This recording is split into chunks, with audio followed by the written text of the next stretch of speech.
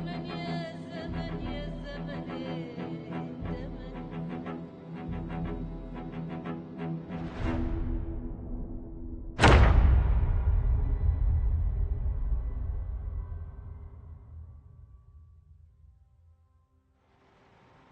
morning, everybody.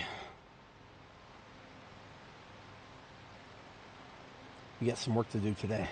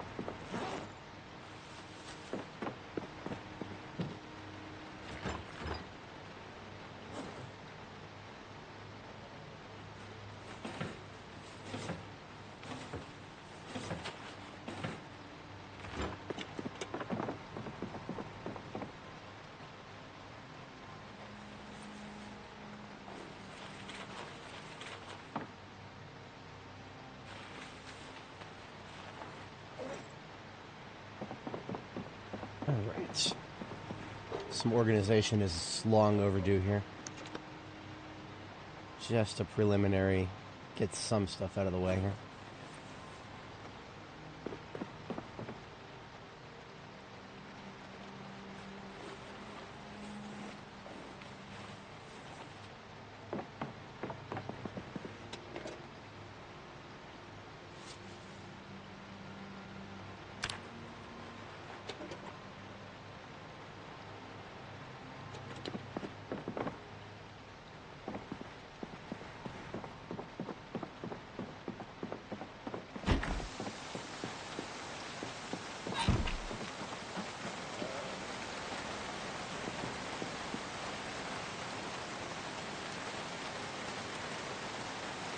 Ducks, good morning. How's it going?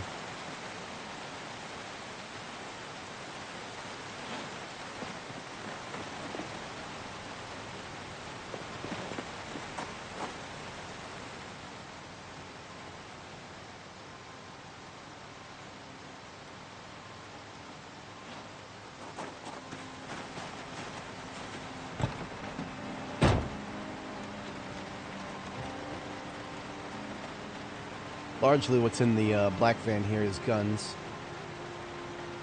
Very useful things, but a long-term deposit, to say the least.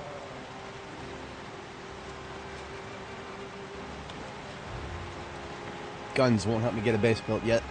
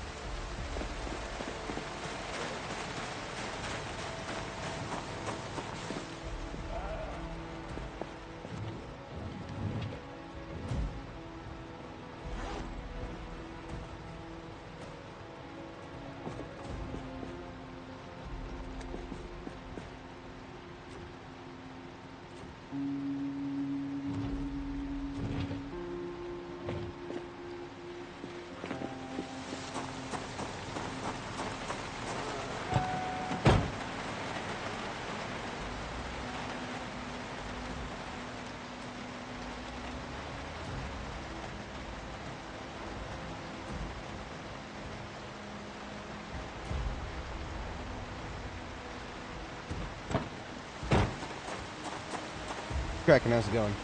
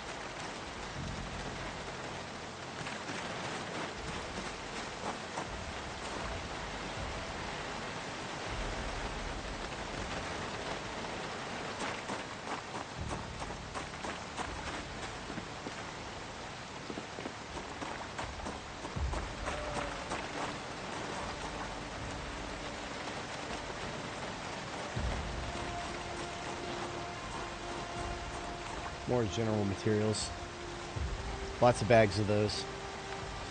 Trying to sort through all of them is a nightmare, but it's one that I've put off long enough.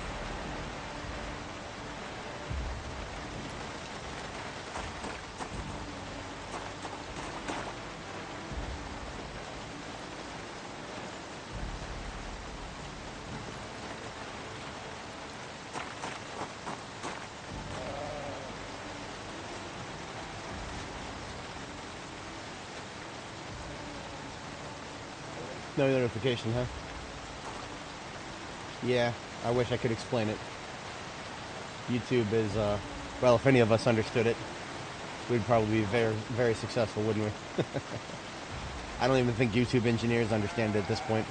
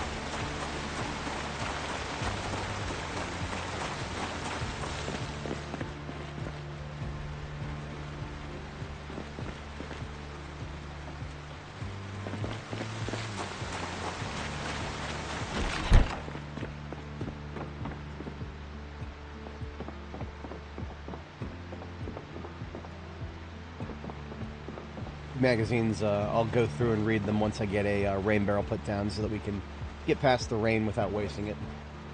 We'll be able to fast forward at that point.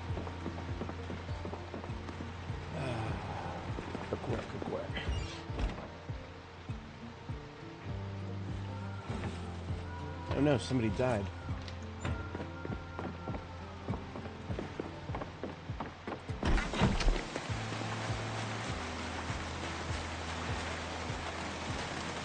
So what I did at one point was I established a single vehicle as a library. I think that's actually going to become the ambulance.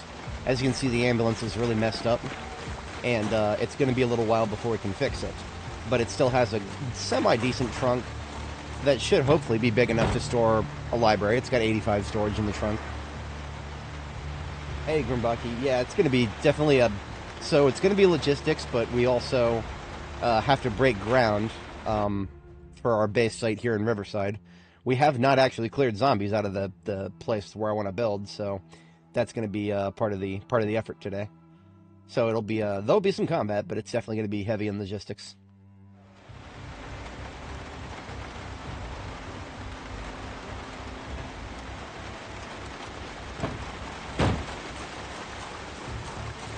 So all four of the bags in the book all four of the bags on the ground are my book bags. We are dumping these into the trunk of the ambulance. The ambulance is our library for the moment.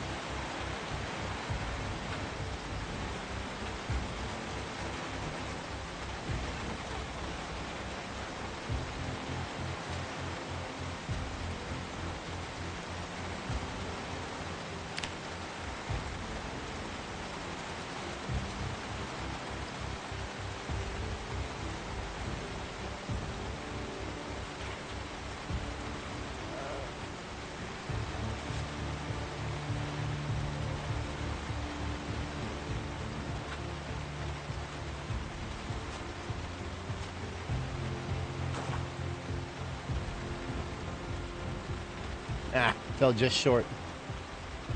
Just short of being able to fit everything in there.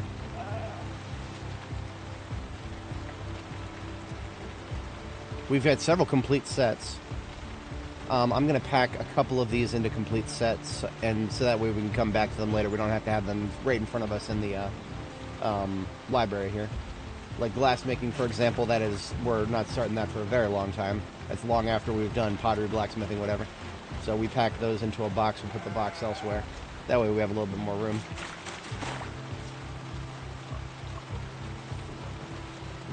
Perfect.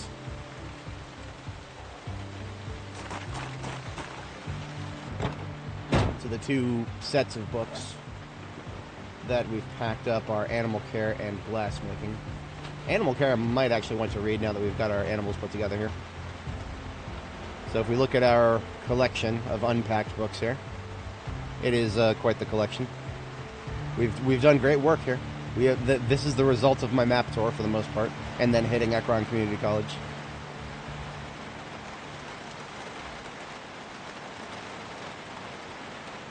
Don't tell KTO that I got all 5 tailoring books within the first couple of less than a first month. We're 2 days out from the first month.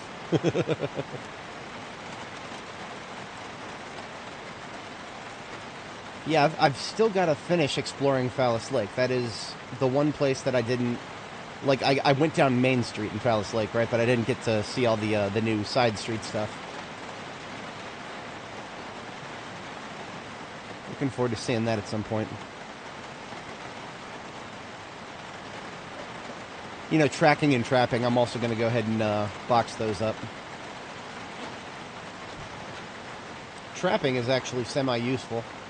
You could capture some animals for your own farm. Like get a breeding pair of rabbits or something.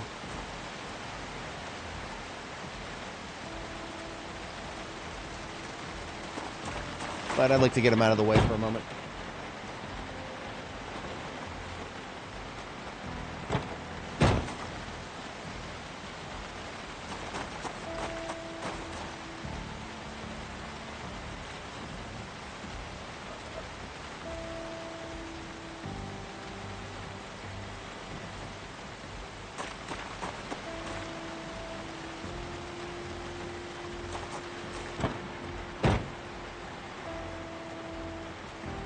Alright, so glass making, tracking, and trapping, those are way, way, way down the road. We put those aside. Otherwise, the library is now just directly in the trunk.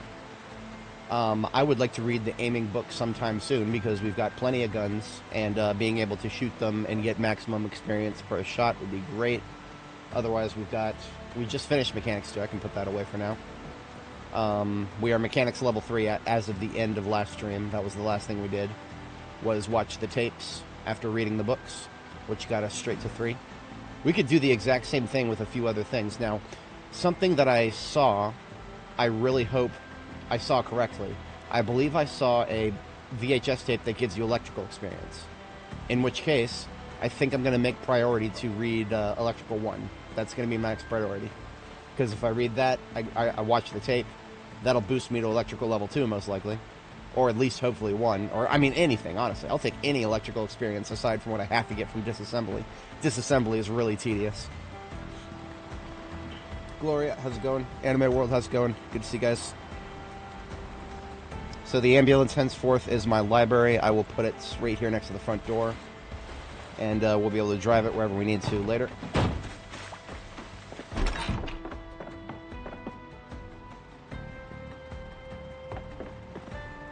I was going to get a rain barrel put down. I need to get some stairs upstairs first.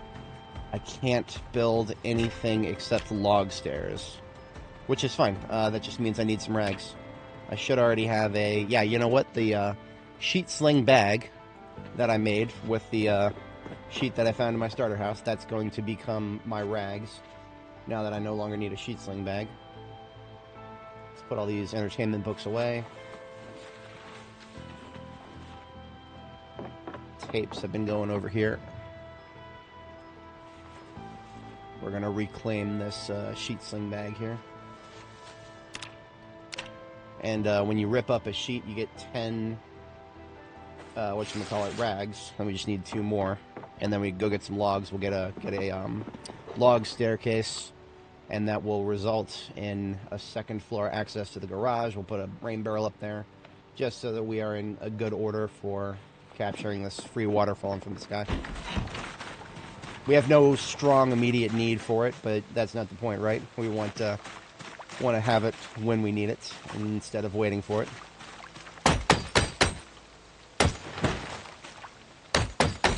I think we need a total of 12 logs. Of course, now that I'm thinking about that, the rain is probably going to ease up and finally be done. Yeah, we need 12 logs, so you can't usually even carry that much. So what I do is I put them on the floor. We're going to put the staircase somewhere like 1, 2, 3... Somewhere like, yeah, we'll put the logs on the floor at where you want the base of the staircase to be.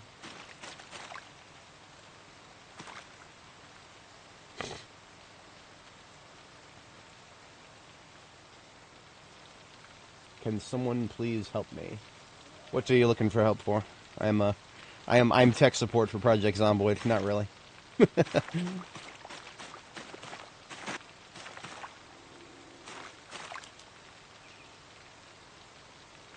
Come on, cut the tree. There we go.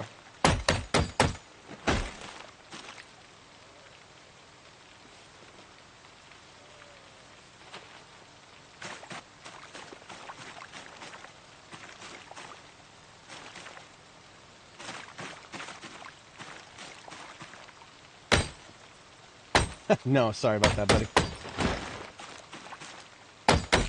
There was another live streamer yesterday who was doing key giveaways. That's not my thing. I can't help with that, but yeah, keep an eye on other streams. I did see somebody doing key giveaways yesterday, like where he'll just give you a Steam key, but I can't do that.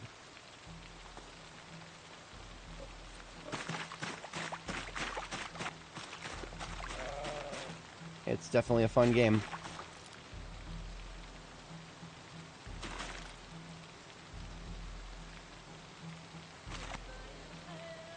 Alright, so that's 10. We just need 2 more.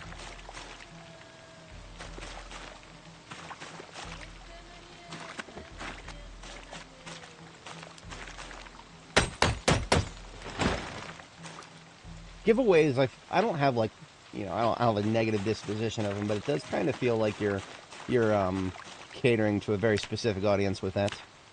It's a way to build profile. It definitely is. You get that magnanimous profile going on. Is that really what I want? Maybe a little ways back. Show me the roof here. I want to put the rain barrel on this flat section of roof. You could put it anywhere. There's no, like, you know, that's not a hard restriction, but yeah, maybe somewhere over the okay. Somewhere like right about there. See, the thing is, I can't build floors yet, so I can't actually decide where I want to put the floors. And we can redo the interior however we want. And I can't even build rain barrels yet, that's the thing. See, I told you, the moment I'm ready to go up there and put down the rain barrel that we stole from the other town, that's when the rain decides to stop. It's 1 second too late, huh?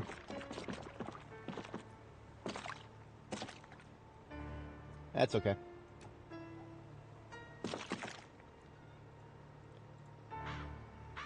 Just because the rain stopped doesn't mean that we cannot,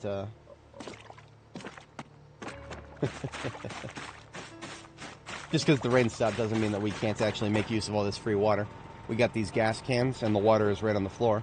Right-click on the water, and hit, oh, I got it. Not confuse it with one in my backpack here. And just hit, fill all. Just do that for all the puddles until the puddles dry up. I mean, I'm not going to do that the whole time, but it's free water. Much easier than having to go down to the river, which is a little ways out from here. This is why this is not my long-term base location. This is just semi-short-term base. We'll be here as long as we need to be here, basically.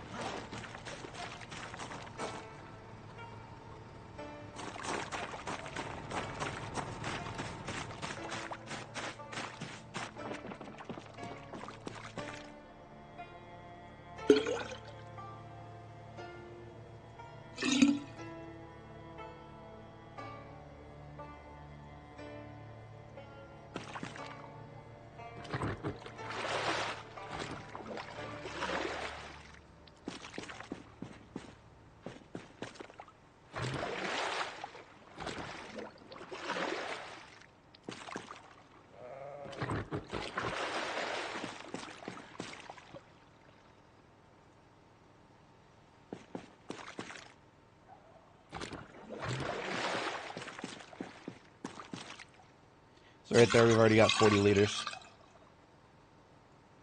A little bit unrealistic to have that much, but don't tell the devs. They'll nerf it. Now, what do we do with this rain barrel? We're going to plumb it real quick. There is one type of sink that you can just pick up and freely move wherever you want without any chance of damaging it. And I think we have one downstairs, if I'm not mistaken. Let me double check the basement of this house.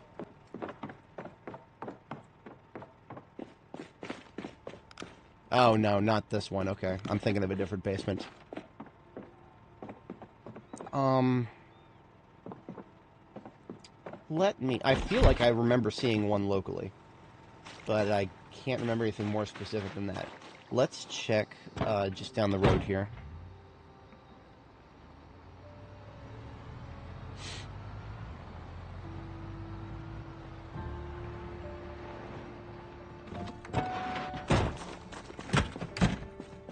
Originally, there never was one in here. It looks like there still isn't. Okay. See, what I'm looking for is, it's an industrial sink. It's the kind that, like, it's got, like, the sprayer in it and everything. Those sinks, specifically, don't require any skill to pick up and move around, so you have no chance of breaking it if you're low-level skill everything. Okay, guys. I'm starting to think animals are just broken.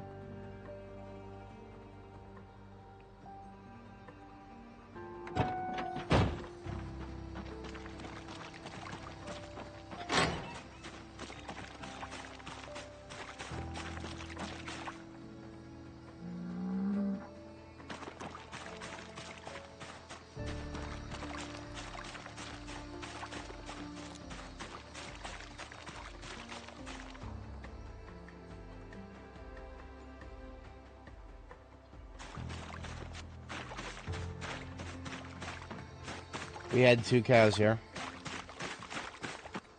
And now they're both dead.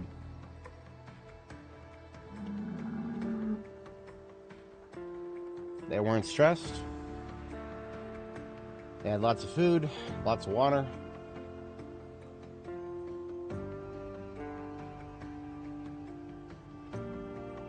Sorry, when I'm faced with something broken to this magnitude, I'm just... I kind of shut down a little bit. I feel like I just lost 60 IQ points. Yeah, I feel like 67 IQ points have just disappeared from my brain when I see something this inexplicably goddamn stupid. No. Well, what happened indeed? That's a good question. I have no idea.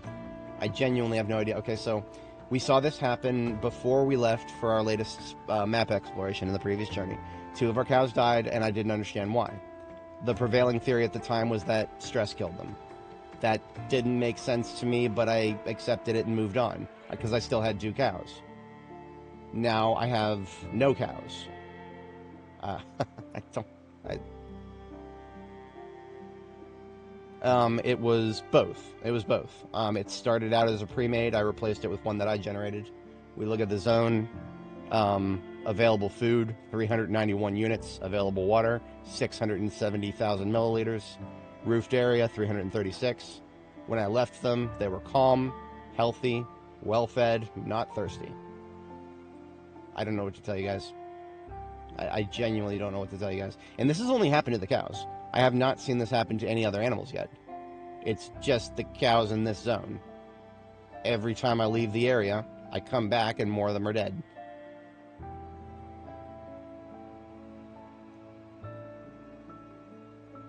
Did they just die after the rain? I mean, I want to say that they were perfectly fine at the end of last stream. I really should have backed up my save. I mean, see, this is probably not a good thing on my part. I assumed that now that we're in B42 Stable, that I wouldn't need to be backing up my save every couple of sessions. So, perhaps that was a very naive assumption. I don't know, guys. I don't know. This is... No, I mean, are cows essential to surviving long-term? No. I did not really need my cow last time. They're very convenient. They're very helpful. Especially early game, because early game, a very easy way of dealing with hunger and weight. Yeah, yes, and Grimbaki is articulating it perfectly for me right there. This was not an issue in 4219. 4219, I never once had an animal die for no reason. Okay, I take that back. I take that back. We had chickens that died for no reason that I couldn't quite figure out. We did have a few chickens die for reasons I couldn't figure out. But the only key difference with that is that the chickens were... Something seemed to be killing them. There was blood all over the place. And I think it may have been a unexpected cockfight. As in, I think I had a few chicks that had hatched and actually grown up to be roosters or like cockerels. And they might have been killing each other. But, I mean, well, look at that. Look at that. There's blood right here. And that can't be the problem here because they're cows. They're females. Female cows don't kill each other. I don't know, guys. I don't know. And it's stale. It's not it's stale. It's not just dead. It's stale. So it's been dead for a while apparently. Okay, well, let's just move on. Like I said, we don't need these ladies to survive here. I don't know how to process this. I don't know how to process this. This is a rather severe problem, and if anybody can explain it to me, I'm all ears. Can I see their age? Not now that they're dead. Maybe died of stress. Again, that was the prevailing theory for the last time this happened.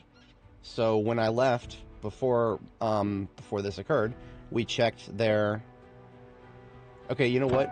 Let's verify this. I mean, because the last time it happened, here's the bones from last time it happened. Let's go back in time here. Let's go back in time.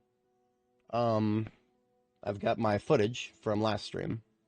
We're going to go back in time and look at the cows who are now dead. And because I looked at them like I opened their info tab before they died. So we can look at that and see what happened before they died. This is part 1. Oh, I forgot to... this is not good. I forgot to move part 2 over. Part 3 from yesterday is going to be in my footage on... Okay, here it is.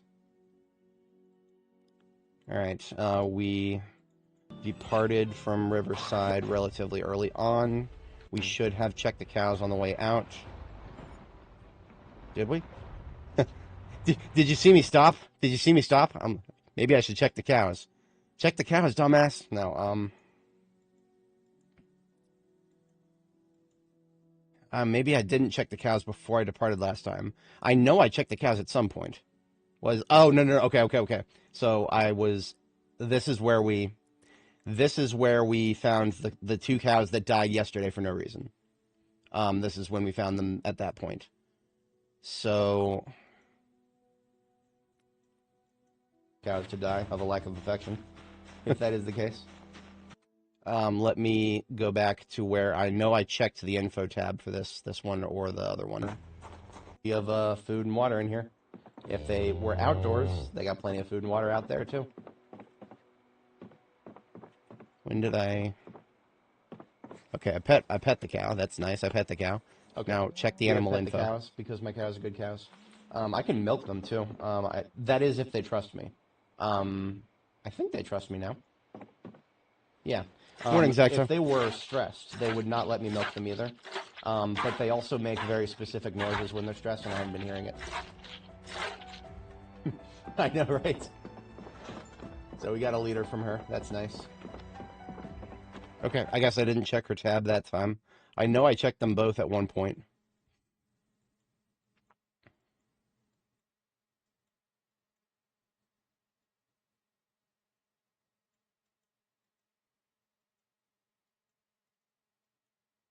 Will be attracted by animal noises.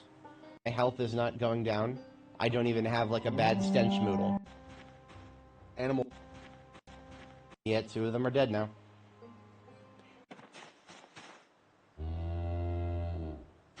Yeah, I know. Okay, let's see what this one is saying. What was she saying? Let's take a look at her. Animal info. What is going on? Type: cow. Breed: Stemental. Gender: female. Age: adult. Health: healthy. Appearance: well-fed, not thirsty. Attitude: calm. Livestock zone. Livestock zone. Livestock zone number 12. Udder: ready for milking. Did she die of stress, guys? If she died of stress, what stressed her? Again, why is it that the cow with all of this, age, adult, she didn't die of old age, health, healthy, appearance, well-fed, not thirsty, attitude, calm. Now she's this. We left the area, we come back, now she's this.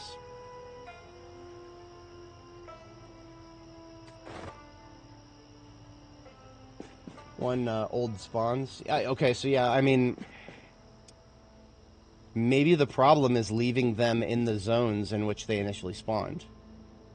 Maybe there's some code running that just goes through and starts killing animals that were in the original animal zones if we didn't do anything with them.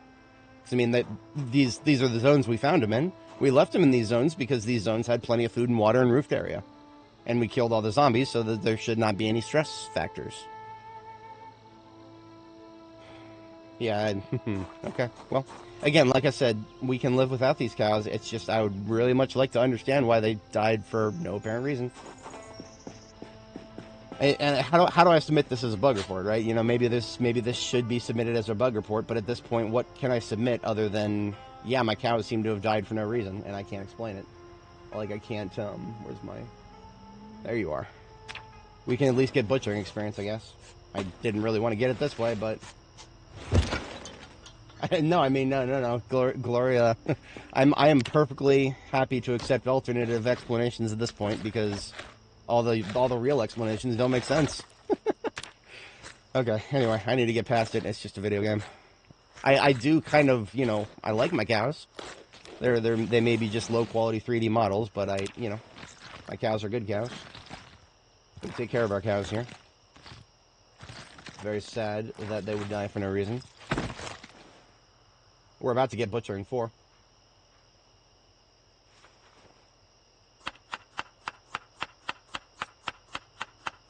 Hey, Adam Arzo, it's interesting you would say that. Not only did we never find out why the 2 cows yesterday died, but the 2 cows who didn't die yesterday are now dead too. I've genuinely got no idea, guys. I don't know. I wish I could tell you. I wish I could tell you because I would really like to know. But at least we're about to get level 4 butchery. And once we do that, we can read the book and get more levels of butchery.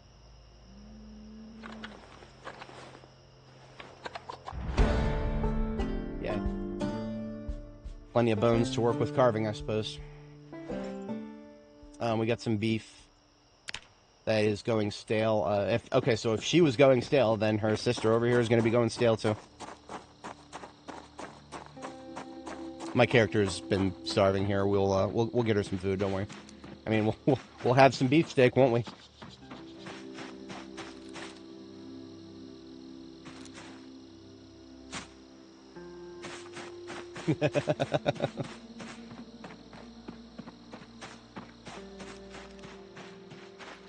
Now, you do. Yeah, I'm sure you guys hear some mooing. There is another bull there. I actually don't know where that bull came from, because last I checked, we had yesterday. We had 3 cows and 1 bull. Yesterday, 1 cow and 1 bull died. Today, we have 2 dead cows and 1 bull. I don't know. I don't know. Bafflement is upon me. I would like to read the book, but like I was saying before, the meat is already starting to go bad. So we're going to go ahead and take the meat off of it. And the leather. What we'll do is we'll wait to harvest the skeleton until after we've read the next butchering book. So we can at least still get a little bit of butchering experience optimally. Yeah, I know, right?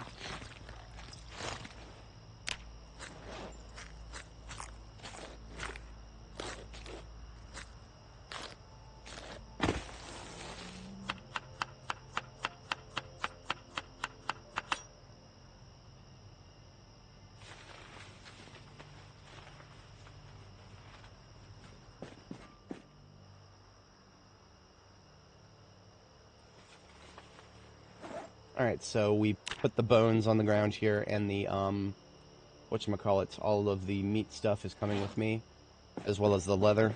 I put the leather in the, area with my other tailoring materials. And just for the record, for the sake of sake, this bull that I wasn't expecting to see here, let's just check his status. I assume that he's going to be well fed and okay, but let's find out.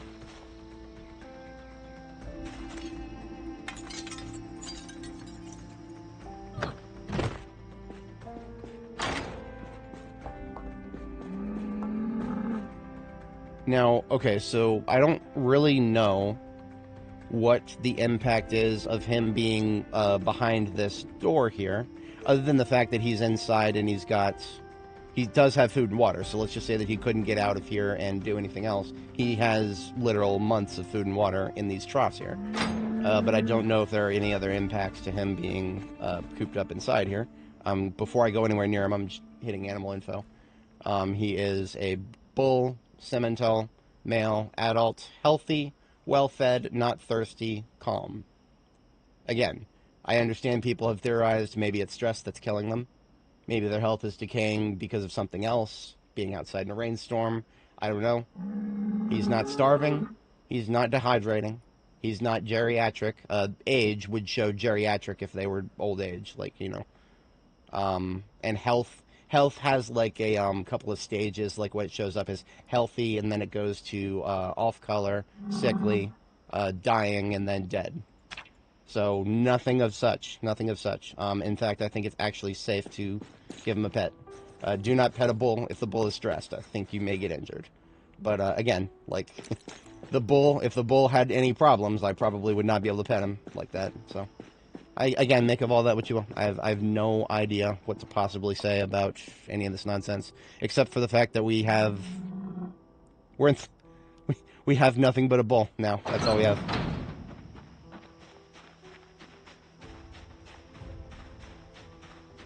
Yeah, geriatric was the last time I had an animal like straight up die of old age on me was several builds before. I don't even know if that ever happened to me while I was live streaming. It's been a long time since I raised rabbits in large numbers.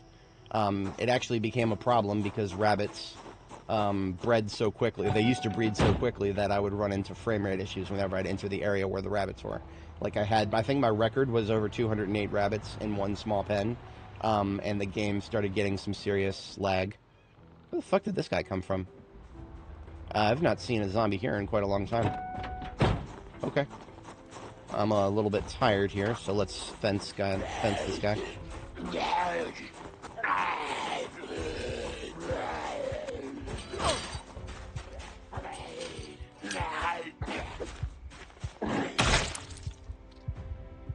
Colby Spalding. I'll take your boots, why not? His hat looks nice. It's a very, very sharp black without any very, very, very subtle red tint to it. Most people probably wouldn't notice that. But I got a riding helmet. It's free head protection.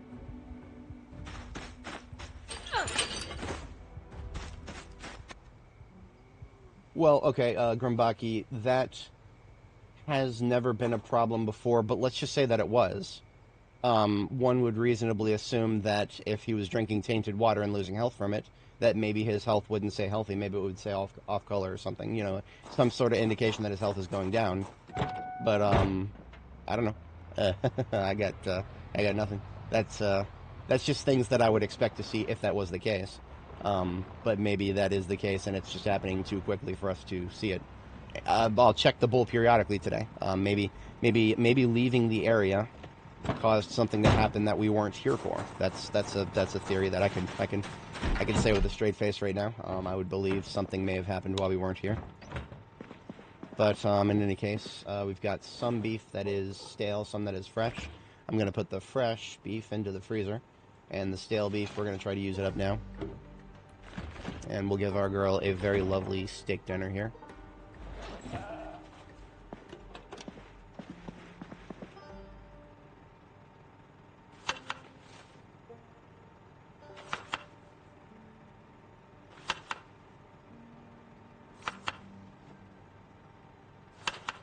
See if something is going stale, but you get it into a ingredient, or you get it into a cooking pan, then it is not so bad once you cook it. The remaining stale stuff is going into the garbage here. I hate leftovers. The leftovers problem only gets worse as our cooking level goes up. Now this time I'm not going to forget about what I just put in there. But I am going to put my, what is it? Flag in here with the others so that we have our flags in one place.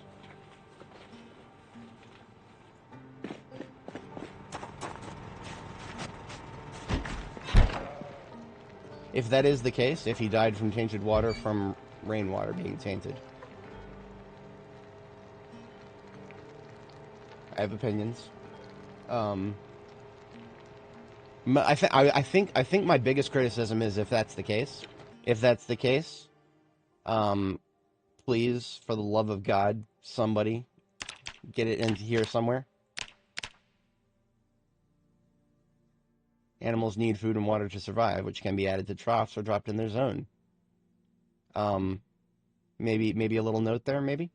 I mean, the survival guide is great, generally speaking.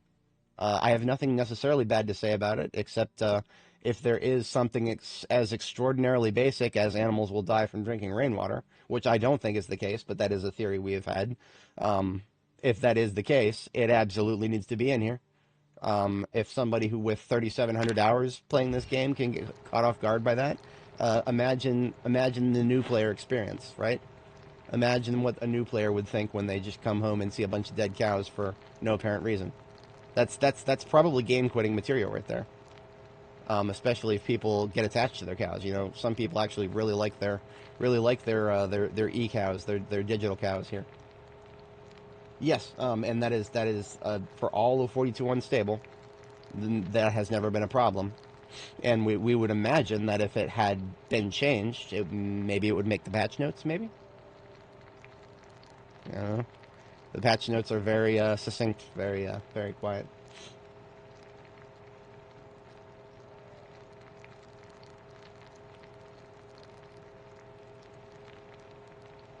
Okay, so all of that sounds like theories, Gloria. And let's just say that any of what you just said is correct. I'm not even saying you're not correct, but if it is correct, why does the game not explain it to us anywhere? I know I keep coming back to the survival guide a lot. But it's because it's great info and it's what new players are going to see. The survival guide is what new players are going to see. It's what new players are going to turn to when they don't understand something necessarily. Oh, I can just eat this whole thing. Excellent. Okay. So we got her some good food, but she's going to need some more. She's ready to sleep. We'll get her sleep, and then we will make her some more food overnight here.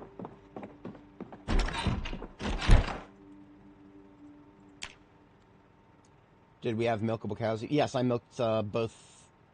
I milked one of them for sure. I don't know if I milked them both. Okay.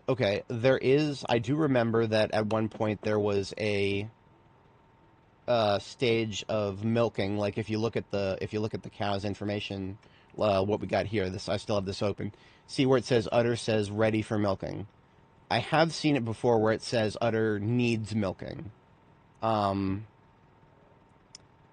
that's not what it said here. So, and of course that doesn't explain the bull. That doesn't explain the bull. Now, I've had some people suggest, oh, maybe it's because the poo is out there. Guys, I don't see very much poo. I see a few plop-plops here. That's it. I see, like, I don't know. We would expect that if there was so much poo that it was going to affect their health to the point of dying, we would probably be reasonable to expect there'd be a little bit more poo than that. Again, I don't know. I'm not even saying that any of those theories are wrong. I'm just saying that if they're correct, why is it not explained to us? If not in the survival guide, maybe in the patch notes. I don't think any of that is correct. I think there's some stupid glitch. That's all it is. I just think it's some stupid glitch, and that sucks because this is supposed to be the stable version. If this was unstable and I was backing up my saves, I know exactly how to roll back the animal APOP tiles, or the APOP chunks. But I have not been backing up my saves because this is 42 stable. So, big mistake, skill issue.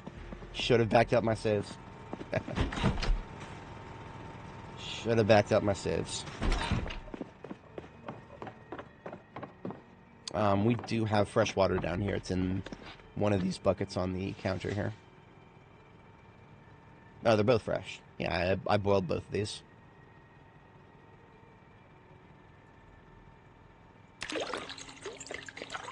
Should have milked the bull.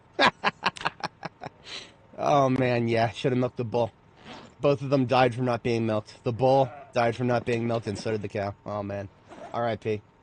Rest in spaghetti, never forgetting. Like this if you cry every time. Anyway, we got some organization to do with our loot here. That was actually what I was going to do before I got completely clotheslined by the cow situation here. My plan for my master plan for sorting all this completely disorganized grabastic stuff is actually just to shove it all into a step van first. So we're doing the opposite of what we did before. Before, what we did is put it into garbage bags, but now the garbage bags defy categorization. So what we're going to do is just take everything from the bags and put them in the truck here. I said that I was going to make myself some food, and I didn't do that. So let me do that really quick, because if I don't, she'll get hungry again, and I don't like having my girl get hungry. We have other ingredients here that we can use. How's about we do egg, potato, and steak roast?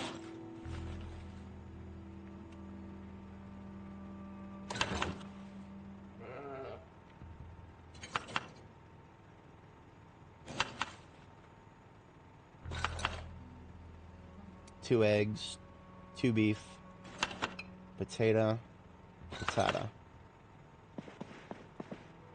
And we'll season that up a little bit. Are we on weight? We're losing. We're losing, so I'll get this a little bit fat. Margarine and olive oil.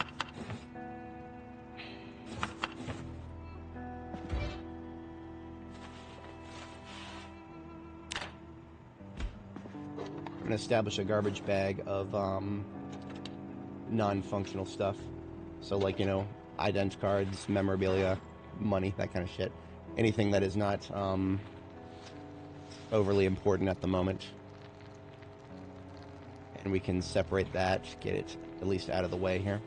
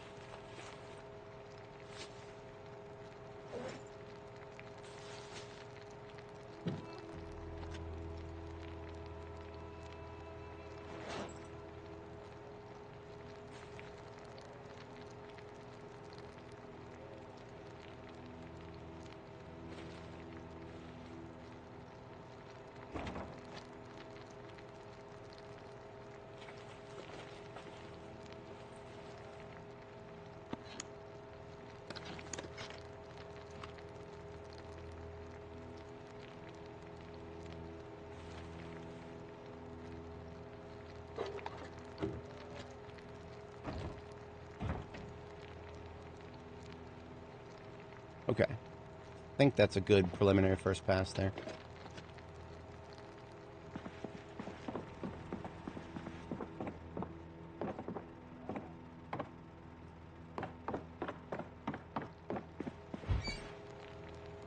And that's just about done cooking.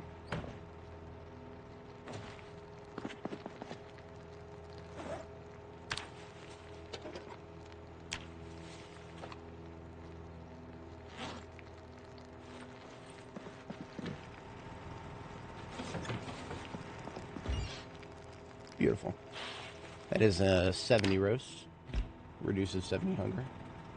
Let's have a bite of that.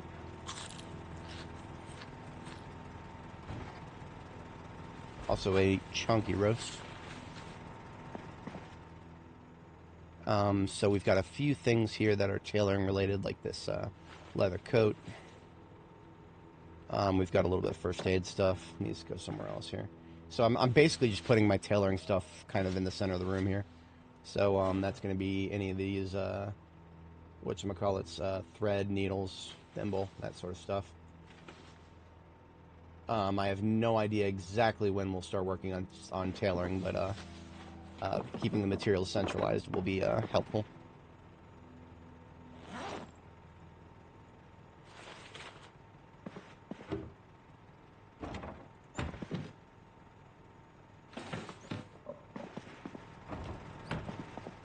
I think most everything else on the floor now is just either a tool or a electrical item for disassembly later. Doesn't even have to be later. We're reading the book in the not too distant future here so that we can watch the tape. Because if we watch the tape, we should get at least electrical level 1 from it. Electrical level 1 means we should have everything we need to start hot wiring cars, because we're already Mechanics 3 from watching the Cars episodes the other day.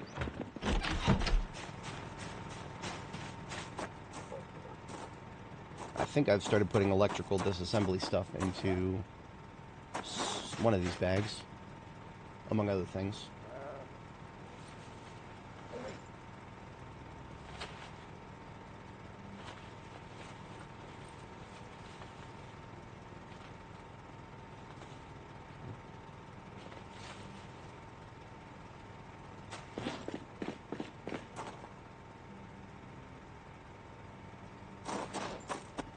Alright, let the great sorting begin here.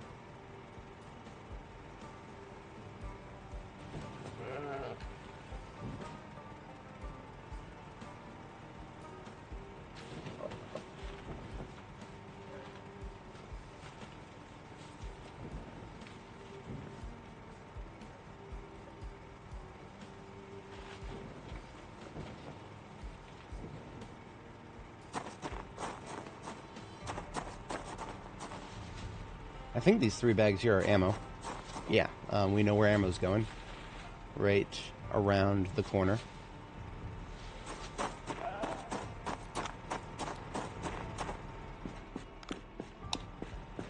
With the guns.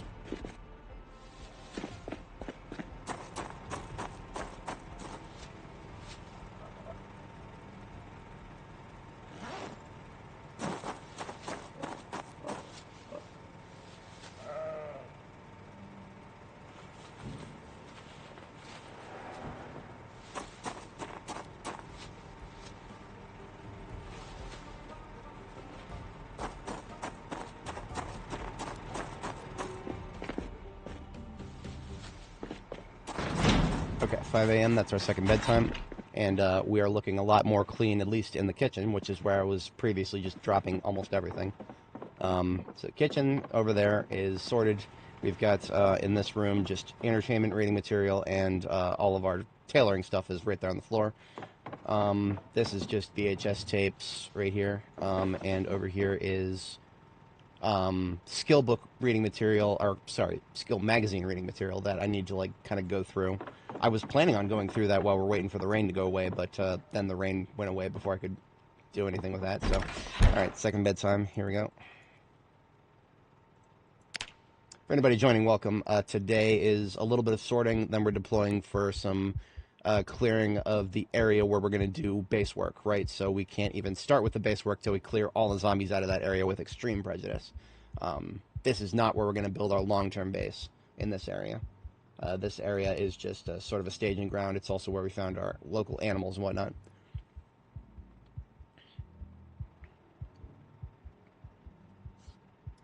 She had a nightmare just now. I know the perfect thing to get rid of the stress from that. Skill books, or skill magazines rather, get rid of stress. Have her have a seat there, put on the reading glasses, and we'll just start picking up some of these magazines here.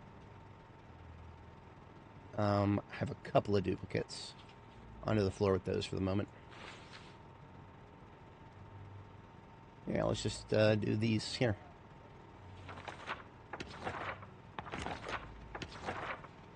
You can highlight all the magazines that you want and hit read, and she'll read them in sequence. And I'm actually going to try to sleep again because we did not get very much sleep from that. We woke up with the nightmare relatively fast there.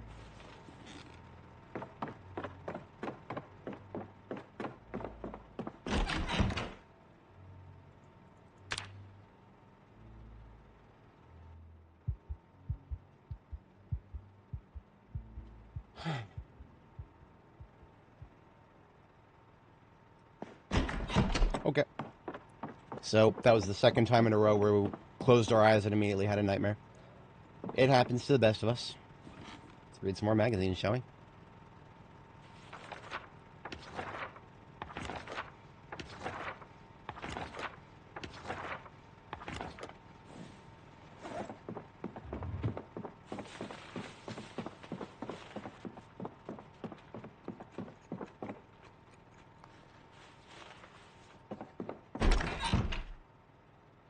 And here we are, not tired enough to sleep. Okay, that's fine. That's fine. If we're not tired enough to sleep at 11 a.m., I think we'll be fine for the rest of the day, even if we're, like, right there on the threshold. So, it's annoying, but it's fine. So we still have a couple of magazines left that we haven't read yet. I prefer to get, like, every time I find a skill magazine, the perfect thing to do would be to read it on the spot. But we haven't been doing that so far because we've been kind of on the clock for other things. But now, there's not as many ticking clocks over our head. In fact, there's not really any that are going to be a problem within the next month, pretty much.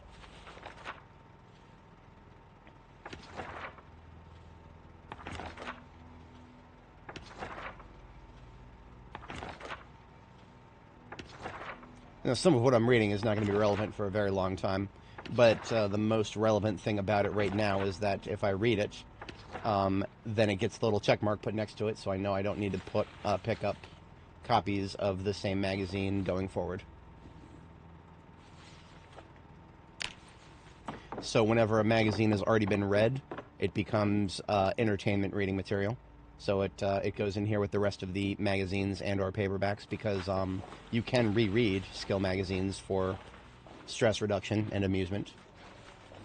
There is a cooldown for that. It's a pretty long cooldown. You don't want to, what you're looking for is, it says already read and then it says recently read.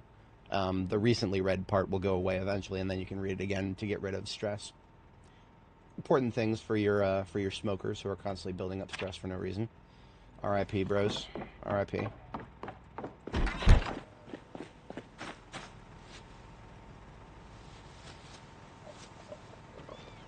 Yeah, because all of my bags of various loot out here are just so not really organized, we are going to just literally dump almost everything into the trunk of the step van here now that we have this step van is almost a perfect trunk. Almost perfect. and that way we can pull things out of the trunk in proper categories.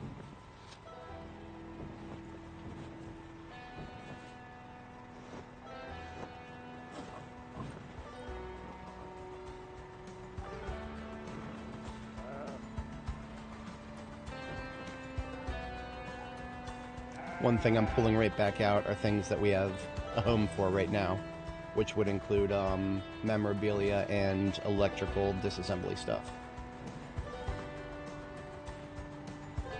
And guns. We do have a home for guns, too.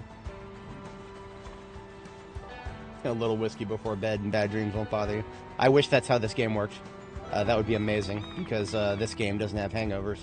So you can gorge yourself on whiskey. If you go to sleep, you just sleep it off, and you don't have to worry about waking up with a hangover. Don't tell the devs. The hangover update will come within weeks if you tell the devs.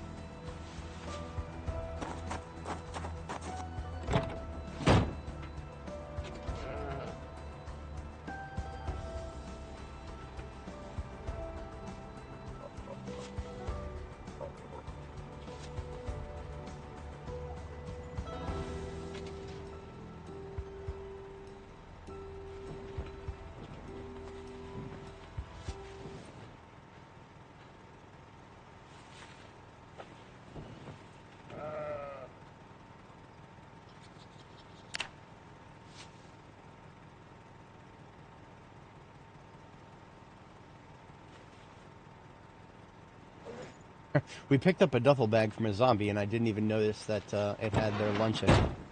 We'll have to get rid of that.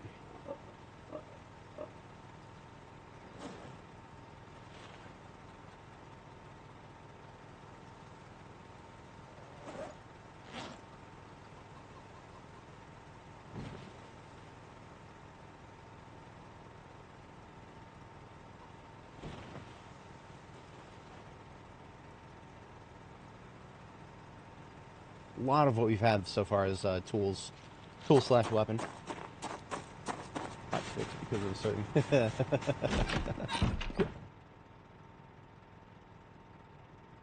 Honestly, the hangover update just makes me think that CDDA is getting what it needs. That's CDDA is the ultimate hangover simulator, isn't it?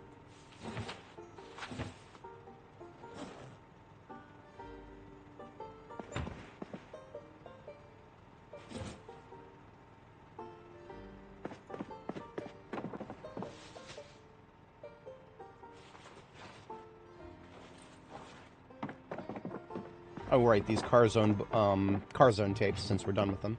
They can go in here with the tapes. I think there's nothing in these bags that are not gun and ammo related. Well, except for this. We should have gun and ammo stuff in the, whatchamacallit, in the garage with the rest of it.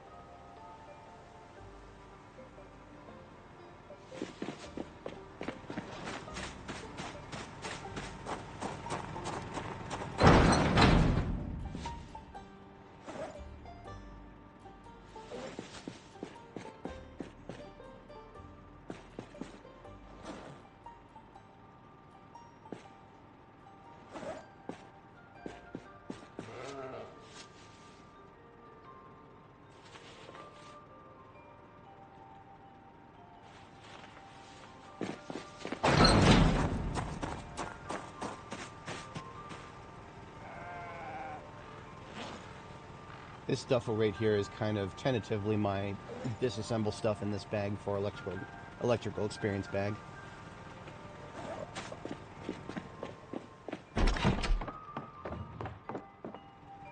But there's other stuff in it too.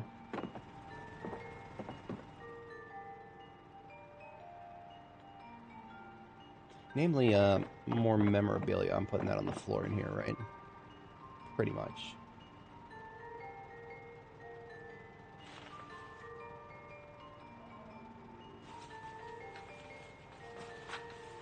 Yeah, okay.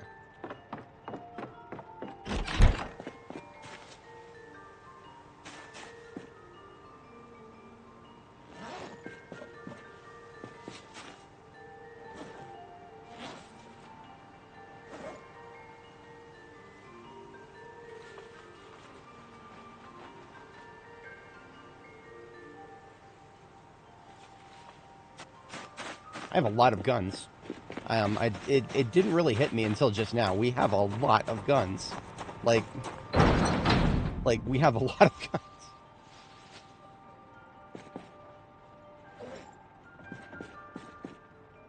Every single one of these garbage bags and duffel bags here. Guns and ammo. It's great. Not a bad thing at all.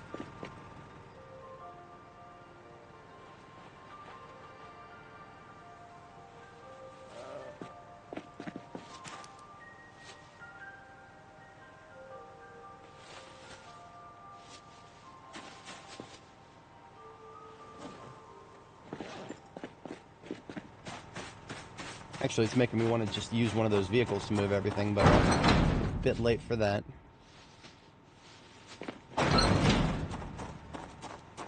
No, it's not. We still have room in the... We should have emptied everything out of the green van. Yes, okay. Green van can move. Oh, no, it can't. We have not keyed the green van. That's why it's kind of just chilling there. Ambulance and step van here. Step van here does have some room. Yeah, it's only half full. This is much easier than going back and forth, because I can only take one of those garbage bags at once. They're completely full.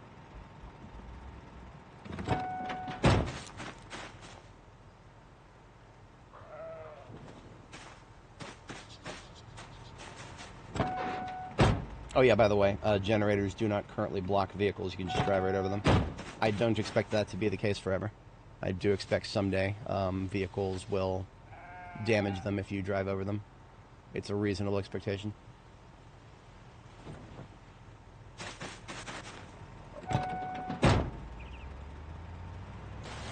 So with this delivery, all guns and ammo except the stuff that got stuck in other bags should now be in the garage.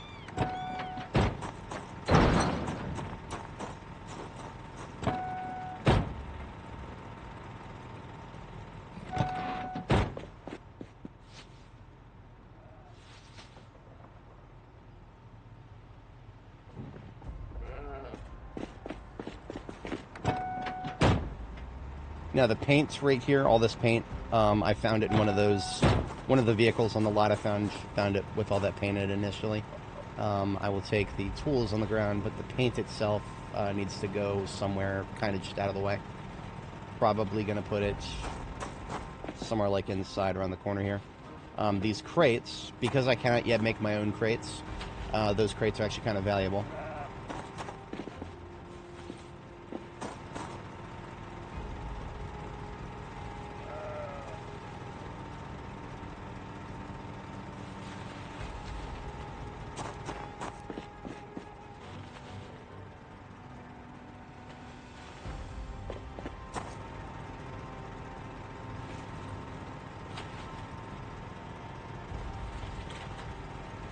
At least they're out of the way here.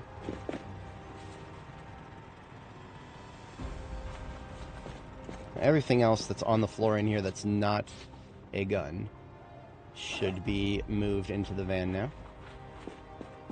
The barrel here is actually something we will make use of at some point in the not too distant future. The barrel can be converted into a charcoal burner. Charcoal is necessary for blacksmithing and a couple of other things like pottery. These barrels used to weigh a lot less. They used to weigh like half an encumbrance point. Now they weigh 20, so I'm just moving it out here. We'll come back to that later.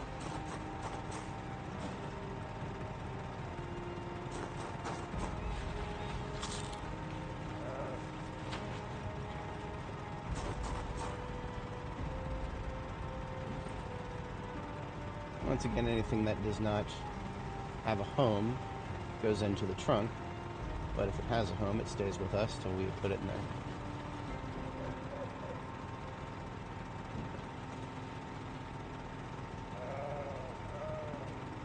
What do I think about the location reworks? I like it. I have nothing bad to say about it. Only good things to say about the map upgrades. The map team has been cooking, and everything about the meal is fantastic. Okay. We have a couple of guns that made their way into my backpack.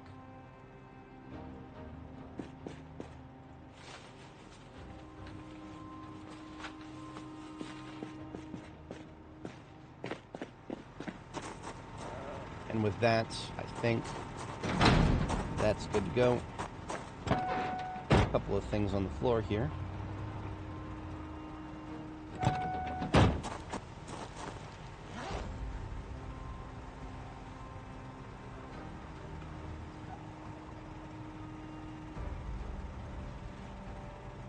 Three copies of Agriculture 1. Yeah.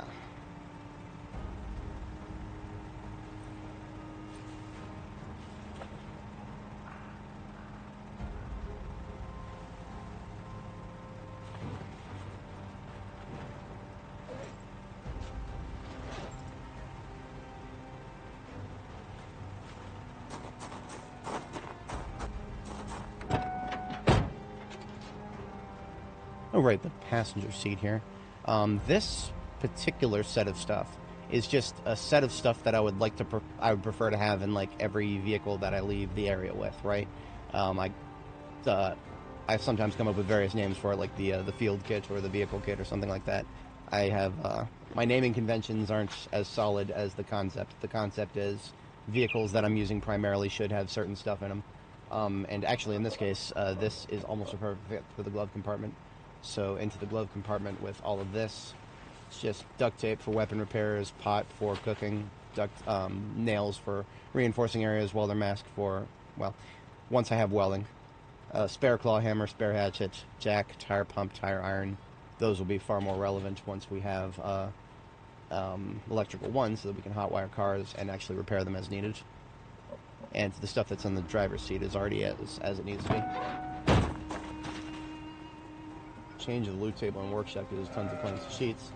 Yeah, that we will make use of those planks. Let me put it that way.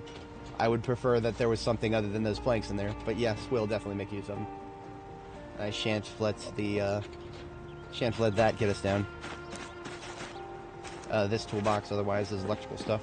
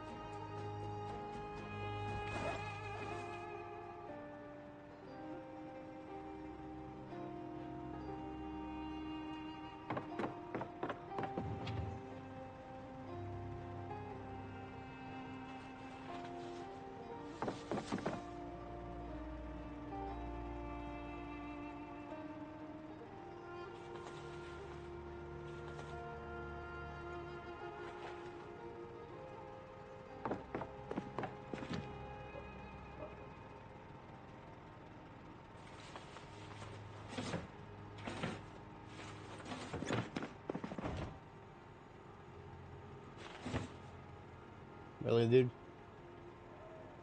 It's not necessary.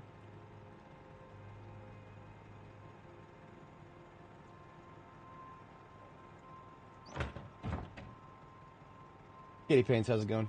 Good to see you. We are, you caught us during some organization this morning. Organization and organization. Bemoaning the loss of our beloved cows who have unfortunately died for no reason.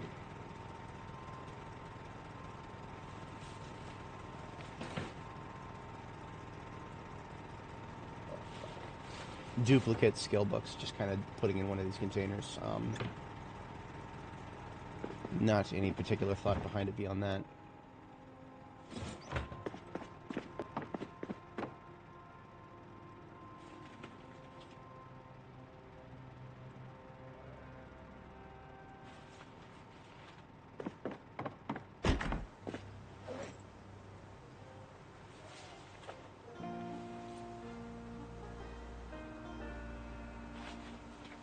With that, one of these electrical bags are full. We've got a second duffel bag on us that we can start using for more electrical disassembly stuff.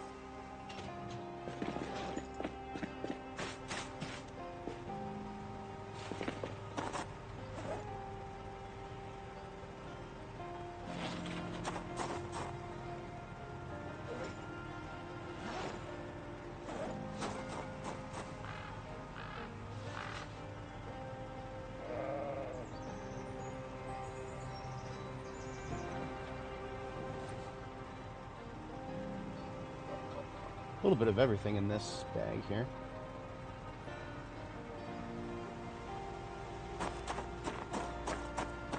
I remember the bunch of Z's that didn't take down the fence. Huh. Interesting. Yeah. I wonder if they've changed it. My understanding of zombies breaking down doors has been that if there's one dude slapping a door, but there's like 2 or 3, even if there's just one behind them, right? Like if there's a zombie slapping a door, but there's like 1 or 2 behind them, the door is not long for this world. It should be erased within a couple of honestly less than a minute. But that does not seem to be exactly what's going on for the current build, and I have not fully figured out any of the changes yet. In fact, that may have been the case in 4219.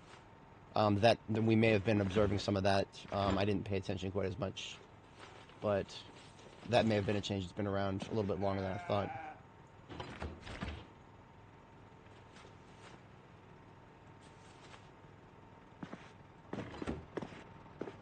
We have one magazine that somehow got in here without us reading it, so I'm just going to read that right away. Even as a slow reader, magazines are worth the read.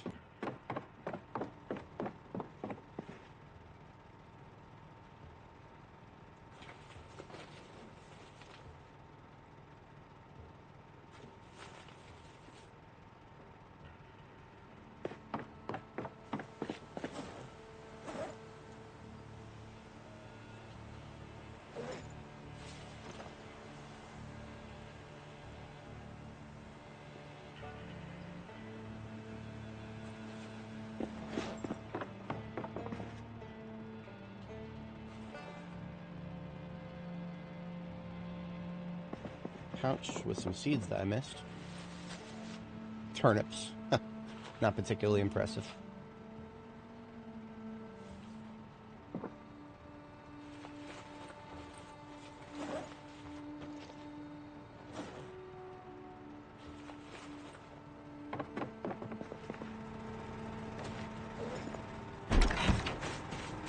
A couple more guns that escaped containment here.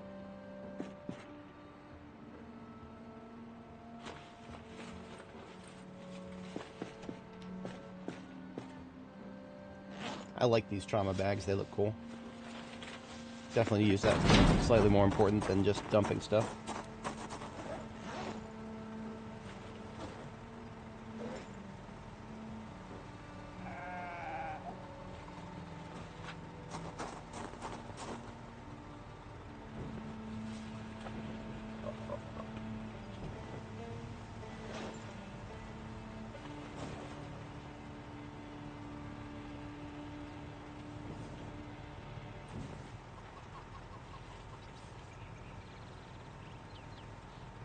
Adhesive tape and pliers, and a garden fork.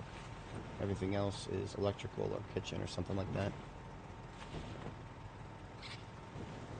We had a bag on the floor here. Some electrical. Some coffee in this bag, hell yeah.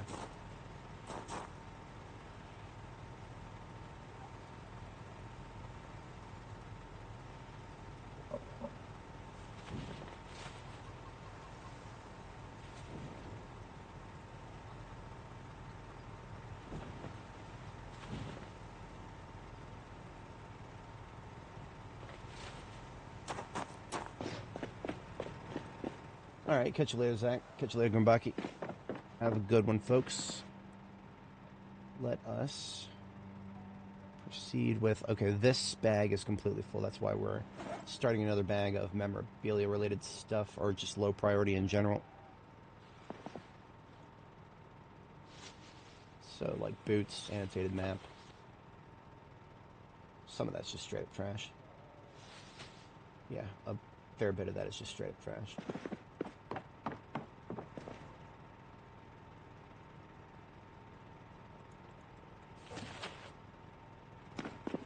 A little bit of cookware for the kitchen.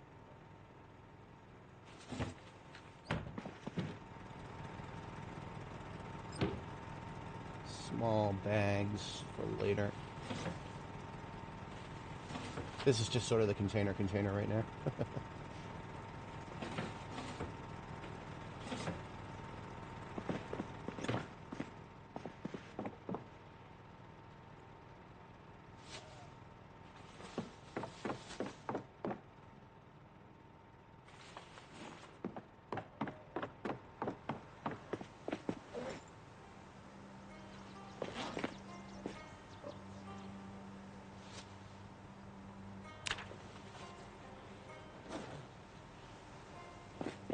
I mean, look at how many fewer bags there are on the floor. We have made great progress here, if I do say so myself.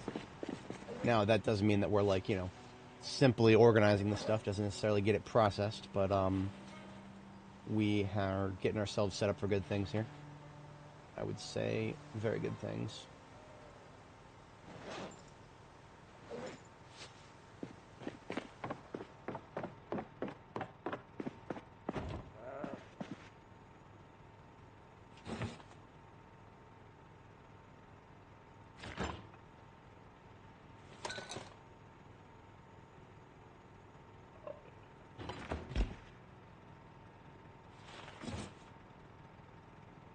I don't have a solid idea of where to store coffee yet. Usually I've been just kind of cranking it out after I acquire it. A couple of annotated maps. I haven't read these ones yet, so let's see what we got here. Barricade with the planks I brought you. This looks like Louisville or March Ridge based on the density. Probably March Ridge. Yeah, this looks like March Ridge or Louisville. We can see. Click the icon on the bottom right. That is Louisville. Okay, cool. Second Louisville map we found. And here's another one. Old fuck with house full of food and no guns. Hardy har har. Just don't bring a fucking horde with you this time. And that is also Louisville. Like, actually really close to the other one. Neat.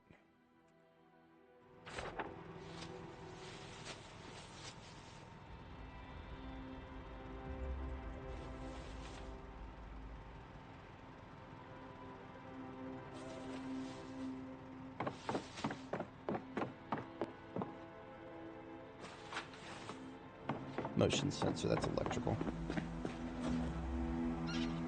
Actually, mortar and pestle is not necessarily an electrical tool yet, but eventually mortar and pestle is used for making bombs, and bombs heavily reliant on electrical stuff, so we keep one mortar and pestle in somewhere near the electrical stuff.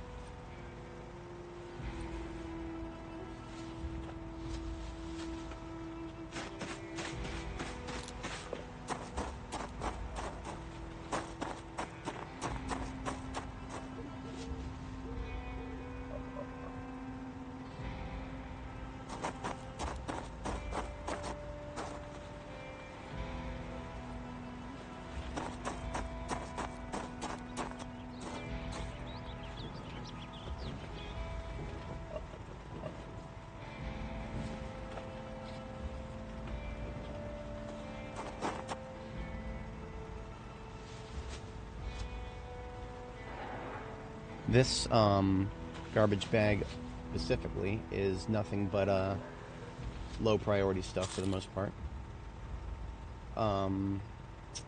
The gun case, and then okay, yeah, there is a VHS tape in it. Other than that, I think it's all just going right in here with the other stuff.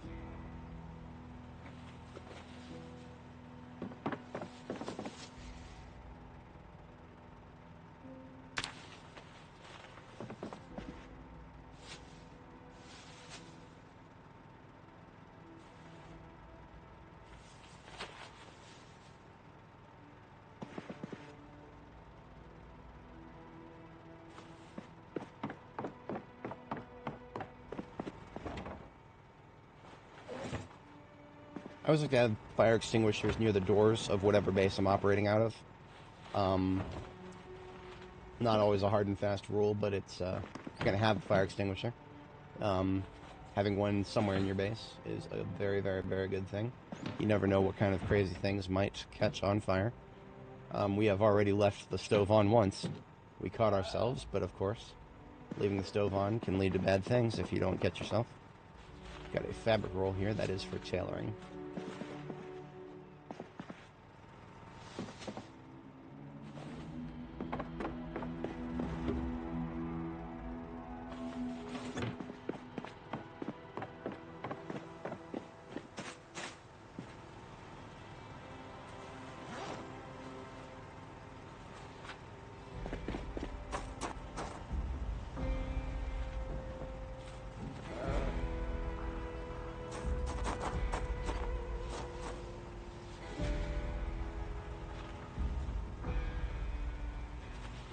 Some of these bags have been categorized. We are almost up to a full stack of rope. Very prurient to my interests. Rope is very useful. You can acquire much more wood at a single go than you can otherwise. Let's put all that in my backpack, and then this one is all canned food.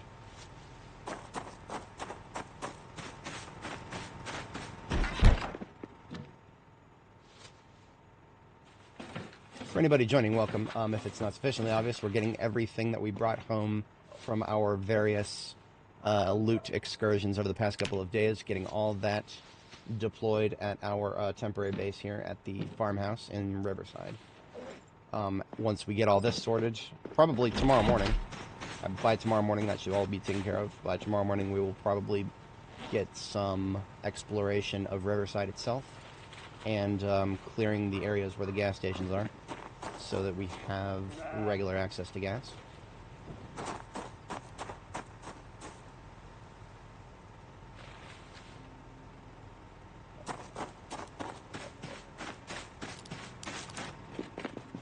What I've kind of been doing is separating things that have a specific identifiable purpose into bags, like over here. This is electrical, just electrical stuff that we'll use to help level the skill soon here.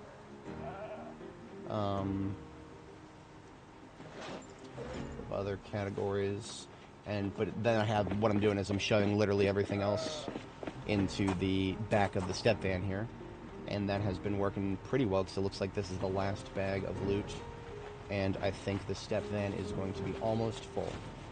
Not completely full, but almost full of stuff that has been vetted to not be 100% useless.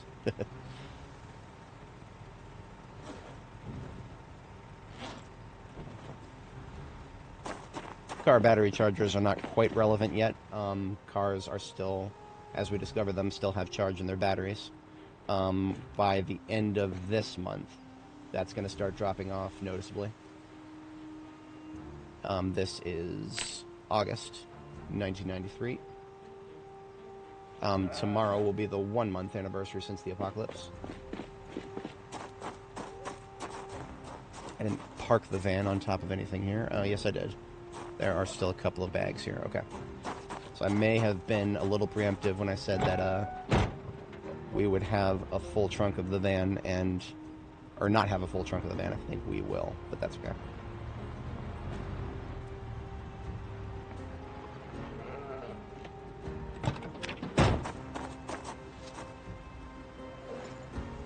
Like, for example, this backpack right here is all clothing and, or whatchamacallit, a camping kit. Clothing can go in here with the rest of it. We are nowhere near the point where we need warm stuff, but when we do, it's right here. This right here, the entrenching tool, this is actually the only one I've found so far. E-tools are amazing. They are, they count as an axe weapon in self-defense in a pinch, but they are, they can do anything that a shovel can, a long shovel, and they only weigh 2.0. They can fit on your belt. So whenever I need a shovel, the E-tool is my superior item of choice.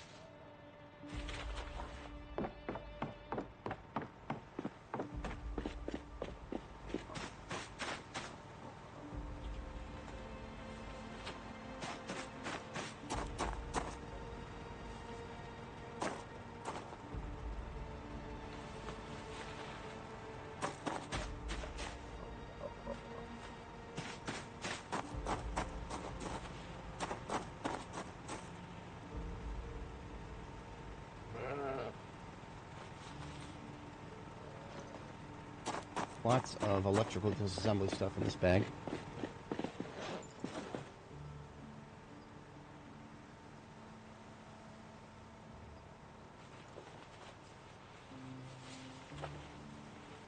And we are ready for our first sleep. So we'll do that and then finish emptying this.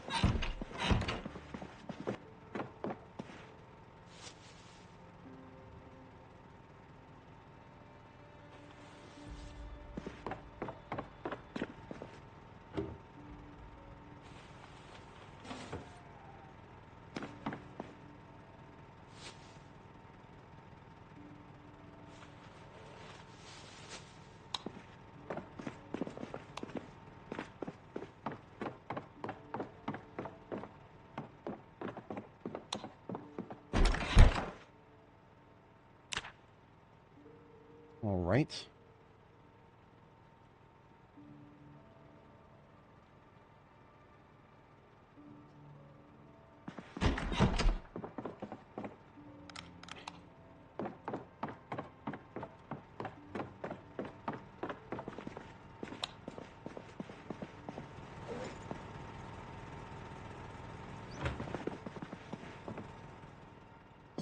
That's how we put that out there. Rag and scissors are technically, we can leave those for tailoring here.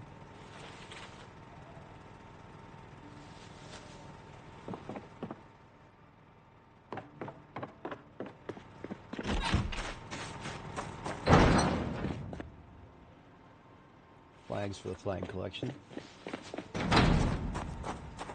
So only a portion of this, what was in this bag, actually had to be added to the trunk here.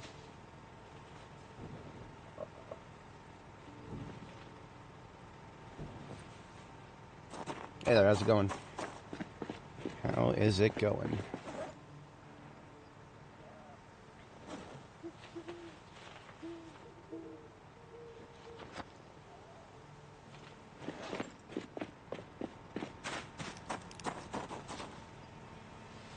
I think this is the last garbage bag, finally.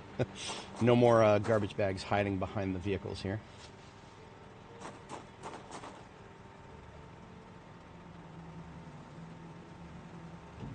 Oh, this is one of the first bags that I established.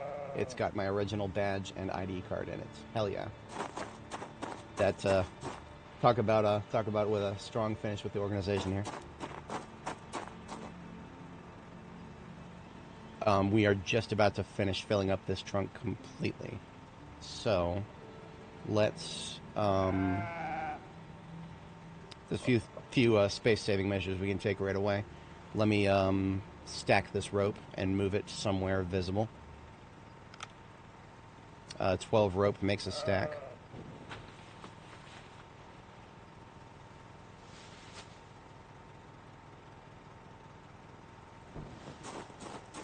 Hello, hello, how's it going, folks in chat? We are getting some sorting done at the moment. Lovely, lovely sorting. Lots and lots of loot over the past couple days. Finally have a moment to sort it.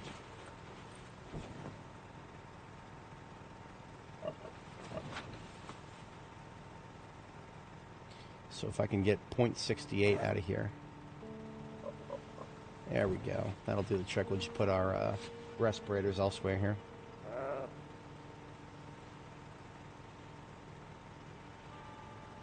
And rags tailoring.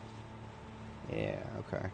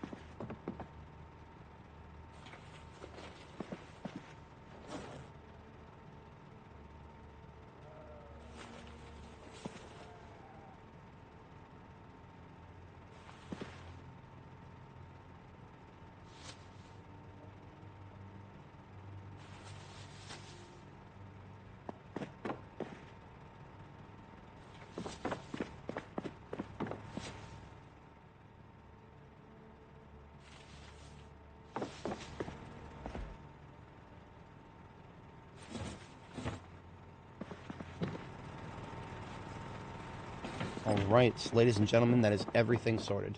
Now all we need is some food for tomorrow, and we can move on to securing some riverside here.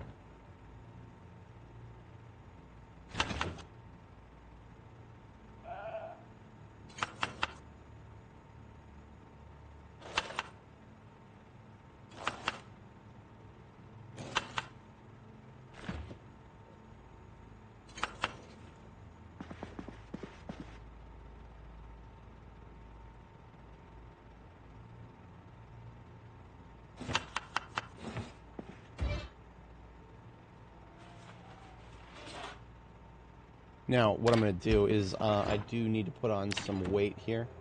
I'm going to go ahead and, well, we're at 78 kilo, but if I can get ahead of it now, that'd be great. So I'm actually going to have her, oh, I put my ice cream somewhere else. Ice cream would be an amazing way to gain weight right now.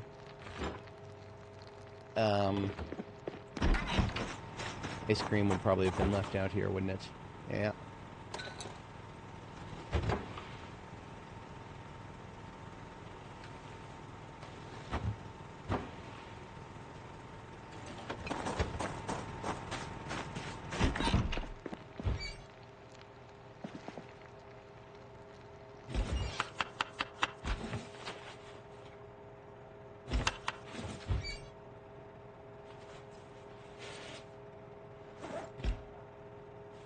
Dessert before dinner.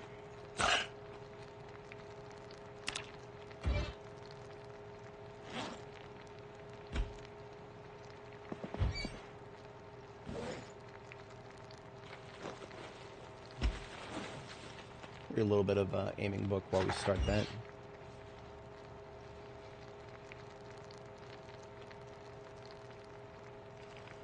And that's our food for tomorrow.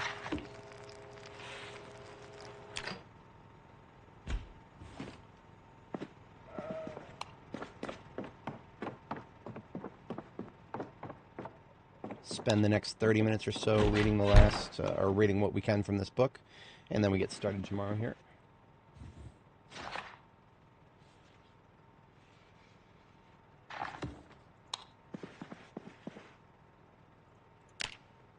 The book we've been reading there is Aiming 1, so if we read a little bit more of that, we get more experience for using guns. I don't think we'll be using guns too much at the moment, but once we finish reading it, then we have no reason not to.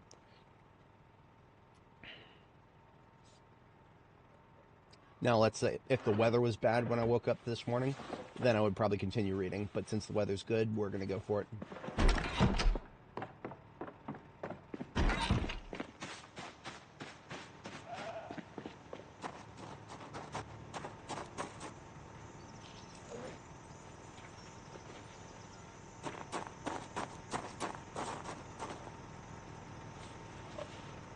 So, total of 12 gas cans from our travels. Trunk is literally full of stuff that we'll have to sort through later.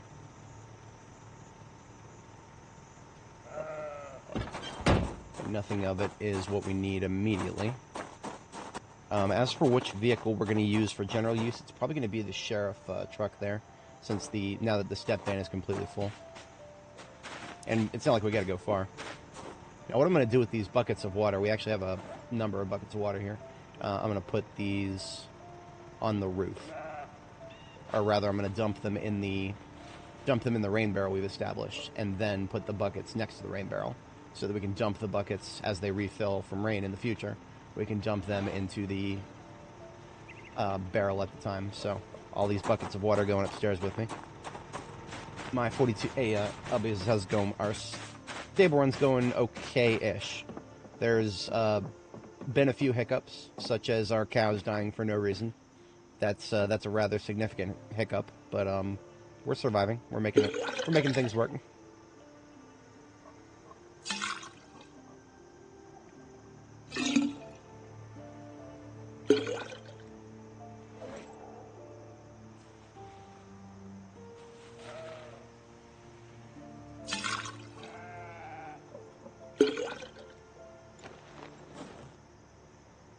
Okay, that is all of the buckets that we had out there. We've got a total of 93 liters of water in the rain barrel here. Now, we have not plumbed the rain barrel yet because we don't have a sink that I can reliably move. I was saying this before, but the one sink in the game that you can pick up and put back down without any chance of breaking it is it's an industrial sink. It's the kind that's got like the sprayer on top of it. We're going to look for one of those after we step out here. I need to put away that scope. There's this 2x scope there that goes downstairs with guns. And then we'll check the generator before we step off.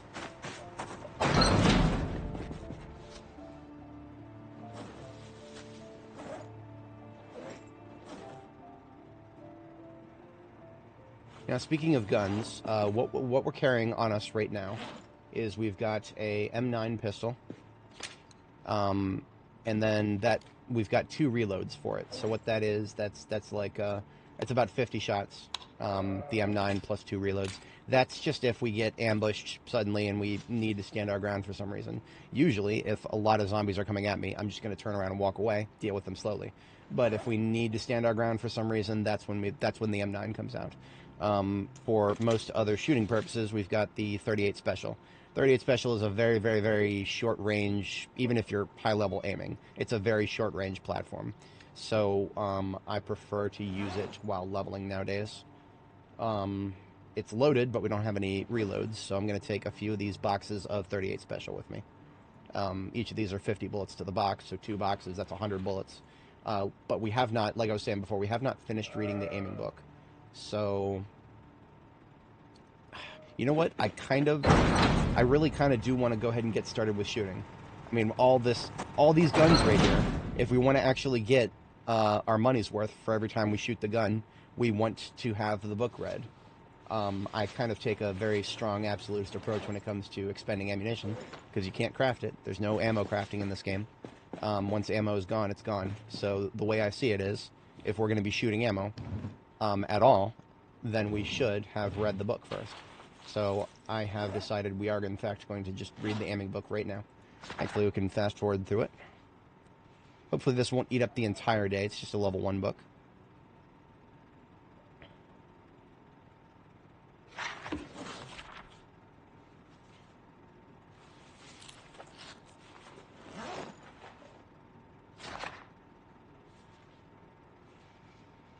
Yeah, I think we'll still have at least a little bit of time in the evening after reading this.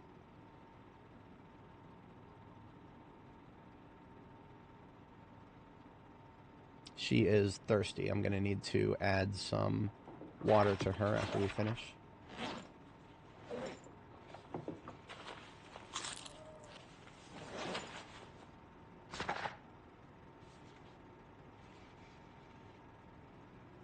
We take the slow reader trait, so this does take a lot longer, but that is why we wait to read books until after we've completed our early game objectives, the time-sensitive objectives.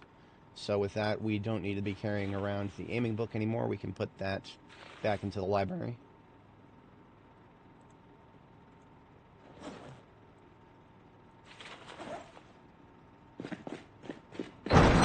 So I'm also going to go ahead and open these boxes of 38 Special.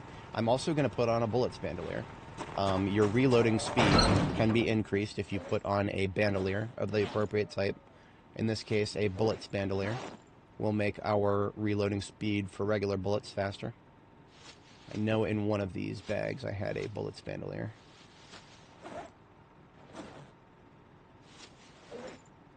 I have a lot of gun bags here. I have a lot of gun bags. Shells bandolier, we've scrolled past that a few times. Shells, that's for shotguns. We are not doing... There it is, bullets bandolier. I was hoping to find a black one. We have not yet found a black one. So we'll have to be... Unfortunately, we'll have to deal with being mismatched for a little while. That's fine.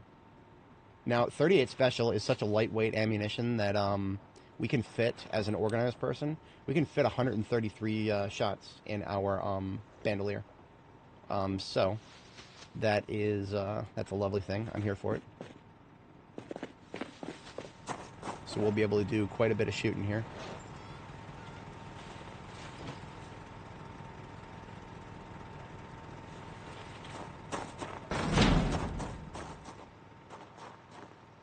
Animals over here looking good. I don't see any problems with them from a distance here. Let me check their food levels real quick. We can click on that button and see that they've got 41 units of food. I don't really know what a unit means. Available food 41.49. 3,700 hours of playing this game. I still don't know what units of food is supposed to mean. But I know that means that they're good for a little while.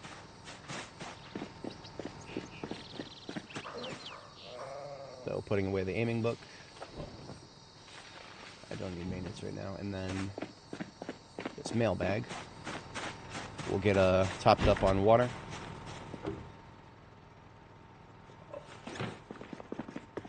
Our sink ran out, so what we're doing in the meantime is we've got these buckets of fresh water. We can transfer those into our canteen here. That's until we get better plumbing infrastructure set up here.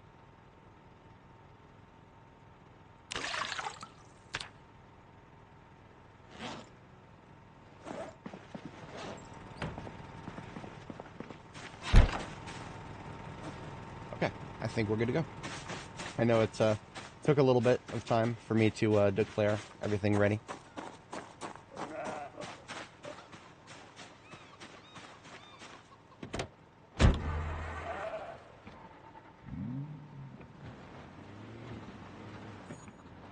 So the sheriff car is going to be our duty vehicle for the moment.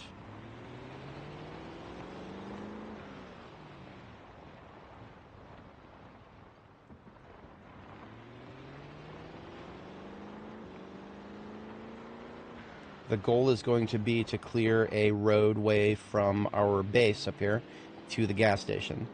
And when I say clear, I mean clear with extreme prejudice. So if we see a single zombie, we are going to make a lot of noise and make sure there's no other zombies near it.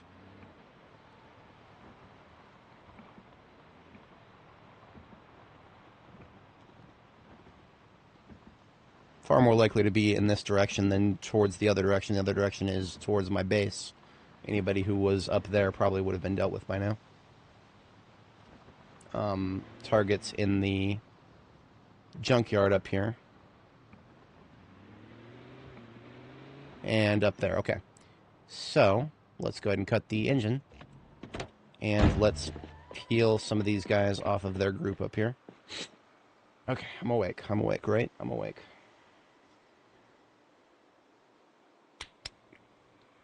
Lots of logistics. Can put my brain, my fast reaction brain to sleep here.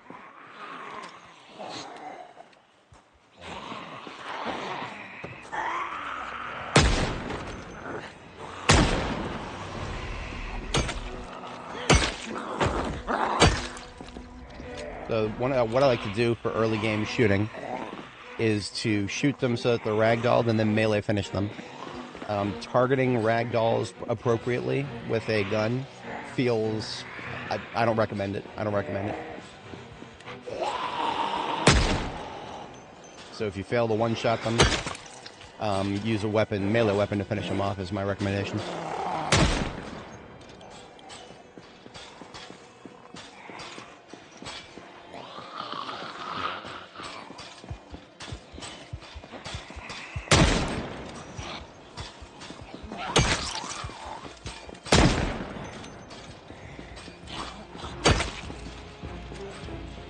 Okay, this is where things get fun.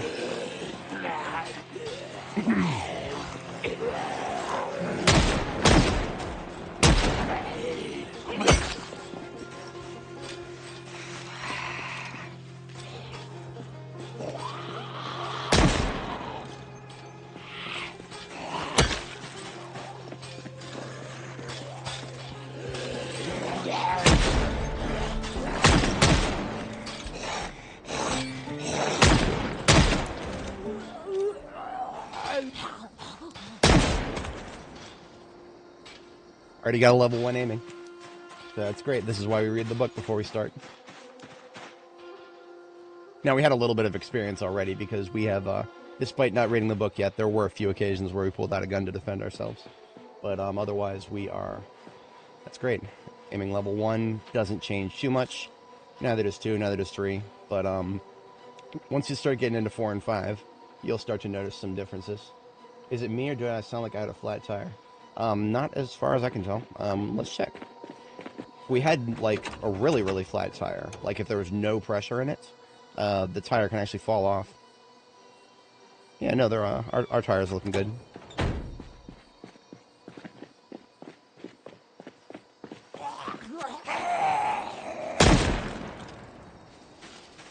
Also, you notice there's less lingering panic. I think we finally, now that we're at our 1 month anniversary of the apocalypse, it is August 9th. I think we are at a stage where she's less prone to staying panicked for a long period of time after getting panicked, right? So as a, whatchamacallit, cowardly character, we are very easily panicked, and during the early game, that panic will stick around. But as you can see, it's no longer sticking around.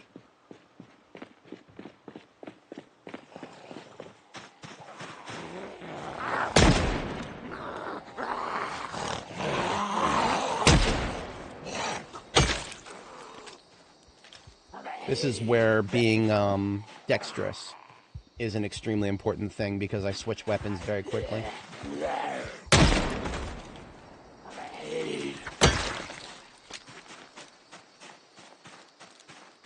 And you see how none of these guys reacted to those gunshots.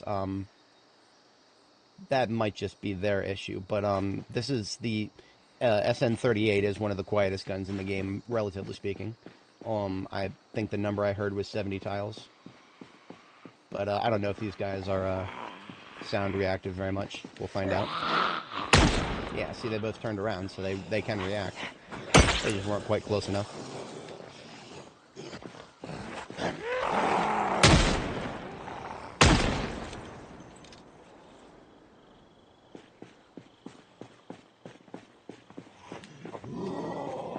So this mechanic shop up here is new. That has not been part of Riverside. Neither has this gas to go that we're about to approach.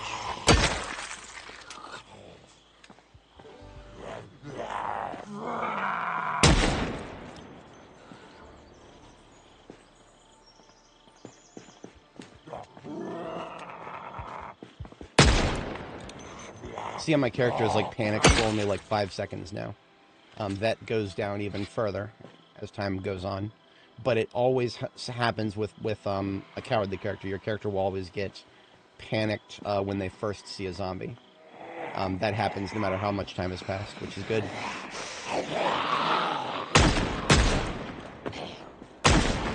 So that's another failure of the new aiming system there. The one that had already been ragdolled ate the second bullet there, instead of the one that was almost in my face. I don't have any way of really differentiating when they're that close. That's something that I don't think they're ever going to fix, because the old system of where it highlights the specific zombie you're targeting, that would have made it abundantly clear which one I'm facing. But did I reload? Yeah, we're good.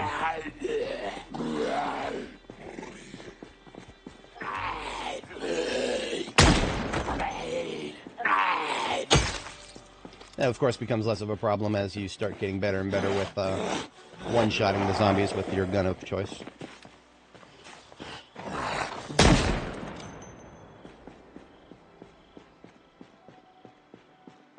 Now, as we proceed in this direction towards the top left, more and more of them will kind of filter out of the woods, because we led a very large group of them up there and then kind of ditched them. So they will have dispersed by now, so they're going to kind of be all over the place to the top, center, and left.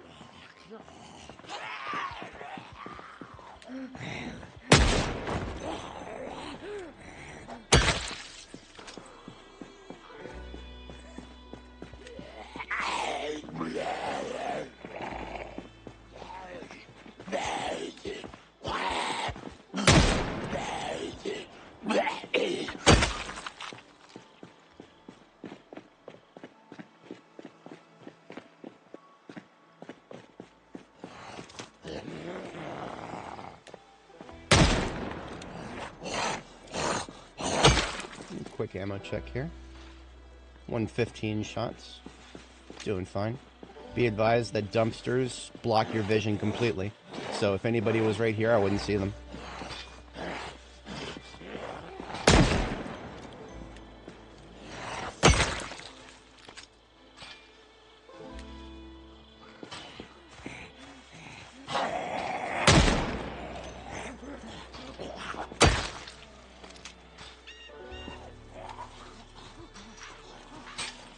I mean, if you want to become a shooting gallery.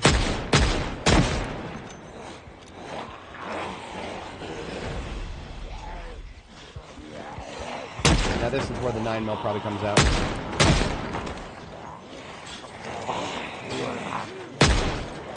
If it needs to.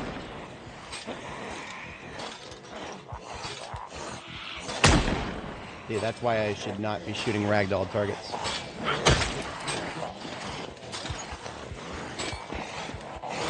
Panic is kicked in.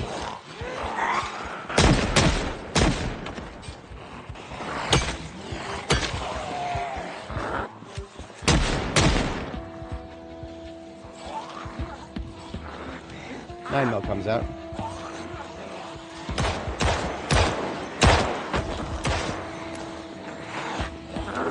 That was a jam.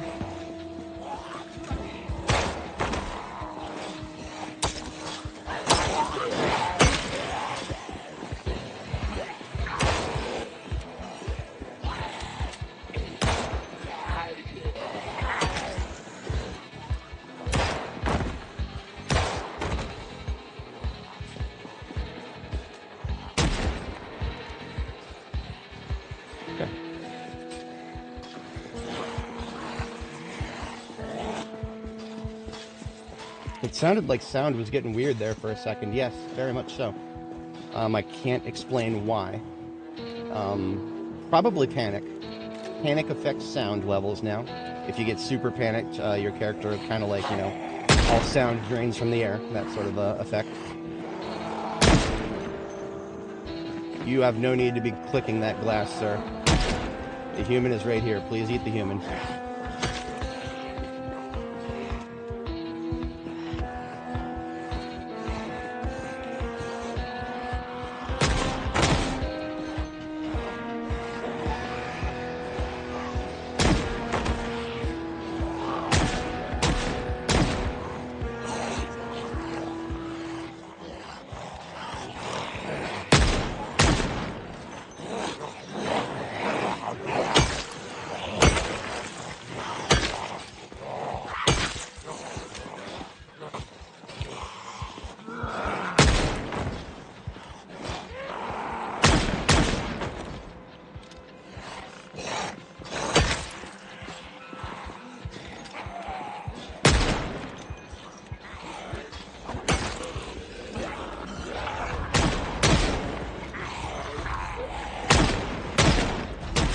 I hate crawlers so goddamn much.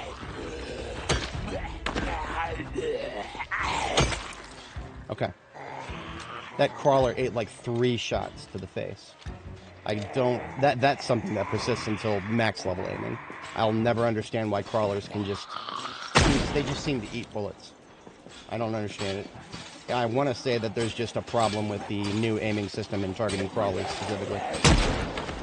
Like, it just doesn't seem like when I hit the head, it doesn't seem like I'm getting a headshot.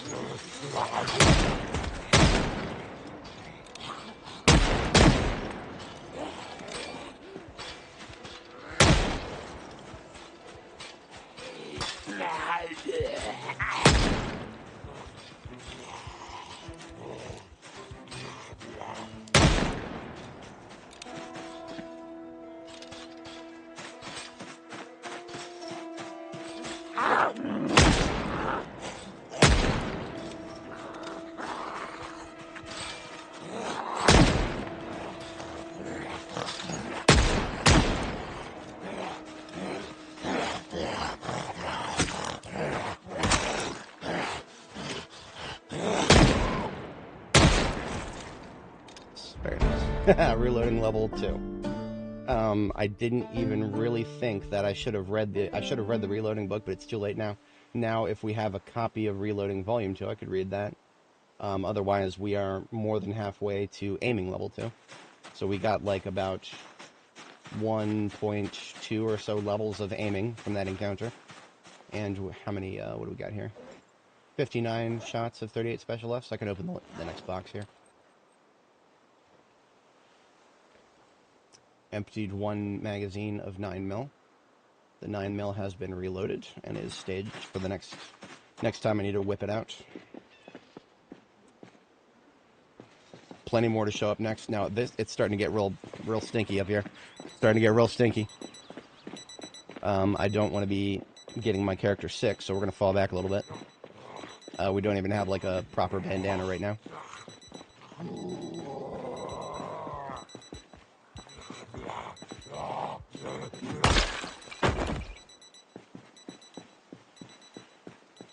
Overarching goal here is to secure the gas station. I would say that securing it with extreme prejudice is well underway.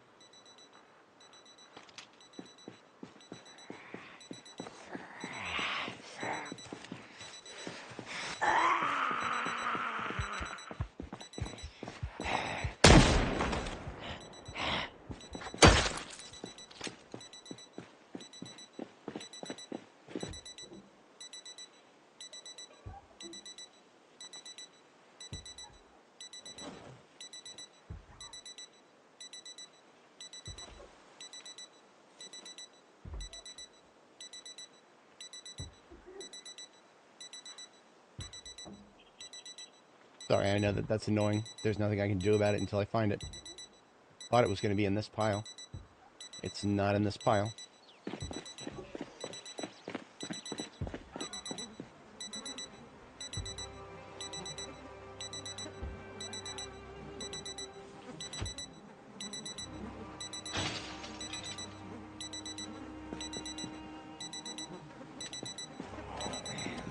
Broke the window for no reason, lady. What I'm going to do is I'm just going to keep looking for that. There it is. Stupid thing. That's very obnoxious.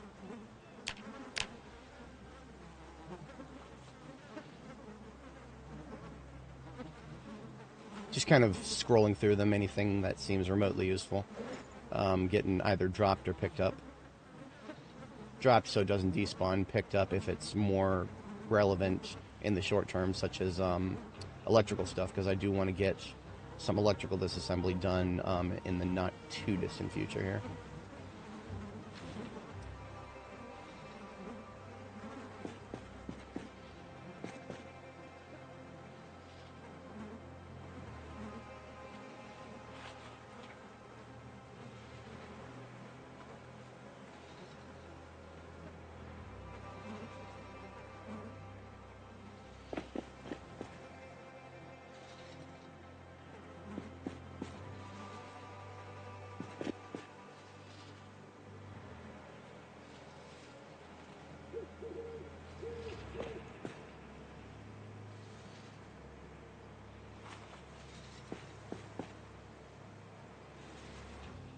I do hear somebody scratching a fence over there to the left somewhere. We could go scratch them instead.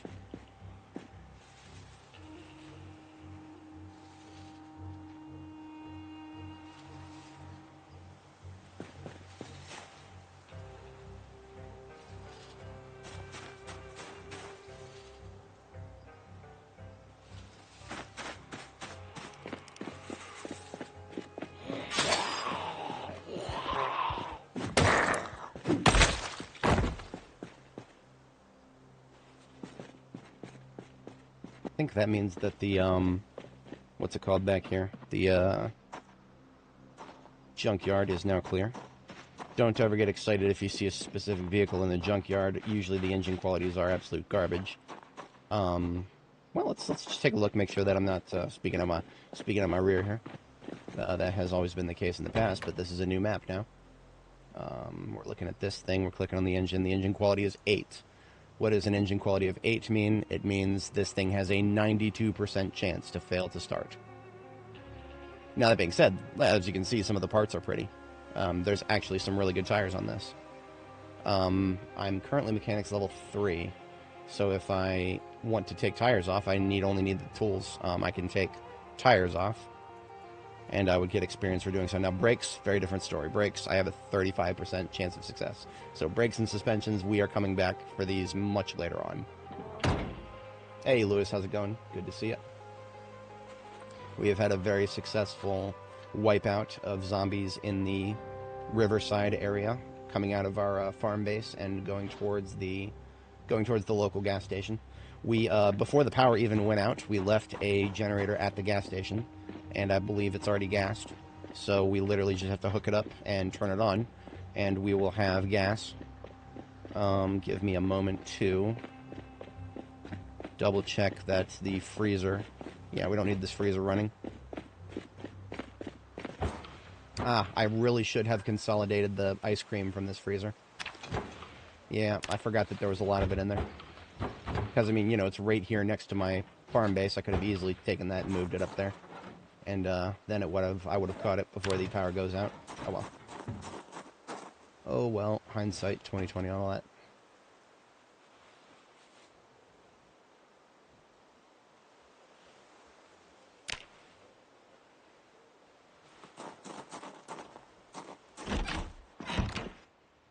What I'm going to do next is just pick up the fridge. Not all the way, just but like click the pickup button and turns it into objects on the ground there.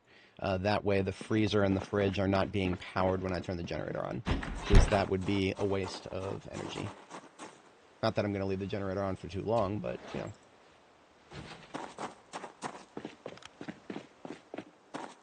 Connect. And yank the cord. I'm going to turn a couple of the lights off, just... I do like some exterior lights in a place like this where I would love to be able to see things coming. What's going on over here? Can I even... Not sure what's going on with that light. I can't pick it up. I can't click on it. Alrighty then. Case of the mystery light.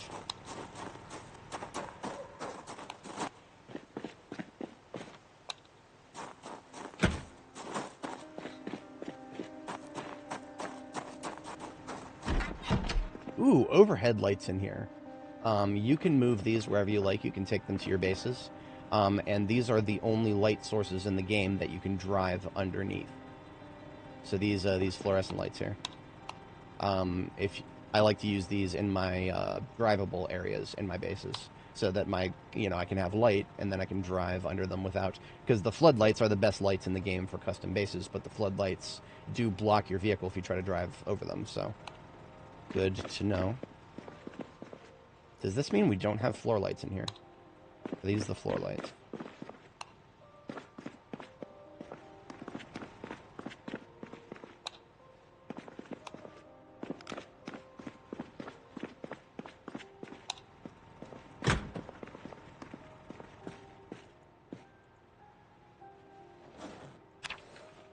Gas can.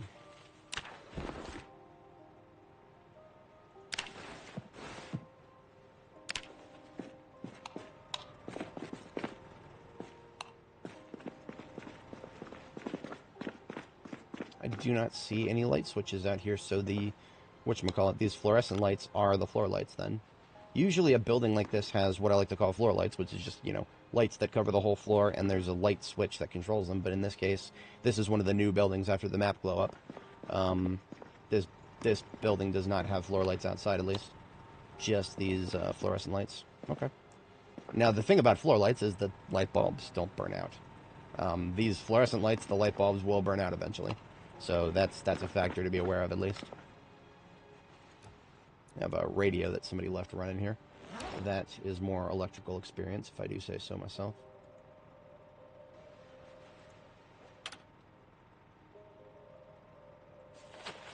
Alright, we gas up our car, we go home, we are good to go. A very successful day. This gas stand is your base, and yeah, this is not a bad spot. This is not a bad spot. This is one of the gas stations that is the closest to the water. The Foss oil down the road is closer to the water. So in my calculus, I like having gas stations close to the water. The Foss oil down the road remains the best in the game as far as I'm concerned. Now, when I say the water, I mean the river. I don't mean a tiny little pond that you can fish twice in before it starts getting redundant or diminishing returns on number of fish. The Ohio River, I believe, is the best fishing opportunity in the map.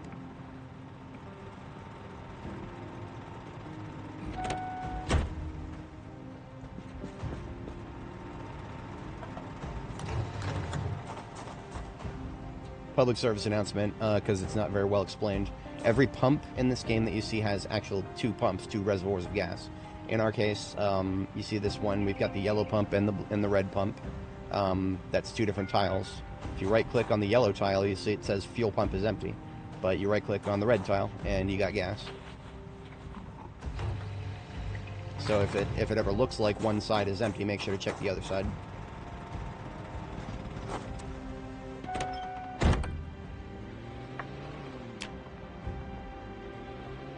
Yeah. See, a lot of people would, they see it says fuel pump is empty. Oh man, that sucks. And then we'll, move on and assume that there's nothing left. But no, there's two different reservoirs to look at there. Took me a unhealthy long time to figure that out. For a little while, I was like, wait a minute, I checked that and it said it was empty. What's going on there?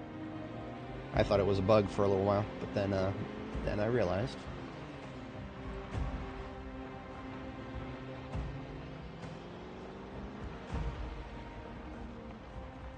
I still hear mooing from the bull, so the bull is still alive. For now, I guess. Who knows? Who knows how long it'll be alive.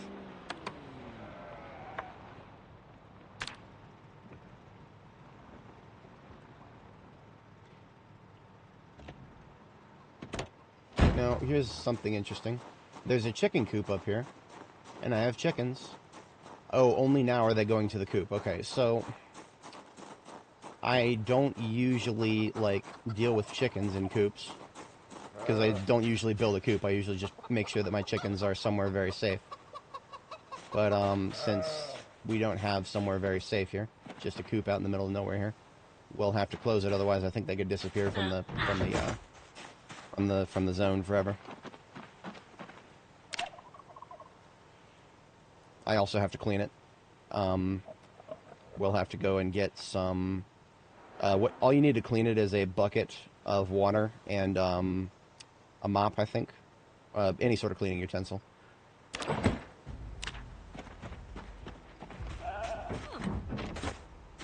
Hey, D&D Dorks, how's it going?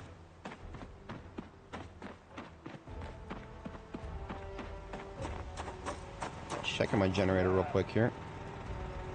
Fuel is down to nice levels. It is 69%. We should have already had a gas can next to it, but now we have another gas can next to it. I don't remember what I did with the other one. I might have put it into one of my vehicles. So we will clean my inventory out after we catch our first sleep here. We didn't get tired yet, and I think that's because we took it so easy for the past couple days. We literally spent half of yesterday just reading, getting that aiming book read up.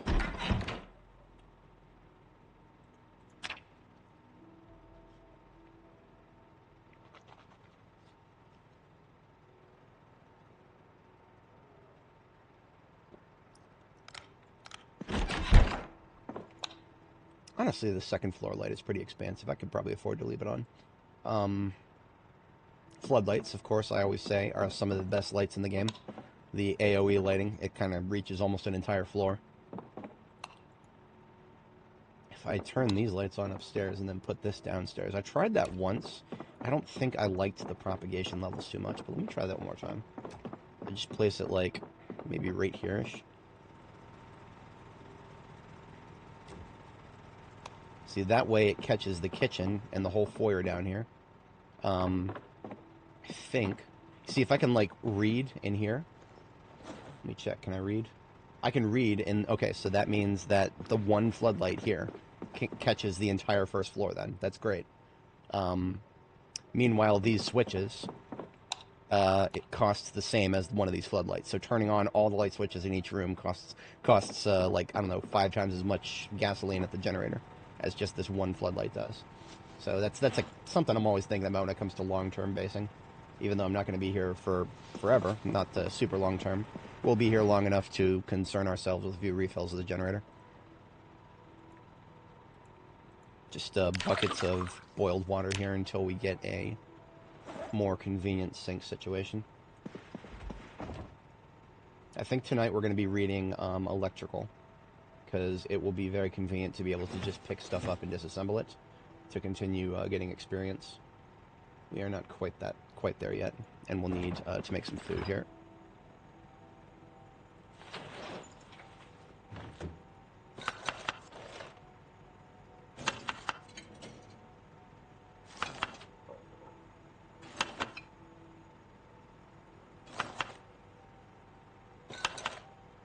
So these roasts are basically just,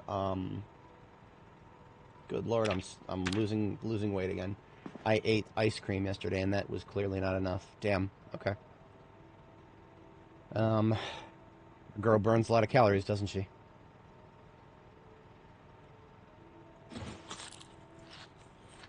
Weight gain is going to start to become a problem eventually. All of our cows died. This is why I kind of, my brain started shutting down a little bit when I logged in this morning. We went over to where the Seminoles are, and both of our cows were dead. Again. My brain just started shutting down a little bit, because I'm like, okay, without a source of milk, we are eventually going to start running into very serious problems. Literally, me, how's it going? Anyway, let's fatten up this roast, I guess. I know there's many other ways of gaining weight in this game, but I always think very long term, and cows are the most reliable long-term way of gaining weight.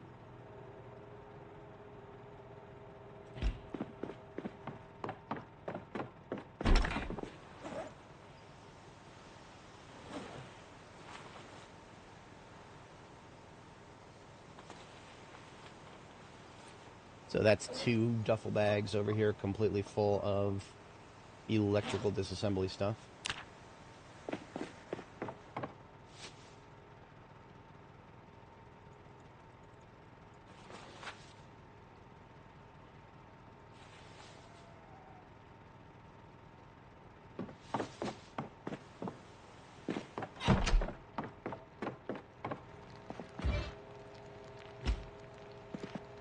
And on we put the glasses, and out comes the electrical book.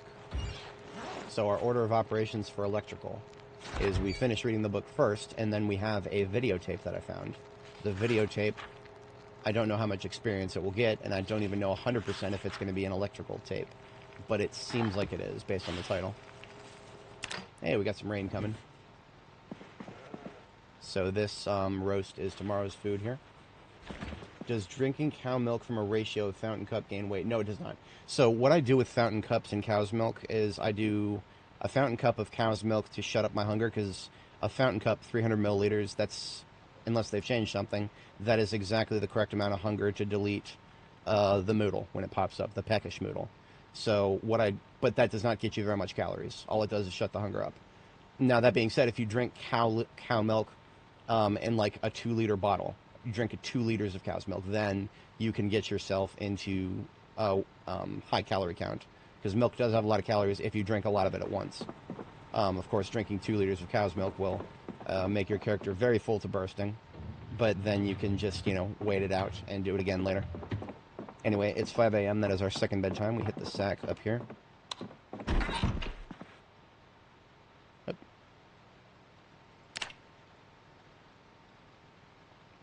The clothes rack in gun stores and department stores. Fair enough. That is very odd. We noticed that a little bit yesterday when we were hitting the hunting shop in Ekron. Yeah, the hunting shop in Ekron, we found some very unusual clothes on the racks in there. So I want to say that indicates that the loot tables have been messed with in multiple regards. Let me get our roast out here. And eat that whenever we get hungry. Otherwise, we're reading electrical, and we're just going to go straight for electrical here. Now, once we finish reading electrical, we can also, that's when we can start getting good experience returns for repairing the generator. Yeah, I mean, a fountain cup of cow's milk, in terms of calories, it's a very small amount in terms of calories. And calories, when it comes to weight, things like running around in melee combat, or things, certain crafting menu things like sawing logs. Those are kinds of things that burn lots of calories. So it's going to kind of depend on what your daily activity is. But as a general rule of thumb, simply like, let's just say I'm running around base, just running, just running around base. That in and of itself is enough to make sure that I'm going to be in weight loss if I just drink fountain cups of cow's milk. I haven't actually done that for quite a while, but I'm pretty sure it still works that way.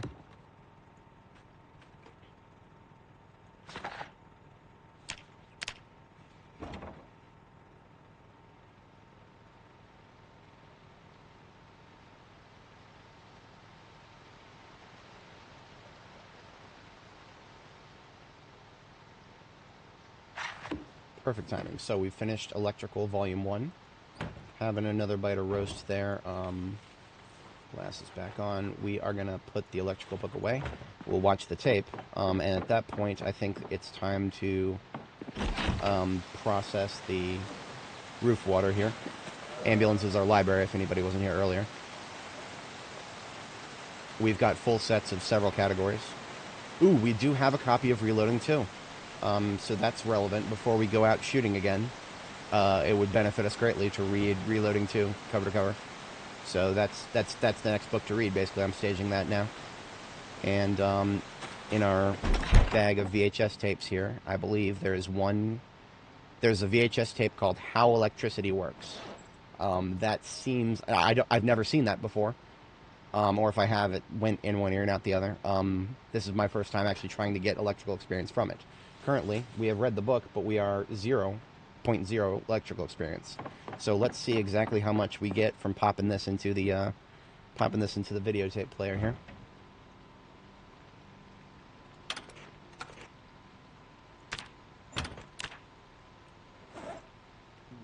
I'm going to read Reloading while we do this because, nothing else to do.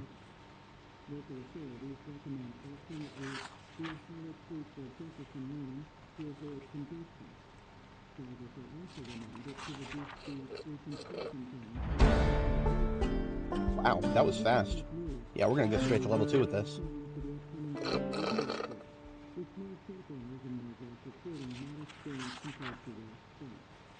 Okay, you know what? I'm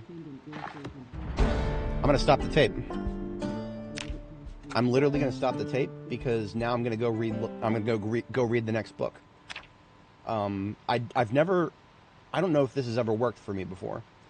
I've never tried this, but because this is the only tape that I have, I stopped the tape now that I've gotten the first 2 levels of electrical. I'm going to go read the next electrical book now, and then we'll continue playing the tape and see if we get more experience from that. Because we could go straight to electrical level 3 just from watching tapes. That'd be great. That would spare me so much material that I would otherwise have to disassemble myself. But before we start watching, or before we start reading that book, what we're going to do is, as you can see, I've got buckets on the roof up there. We're just going to dump those buckets into that rain barrel. Because the buckets fill up faster than the rain barrel. So what we're doing there is we're increasing the fill-up rate of the rain barrel by an order of magnitude just by dumping buckets into it. This is something I wish I knew a long time ago.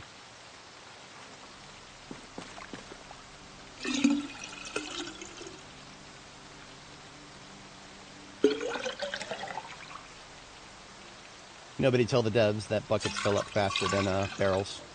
They might nerf that. I don't really care personally. If they filled up at the same rate, this process would still be beneficial, right? Like, let's just say that barrels and buckets filled up at the exact same rate. This just would still make it so that we're capturing more rainwater at once. Increasing the surface area of capture, as it were. I don't think there's any necessity to put them one tile away from each other like I'm doing. I'm just doing it because I want to. I've never, tested it or anything like that. We probably have well over 200 liters up there now at this point.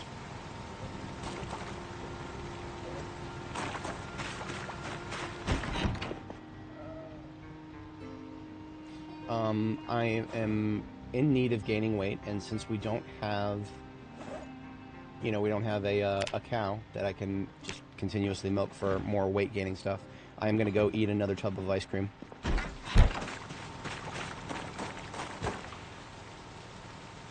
In fact, I'm going to go ahead and take the ice cream out of this freezer so that we can use it when we need it.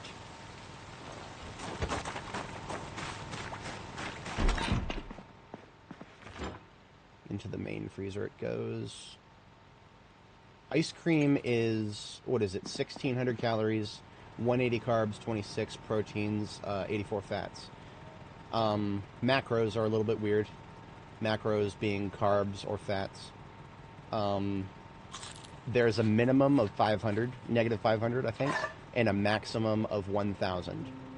Now, I assume that when we get to really low weight, and we've been losing weight for a long time, I just assume that we are at or near the fat and carbohydrate floor, which is negative 500.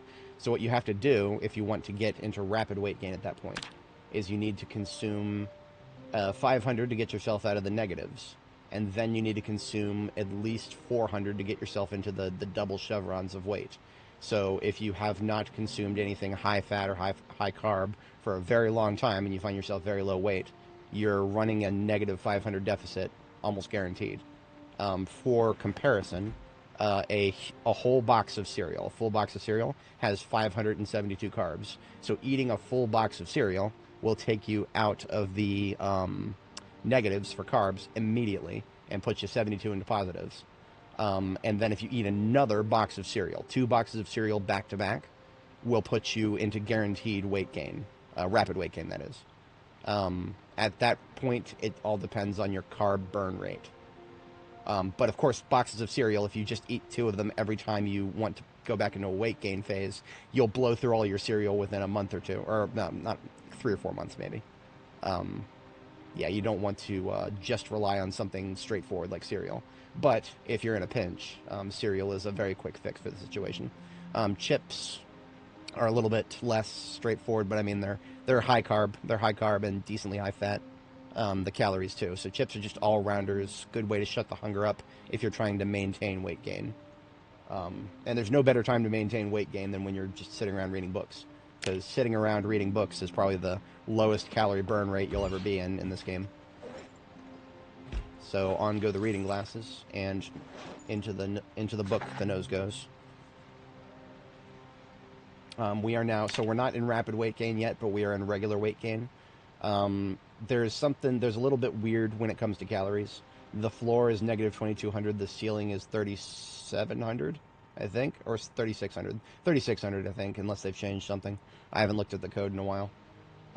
This doesn't get explained anywhere, by the way. This is literally the only reason we know this is because we looked at the code, or we used the stat bar mod, which is, it's just that's looking at the code by other means, isn't it? Let's finish off this roast here, and then we'll sleep. And being in weight gain when you go to sleep is probably the key to one of the most important keys to maintaining weight gain. Because sleeping is, you burn very few calories.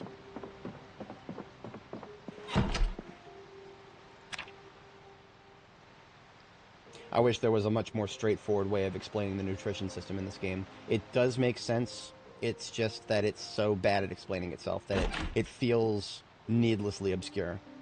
Anybody who's ever, one of the most recurrent threads that I see in the Steam discussions for this game, like the thread that just always shows up all the time, every time I go there, is people saying that the nutrition system doesn't make sense.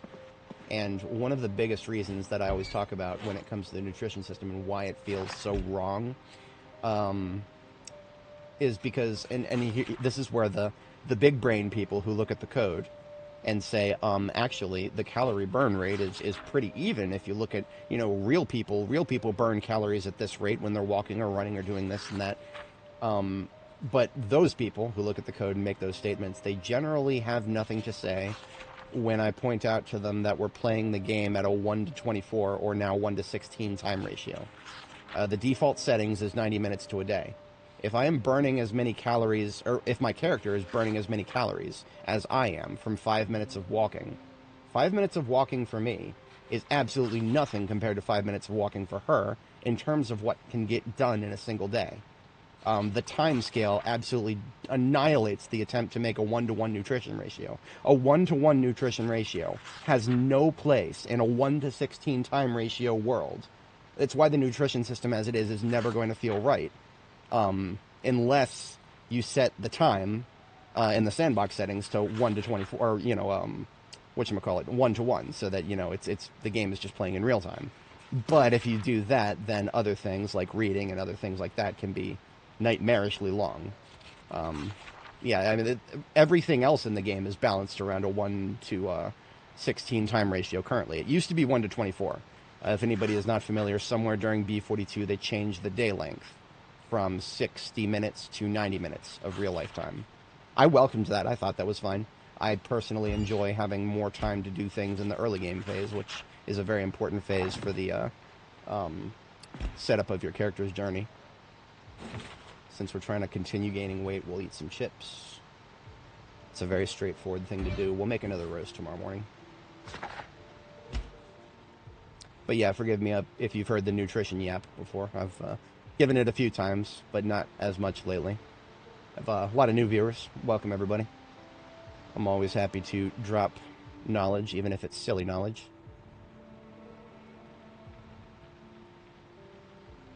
We're a little late getting back to bed here, but we have completed electrical 2.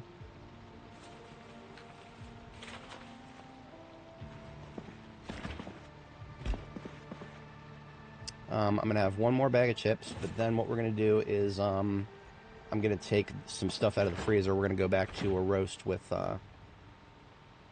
We'll go back to a roast with a little bit of steak, a little bit of beef. We'll use some ramen, because we have some. And then egg, and then...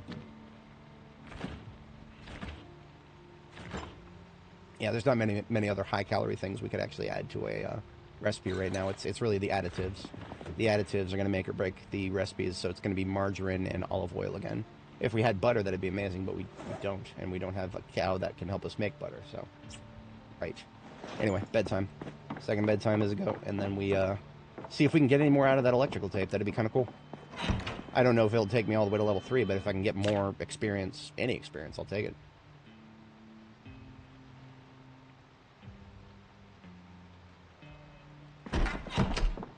So we're already back up to 78 kilo. That's great.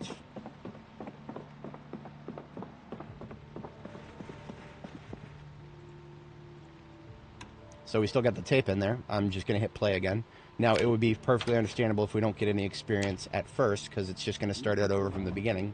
But it was like halfway through. Halfway through is when we stopped it. So if my calculations are correct, halfway through we should start getting experience again. In the meantime, I will have her read reloading.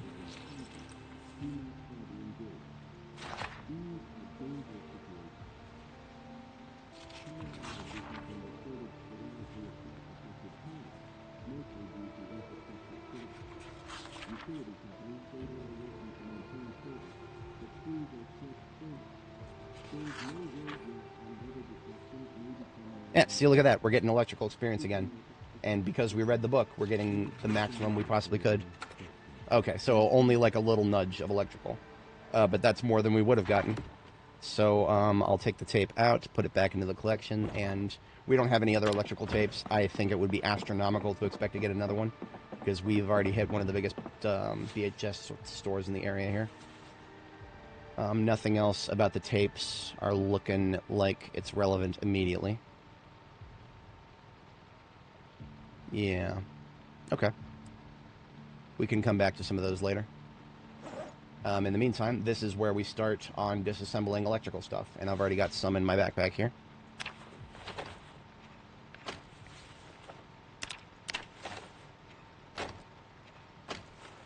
Now, we've also got those 2 duffel bags right out front.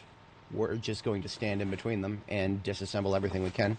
Because right now, electrical parts, scrap electronics, is... Apparently I just learned how to make a radio. Cool.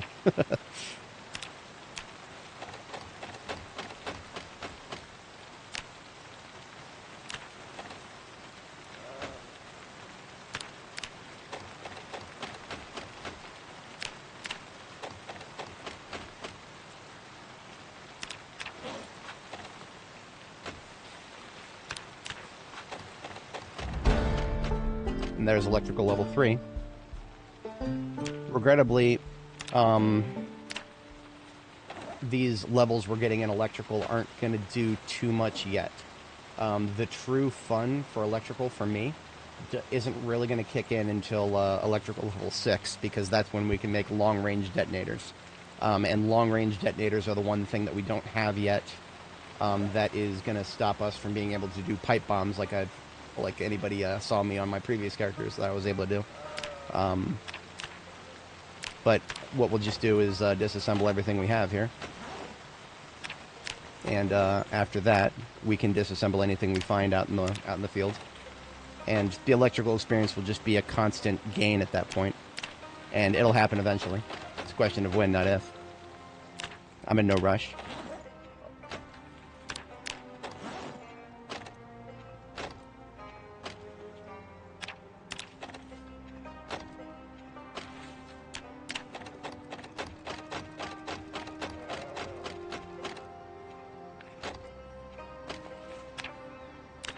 This is why I consolidated all of my electrical stuff to just these 2 bags in the same spot here.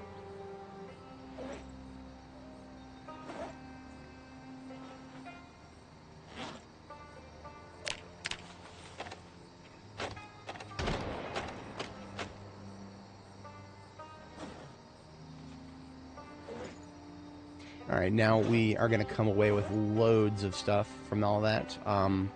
First thing I want to do is box up some of these batteries we got out of the, battery-powered stuff that we found. Except for the batteries that are not full. I want to separate those.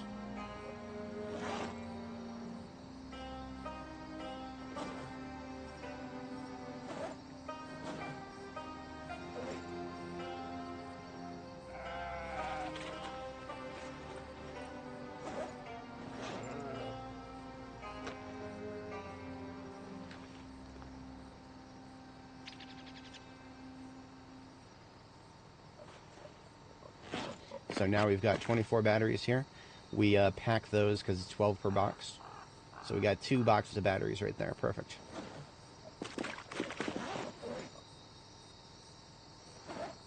All the rest of our electronic stuff is in this one bag. What I'm going to do is put, I don't know, a dozen or so of the scrap electronics into another bag here.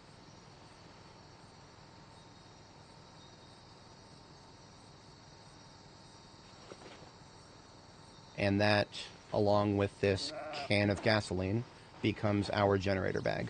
So generators need gasoline and electrical parts to refuel and repair.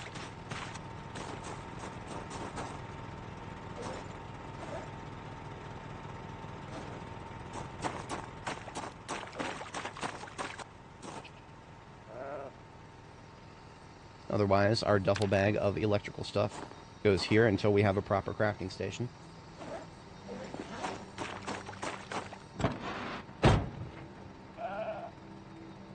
Boxes of batteries can go back here. And this e-tool I've been carrying around that can go... I'll leave it in the passenger seat of the van for now.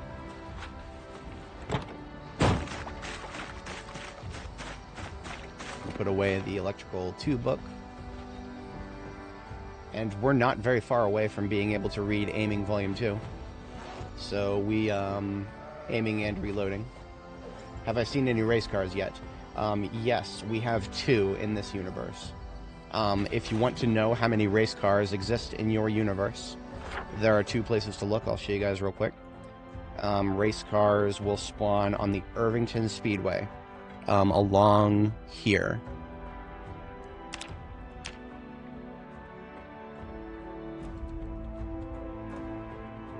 I'm putting 10 little dashes. There's more than 10, but this drives the point home. These little dashes are representative of places where race cars could spawn on the Irvington Speedway.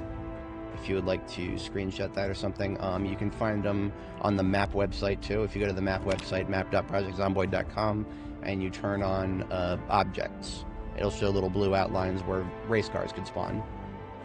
There's another shot at them over here at the Valley Station drag strip. There's only like 3 of them over here. And for us, I've never seen them spawn over here. my past 3 characters, I've never seen race cars over here, so only 3 shots over there, but a couple dozen over here on the Irvington Speedway. So we found 2 over here for us.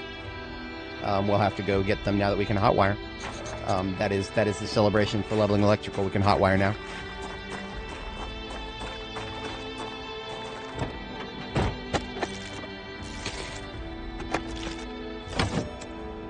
Do we have gas?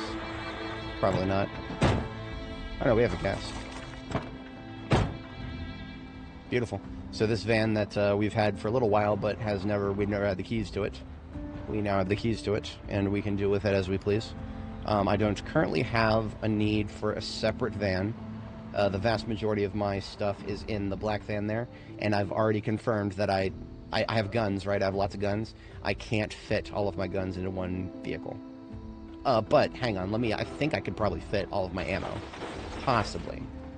The green van might become our loose ammo container. We have 124 that we could store in it. And there's some stuff in the glove that I never sorted. Huh, okay.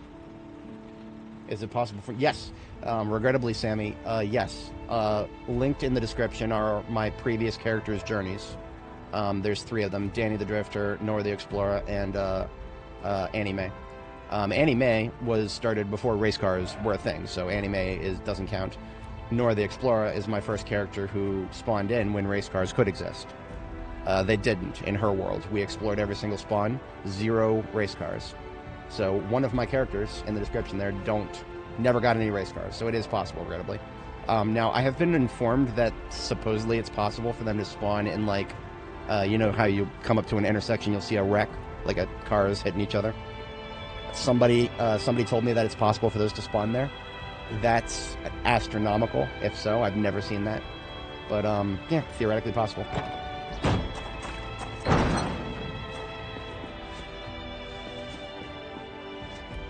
What I'm going to do before we start thinking about putting ammo into the truck is I'm going to just stand here and pack a few cartons, because I know that I united a few loose bags of ammo that have not been packed into cartons. So we're just going to stand here with the crafting menu open and hit pack into carton and just see how many of those we end up with. That's 762. Finally got a carton of 12 gauge getting put together here. 12 gauge is the heaviest ammo in the game, without exception. Very heavy. 15 encumbrance for a carton.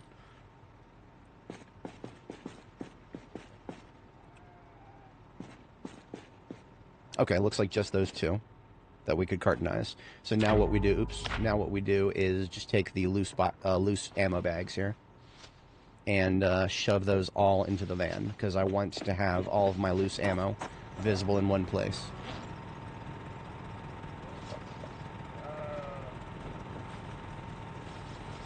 And what happens is, if I run out of a loose ammo platform, so like, you know, I'm using 38 special right now, if I run out of 38 special boxes, that's when I go back and start checking the cartons and crack one open if I need it.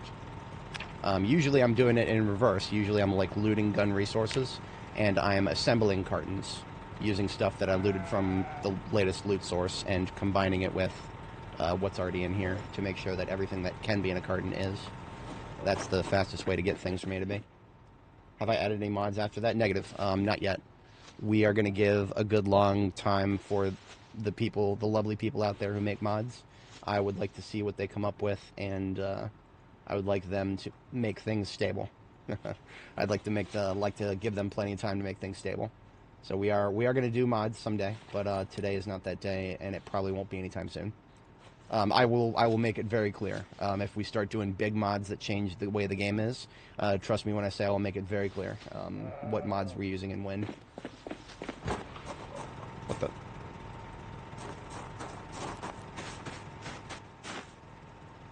Am I going insane? Did anybody else just hear the sound of somebody slapping something? I might be going insane. I thought I heard the sound of, like, a zombie slapping a wooden door. Okay. Yeah, nice. Paranoia is, it's not a bad thing if they're out to get you. Don't let those zombies bite you.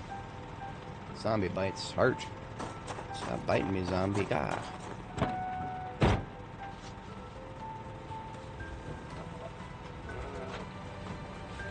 So you can see how close we are to certain carton assembly here.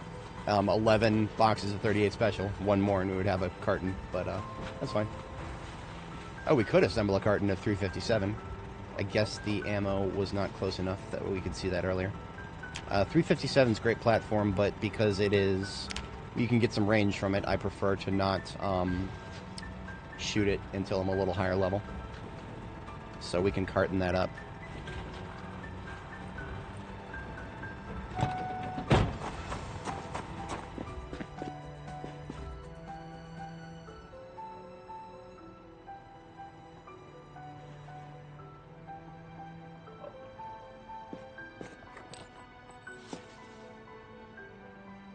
Right. That is, that's the perennial problem with mods, right? It's not just the mods themselves that need to be stable, but the interaction between them.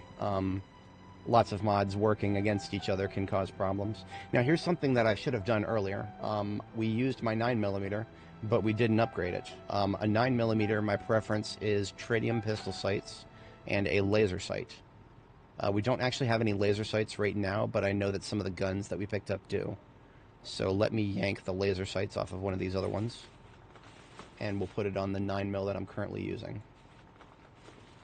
Tritium pistol sights and laser sight are just both solid upgrades for the 9mm. Regrettably, I don't think there are any upgrades that you can put on the SN38, which is what we'll be using the most. It's a very simple weapon, not enough room on the... it's a snub-nose revolver, you can't really put too much on it. Yeah, all in good time, indeed. Let's put that away. And now what I also like to do is have like a, what's the phrasing for this? A loose ammo box, so like loose bullets and whatnot, so that we can eventually put those into their own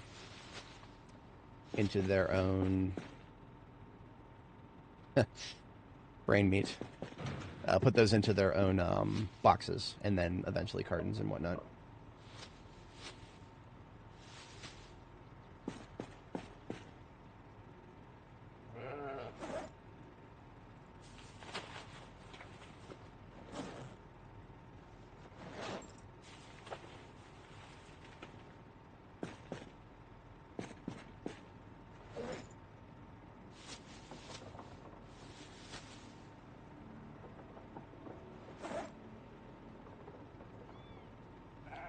Gonna have to deal with that garbage bag at some point, or that garbage bin over there.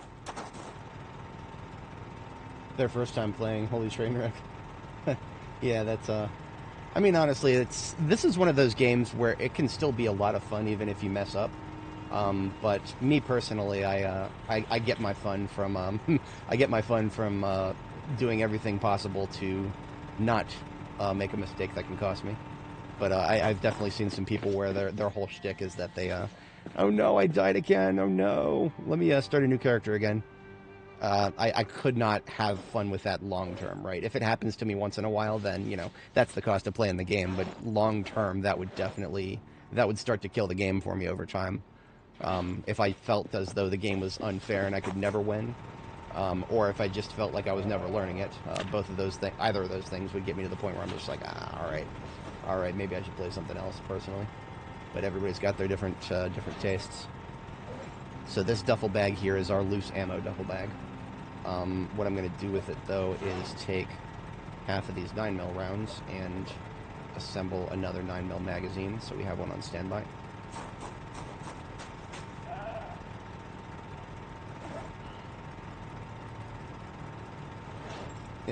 Appreciate that. Alright. I do not feel as though it's a critical thing to start and finish reading the next reloading book before we get started here.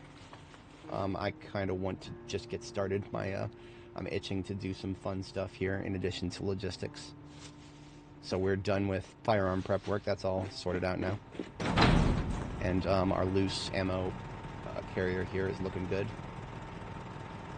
At some point, I'll probably want to have like dedicated magazine bags, so just empty magazines of different type. We're not quite at that point yet. We don't have quite enough for that to be a problem. A couple of food items that I need to sort through. How's my... We're still in weight gain, but I'm going to start eating some cereal here.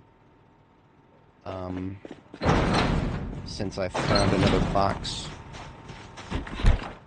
This is a full box, so I'm going to put it away. There's a half box in here. We'll eat that half box to take care of our current needs. But I want to kind of like... I want to see if we can loot a few things that are high calorie to sustain our weight gain.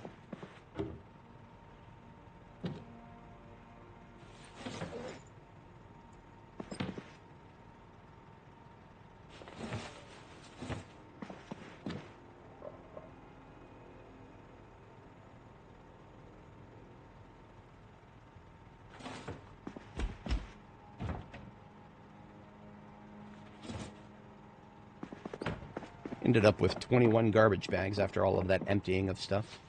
It's pretty nice. I'm here for it. Now, medical scrubs are a interesting thing. If you find your character getting hot, make sure to go through all of the layers that you're wearing and check all the insulation levels. In my case, I'm not wearing anything that's going to be too over insulating. But if you find that you're wearing too much, medical scrubs are an example of something that is very, very, very light insulation, and yet it's long sleeve. So eventually, someday, when I get to high-level tailoring and I can put leather strips on everything, medical scrubs are one of the ways to get lots of insulation, or sorry, not have any insulation, but get lots of leather strip protection. So that is one of the reasons I have medical scrubs of a couple different colors at the moment. Tongs, torches, those get put away. And the dispenser bottle, do I need that right now? I'll hold on to it. I might not need it, but I'll hold on to it.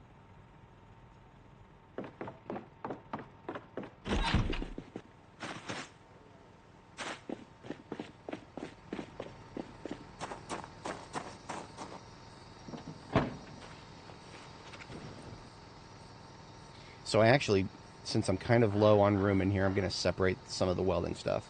Let's take out the torches and one mask and put it over here next to the propane tank.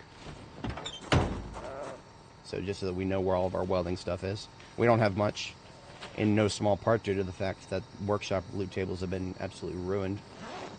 So I don't even want to think about that really much right now. And I forgot that I have a box of ammo in my hand. Put that away here.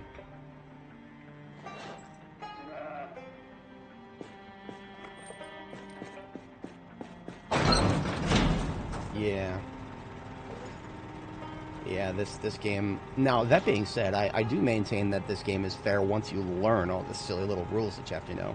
But the amount of... The learning curve seems unnecessarily long for this game.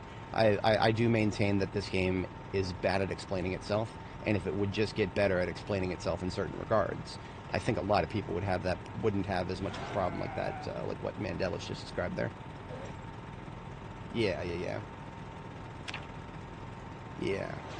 I mean, you know, there's the when it comes to opening a door and dying, the silly little nuance behind the visibility system in this game. If people understood that, it wouldn't be as big of a shock. But the only way to learn that in this game right now, unless somebody straight up explains it to you, is trial by fire.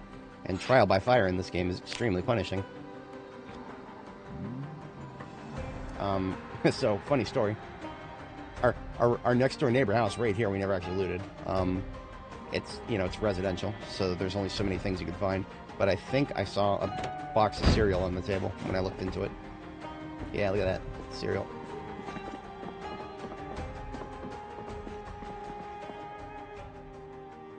So we got both milk and cereal here. Some folks were having breakfast, it seems.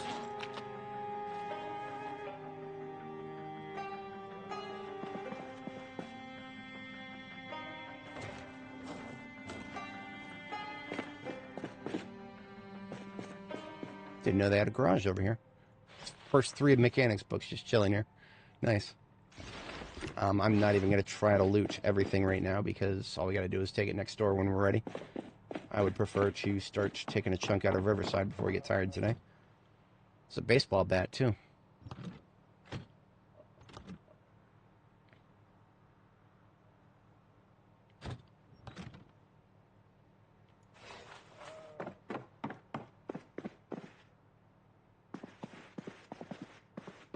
Oh, basement. Okay. They changed this house in underspoken ways.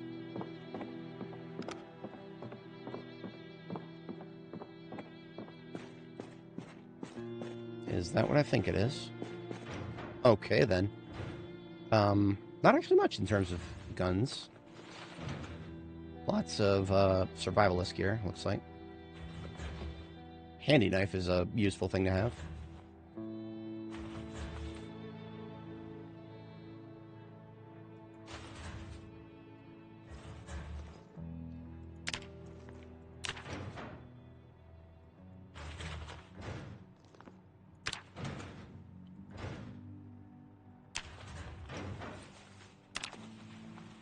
Come back to sort through that later. For now, I just... Oh, look at that, boys. More ammo right next door the whole time. I'm not... I don't know what to make of that. Yeah, that's not a bad thing at all. Definitely not a bad thing. I don't know if this is a random basement or if this is a fixed one. I don't know if there's even a way to tell other than just comparing notes with anybody. If anybody has seen that particular basement and it has been different for you, definitely let me know.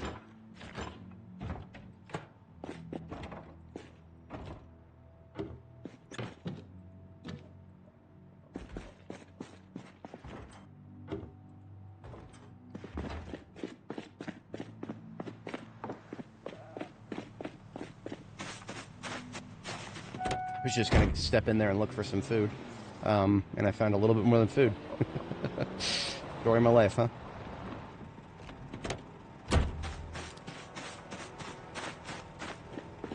Am I going to go check out Rosewood? That was the other day. We have taken a drive through Rosewood. It was quite pretty, but today that's definitely not on the agenda. Today is Riverside. Rosewood, we noticed some very interesting things in the under construction cul-de-sac down here in the far southeast corner of town there. The zombie population felt a little outsized. I couldn't tell you if that's a good thing or a bad thing. Rosewood definitely, it used to be, Rosewood used to have the reputation as the chill place to start. We did take a peek at the prison. The prison is massive complex now. Like, we're talking massive complex. We didn't even go inside, of course, we just drove the perimeter. And you can see the perimeter on the map now. They actually added little lines for it and everything. I wish they would do that for all of the big long fences on the map. That'd be very helpful. Just gonna drop the guns here.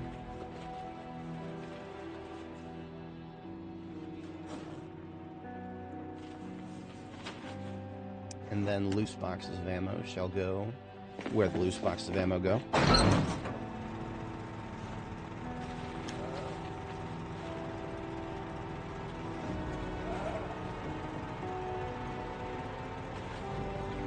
And with that, just with what we found in the neighbor's house, we can now assemble some more cartons of ammo.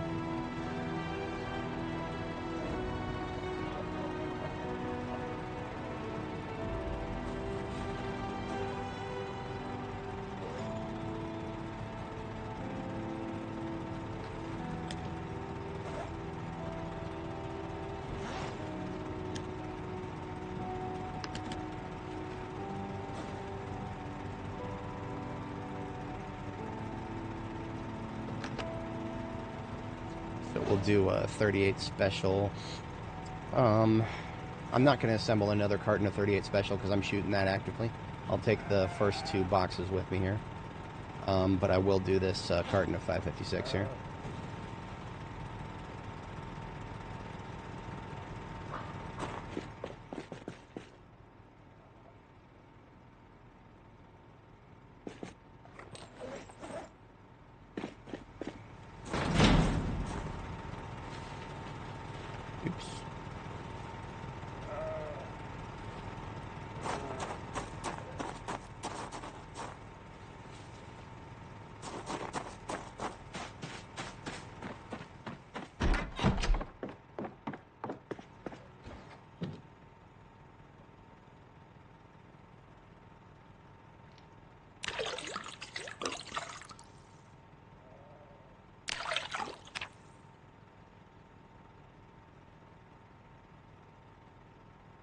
At some point, we could fill up this dispenser bottle here with fresh water.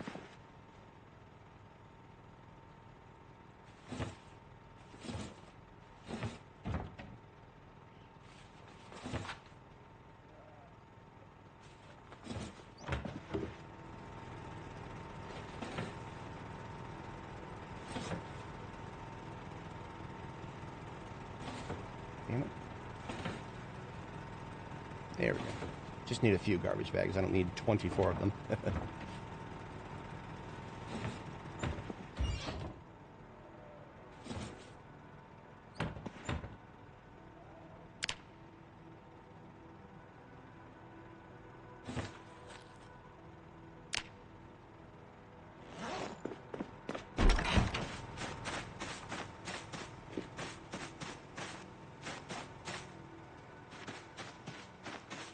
Now, I don't have a lot of daylight left to work here. Oh, Jesus Christ. Okay. This is why I'm not qualified to keep chickens. This is why I'm not qualified to keep chickens, dude. I only just remembered that I closed the gate.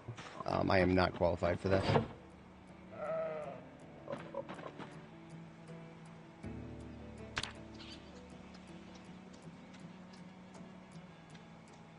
Okay, then. Guess we're having some chicken.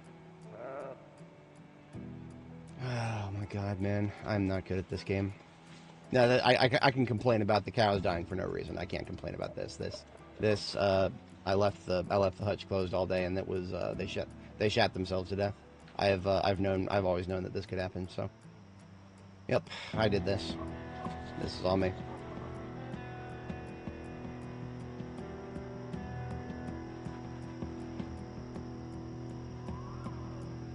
We're not having good luck with animals here, guys. We are not having good luck.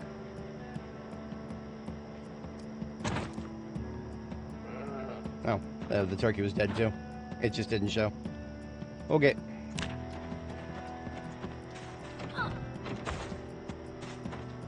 Good thing I leveled up butchering, didn't it?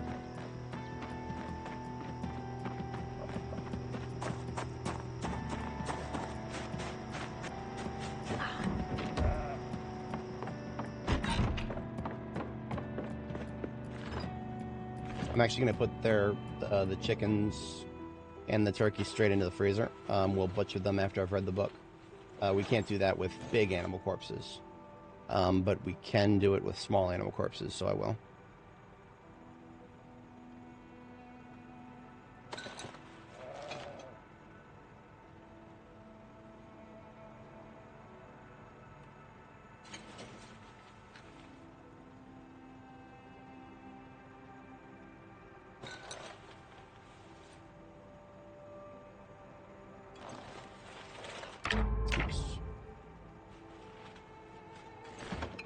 Alright, so what that tells me is that our food situation needs to be as unreliant on animals as possible.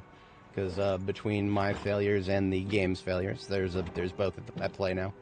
We can't rely on animals right now, at all. Hey, Dean, where'd you get the paper? The classic, isn't it? If you're a smartass, you're saying, "Hey, Dean, where'd you get the paper clip from?" Yeah, I need to go kill some zombies or something. We're gonna go and make a little bit of progress towards Gegamart. Gegamart is present in Riverside. It is right here. No, it's the green one here. So it is definitely surrounded. What we're going to do to get to Gegamart is we're going to take Olin to where we've got this ambulance. I've been in need of this ambulance for a while now. It is a 71 engine quality. We have the key. 71 is greater than the engine quality of the ambulance that's been designated as our library for now. This one is a nice engine quality. This is but a humble 69. So we're going to go do that now, and we'll make progress on Olin Road to go up Allen and kill any zombies that we can see in the area till we get tired. And at that point, we return here.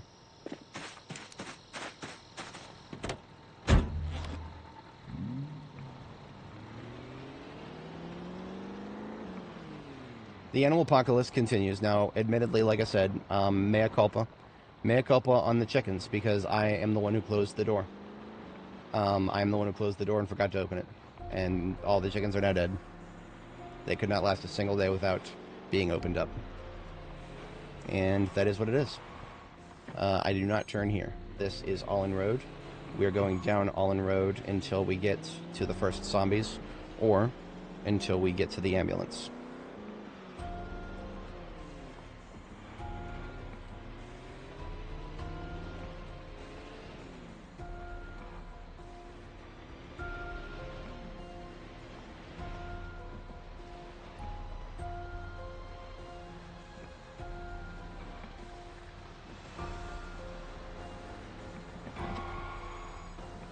Now, it's not going to be a good idea to start shooting right here. Not just yet. That's just going to bring people from down the road into the road. So we'll start shooting when we have a full day behind us. For now, we're just going to melee. Because right now, yeah, we're going to get tired in like an hour. At most.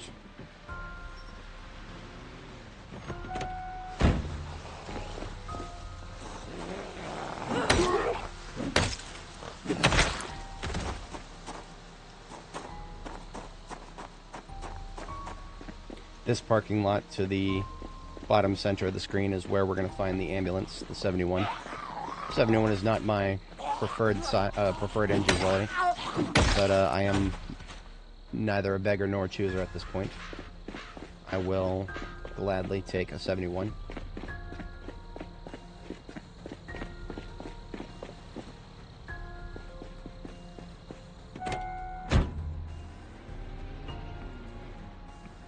Entire hutch died, one chick survived. Now, was that because he forgot to open it?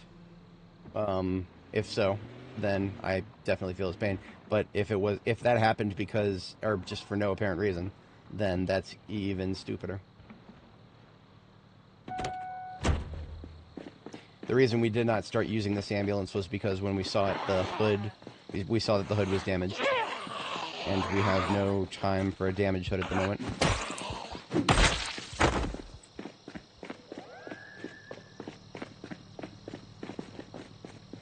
Now, I had some viewers who have found my channel and joined my live stream because they wanted to snark at me because of my my standalone video that I made about towing and the towing situation for B42. My prediction is, because this vehicle has not been moved, we may tow it backwards and hear a snap immediately. No snap? Okay, there doesn't have to be. There it is. Okay. So, I was expecting that. I have a plan that is as stupid as a plan I've ever had. It might actually work. One of the problems that really started to blackpill me on towing was that when I tow it forward, like, you know, back of my vehicle to the front of the other vehicle, the other vehicle would just continue coasting whenever I tried to slow down. See, what I would do is I wouldn't hit the brakes. If I hit the brakes, I understand completely that the vehicle behind me would continue to have momentum because I'm not hitting the brakes on both vehicles. That's not what happened. I didn't hit the brakes at all. I just coasted, and both vehicles were coasting. The one behind me was coasting faster, and it would ram me with enough force to damage the trunk and my character. I can't operate like that. There is no towing if that's going to be the situation. But I got a really fucking stupid idea. And if this works...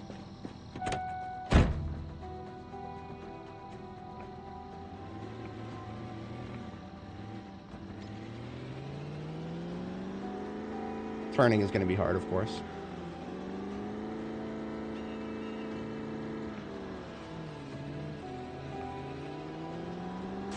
But if you don't have to turn...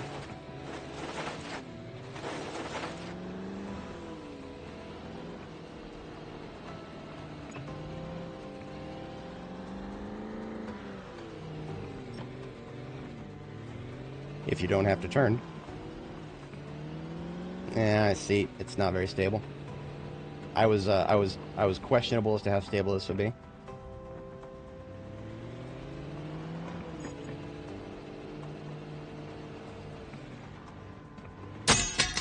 what's the benefit of the ambulance? It's kind of hard to articulate all the benefits at once, so give me a moment. When I get it home, I'll kind of try to show you. Just give me a moment to experiment with this here. So we can get it to go straight, but the moment you notice how the moment we release, it starts kind of flying backwards. That is, yeah, that's indicative of probably something to do with the alignment on the ambulance. In any case, we know that we can somewhat reliably tow it forward. The problem is the ambulance is going to drift forward as we tow it, and it's going to ram the back of the sheriff car. As you can see, the sheriff's car is already damaged from doing that with a different ambulance. It is what it is. That's the only way to get it home right now. I'm not going to be walking back and forth. But here's what I'm talking about, right? We get a little bit of speed, just a little bit, and okay, that was I braked. Don't ignore that. I'm just going to take my hand off the keyboard, and both vehicles are coasting. Both vehicles are coasting, but the ambulance is coasting more, and coasts straight into my trunk with whap. Now, I've had a few people try to explain this to me about something about tension in the towing rope. Do you guys see a towing rope? I don't see a towing rope. I don't see a rope. Again, if the devs want to add a mechanic like that, I'm not 100% opposed to it. But is this really the time to be adding that kind of mechanic? Is this really the time to be adding it in a world with no tow trucks? Tow trucks don't have that problem. I don't see any tow trucks in this game, though. Do we really need to be making this system that is clearly a placeholder for a towing system? Do we really need to be adding a little bit of realism to it? A little bit of nuanced realism that doesn't make sense in the context of any other bit of realism in it? Do we really need to be doing that? I don't even know if this is functioning as intended. I'm just responding to a few theories that I've heard. None of them have ever made sense, because it just all comes across as unbelievably stupid. But anyway, this is how you have to slow down now. You have to tap the accelerator to stay ahead of the vehicle behind you, otherwise it will ram you. It will damage your vehicle, it will damage your character. Is the rope in the room with us? And this is what you gotta do if you overshoot your turn when that happens. Just back up a little bit. As long as you don't hear the crunching of metal, I think you're fine. So if you can build this extremely unnecessary and stupid skill right here, the skill of tapping to stay ahead of the vehicle behind you, then yeah, you can tow. This is an entirely separate skill set here. Doing it without missing a turn is probably the peak of that skill set. The limited speed towing makes sense. They're braking constantly. I mean, I'm going to be real with you guys. Of the system of towing that we're dealing with now versus the 4219 version, the 4219 version was easier to figure out. You just couldn't tow forward. You had to tow in reverse. Okay. It was kind of stupid, but you could make it work. All you had to do was learn the golden rule. You couldn't make it to third gear without bottoming out, tow in reverse. It was stupid, but it worked. This is stupid and it doesn't work. Unless you learn the very, very, very, very, very specific nuance of making sure that you stay ahead of the vehicle as you're trying to tow it forward. Otherwise, it will ram you. In any case, I'm done yapping about that particular problem for now. We're just going to put the sheriff's car right here on standby, and we will get the ambulance prepped as our new primary. Because, I did have a homie in the chat ask about why ambulances are so good. I will attempt to demonstrate specifically once we get to that point here. I took these oats out of the freezer. They're not quite done thawing.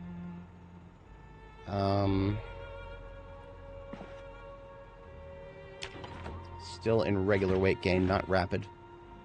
So I'm gonna eat like half of a tub of ice cream. That works. It's an invisible rope indeed. Alright, first sleep is a go here.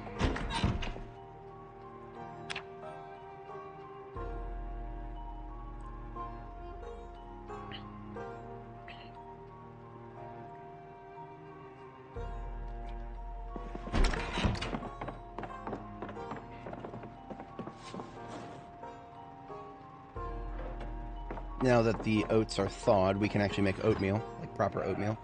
I think all we have to do is fill a bowl with water.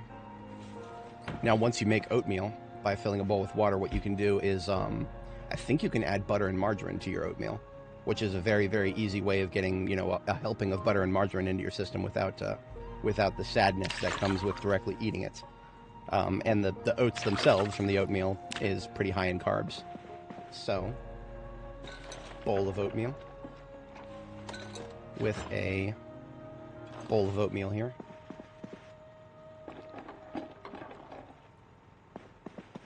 And you can add all sorts of stuff to your oatmeal, but the most pertinent thing to me right now is the margarine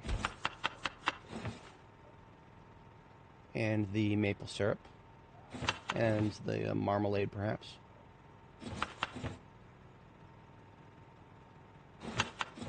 We can add honey too, and all of this is all carbs that we're adding, and it's actually kind of hard to use some of these things in a food-based item.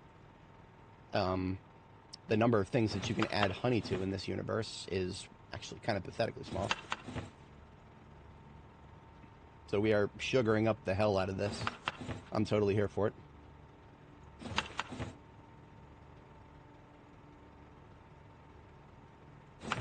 If this doesn't get our carbs going, I don't know what will. Alright, we're going to spend the evening reading the reloading book here. And as soon as we get hungry, we'll have one of those bowls.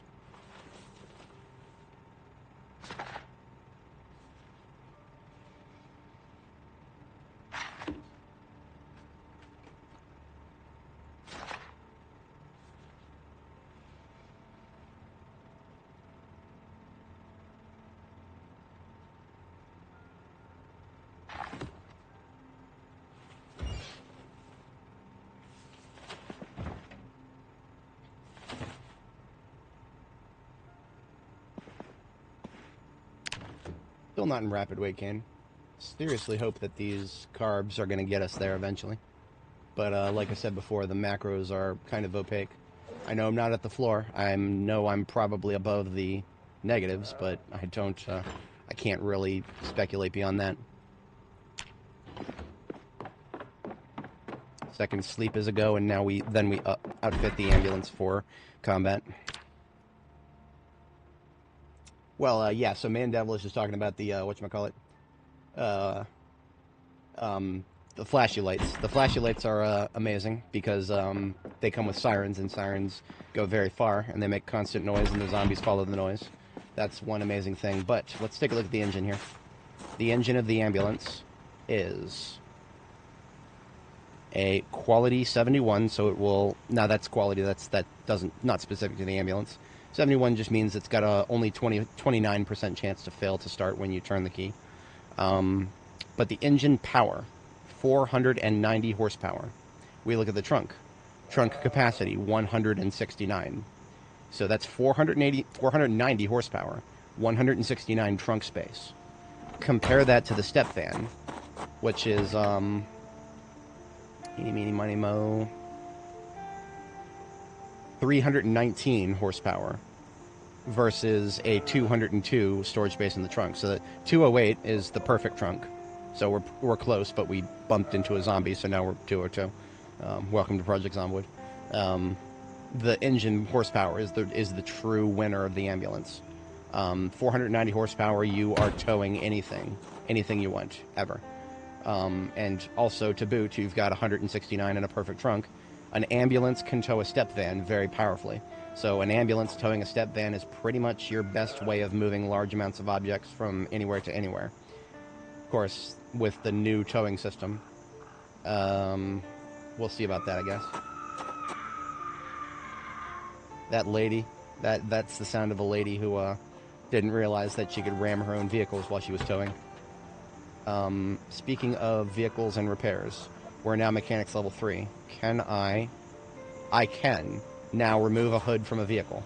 Okay, so what we're going to do is we're going to yank the hood off of this ambulance, and we're going to go swap it out for this other step van up here, which is pretty damaged already. I don't plan on driving it very much. The only time this van is going to drive is when I need to move it to a different location at a new base. So we're going to take that hood off, which is not that much better than it currently is. And we're going to put the old hood back on it. We're going to bring the hood that is a little bit better, put it on the ambulance. Or actually, What about this step van? What are we looking at here?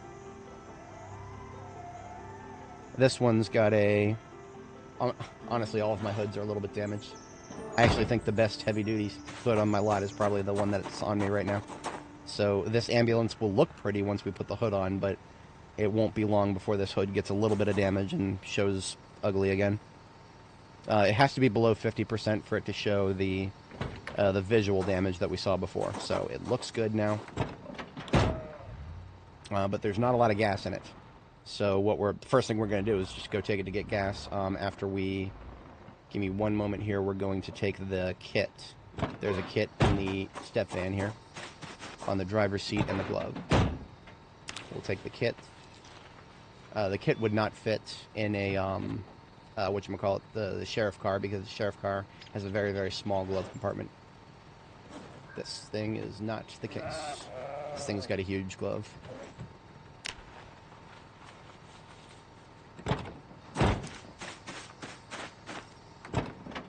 So on the seat here, we've got coffee, chocolate, chips, and a pillow. And in the glove, everything I would ever ask for to survive with. Except the stuff that's already there.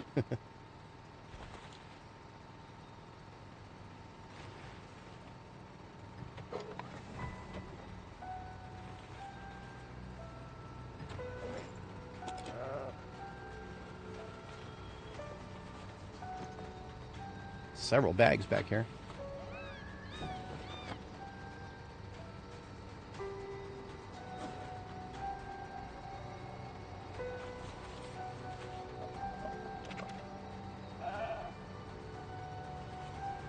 Damn it. In there, please. There we go. This is whenever I find a new ambulance, I want to consolidate all the stuff that I find into the bag that comes with it. Except the gurney. The gurney is very big. We'll go put that inside somewhere.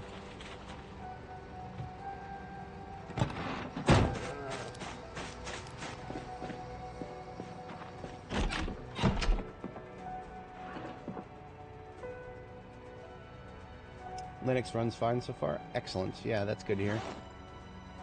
Let's see. Let's put this gurney just somewhere out of the way here. It's a decoration. Decoration that maybe I'll put in my base somewhere. You can sleep on it, but the quality of sleep is pretty low. If we want to have a good quality of sleep, we'll need something better than a gurney.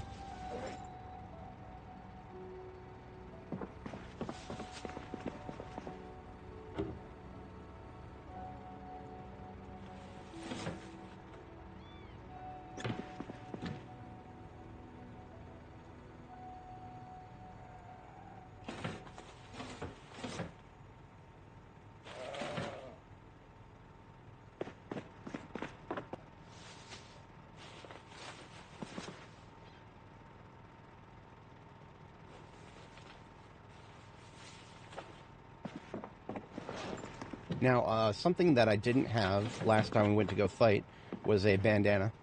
Let's fix that now. There should be one here in the... Put on face. I like that. That's a nice looking bandana. It is bright red with white stripes, the red one. That will, when we wear that during combat, the corpse stench affects us just a little bit less. It still builds up over time, but the impact is slower.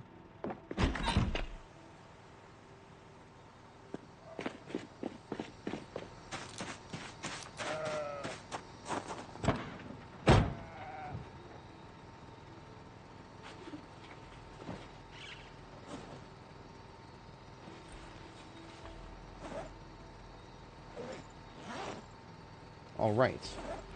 Got ourselves a very well outlined vehicle here. I would like to have rope somewhere. Hang on just a moment. I would like to have rope somewhere. I fit it in here, and then a couple spare batteries, and then if I take some of these chips off the seat, can I do a duct tape?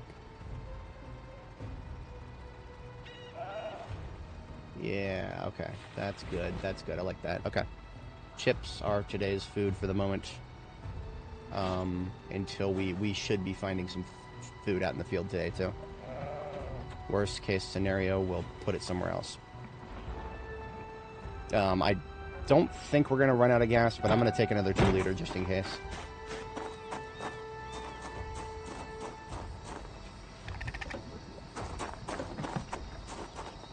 So I just use a plastic bottle, which is a 2-liter, that I always carry with me, and siphon one out of the ambulance, or the step van, put it in the ambulance.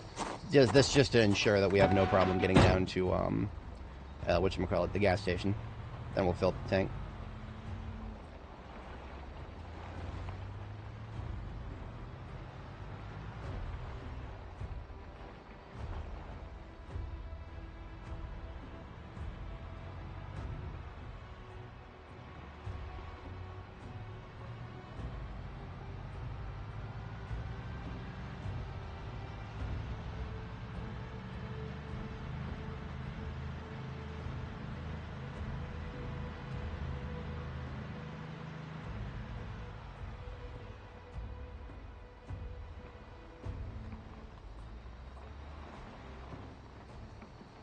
Now, we did ensure that the gas station was clear, that we could fire up the generator safely the other day. But it has been a minute since then, so I'm going to do a quick little eyeball of the perimeter here. It is nice to know that turning on the generator could not attract, or rather, what it's going to do is, let's say there's zombies in the woods anywhere along the top of the screen here. They would have to go all the way around this fence first and come at me from somewhere on the right, or the bottom, or the left over here. So we can at least narrow down a few possibilities from the directions they'll come from. What that tells me is it's safer to refuel while facing this direction, if possible, which, in order to do that, I would have to turn the van around here. Ability to reach trunk inventory is... Yes, that is... Okay, so for me, the trunk, being able to reach the trunk is a bonus. It's a bonus. I wouldn't call it a deciding factor, because one of my favorite vehicles is the fire truck D6. If I could use a fire truck D6 right now, I definitely would. Okay, what's going on here? We were on the right side for the gas tank, but it wouldn't let me fill it from the gas pump. What's going on here? Are we doing the thing again with the gas pumps? Let's try this one more time. Maybe we need to be a little closer. I'm almost on the curb here. Okay, now I can. Good. I don't know why I couldn't the first time. Anyway, like I was saying before, we're facing the general this way direction, which increases our chances of seeing if anybody shows up.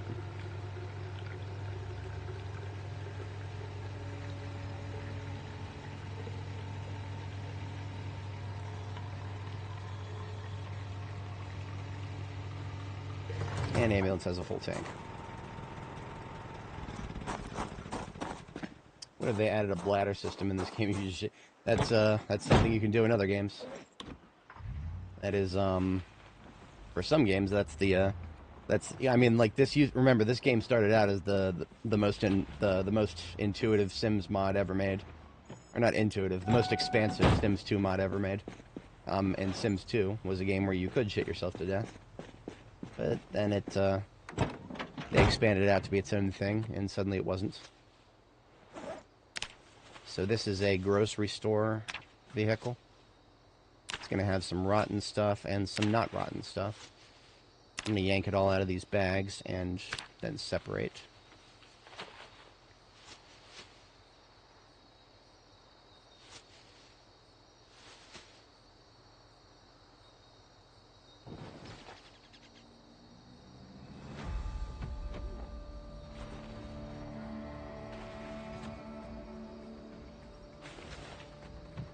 Otherwise, we have the keys to this van. How's the trunk looking? Trunk is perfect. So we have another van, another keyed van, even though we don't even need keys anymore. We can hotwire now. Also going to toss out these rotten stuff here. And when I get, eventually I'll have compost bins. When I get those cooking, we can come back and take this and dump some of the rotten crap in there. No gas. At the gas station, of course.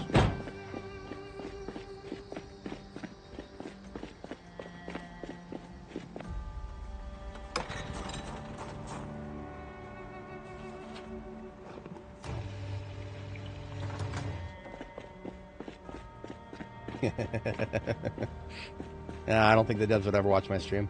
Not even because they don't like me, but from what it sounded like with Cerellian, it sounded like he is a viewer of Twitch as opposed to YouTube. I Is bro gonna yap about Twitch again? No, I tried to stream to Twitch.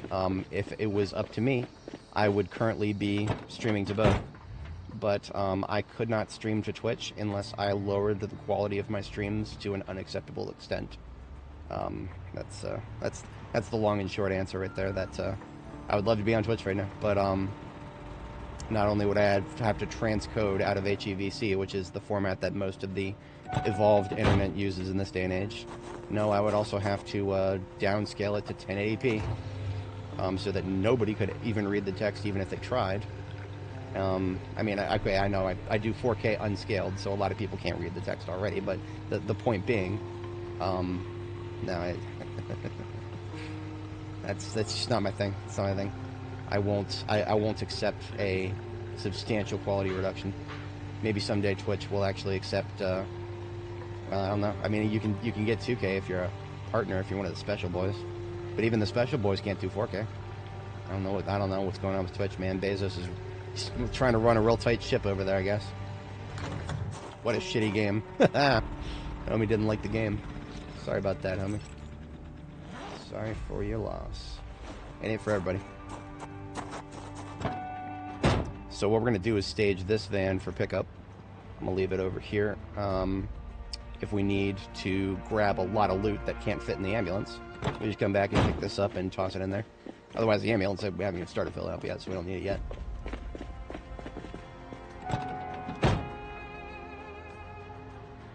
Now, what I'm going to kind of do is just kind of slowly turtle. Just going to turtle from the gas station in the general right way direction here. Got a couple of houses, got a convenience store. I drove right past the bar. The bar is going to be loaded with liquor. Probably some chips. Usually some chips in the bar. Chips, other snack foods. Got some action coming out of the house here.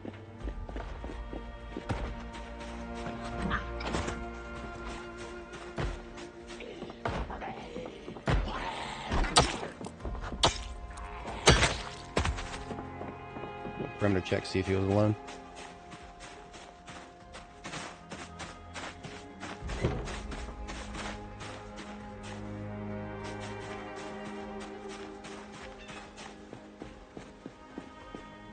Gotta love them trees, man. Gotta love them XXL trees.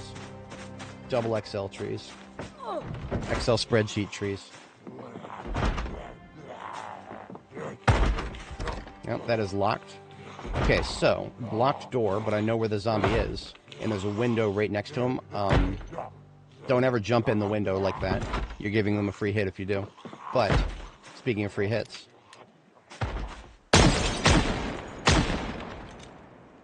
you can't shoot through doors like that, even if they have the little window, but you can shoot through windows at all times. And I've tried that in the past when the door can't be seen through, like, you know, try to look through it, can't see the door, see through the door, rather. I can't target the zombie in those cases, so it's not always a guaranteed situation. Ooh, what is this? Boarded up windows. Does that mean... I don't know if that means anything. It could just mean this garage is abandoned.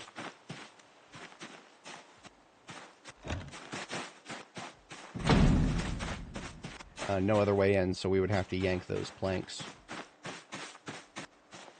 Some people... Yeah, I know, right? Yeah.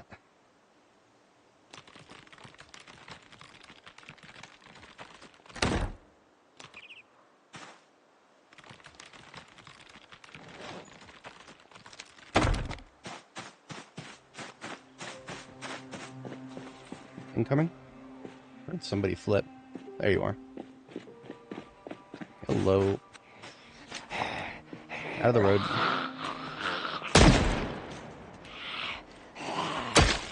I'm intentionally discharging because I would like to... Anybody who can hear that, I'd like to bring them out of wherever they're hiding.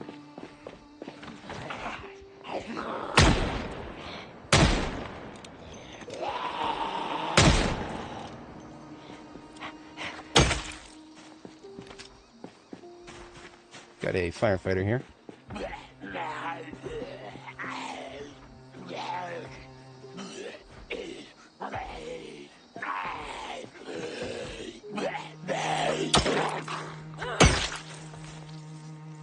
Sekiro, is that one of those, is it Dark Souls-like, or is it like, is there, I have actually never played it myself, so I wouldn't know.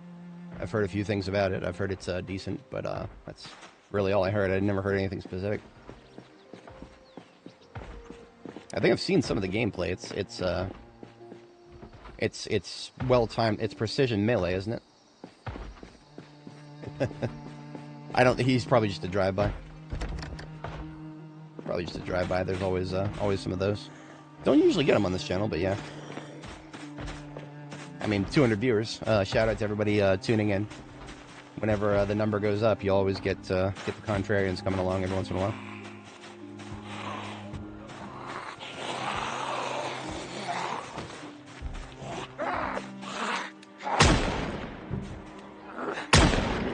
Balls.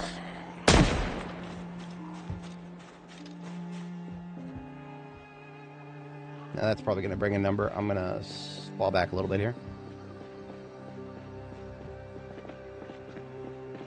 See, one of the things is I was going to loot that garage, but I don't feel like looting a place if the area is not secure, so.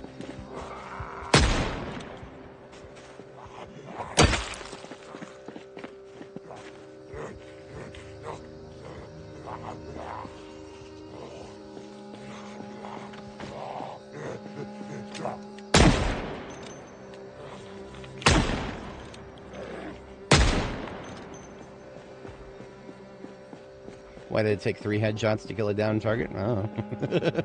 Sometimes aiming just does dumb things. That can happen at max level, by the way.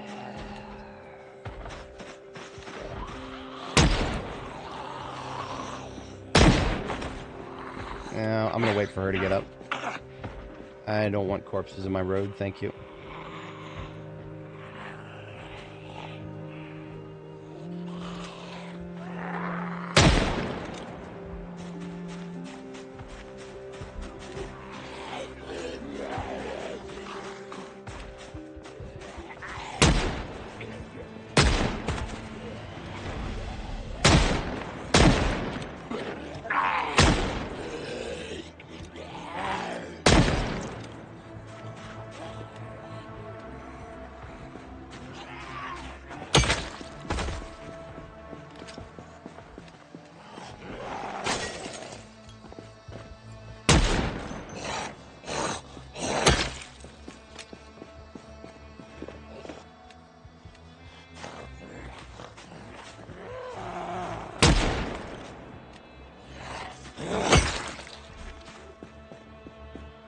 Massive ammunition caches.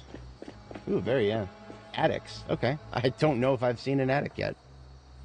We've got basements, boys. Now we've got attics. Nice. I didn't actually consider that. Yeah, I see. Massive loot on the ground. No, that was this whole beginning of today's stream was just mostly loot sorting. It's a tedious process sometimes. But I find it rewarding after we get everything where we need it.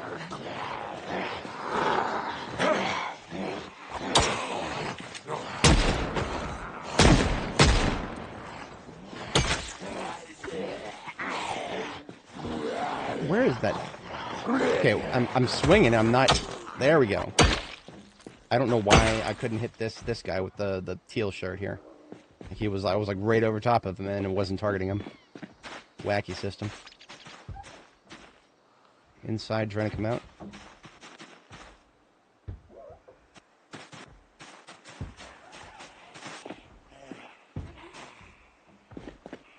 Outside, trying to come in.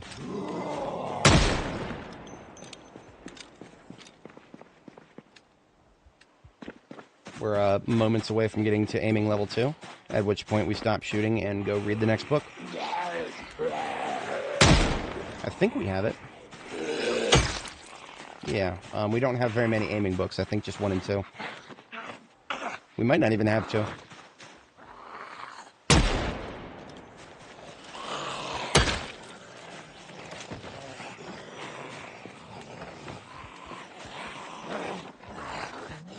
Fall back a little bit. Hey. All right, moratorium on shooting. We're back to Axes, so we read the next book. Hey, how's it going? We are doing pretty good today. Just got aiming level 2. And we are now back to Axes for a minute as we secure some more of Riverside.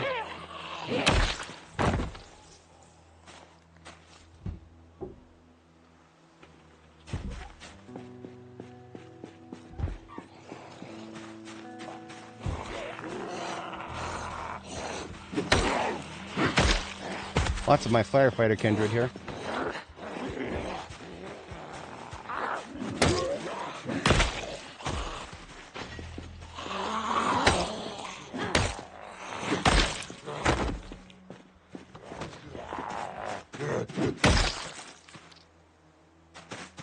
So, firefighters are wearing jacket and pants. Jacket and pants have Kevlar thread in them. We'll come back and harvest that much later. For now, I just want to leave them on the ground so they don't disappear. The SCBA is a thing, I guess. I don't know if I would ever use it, but I don't have one yet, so I'll take it off and leave it there. Shout out to my fallen firefighter kindred there.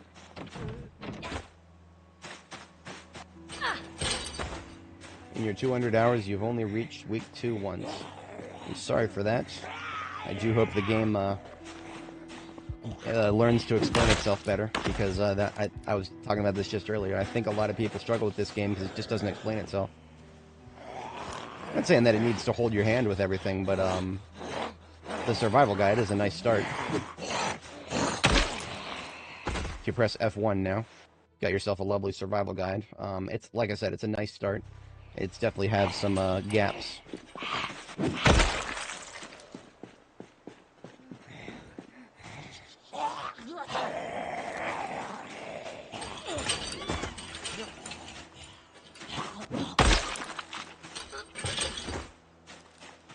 Yeah, lots of them ahead. Let me take a quick chips break here. I'm sure we're still in weight gain. We're still in weight gain. We're good.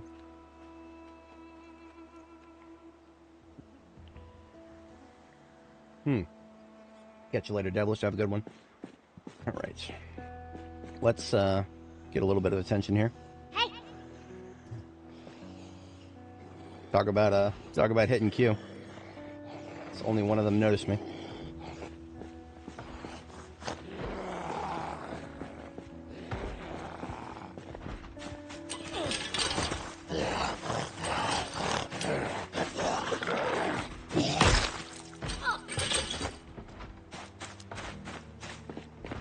Slapping the door now.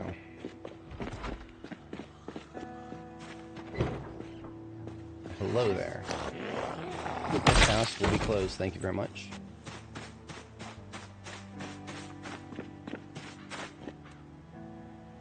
Ooh, this house has got the... Damn it, woman! Oh, wrong button. Okay, we're good. She climbed through it before clearing the fucking glass. I don't know why my brain meat told me to click the second one on the list. Don't know why, but we're good. But yeah, this house caught my eye because of a particular painting. The kind of painting that activates the neurons. It is a heavy painting. It weighs... oh, it's supposed to be 20. It only weighs 10 now. They have nerfed it. Haha.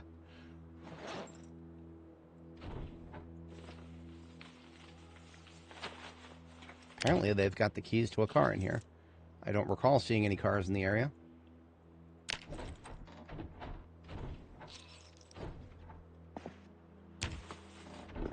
It's also a very plushy floor here.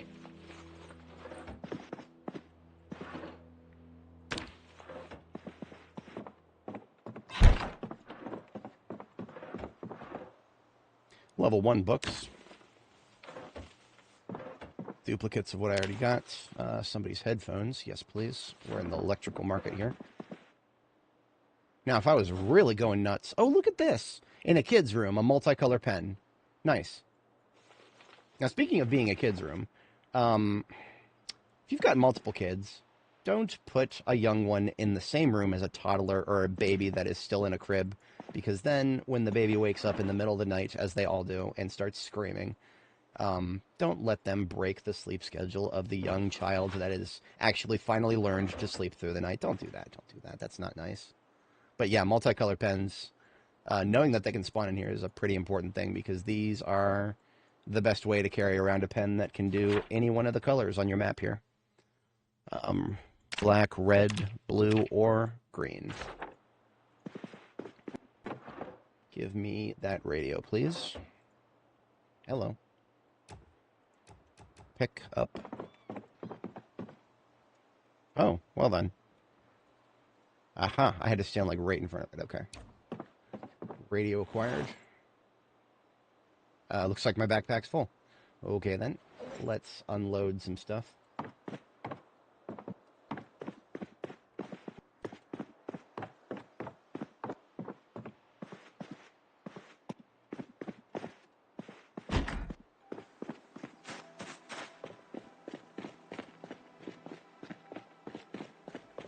Crayons too. Right, yeah. Crayons are twice as heavy. I mean, okay, I'm going to be real with you. Crayons, if you're going to go that route, just have one of each pen. They all weigh 0.1.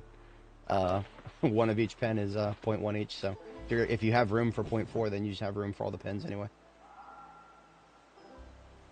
I'm a cynical man, what can I say? How many days? It is in the title, add like 3.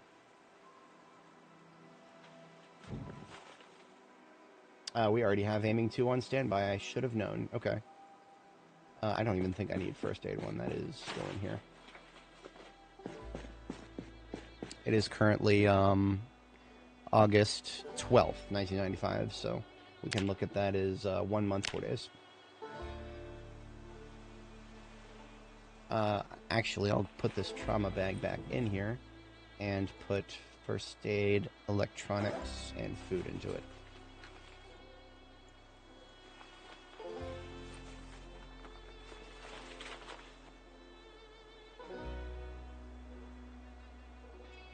Maybe food can be separate. Yeah, food can be separate. Some of this can get heavy.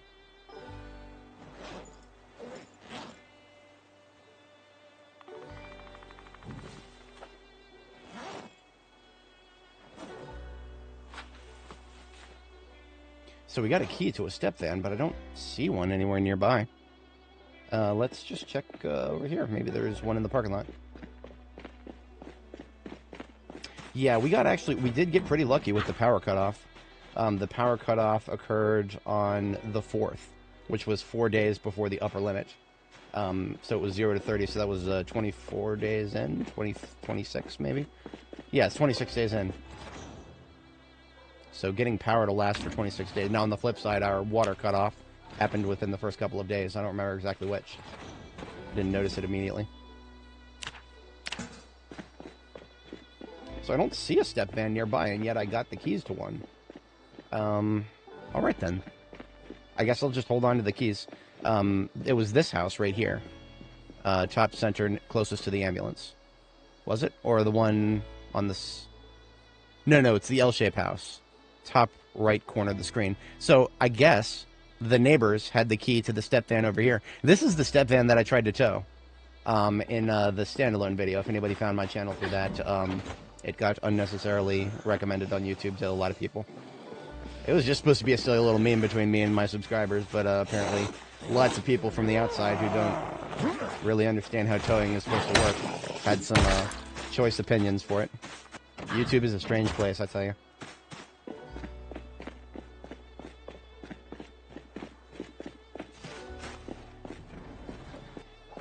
Yep, we got the keys to this one. It's literally nothing in it.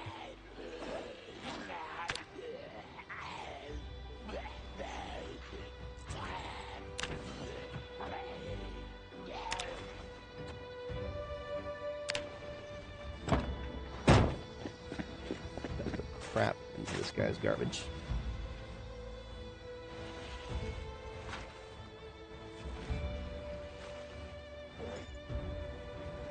I'll go deal with him in a moment. Haha, we found a Spiffo, boys. It was in the trash of all places. I guess whoever lived in this house didn't like Spiffo very much. That's their loss.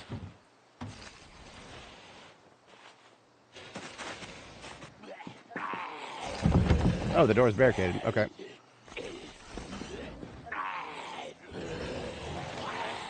Yep, I hear a second one. I hear a female somewhere. We got a male right here, but I hear a female. I have no eyes.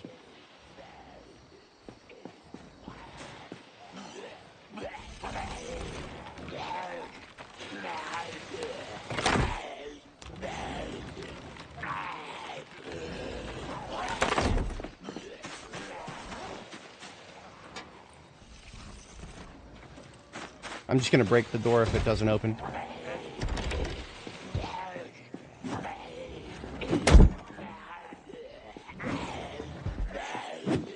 Damn it. That actually is getting annoying. Come on now.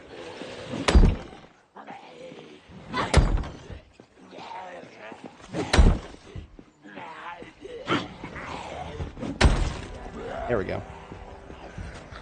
It's not my favorite way to enter a house, but it worked. Found the females. 2 of them. Oh no, 1 and then this guy. Ah, there's another one on the other side. Okay, I see you now. Right on the other side of the whole house. Okay.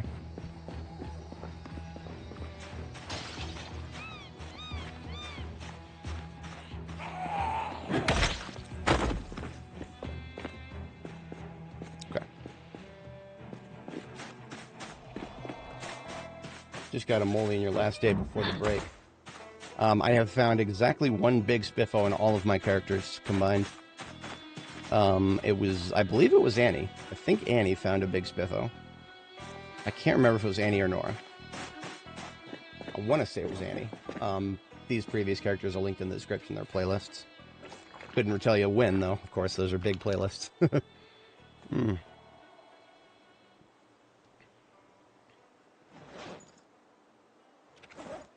Could do with another box of 38 Special in the bandolier here.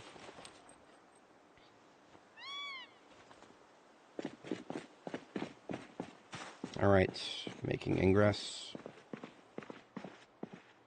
I don't hear anymore. That does not mean there aren't any more.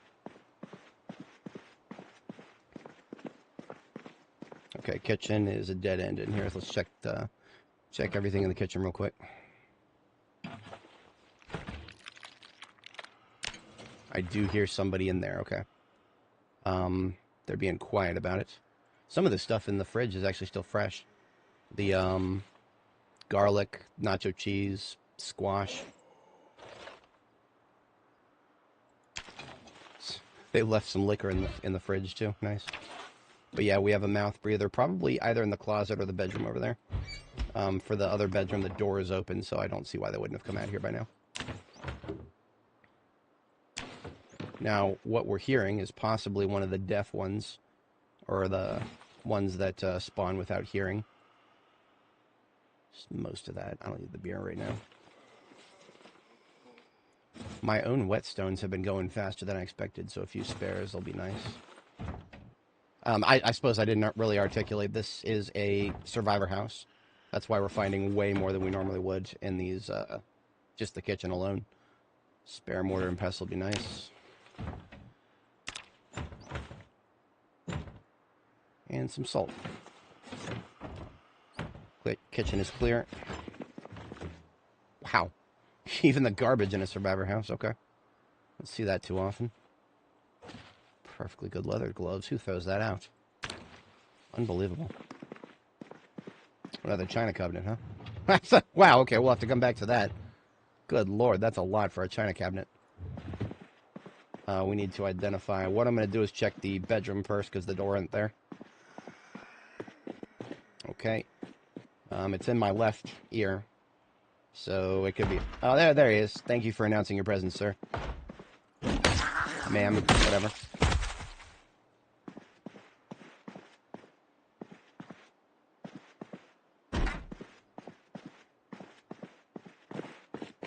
Clear. House is clear. Okay. Nothing in here. Radio. Give me that radio.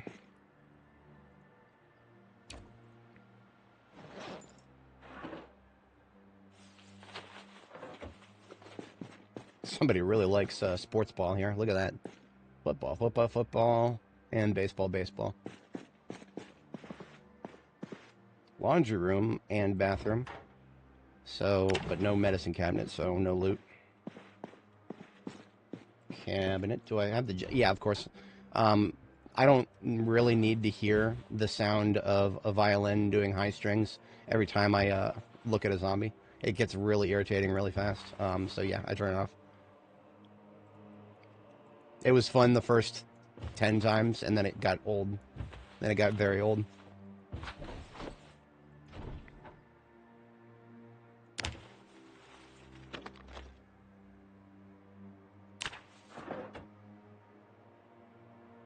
Fleshing tool, I don't really need that right now. I should have several duplicates of that.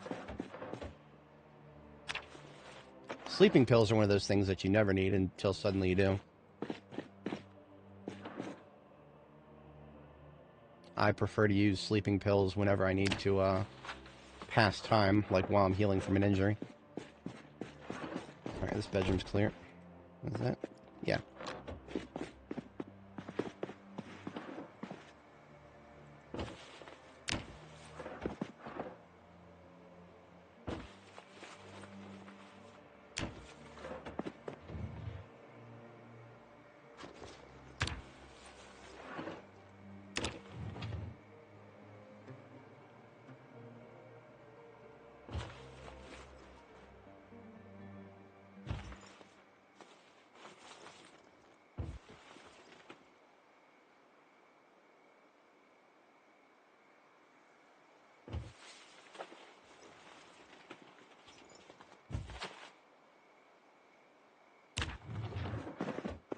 No, I put too much thought into that. Decorative stuff is all fun and games until it starts filling up all of your bags. So, keeping it limited here. This chair out of the way. I will steal this guy's flag, because of course it is a Kentucky state flag. Pretty, pretty blue flag. No room left for that, so we're going to go ahead and dump loot into what? I don't think there's any... this step van's got a better trunk than the one that we already have, so... This might be our new primary carrier as opposed to the ambulance. The ambulance is a new primary combat vehicle. Yeah, I mean, I'll dump stuff in here and we'll put a little bit of gas in it and carry it around. Having an entire fleet of vehicles is always prurient to my interests. Ambulance is going to still be parked up here. Command, how's it going? Good to see you. By new guidelines, we call them the mortally challenged.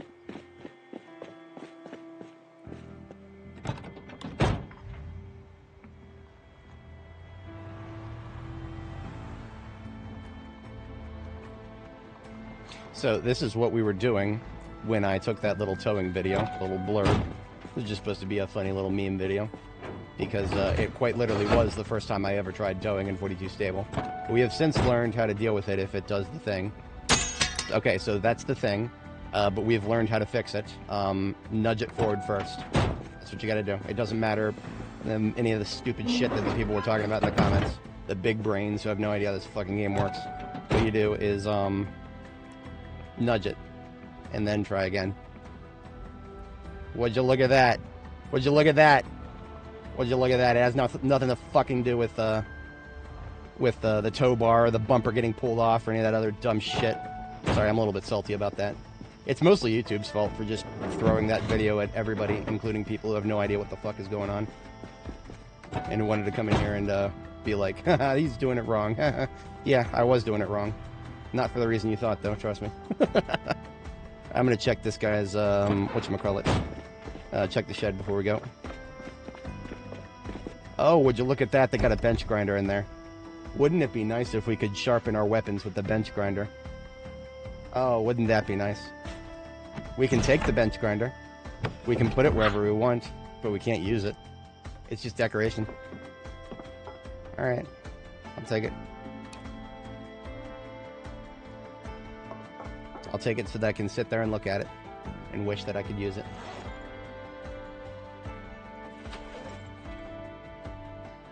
We do not have a lot of room right now.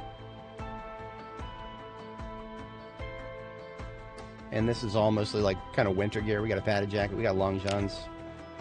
Yeah, we'll come back to that.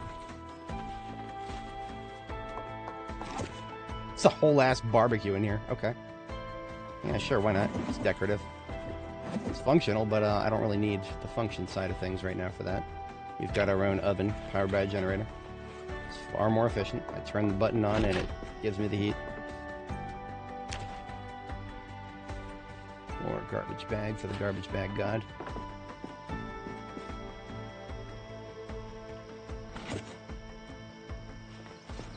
How much propane did they have left here? Looks like the professional answer is a little bit.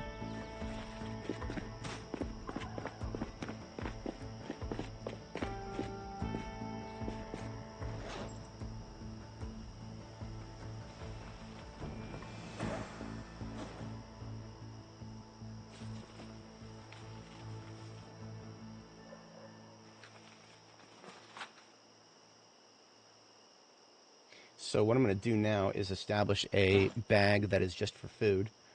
We'll just set a garbage bag in the trunk here. And I'm going to put any of the food or cookware that I'm not currently using into that. That will help get my backpack from being so full. Kind of ridiculously full. That's a lot of stuff. So everything except for we're eating chips whenever we get hungry at the moment.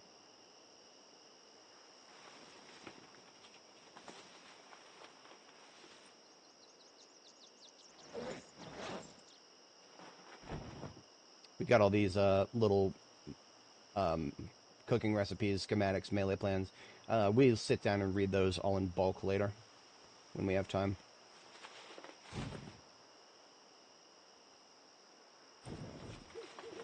We'll put clothing items in here as well.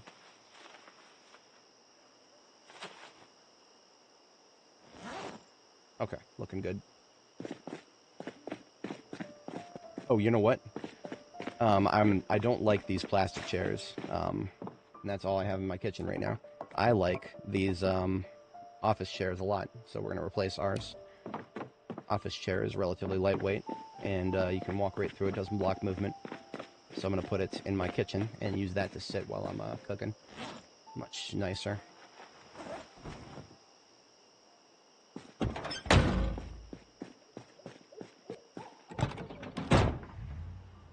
I know that I tried replying to a couple of them, and then I kind of had this slow realization of these people don't fucking care. They clearly don't play the game.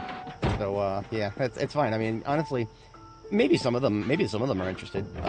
But yeah, I'm not gonna sit there and spend time rolling the dice on that, because it's like I was saying before, it's YouTube that recommends it to people for silly reasons. That is the end of the game there. It's not their fault that they're being served a silly video that's laughing at a very nuanced problem that's not going to make sense to somebody who doesn't understand the game.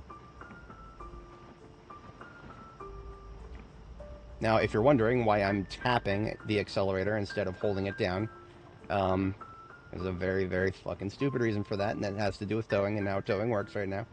But needless to say, that's currently one of the most reasonable ways of towing if you're going to tow forward, lest the vehicle that you're trying to tow just drift right into your trunk and damage it. I prefer that not happen. I'm going to put a 2-liter in there just so that I can get it to drive around and get some gas in the tank.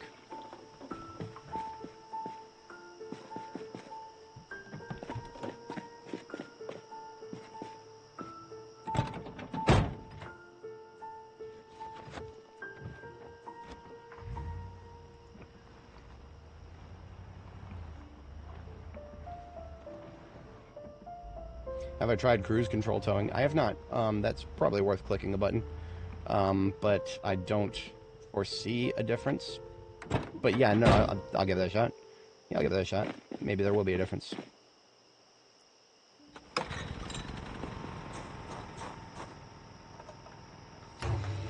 Now, if I was higher level mechanics, I probably would have checked the size of the gas tank before filling it up. Because if it was not a big one, maybe I would want to replace it with a big one. But gas tanks are one of the most annoying things to swap out. Like, your chance of damaging it when trying to swap it is absurdly high until you're very high-level mechanics. So, being low-level mechanics, I'm not even going to allocate brain space to think about it. It's a waste of thought patterns until you're much higher level. Otherwise, you're just going to frustrate yourself by how often it fails to remove.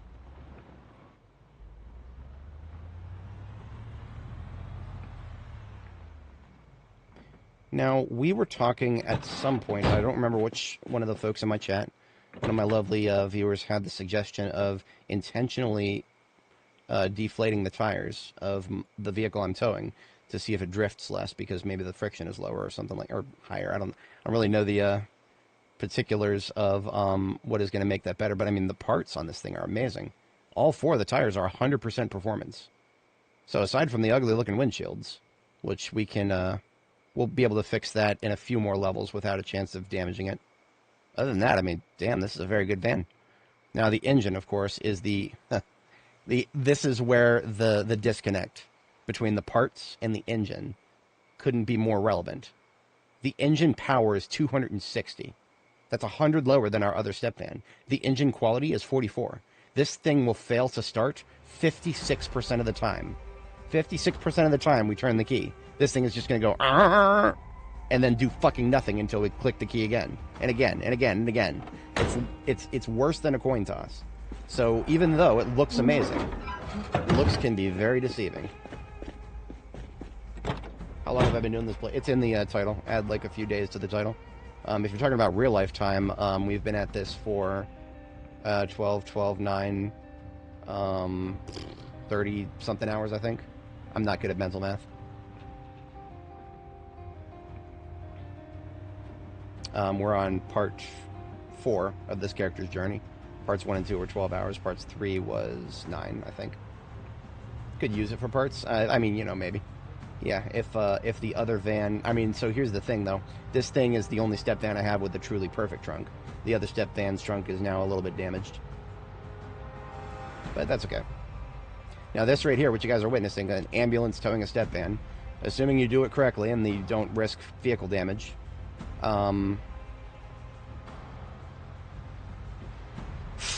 Okay, cruise control towing seems to work as long as you don't try to decelerate. It seems like cruise control is even worse. Let me try going down to 35. Okay, it does not. So cruise is... It's good at stable, holding the speed stable, but changing the speed is where the problems start. Changing the speed is where the problems start. And cruise control actually kind of makes that a little bit worse. Or at least it feels a little bit worse. I don't know. The stepped changing feels, you know, you can only do cruise control in 5-mile-an-hour increments. So that means it's stepped at 5 miles an hour. That feels like too harsh of a curb versus just tapping, which is, you know, tapping is it's the best thing I've figured out so far. I might make a macro for this. A macro that just taps W. I'm not even kidding. I might do that. We'll see. Not yet, at least.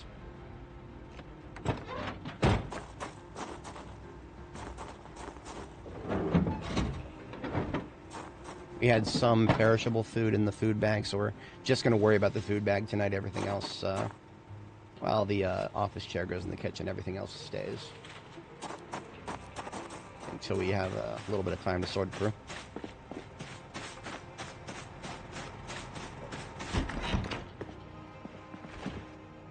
So anything that has a freshness stat in here.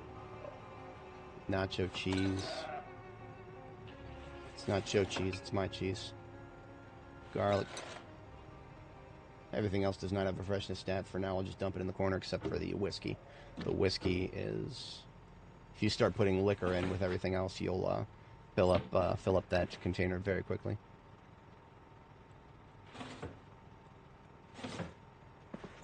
So the Curacao and the whiskey can go in there with the first aid for the immediate moment. There's not even a particular reason behind that, just it just works.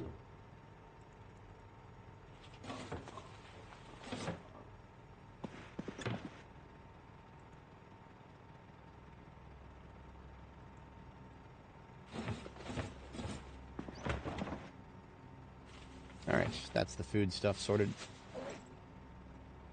And now I can get this ugly plastic chair out of here and replace it with a nice, pretty looking office chair. like a civilized human being. This plastic shit outside where it belongs.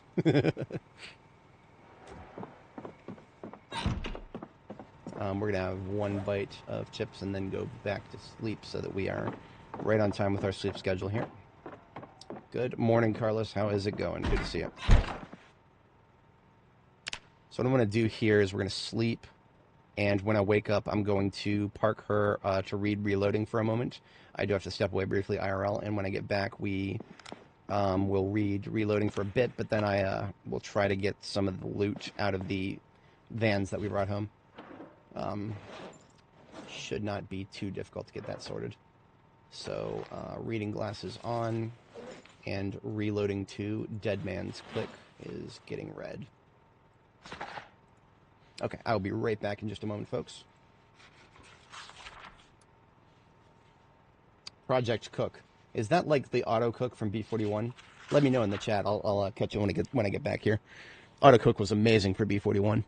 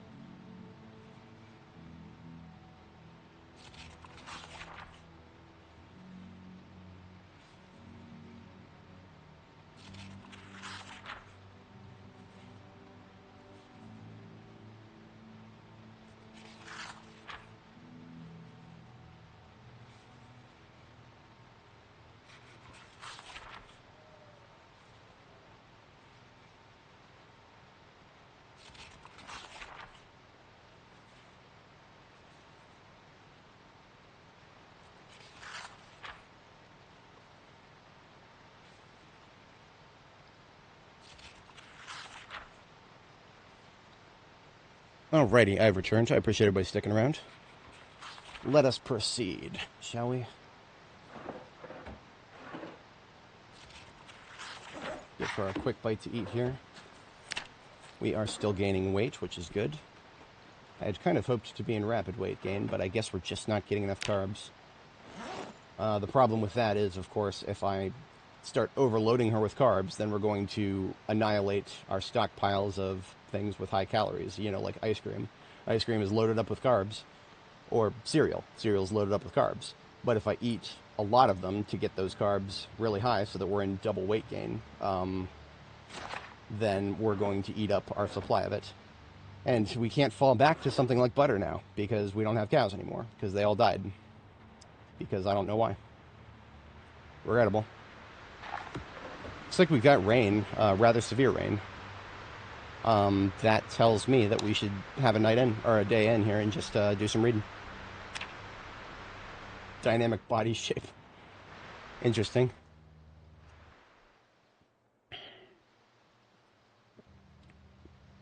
That sounds like a mod that changes the physical size of your character based on your character's weight. Which, in my humble opinion, should be a part of the base game if it isn't. No, there's no if it isn't. It isn't. I know that for a fact.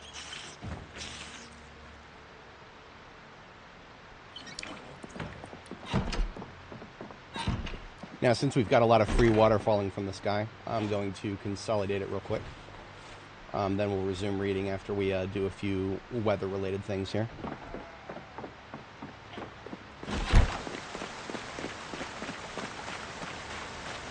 We've only got one rain barrel. We cannot yet build them ourselves.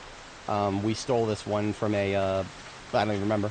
We stole it from somewhere. Oh, it was the house. The house at Ekron that we were staying in had that. So what we're doing is we're just taking these buckets and dumping them into the rain barrel to consolidate it and get it filled up. It's got about 200 in it right now. Those are rookie numbers. We got to pump those numbers up. Now, if my calculations are correct, Project Zomboid, September through October through November. Those 3 months, we're going to get rain out the wazoo. Days like this are going to be, there's going to be tons of them. But then, like, starting from December, like mid-December to late December and then into January, it's going to be a drought. That's what I've experienced on previous characters. Maybe it's random, I don't know. I'm sure there's some randomness to it, but almost every one of my characters, we have had a very wet autumn and a very dry early winter. After that, it feels a little bit less predictable. Military zombies, that is not new. What you're looking at there is an event that could, I think that event could transpire in houses or commercial areas. It's a very rare event. If you ever see that event, I recommend looking around to see if one of them has a backpack, like a military backpack, like what we're wearing here. Those are very, very, very useful things. Some of the other gear that they'll be wearing won't be quite as useful, but you might find an Alice belt and suspenders, which is very useful. Let's top up the generator. Yeah, we're below half now. I just feel like topping it up.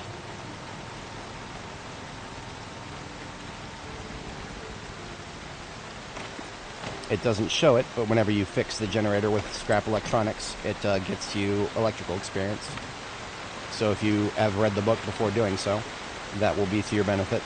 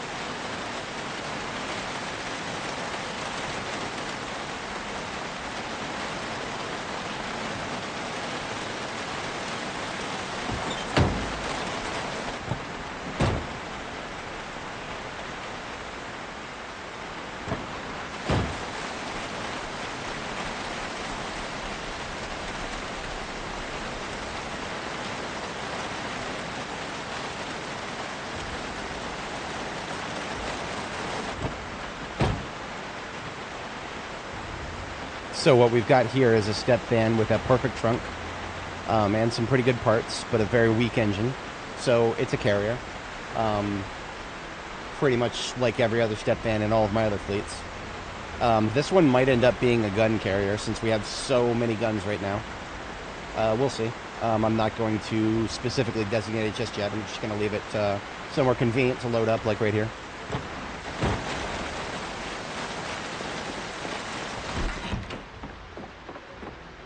Most of this satchel is either entertainment reading material or memorabilia, in which case most of it goes in here or out here in the dining room.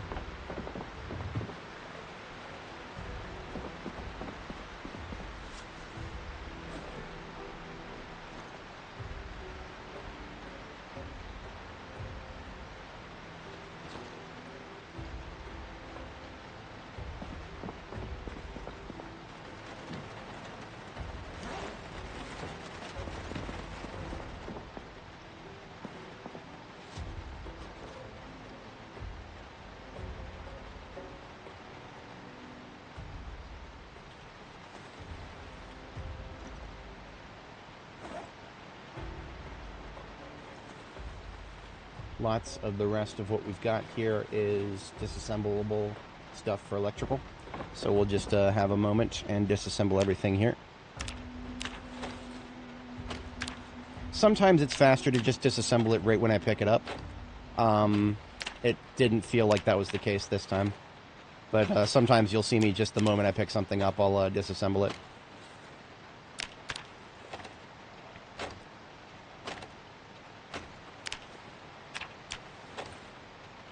Doesn't really matter when it happens, as long as it happens. We've got an electrical stash on, not on the floor there, but over here.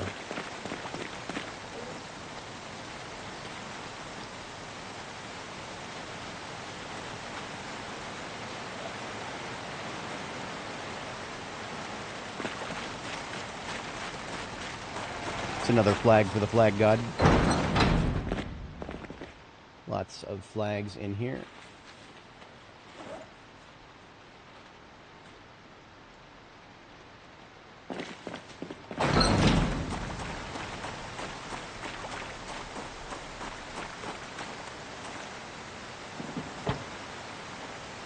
Not a lot of room in here. This is literally the everything truck. The everything until it's full truck.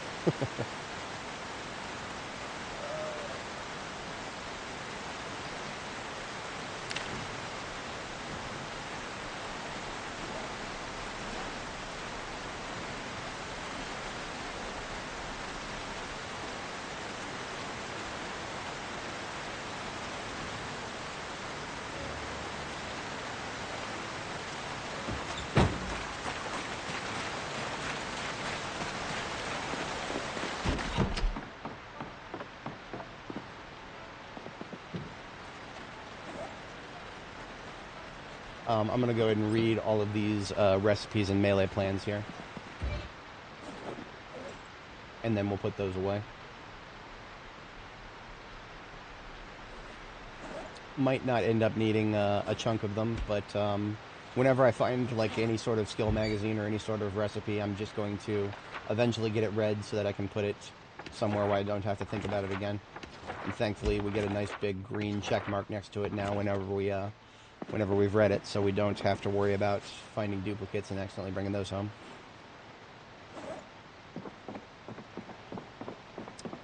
We've got a spiffo here, not a big spiffo, but a spiffo. I will put him somewhere nice and visible. Make sure I don't forget about him.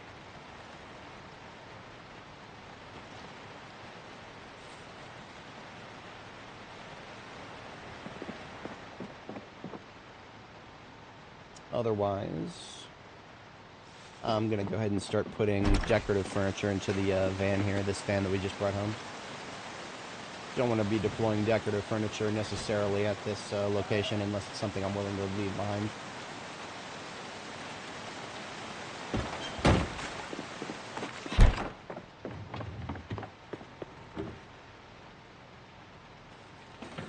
I'm just sort of putting every bag that I find in here. This is the bag container. Are treadmills functional? Treadmills don't do anything. They're decorative. Without a mod, at least. There are mods that will make treadmills do things, but if you don't have the mod, then nope. We're going to have some oatmeal. That's a good way to keep our carbs going. Searching some dumpsters in Phallus Lake, and you found your first ever big spiffo. Yep, that's this little spiffo we just found. That also was in a garbage can, I believe. It is amazing how many people are idiots and throw out their spiffo. Don't do that. Don't throw your spiffo out. Give me it. Give me your spiffo. I'll take your spiffo.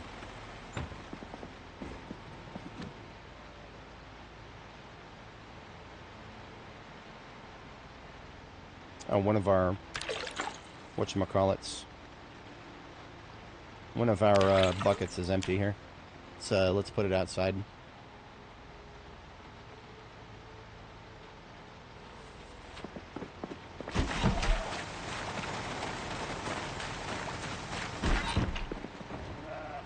You know what I'm going to do? I'm going to transfer all of the water from this other bucket into this dispenser bottle we got.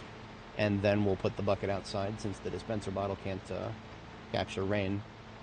Dispenser bottle's bigger, though.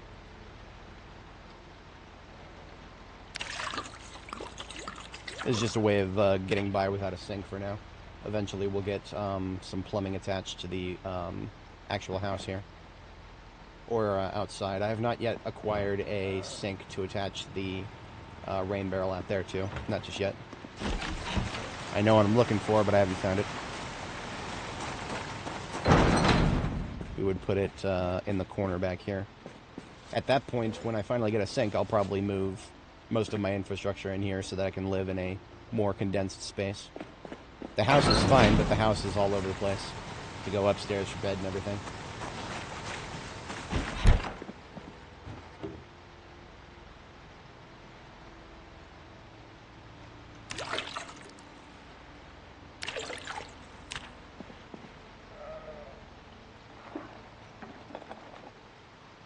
Two bowls of oatmeal coming right up.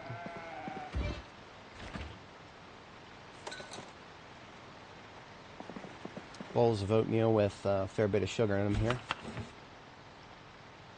And we found some butter while we were out, so we can actually butter up these oatmeals.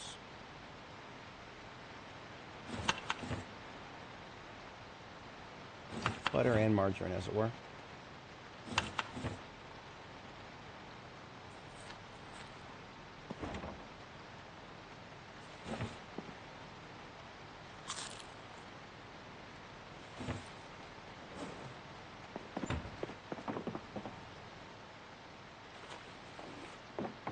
Alright, so Aiming and Reloading are both books that we should read right now.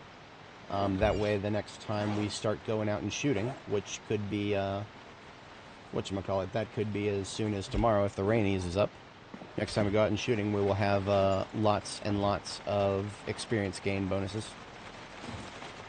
Let's make a couple of roasts so that we can eat while we're doing that. The squash we found yesterday is worth a lot of food, it seems. Too bad it's one-time use.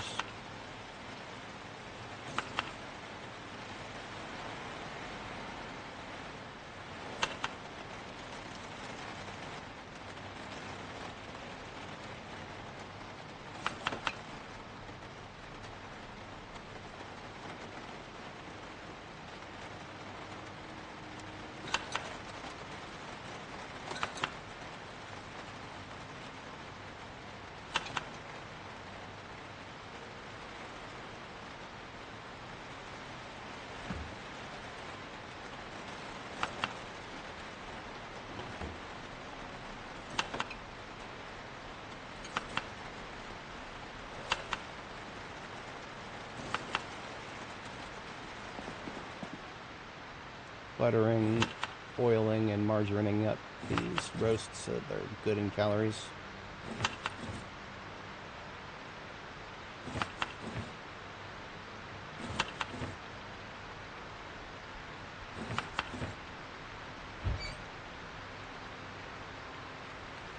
How's everyone enjoying the update so far? If I had to give it a number, my current rating would be about 7 out of 10. I did expect a little bit better from something they call a stable version, but it is what it is. I'm not disappointed. How's the towing been so far? We've figured out the rules. The rules are as stupid as they've ever been, but we figured them out. Regrettably, if you're coming from the video that I posted, which YouTube seems to have wanted to recommend to a bunch of people outside of my audience, outside of the Zomboid audience too, the trick has nothing to do with what was shown there. You've got to do some silly stuff to make towing work, but it works.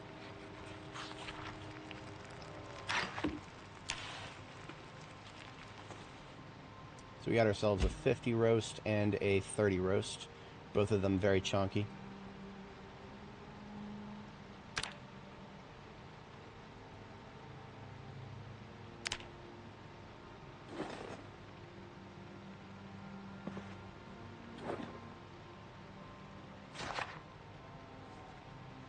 So we can do some reading and fast forwarding now that the food situation is taken care of.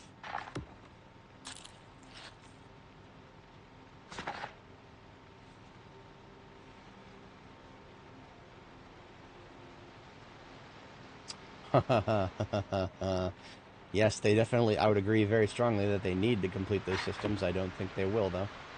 But yes, definitely need to complete it. So we've completed reloading, and now we are reading aiming. And this is going to get us read up through levels 3 and 4. So this will actually take care of us for a good long while. Leveling, aiming, and reloading is still going to be a very slow process. A very worthy one, but a slow one.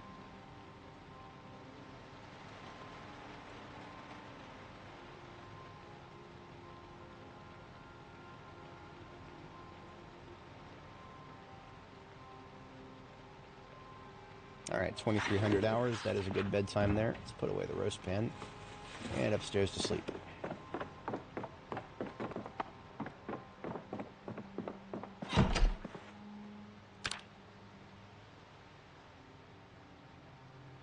That they did. Lots and lots and lots of folks have been looking at the game now.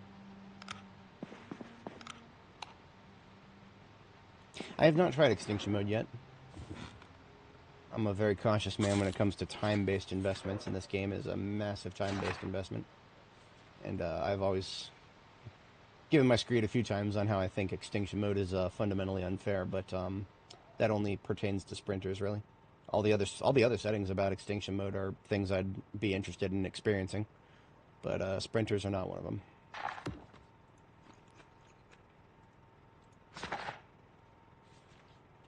Alright, we can sleep again, and then as soon as we wake up, we're just a little bit of work left on this book, and then we can get back out there, get back to work.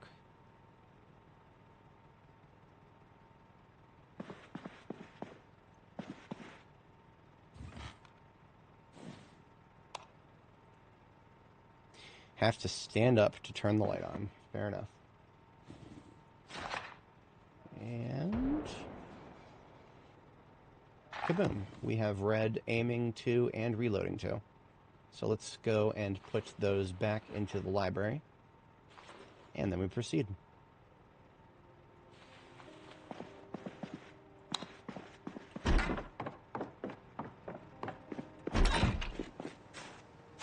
Weather looks great. Rain is done. Now, of course, we have no further aiming books. We do have Reloading 3, but at this stage, I do feel as though aiming is going to... Oh, no, we don't have Reloading 3. We just have 2 and 4, so that's odd. But what that means is we need to loot more survivor houses. I have spotted another one, I believe, already, so we'll take a look at that if we can reach it today. That shouldn't be a problem.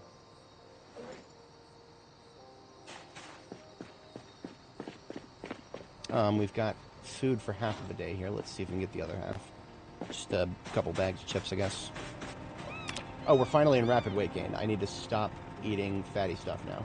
So because we're in rapid weight gain, we're 81 kilo, we need to stop eating super high calorie stuff and just focus on maintenance. So what that tells me is...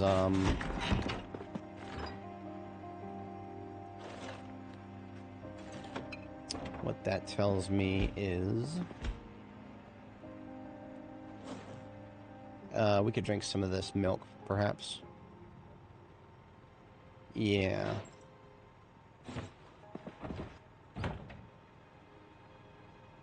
Going to portion this milk out into fountain cups.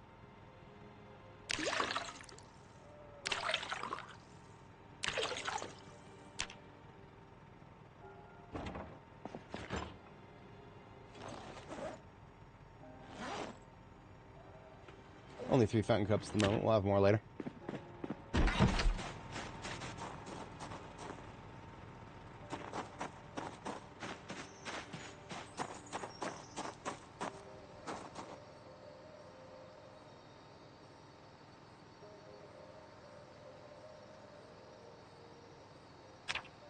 Feels weird to not hear any bird noises.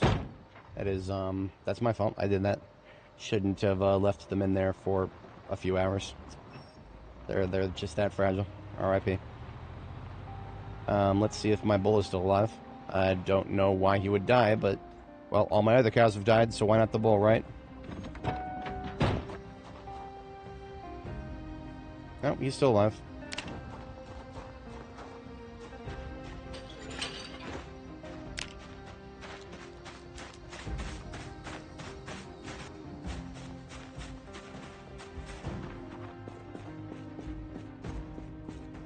Just checking his status.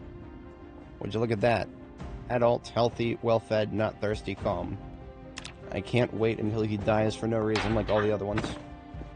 At this point, it's just a question of when, not if.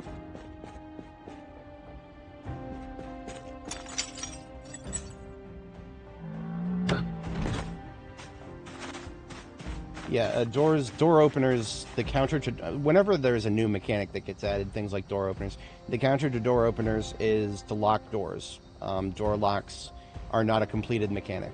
B42 has introduced a system of keys being paired to doorknobs. You can take a door apart. If you find the key for that door, you can rebuild a different door with that knob, and the key that you have will go to that door. The problem with that is... you cannot rekey doorknobs, even if you can, like, you know, get blacksmithing level 9, make your own doorknobs. That doesn't matter. You can't make your own keys. This game had a locksmithing system that it looked like they were going to put together, and I think they gave up on that. Let me double check this. I'm going to type the word key in the crafting menu. Okay, you can copy keys at least. Thank God you can copy keys. Okay. Blank keys are findable in certain places. On my previous character, we found a few here and there. And you can use a file or a multi-tool. Now, you also have to get the recipe to learn how to copy keys. That is a Cheapskate John magazine. I don't recall how many copies of that we found on Danny, but it was not very many. It was not very many. It was not like Cheapskate John's Chemical Warfare. We found like 6 of those on this character already. But we have not found any of the other ones on this character except for 1 copy of explosives. Yeah, there's blanks, so you can make copies. But, okay, so copying keys are one thing, but, why can't we make our own keys? If we can make our own doorknobs, why not our own keys? Why are we limited to existing keys only?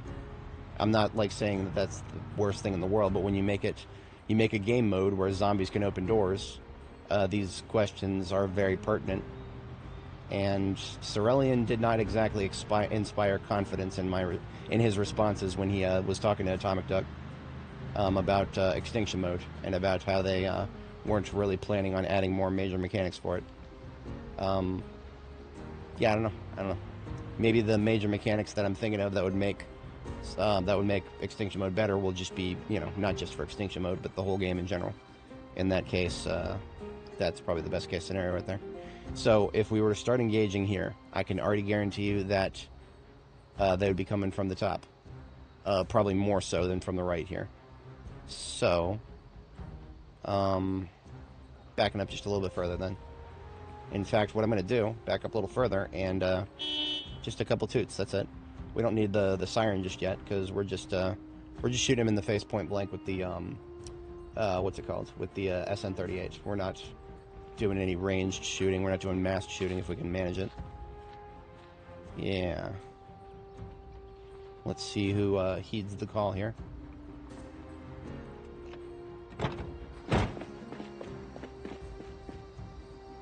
So once we get a few close, all we need to do is shoot a few times, and they'll get there.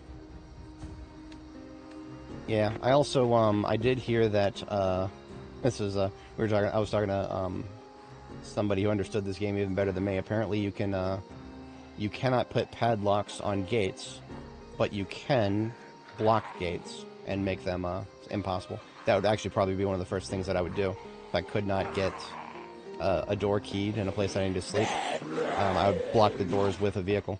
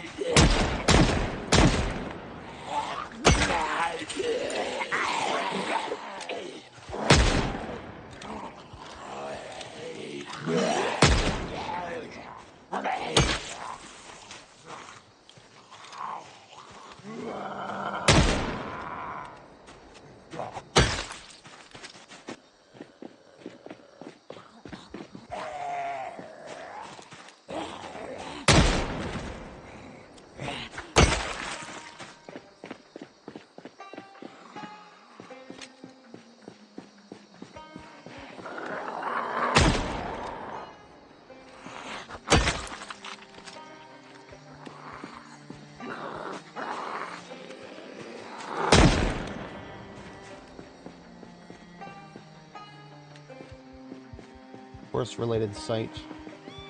Oh no, we're gonna have horses. It's coming. The whatchamacallit. Horses are coming. It's a question of whether we'll see them in 43 or not.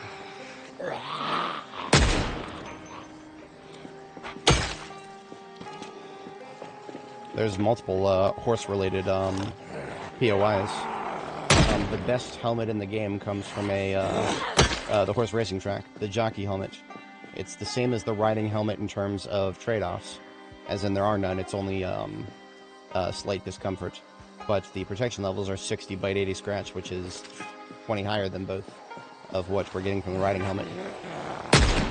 Not sure if the devs set out to make it so that the horse riding helmet was actually best in slot for head protection, but yeah.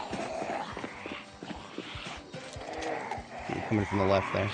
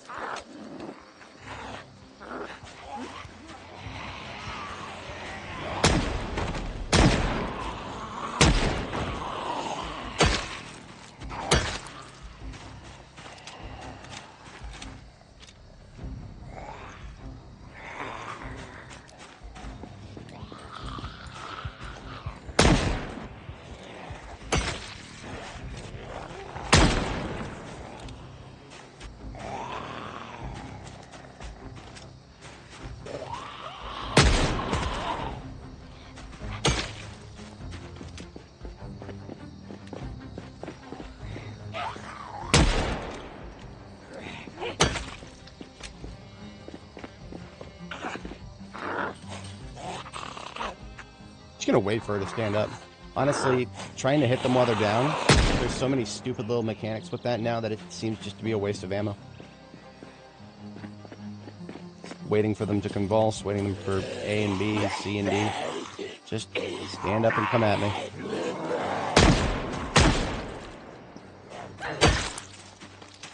I suppose I never really explained, if anybody's not familiar with the new aiming system, how do I know when I haven't one-shot them? Usually the way I go by it is the crosshair turns red when it's targeting somebody, and if I see the crosshair immediately stop turning red, or if it widens immediately, then I know for a fact that the one that I've shot is dead. Sometimes it will immediately retarget somebody behind them, and that means it expands. But if it stays contracted and red, that tells me that I haven't killed the guy. So if this guy does it, we'll... Yeah, that's not a good example, because it immediately... expanded and turned white, which meant he's dead. I don't even need to consider what to do with him. Come on over. Or not. There you go. See, if I shoot her, I might waste up to 3 bullets doing it. I'm not doing it. Yeah, another one shot. Okay, we're getting real stinky here. I'm putting the bandana on my face. That'll cushion the blow a little bit. Doesn't stop it, but slows it down. Looking pretty decent for the moment. There's probably some people just outside of gunshot radius that, yeah, or these really slow ones like this guy here. What's up, Cletus? Late to the party. That's right this way. Alright, see how the crosshair did not go away? You can hear him moaning, he's still alive. Yank with the, whatchamacallit, with the axe.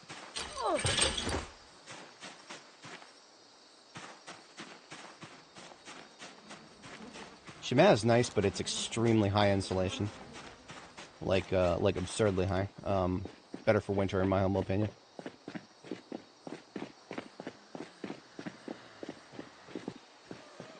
Ah, big group here. Slobies, come on out.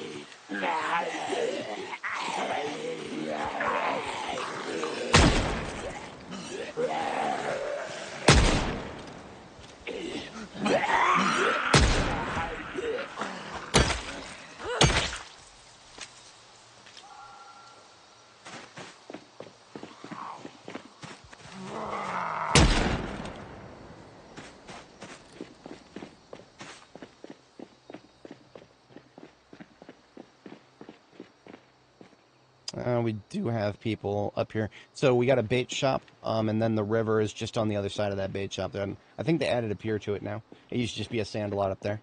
So it's a pretty area, but it's always been a zombie town, and I think nothing has changed about that.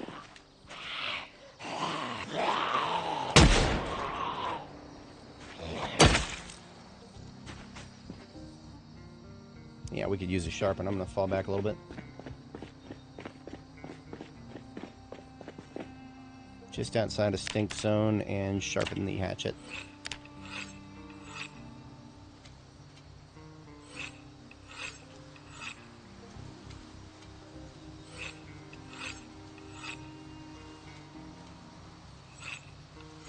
Protection levels are something that you can compromise with style. I mean, for my previous character, I've got a standalone video on how I changed the helmets that were kind of, best in slot locked into. I just changed the texture of it to an insignia that I made for her, as opposed to just being stuck with number 6 being on my head forever.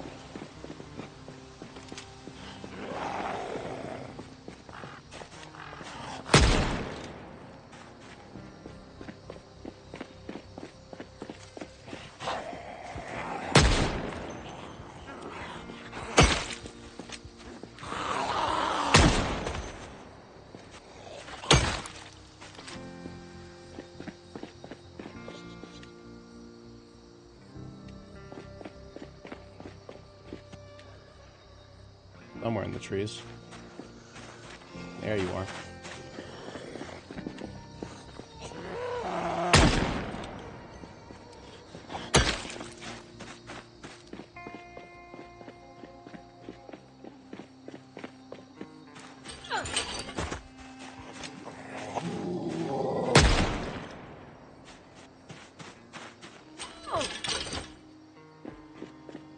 Somebody trying to break into the burger shack.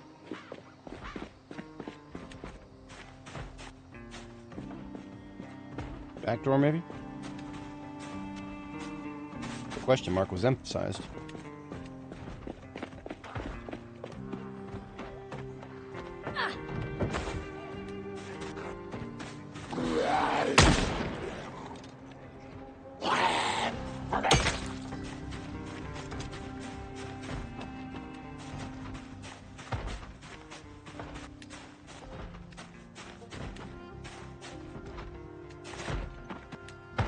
I see him. Okay. That window doesn't give me a good enough angle at him.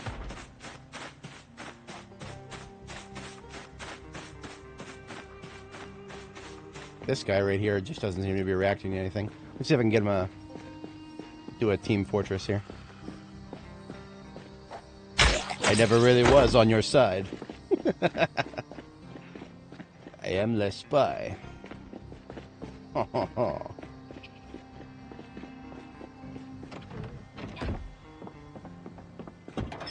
Oops. Another perfect trunk here. And when we first looked at this, we never had the opportunity to... Wait, do we have keys to this? We do have keys to this. What did I... We have keys and gas. I don't... Okay. Maybe I found the key to this more recently and I didn't recognize it. I don't know. I don't remember the context. I know I looked at the trunk of this thing at one point. but I can't remember what made me not take it with me. It's a trunk that works, so I really should have taken it with me at the time. That's alright. More step fans to carry my ammo with me. That's always going to be pertinent. I'll just add it over here to the, whatchamacallit, line up with greens. We'll get it gassed and bring it home at some point as another carrier for our loot stuffs. How to feel the impact of short-sighted on the firearms. That was added more recently, and I'm not the biggest fan of it, but I don't really notice it late game. The tooltip for the trait doesn't really seem to explain whether glasses counteract it. I mean, short-sighted in general. It does not even tell. I mean, that if you just mouse over the tooltip for short-sighted, it doesn't tell you to wear glasses, because if you wear glasses, it doesn't tell you that half of these effects just go away. I have no idea if weapon sights are affected by wearing glasses. If wearing glasses negates this the way it does the smaller view distance. I don't know. I have no idea.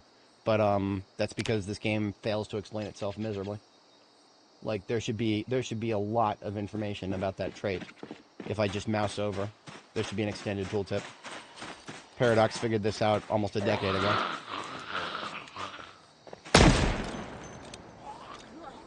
Paradox games are, if anybody's played them, you know what I'm talking about. Paradox games are incredibly mechanically complex. Almost to the same extent as Zomboid. Except people don't have a massive problem trying to understand Paradox games because they're very good at explaining themselves. I mean, okay, some people do, but I mean, it's nowhere near as bad as this game is.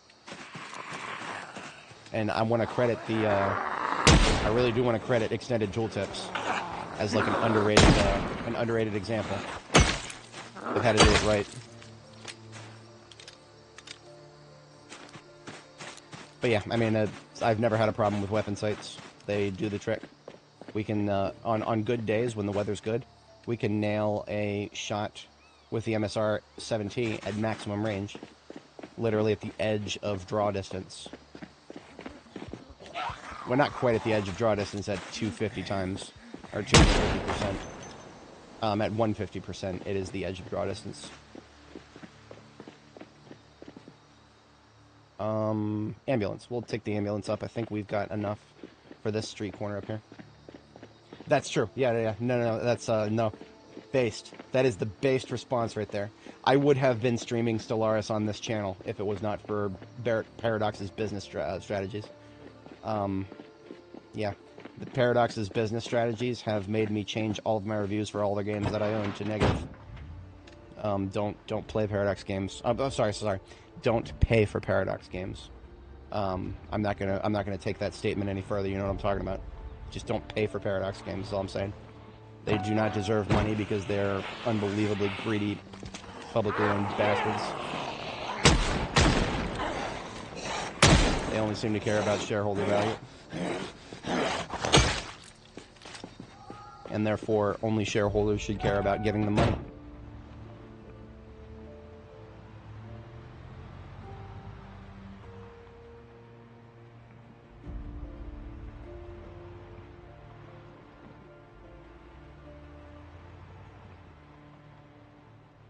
So we have looted this survivor house here. I did not get a chance to mark that on the map. Let's go ahead and X this out. That was yesterday. Today is another day.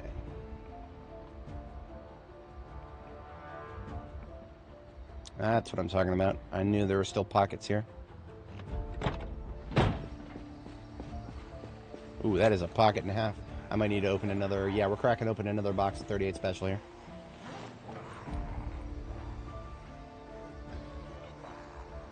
$127 shots. Probably is enough. We'll see.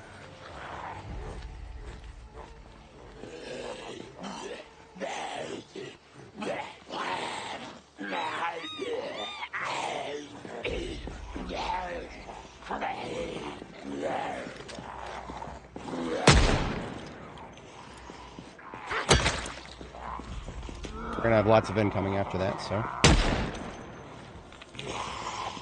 Might need to resort to the 9mm if the situation calls for it.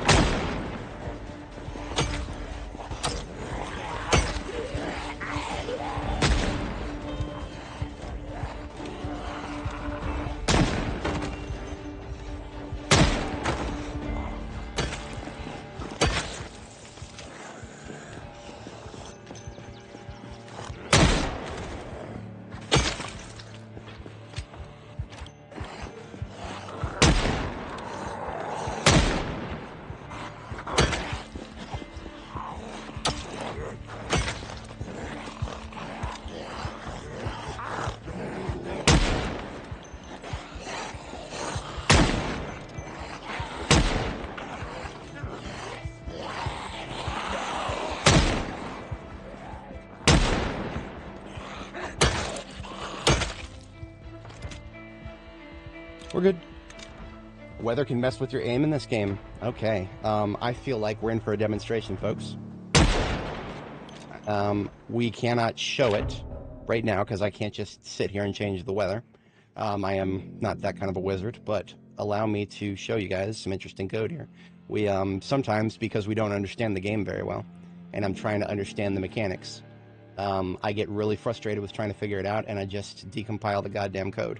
So what we're looking at next is, I should have it at the top level here. This is, I last looked at it at 42.11, so this is a little bit out of date. This is a little bit out of date, but it's still the game code. We're going to look at, I don't remember which binary it was, so what we're going to do is we're going to look in all of them. We're going to look in all of them for the word weather.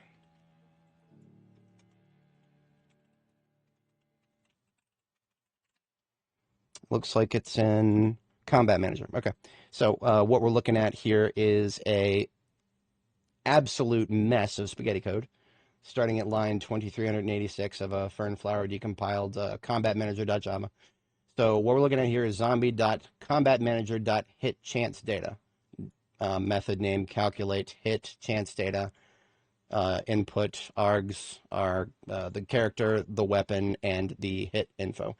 So that's a whole lot of bullshit to say that what we're looking at is the code that determines your hit chance for the aiming. Well, actually, not just aiming, but almost everything. Now, most of this code only fires with aiming. So now here's the problem with Fernflower decompiling. It does not pull variable names. So for the devs, when they're designing the game, var 6 probably has a name. var 2 probably has a name. var 16 has a name. var 18 has a name. Because we're decompiling it, we're not looking at the source code per se. We're looking at the source code to a degree, but it's not very well notated. All that aside, what we're going to look at first that is most pertinent to what I just stated is there is something called a weather penalty.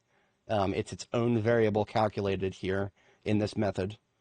Get weather penalty. Actually, no, sorry. It is a method, separate method, I think. Hang on. So Control F. Get weather penalty. Where's the first instance of it? Here it is. It's a float, public static float. So remember, whenever I talk shit about floating point math in this game. So line 2344, public static float, get weather penalty, character, weapon, and the grid square. That's the grid square. I think that's where the player is. I don't know. Fuck it. We're looking at here it is. Climate manager, get instance, get wind intensity. So right off the bat, the wind has an impact on your aiming. That's what this means right here. Climate manager get instance get wind intensity. I don't know or care what all this dumb shit in here is. That this floating point math bullshit here. I'm sure it's something. It's taking the wind mile an hour intensity and it's factoring it into some of the XY coordinates, all the algebra. I don't give a fuck about any of that. All I'm saying is wind is factored into the equation. Next. Rain is factored into the equation. Next, there is a trait. This is if you have the outdoorsman trait. I think. I don't know.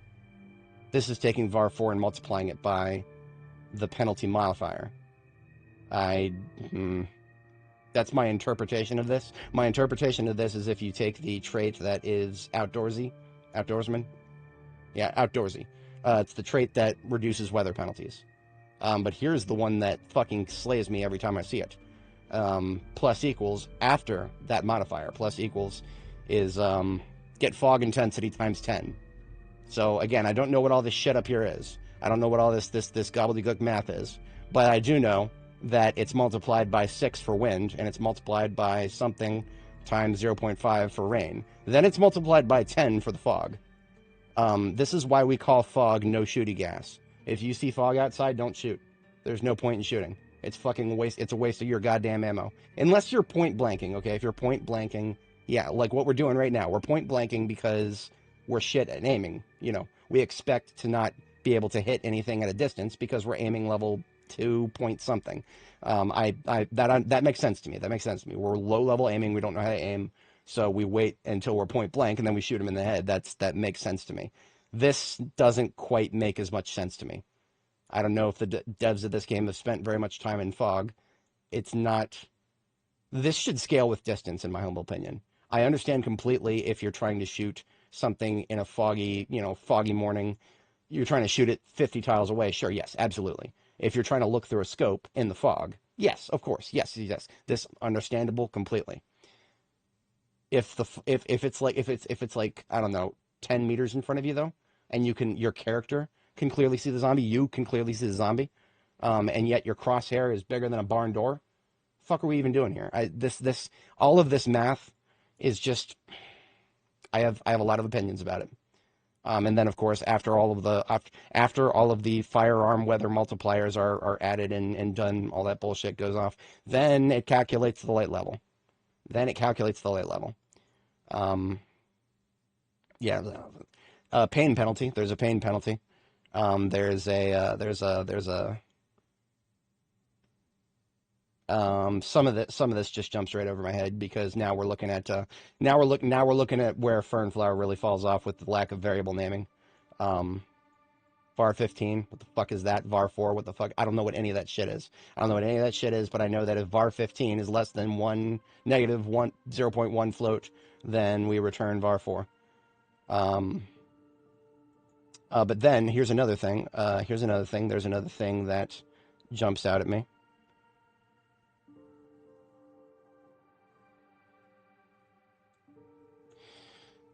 Before we get to that, sightless. Sightless is no attachments, I think. I don't know exactly what that means, but the word sightless comes up here. The word sightless will apply penalties, and then there's just the calculation without the word sightless. So I don't 100% know what sightless means in that context. We talked about pain, and then there's a separate method from pain that talks about moodles. So if you have pain that's not on your arms, like for example, we took a laceration to the torso on this character. That would have affected our aiming if we were trying to shoot. We never tried to shoot, but afterwards. But that would affect our aiming. Yeah. Kraken is saying it like it is. Yep. Now, okay, so again, Grumbaki, that is my assessment of this. I'm not a developer. I'm not a what the hell am I? I don't even know what to call myself. I do binary disassembly for fun, and I do a little bit of cybersecurity in my day job, but I don't very often write code outside of a couple of personal instances, like the PowerShell scripts that I use to launch these windows on screen. But otherwise, we're looking at what I was hoping to see is something that would indicate the impact of the short-sighted trait, but because we're looking at combat manager.java from way back in B42. I don't think that was always a thing in B42. In fact, I vividly remember not seeing that until after a certain point and kind of doing a bit of a Pikachu face when I first saw it. I think that was when we created Danny. Either that or Nora. Because I remember that another problem is they changed some of the bonuses. I should have been able to, in the past, do Danny's build without taking short-sighted. But they increased the point cost to Cat's Eyes. So Cat's Eyes, which is something I've used for all of B42, used to cost 2 points. Now it costs 3. And that is why all of my preferred builds have had a +1 point added to them, because of this odd-even trait bullshit that we have to deal with at character creation. Both Danny and our current character have had a +1 at the very end. We've had an extra point, but I haven't felt the need to take any of the traits. I know a lot of people would just be like, oh yeah, maybe I should take fast driver. No, no, no, I don't like fast driver. It makes my acceleration unpredictable. Or at least I feel like I can't predict it. Maybe that's just a skill issue on my part. But let me do the word, just a control F for the word short. That's short as in the type of number. Yeah, that's unsigned short, U short.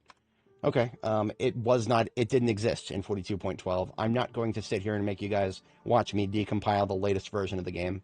Not right now, at least. Maybe some other time. But, yeah, we were looking at the code for all the silly little things that can affect aiming in this game.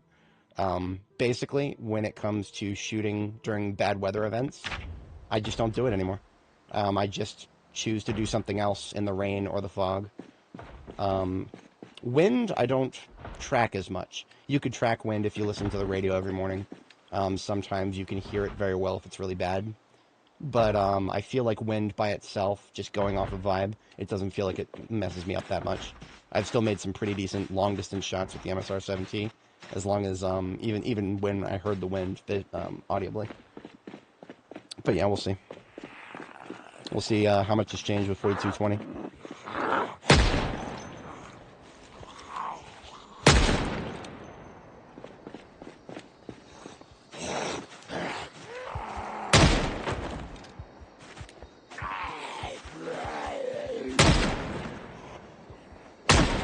You see that? You see that? The second shot there? Why did that not do anything?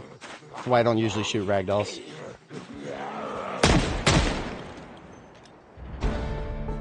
Reloading level 3. Hell yeah.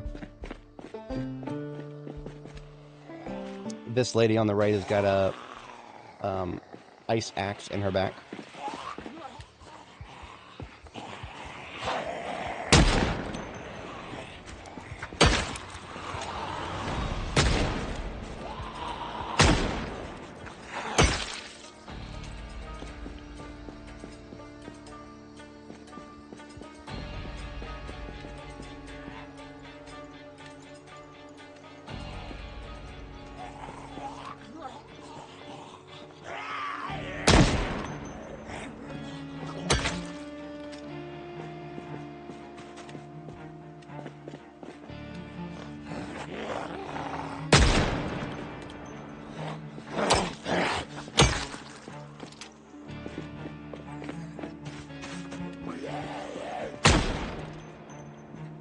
Did they add any new clothing? Not that I know of, Blippi. That is not any that I know of. Nothing that I can see, at least. Everything I've looked at so far has been something I think I've seen before.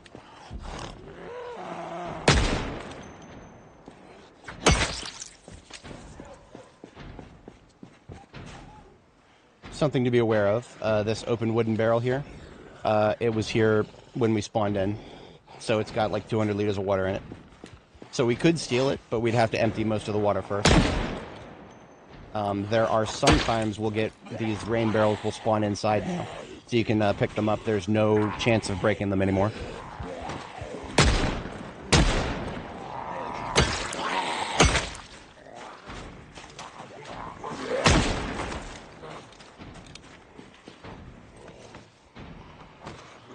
Sounds like I got the door's about to break over here.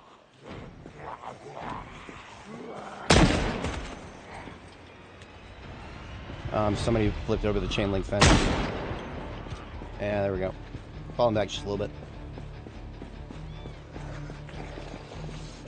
Hydration bags have been... Okay, so one semi-recent change to hydration bags is they increase the water capacity. It used to be that they were all just like 1 liter. I think they have substantially increased that, possibly 2. I still would not trade my military backpack for it, though. You would have to pay me a lot of money to trade my military backpack for anything.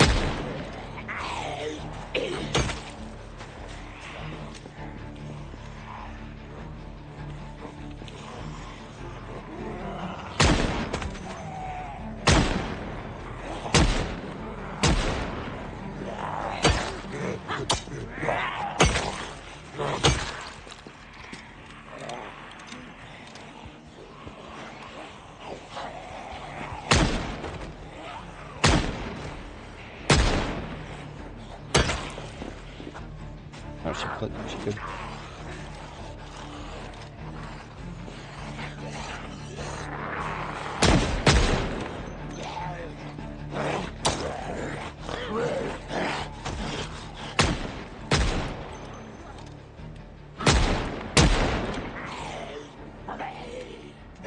Couple of wasted shots there.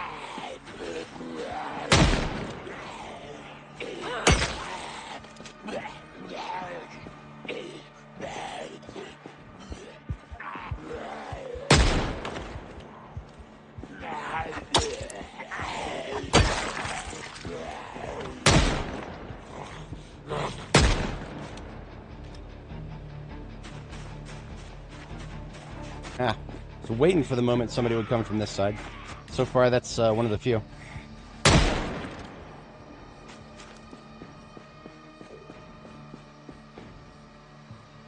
Ammo check real quick. 6. I almost said it. I almost said it. We have a number that occurs with those numbers that come between 5 and 8. That's how many rounds we have left. I almost said it. I don't want to summon them. I'm not going to say it. Y'all thought zombies were scary. You don't want to know who you summon when you say those numbers. Sorry, lady. Garage is closed. Respect the hustle, though.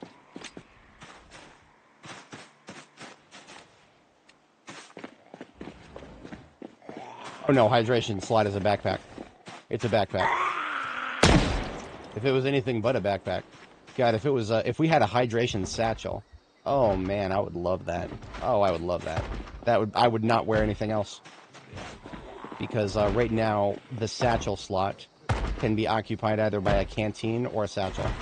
And the satchels in the game right now are garbage in terms of their encumbrance reduction. 65 is the best you'll get. Compare that to the military backpack, which is an 85 encumbrance reduction factor. There's no math there. I would never want to wear something full-time that is that weak. I tried it, it didn't work. I was always over-encumbered. Always. And not really for any good reason.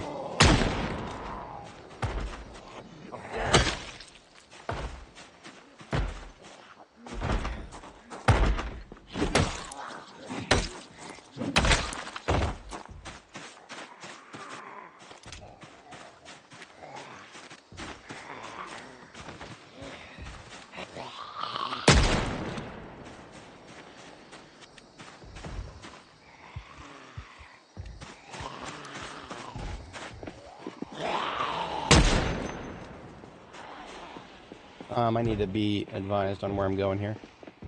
We are approaching Fossoil.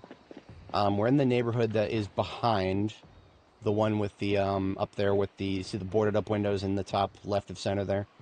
That is where I last went really loud, so, or rather, on that side. If we push up too quickly, then they'll be coming from top as well, as opposed to just kind of the general right side, which is kind of where I'm trying to keep them coming from. I don't think I have any more, boxes of 38 Special on me right now. So, I will want to fall back after we get low on ammo here. Also, my hatchet really needs to sharpen. Damn. Just, you see, the thing about using the hatchet for a finisher, it's great. I love it. But, the fact that it one-shots all the time means I actually don't notice when the sharpness is almost gone and it becomes blunt. I still don't need 2 hits, but it's eating the durability alive. I'd much prefer to make it last a little longer if I could.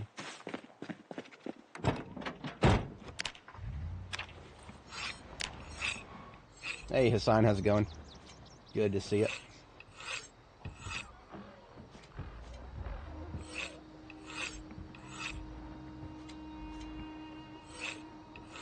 I think for Hassan it is currently midnight. Restless sleeper mode.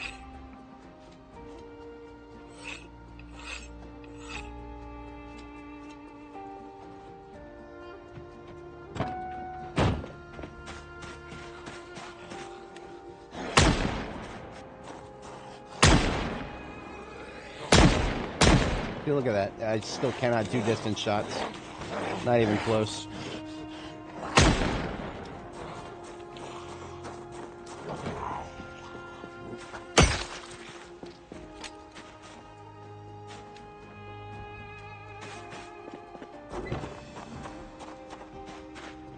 I remember there being at least 2 in the backyard behind this burnt out house. Here's something I could do. Could always just take everybody in the local area and kind of get them in the same cluster. Set phasers to stun.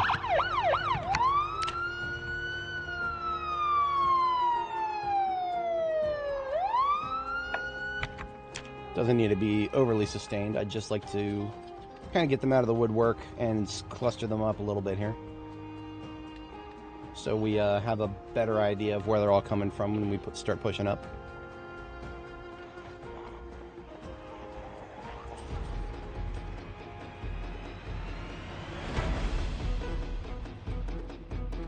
Yeah, I agree, Rocky. It is very tedious to have to open my inventory to see magazine capacity or whatchamacallit, magazine capacity or condition. When I start doing mods again, that'll probably be one of the first ones I grab. Right up there with global inventory.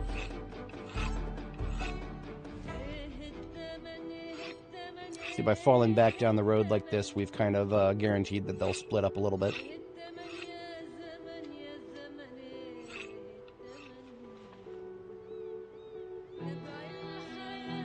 I think I'll just use ammo as a time counter. When I run out of ammo, we'll call it for the day. Because we don't want to keep going for too much longer. We are at, it's 1,800 hours, but we've been getting hot a little bit today. Every moment we spend while hot is a moment where fatigue builds up faster. So I predict fatigue will hit us probably an hour and a half, maybe. So that's just a random guess. There's other factors to it. We had a good sleep last night, but work a little too hard and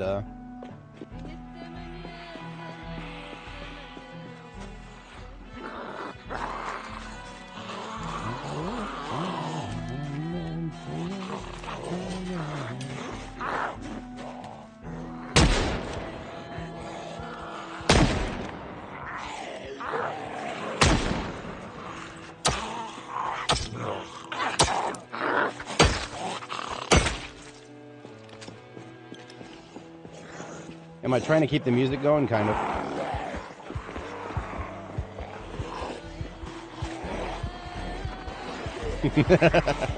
We kept the music going.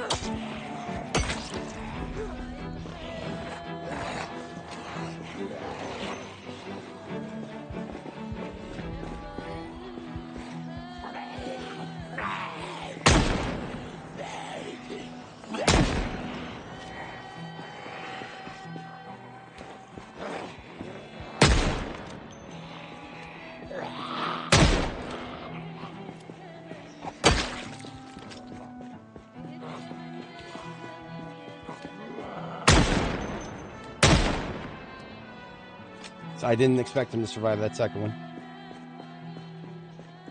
For a horn honk group, that's not bad, but we also didn't. We fell back a little ways here. And there goes the music. R.I.P. Sometimes you just can't win for losing. I'm not gonna put her safety at risk too hard for that. We vibe here, but we have to keep a limit on it. It's a very eerily similar situation to how I lost one of my most recent characters. Last combat death that I suffered was not enough sensory awareness while fighting next to a fence. Lack of clean angle of approach as well. That problem we've been a lot much better about.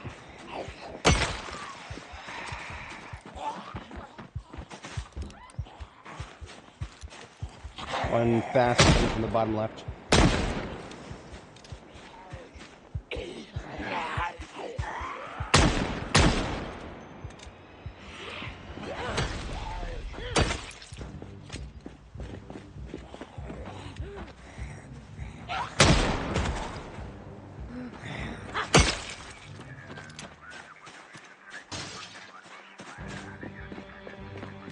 Say that shit again.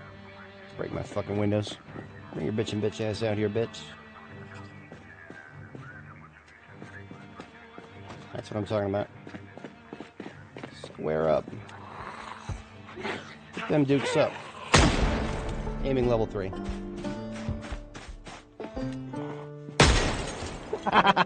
We got a slender, boys. We got a slender. Whenever you get them stuck in the stuck in something while you shoot them, they'll ragdoll into infinity.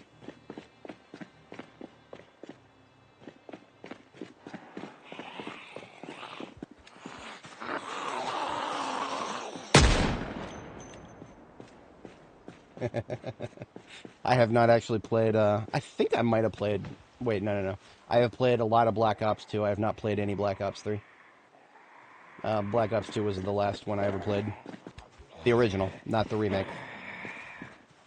Same with Modern Warfare. I mean, I played the original. There's apparently another game out right now that they're calling it Modern Warfare 2. No, that's not what that is. It's a fucking remake. I don't do remakes here. Not since the accident. Oops.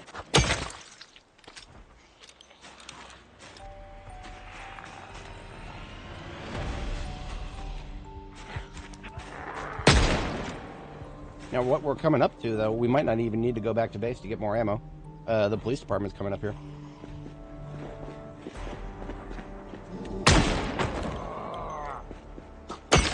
Crumbled like a fucking crouton.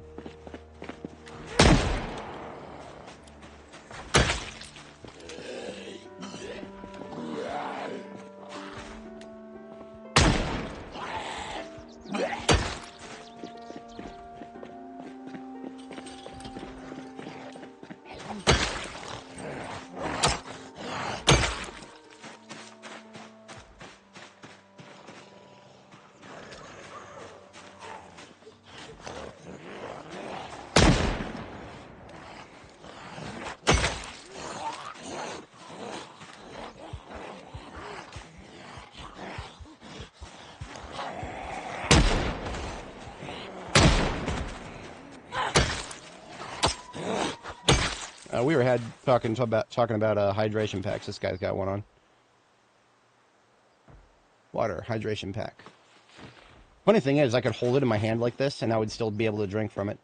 So I could walk around with a handbag that would have loot in it, and it would also I'd be able to drink from it. It's kind of goofy, but it's not an invalid strategy in the slightest.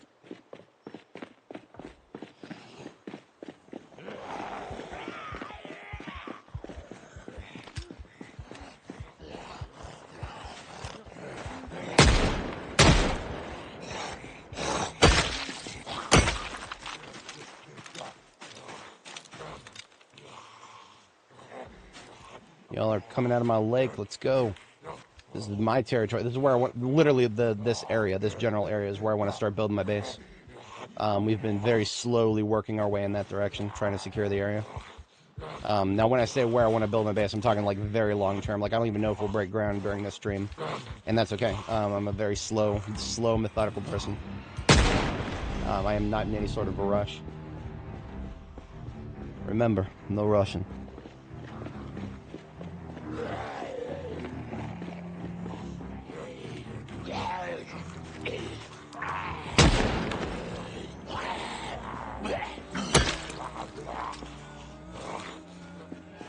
We've got 8 rounds of 38 special left, so we are going to have to move in the direction of melee for... Yeah, we're just going to use melee for now, and if we... Yeah, like when we get 2 coming at us at once, we'll shoot one of them. Fatigue kicked in, too, so... perfect timing, isn't it?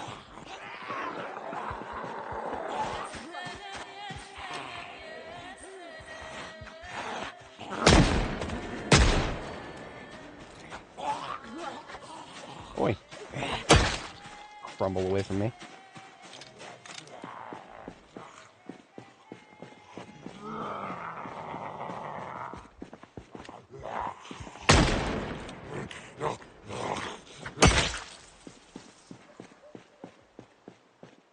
Police department right here. Now, I've not even been anywhere close to the interior, so I don't know. Maybe there's a barracks in there. where we could sleep and have a good night's sleep. I have no idea, less than no idea. But I could tell you that it might have a lot of Zeds in it. So, we have not gotten close enough to it in order to spawn the interior. At least I don't think we have. So if I get too close to the building right now, Zeds that didn't exist previously might suddenly exist and break my beautiful windows. I mean, I might not be able to stop them, so... I see a key to Meade County Sheriff here. Hell yes. Now we have two. Of course, there's no gas. What's our engine quality? Ooh, pretty numbers. Engine quality 75. This is a rare case where the rest of the vehicle kind of sort of matches the engine quality. Yeah, that's the top 10th percentile right there. Beautiful stuff. Let's have a drink of milk and let's take a look at. I want to start all the way up here adjacent to the river and just see what's going on up there. I see another key on the ground. You see, you guys can see. I can tell when there's keys on the ground. I really can. I'm pretty good at spotting these damn things. So whenever there's not one, I kind of almost gaslight myself into thinking, oh, there's got to be one somewhere, right? No, sometimes there just isn't.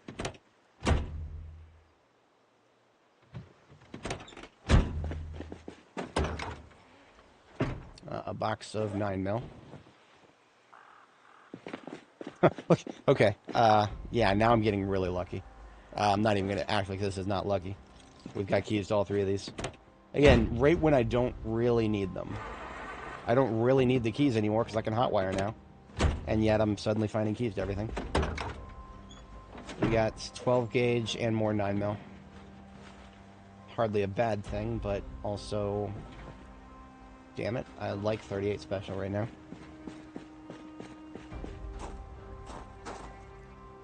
It had a barricaded door to the 3rd floor. Interesting. We'll have to take a look for that.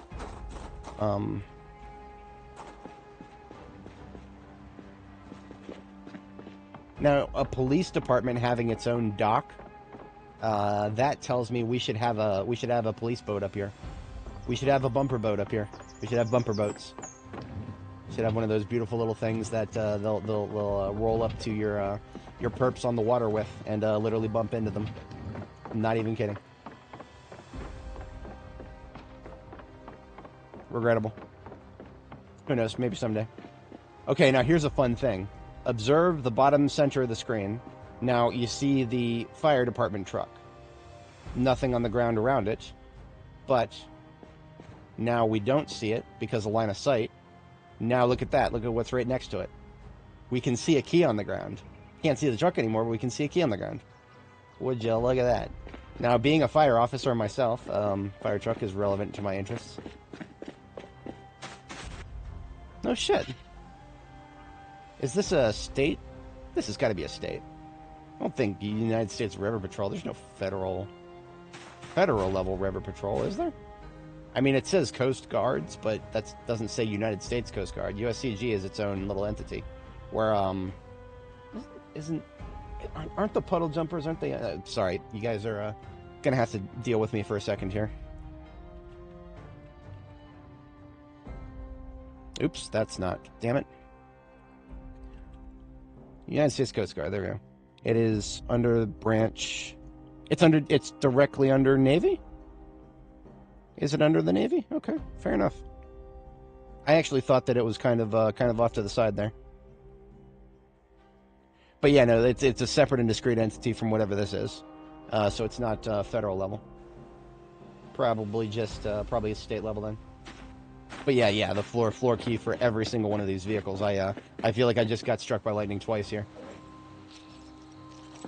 Not gonna say no to it. This one has gas too. Okay. Oh, yeah, all right then. All right. Yeah. No axes. Okay. There's a bit of a trade-off. No axes. We got homie trying to walk around the. He's trying to walk around to get to the other side, but I'm not gonna let him. I'm gonna poke him. Y'all got poked. You get the little pokey poke. Not a very efficient way to kill them, but it's less noise making than shooting them. the only other way to get through this fence. I'm going to use this hydration pack to pick up the random stuff from this vehicular device so that we have another on standby here. Now, that being said, real talk, I probably would not have made my way in here quite so easily without a lot of the combat effort that we just exerted. So, if we're talking about the early game rush, would I have been able to get in here and take a whole bunch of these vehicles without the fight that I just had? Probably not. That's kind of what I'm thinking about right now. Could I have run in here, chanced it, and come out of here with one of these? Not without killing a lot of zombies that I just bothered killing on the road here.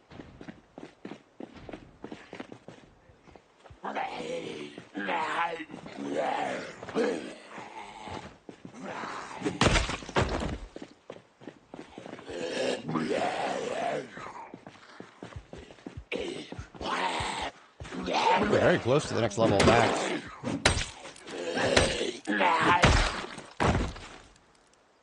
Yeah, we're 9 experience points away from the next level of axe. I normally would never try to get a level while fatigued, but I mean...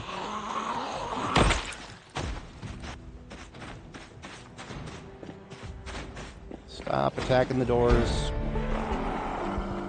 These are my doors, not your doors. No, this is literally where my character would have worked. She's a fire officer who started in Riverside. There we are. We didn't get the sound, but we are axe level 6 now. Get off my door.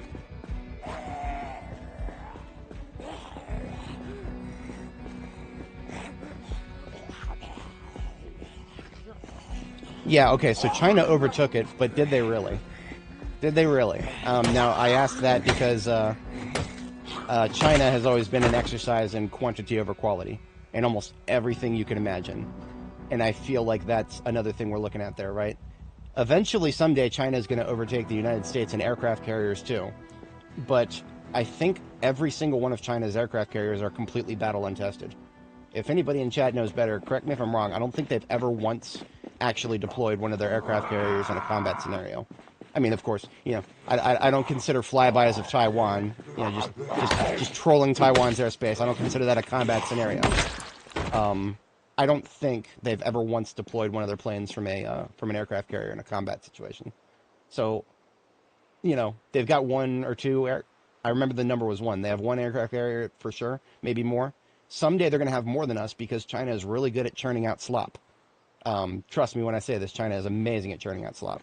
But do they really have more than us at that point, though? They're completely untested?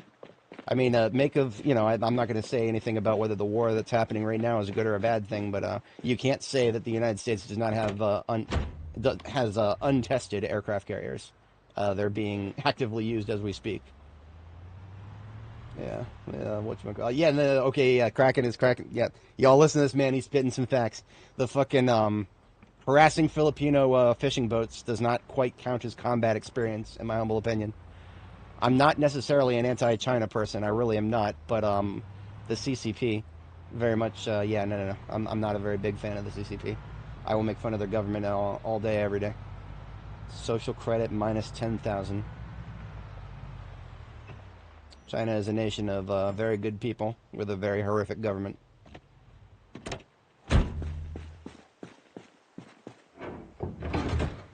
Just gross tonnage. Yes. Okay, gross tonnage, that makes perfect sense. Emphasis on gross. But no, I know what you're talking about. Yep. That is, that's a GFP number right there. I actually, I'm so fascinated by this shit that I have it on, oops, that's the wrong button right there. globalfirepower.com. Lovely website. Has measures from all sorts of indices. You can compare, whatchamacallit, you can compare nations and their forces very easily. Tonnage right here, that's what Kraken's talking about. We're talking about tonnage. Let's call that 3.2 million tons of naval assets in total. And here's the breakdown, of course. Offshore patrol. 37% of that is offshore patrol. Again, what is offshore patrol in the context of the CCP? It's ships that go out there and troll anybody who gets anywhere near their coral reefs in the South China Sea. Up to and including just your regular ass Filipino fishing boats.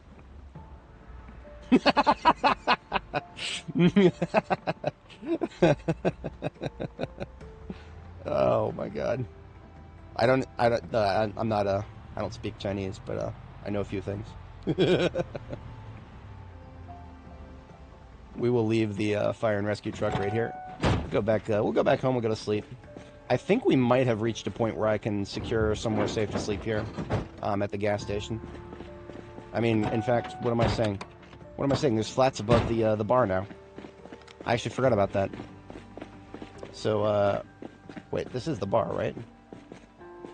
No, this is the convenience store. Okay, the bar is over here. Right. Doof moment.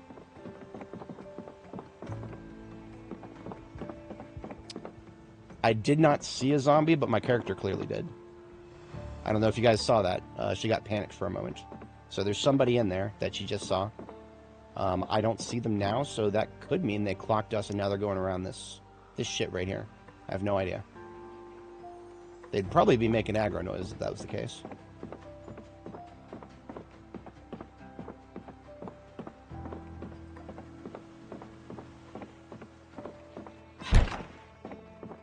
Aha, okay. Let's do this quiet like, shall we? Stage 2 fatigue, level 0 short blade.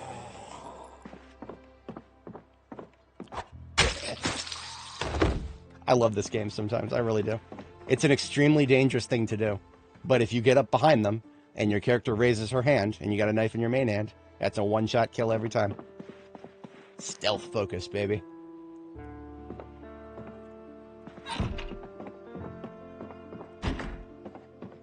Normally, I would not want to sleep in a location that has a corpse right next to it.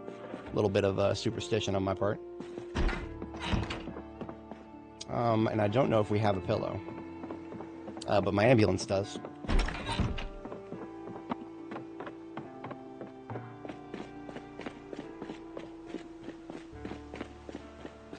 Western doctrines are moving away from concentrated assets.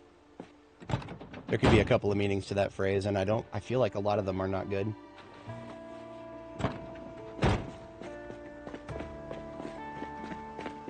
I mean, honestly, the, whatchamacallit, drone warfare is obviously the big changing factor, because, I mean, you know, when Iran rolled out one of their first quote-unquote aircraft carriers, a converted tanker, it was, the quote-unquote aircraft that it was carrying were all just drones, if I'm not mistaken.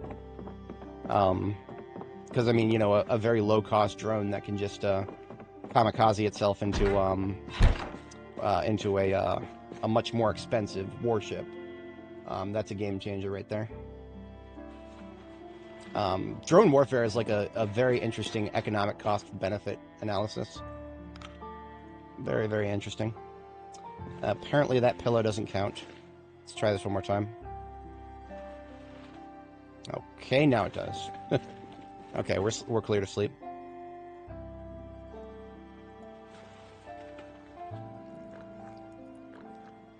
Yeah, especially, I mean, because, again, the number of ways that we have to defend against drones currently, they seem to cost more than the drones. And I don't know if that's going to be a solvable thing until there's some kind of paradigm shift.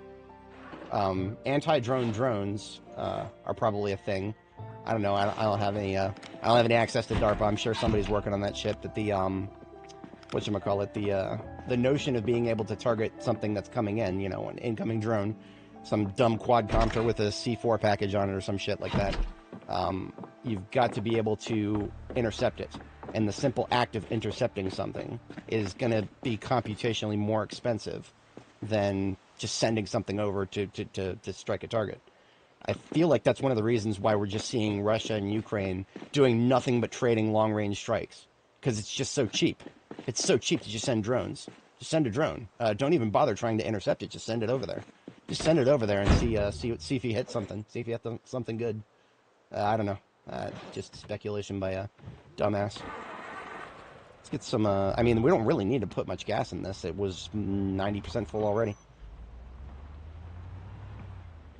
Yeah, hitting an aircraft carrier worth $1 billion with a 50K drone, That's fucking wild, man. It's fucking wild, isn't it? Yeah, okay, so... Yeah.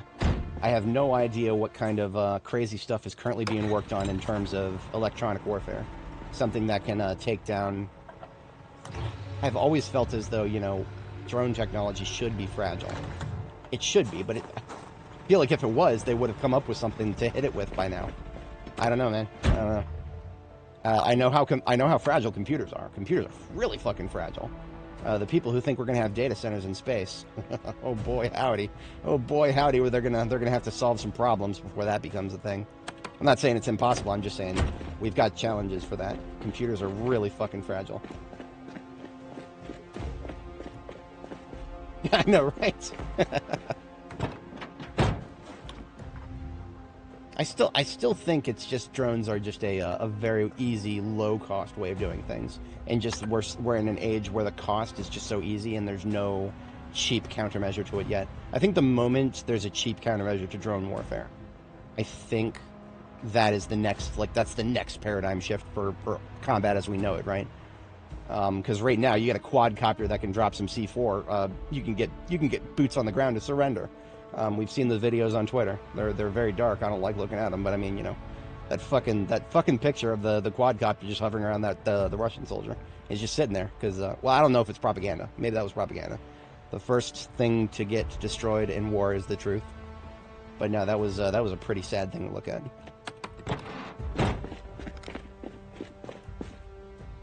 I expected to hear some zombies, but honestly, maybe the PD was emptied. Maybe the cops are out doing their job. I really like those big windows. Those are pretty. EMP. Okay, so EMP shielding. EMP shielding, in my humble analysis, which again, I'm just a fucking idiot who understands a few things about electronics. EMP shielding sounds to me like a material science question. That has a couple of different answers. None of them sound very cheap. But apparently we've got baggies now that you can put phones in. The baggies that count as Faraday cages. Didn't know that. Recently heard of that. Sounds very interesting.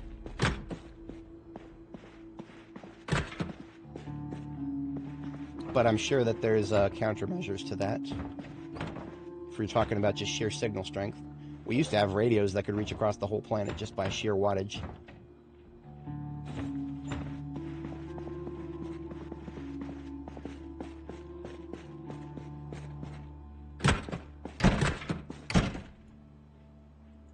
Well, they can do things like that for stealth fighters right now. I'm sure. I'm sure that probably the most advanced stealth fighters, like that one that crashed at the Marine Corps base just the other day. The really advanced stealth fighters probably have some really good anti-signal coating on them. But is that cheap? Can you do that for drones without making them ungodly expensive? That's something I'd be wanting to know. This be the garage, and we already saw a light bar. What's about over here? I see more light bar. Nothing that I don't already have for the moment, though. Beautiful. BEA beautiful.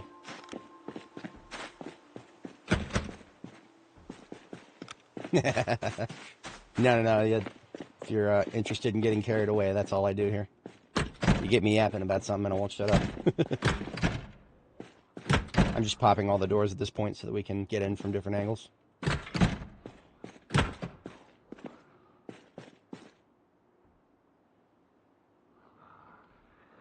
Somebody's somewhere to my right, but it's muffled.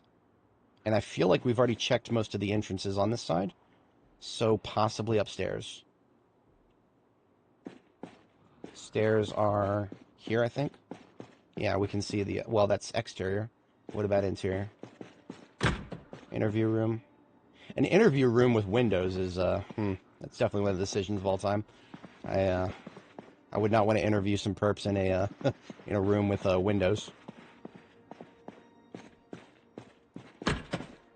Oh, I don't like that. I don't like that staircase. If you look at this staircase, there's one tile width hallways going all the way around like that. Oh, I don't like that. Oh, and there's a downstairs. Okay, then.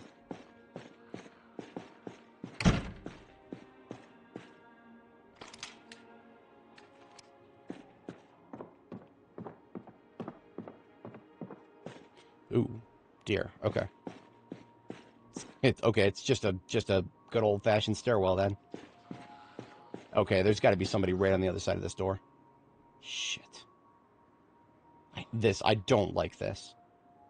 I very strongly dislike this situation. Is there another point of ingress that I can work with here? Maybe the fire escape here?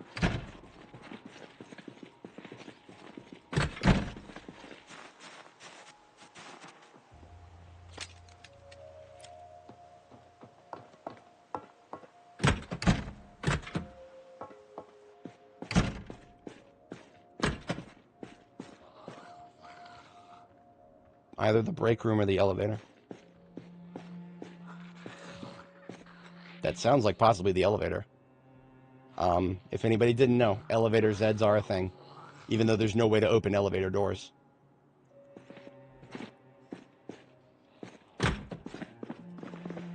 Yeah, it's got to be an elevator Zed, or it's upstairs, like on the roof.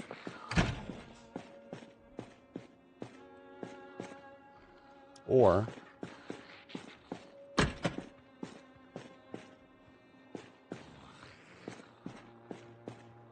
God, I hate these narrow hallways, guys. I really do. She could be in here, whatever this room is. So let me try to articulate why this is so threatening to me. When I open doors, my standard procedure is to back up. I have no room to back up. If there's two of them right in front of me when I open this door, that is, I'm not going to call it a checkmate, but that is the most dangerous situation I could be in right now. See, I can open the door and come in swinging. I tappy, I open the door, I swing. That'll take care of anybody directly in front of me, but then there could be somebody behind them.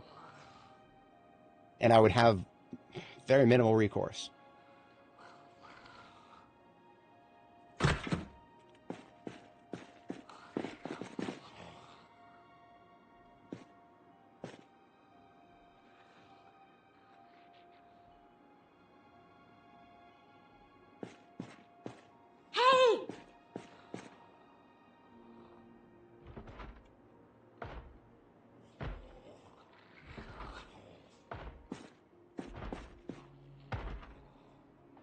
Can't shake the feeling that there might be somebody.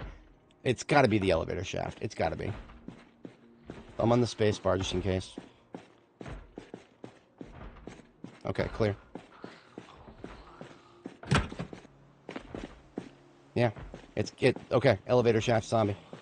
I usually expect to see elevator shaft zombies when the building is just really dense. Like with the building is just so dense that zombies accidentally spawn in there. But this is not an accidental spawn. This is just there's one of very few zombies here.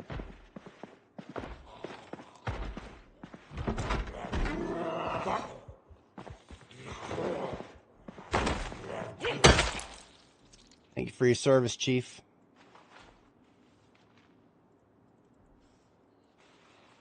My character being a fire officer was probably knew him. Probably spent a lot of time working with him. R.I.P. Rest in spaghettis, never forgetties.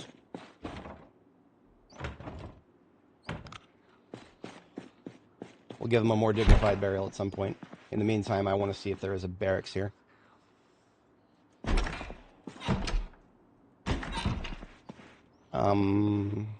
How expansive is the third floor to this joint?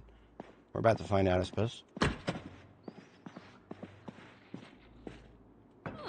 Woman! Okay, she went up. I thought she started going down. Oh my god. Staircases, guys. How do they work?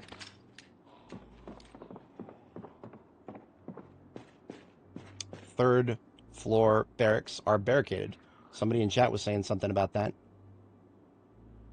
We're not tired yet, so even though this is dangerous.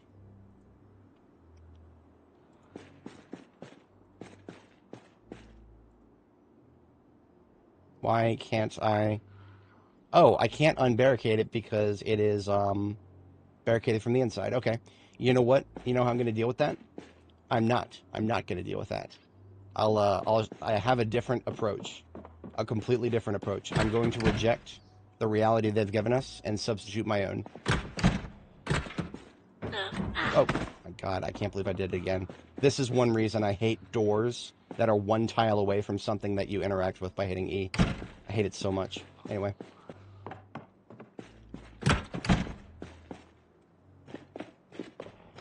I know I don't feel safe sleeping here. We're going to sleep at the, well, I can't sleep here. The beds are upstairs.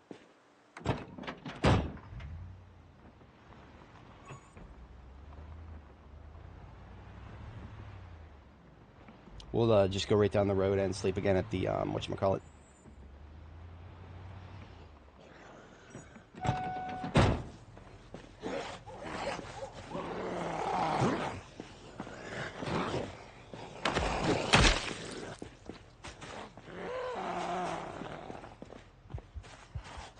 And blood all over my parking lot here.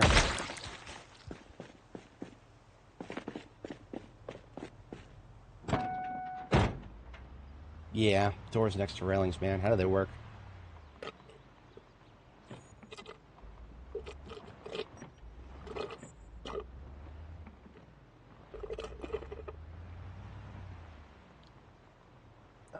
Reloading T. There we go.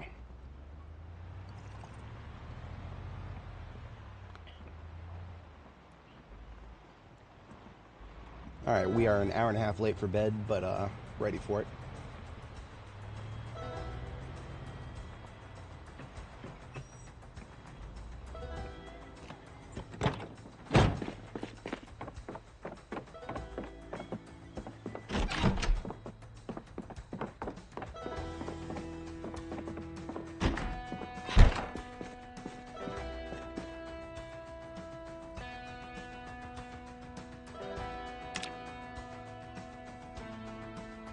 Second bedtime is a go.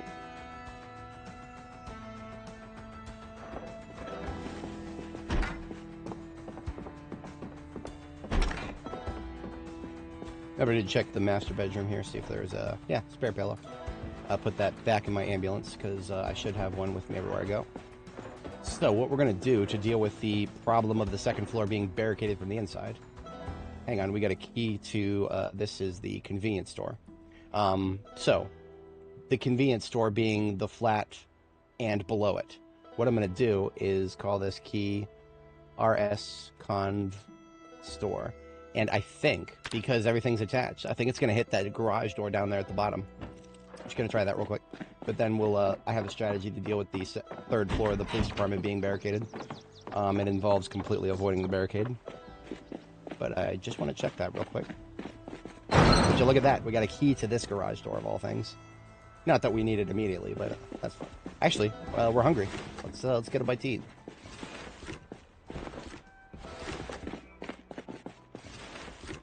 Is this all agriculture? Oh. Okay then.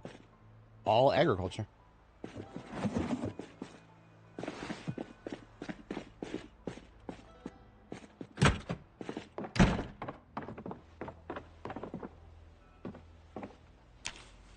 Butter. If I was still trying to gain weight, I probably would have eaten that entire stick of butter right now. That's, regrettably, that is a strategy that you can do. Ooh, stale cheese as opposed to rotten cheese. I have got to get that into a freezer now. Yeah, if I get this cheese while it's still stale instead of rotten, then we can make pizza someday. I did not expect to find that. I thought everything would be rotten by now. We've got a... I'm sorry that we have to get extremely distracted, but this is a windfall I was not expecting. See, cheese in this game cannot be made. Pizzas can be made, but pizzas require cheese. There's no cheeseless pizzas. So, in order to make a pizza, cheese is the one ingredient you can't substitute. And if I get this into the freezer now, it'll stay preserved. I'm here for it. Here for it. I suppose going this way would help us with our strategy anyway. I'll need some nails and planks. If you know Zomboid well, you know exactly what I'm planning. If you don't, stand by. You'll enjoy it, possibly, or you might find it a little gamey. Don't really care. It's a valid strategy and it works.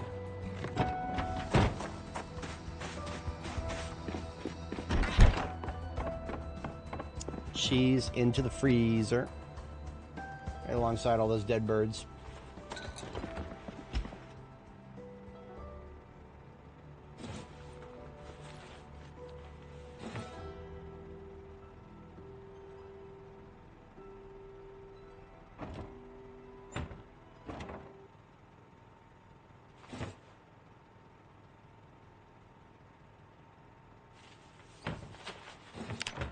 We are 83 kilo and still gaining. For today's food, I'm just going to take this carton of cow's milk and get another 3 cups of milk.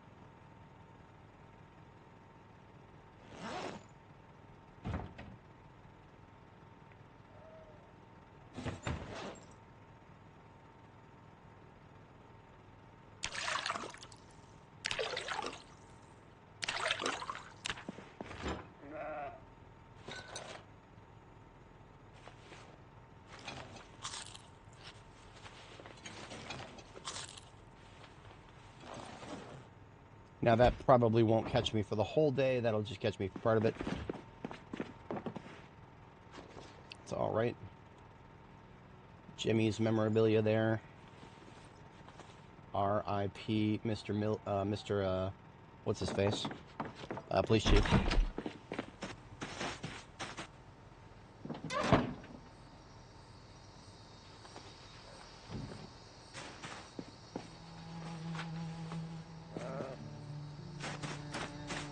We can also get more ammo. I mean, yeah.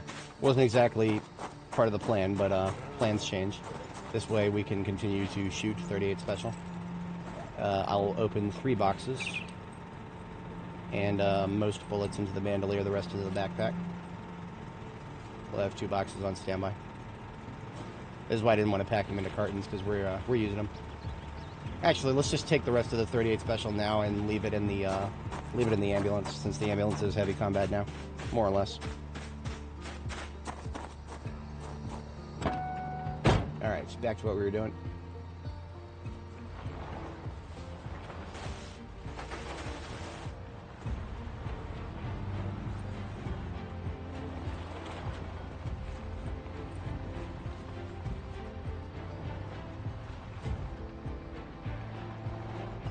Ah, nice. Very nice. I would very much approve of that. Now, I was about to turn back around to get nails because I forgot nails. We saw some nails on the shelf in the convenience store just now, so we don't have to go back to get them. The only thing that would probably be more convenient to get now rather than later is a couple of logs. Again, if you're not following along, it's a little easier to show than tell. So I'm going to get a couple of logs off of the ground here because I see them, and they're easily grabbed.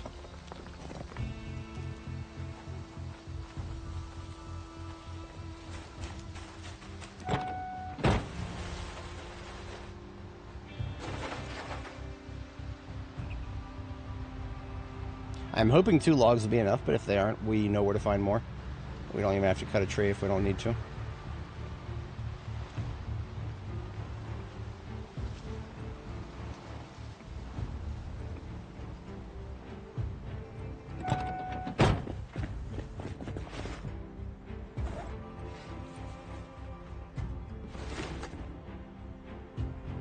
You have a replacement hatchet for when this one gets low. There's a lot of stuff if I wanted to start loading up, but we're not quite there yet. No, we've, yeah, lots of useful stuff. Honestly, I'm going to be real with you guys. In those shelves that I just looked at, that's more tools than I think I even saw in Electromax. So, yeah, that's a thing. That's definitely a thing. Things I would say about that.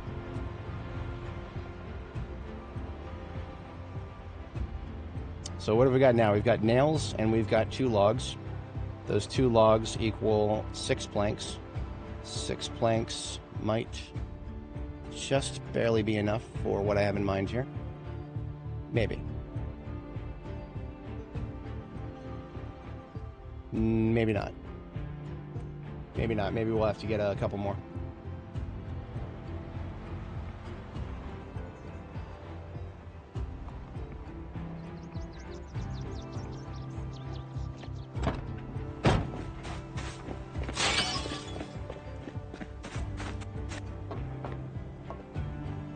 The thing that makes this most annoying is the lack of a whatchamacallit, lack of a fire exit for the 3rd floor. There's definitely a code violation going on there. As a firefighter, I now declare that to be a code violation. But what we'll do instead, we're going to build a staircase on this side, and then we're going to go in a window to the 3rd floor. That's what we're going to do, because I do not want to break that door down, and I don't have to. I reject your reality and substitute my own. But we will need a couple more logs. I cannot yet build a wooden staircase. That's a little ways out. We're going to have to go get more logs, a lot more. That's what our extra military backpacks are for. Now, in order to make this work, what I'm going to need to do is drop anything that's not currently in my backpack. So, nails, garbage bag, extra weaponry, that stuff. Except for the extra backpacks themselves. I do not want to put my milk on the floor outside in case it rains. Otherwise it gets tainted. Alright, now we go down and we go get a bunch of logs. And a little bit of sheet. Oops, that's a tree. I don't see very many floor logs out here. I see one over there. We're going to cut a tree. Got an axe, we know how to use it.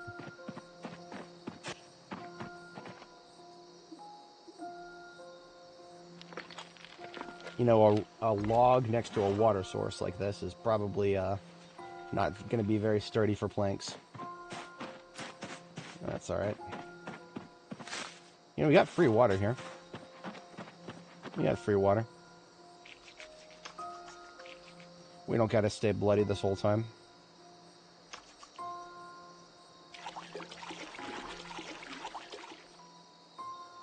Of course, something to be advised, I did see a Zed on the other side there.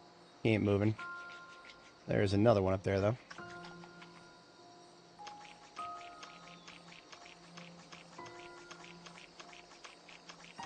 Waterlogged. Thanks for that. That's horrible. I love it. Look at that. Clean as a whistle. We don't... we'll keep the mask on. There's a lot of corpses. We're not right next to them, but they're right there.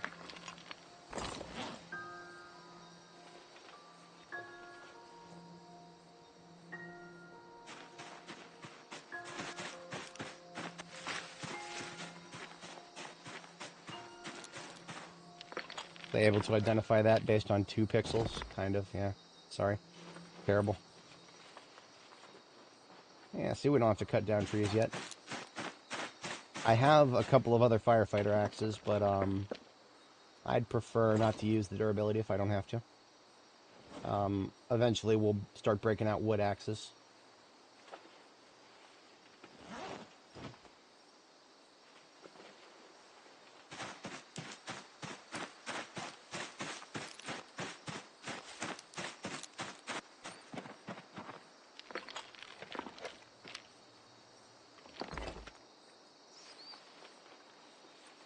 I hear rats.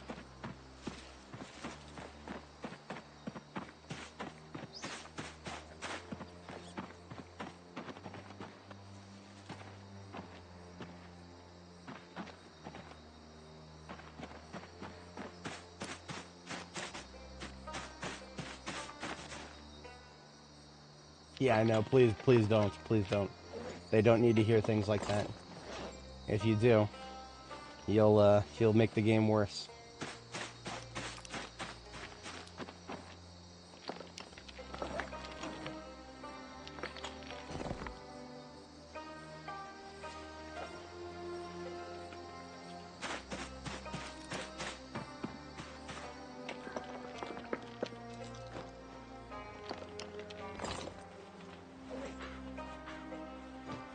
This is where the power of 3 military backpacks truly comes to shine. You want to carry 12 logs at once without any, whatchamacallits, without any ropes. You have the power.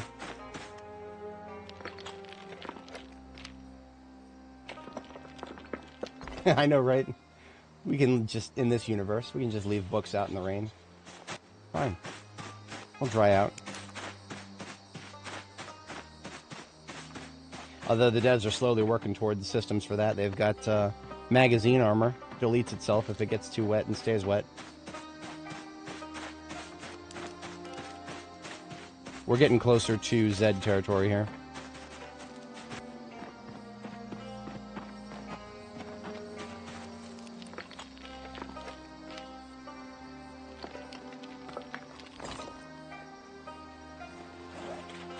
We'd only need 2 more.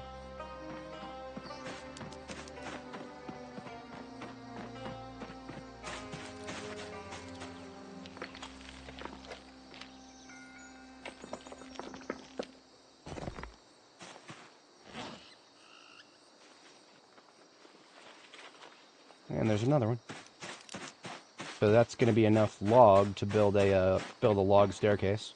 That's not going to be enough log to build a, or rather, that's not going to be enough sheet. We're going to need a couple of rags.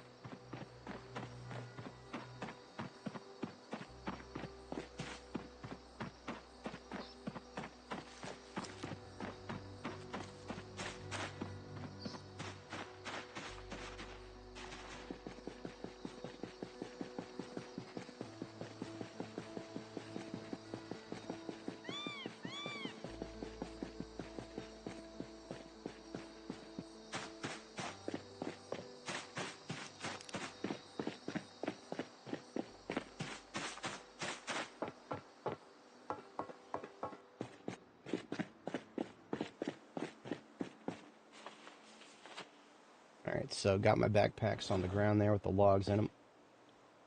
Next, we just need those sheets.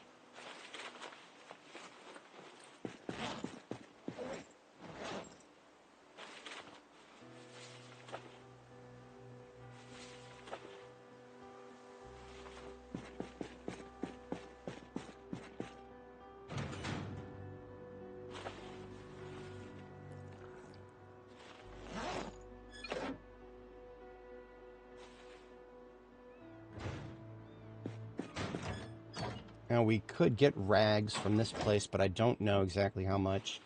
So far, we got 5. No rags in here, looks like. You know what? I think the chief is going to help us out again here. Oh, somebody left a lumberjack shirt in the trash. That might actually put us up. 7 plus 2. We just need a couple more. Yeah, like I said, I think the chief's going to help us out again here.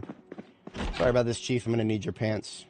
Requisitioning it for a public project here. And that wasn't quite enough, so I'm going to need your shirt as well, Chief. I don't think you mind. Alright, we're good.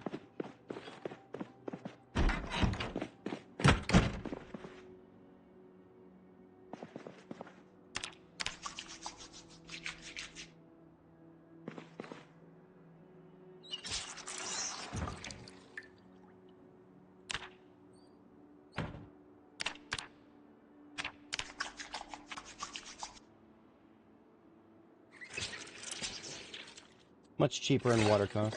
Where have I based up? Temporarily at the farm. That is not going to be our permanent base. I don't even know how much I would use this particular location. The police department here is not bad. I'm probably going to build something in this general area, but we'll see. Right now, I'm just focusing on a single objective.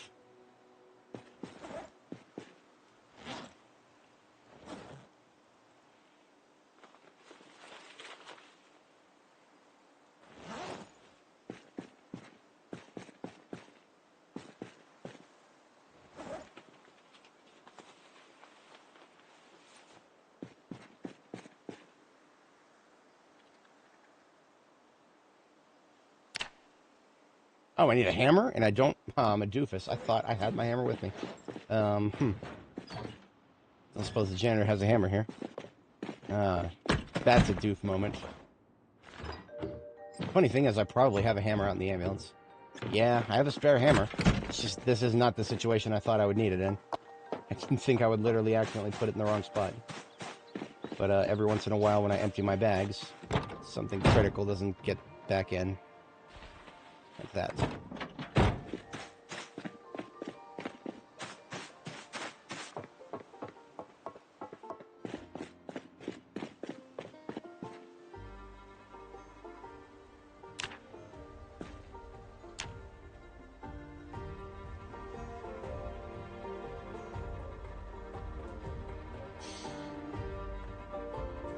Give me a moment to measure this. I assume that the windows are going to be symmetrical with the other side. Like, can I even see the other side? I can't see the third floor at all from here, so bear with me as a moment. The only way that I can see the third floor is to go all the way out of the building.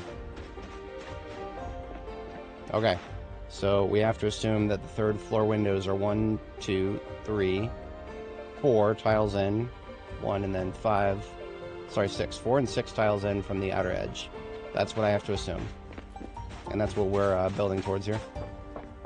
I'm going this far not to have to destroy a door.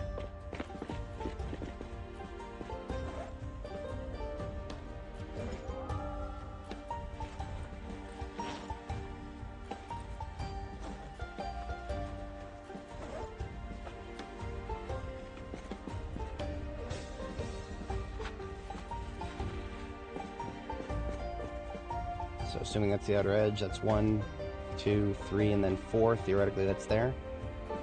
And then 1 and then 1. So if I were to build it right here... Whoa, whoa, whoa, whoa. That is like a corner tile right there? I don't know if I want to challenge that.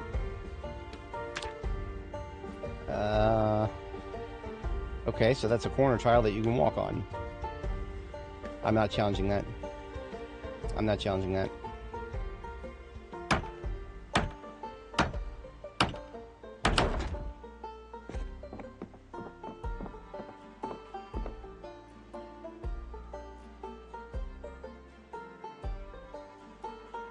There's no windows on this side at all. I assumed it would be symmetrical. Death the Kid would be very disappointed in me. You can never make the assumption of symmetry. Okay, alright then. Right. This has been a massive waste of time. Very, very unfortunate. No windows on this side, only on the other side. Unless I... Okay, hang on. Let me, I'm gonna sit on the ground, I'm gonna cut these logs, and we're gonna do what I plan to do. Maybe there is a window, and I just, for some reason, I couldn't see it. We're gonna rule that out really quick. I can make floors, can't I? Yeah, I can make floors. I gotta open the box of nails real quick. See, I ain't got no sledgehammer, so this is one of the... If I had a sledgehammer, I would have just knocked down that door. Now, of course, I got an axe. I can break down the door. That's not the point. I don't want to. It's an extremely dangerous thing to do. And even if I can do it, again, I don't want to. If nothing else, we're getting some carpentry experience out of all this.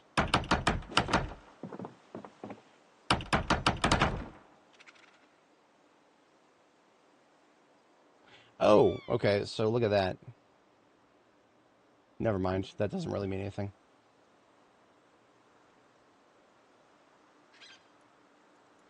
Yeah, so if there was a window here, the act of me trying to use... What? The act of me trying to use walk to would have her try to go in there. Okay. Now what I could do, and this is really stupid, I could go all the way around the exterior here. Wait. Hang on. What is that over there? Why am I able to walk right there?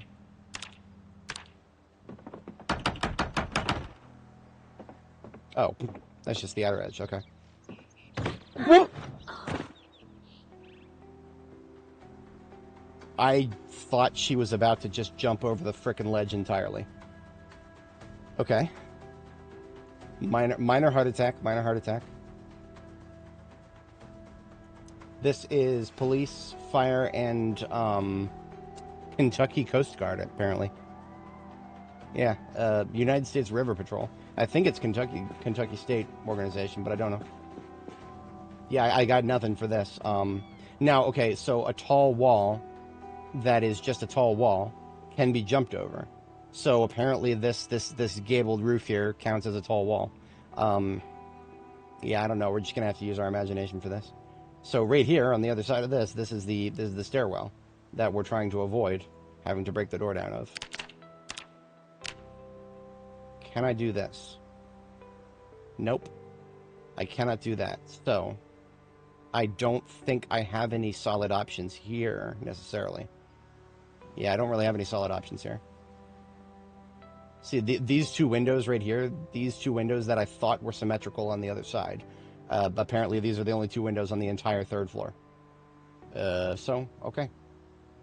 All right, then. We have no choice. We got to break in. Now, I mean, okay, yes, I could build floors all the way around the upper floor to this window. Yes, I could do that, theoretically.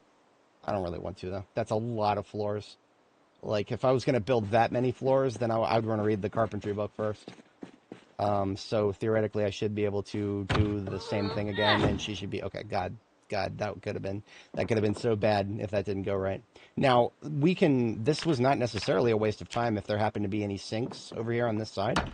We could build a rain barrel on this little gabled area here. This little gabled area that we were just walking under. We could build a rain barrel there. It would capture rainwater because there wouldn't be anything in the way. So not necessarily a waste of time, but didn't accomplish what I was trying to accomplish. Regrettable. Let's just leave our construction materials here and go up there and just bust down the door. It's fine. At this point, that's the sensible thing to do. I've tried not busting down the door in many different ways, and it didn't work.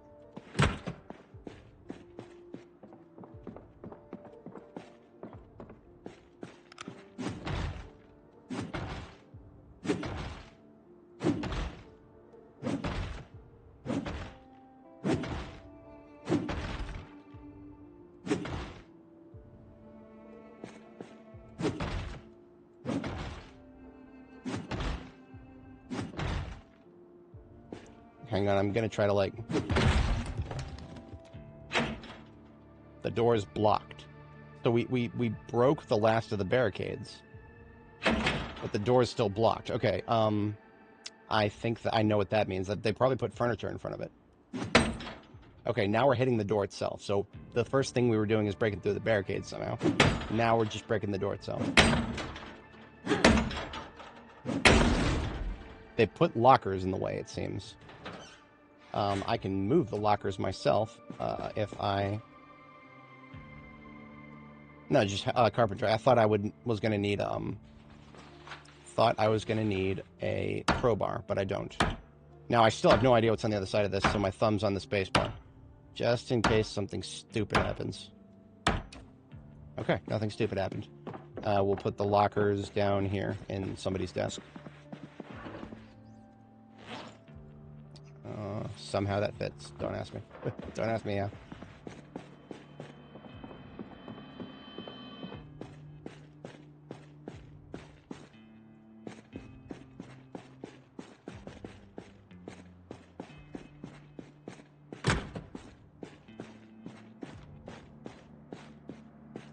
All right, so on this side, instead of windows, it was just a utility wall. Okay, it's a disappointment, but not unexpected. Hang on.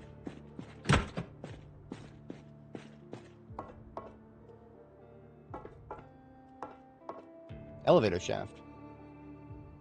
So the lady who's stuck in the elevator, can I? Nope, doesn't look like it. Cannot. I think there was a lady stuck in the elevator shaft that in a realistic situation, I should be able to shoot her head from here.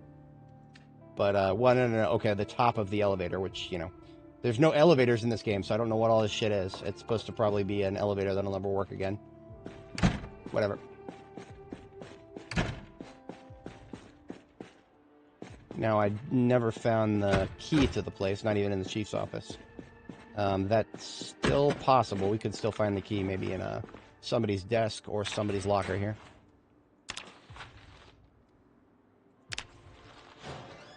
You can access the shaft from the basement. Interesting. High-profile prisoners up top. Duck had an oopsie here. Take care. Okay. Was it an oopsie like a falling down oopsie?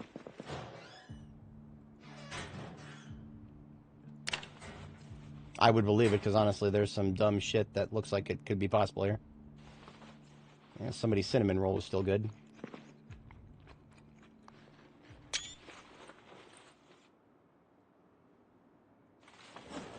I'll come back and sort through most of this later. Yeah, nothing else that is not rotten in that.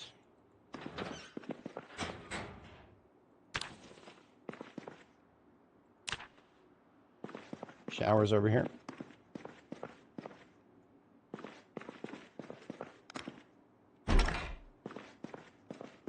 Make that toilets. Okay, imagine you're at the... Okay, maybe don't imagine. It's probably yeah, probably not a very pleasant thing to imagine. That's a little close. Personally, I want some separation.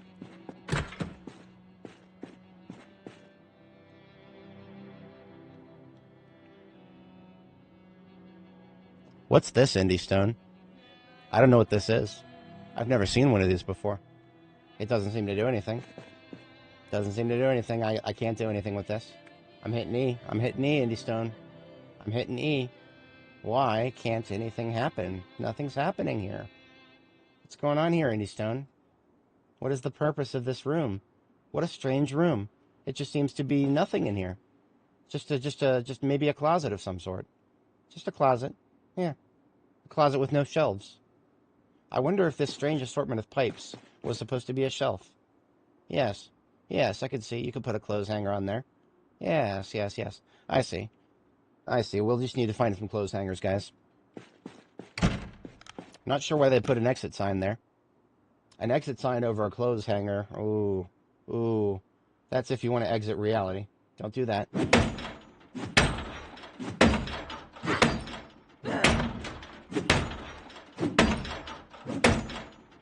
I don't really feel like looking for the key.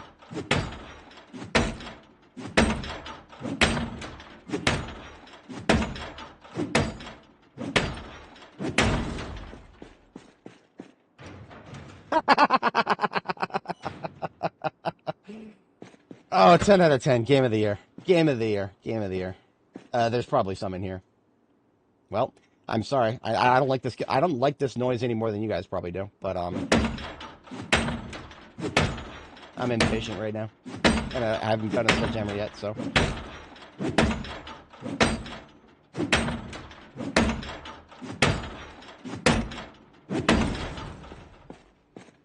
Now, that's what I'm talking about. That's what I'm talking about. All right, let's get to work here. We're gonna need a new axe after all that nonsense.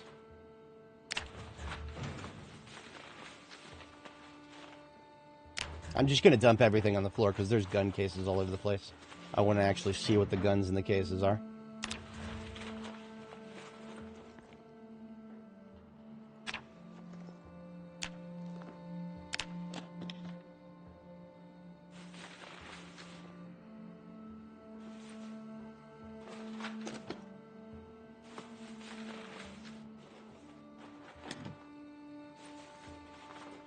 Double barrel shotgun in a police department. That's a Kentucky police department right there.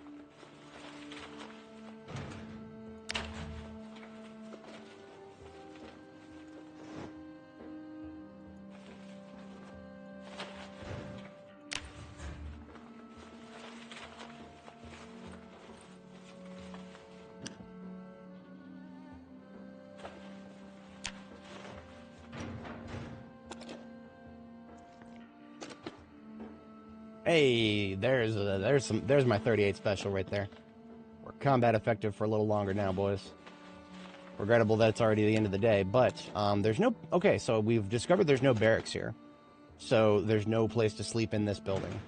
And that's fine. I actually kind of expected that the third floor might have the barracks in addition to the, you know, the showers in the locker room that I did see through the window there. But regrettably, there is no barracks at all in the PD here. I mean, I guess Riverside is a small enough town that most of the cops probably just live down the road. And that makes perfect sense to me. Trapper carbine and a law enforcement loot table. That's okay. Hell yeah. So I'll just put that Magnum in my holster, and Trapper carbine, I'll put that in the backpack. We have only ever found like one or two more. Trapper carbine's great. It shoots 45 ACP at a medium distance. I espouse the glory of that in other situations. Hunting knives, always lovely. Eventually we'll be able to make our own. And the rest of this, ammo.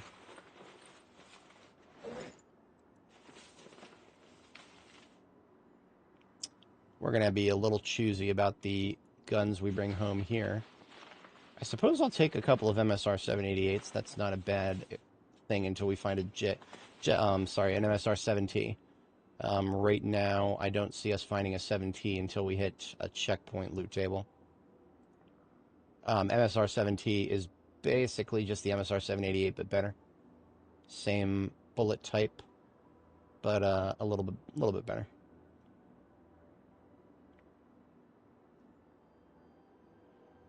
Maybe I'll just round robin it, take one of each until I'm full. I mean, I've already got a little bit of everything here, so I am not particularly wanting for any of these. Yeah, just a question of whether I want to bother bringing it downstairs now or later. Okay, off we go.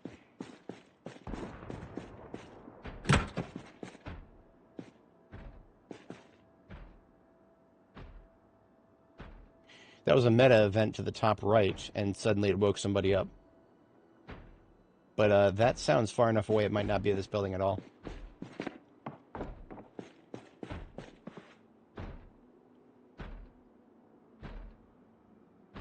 Yeah, I don't think it's this building. Or maybe it is, but it's downstairs.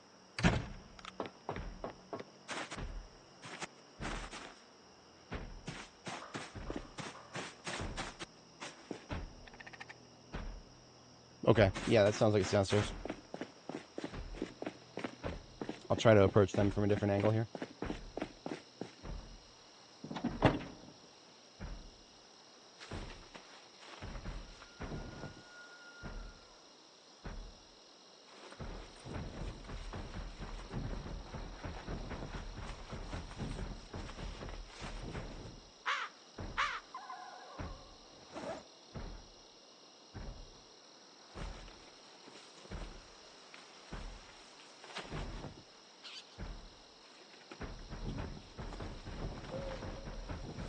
Oh, I hear somebody flip on the other side of the road there.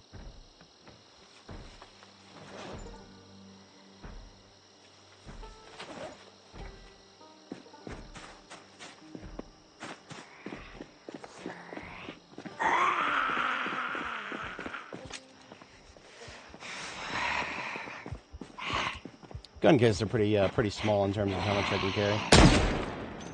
Not a bad idea, but you can only fit like 2 guns in there.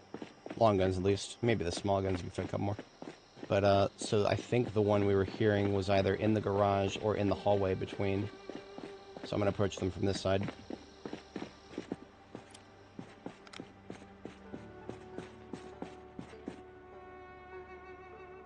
Oh, wait a minute. I forgot entirely that there's a basement. Okay. What's my... I'm 2,100 hours. So I will be at risk of getting fatigued not too long from now. And it looks like there's 2 approaches to the basement. I remember seeing a downstairs staircase over here, and now I see a second one here. Now this one is a double wide. So let me just clear and see if whoever was slapping just there. Let's see if they were actually here, or if they were downstairs.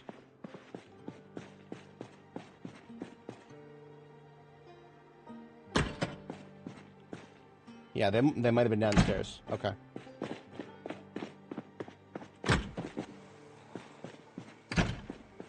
Or it wasn't this guy, was it?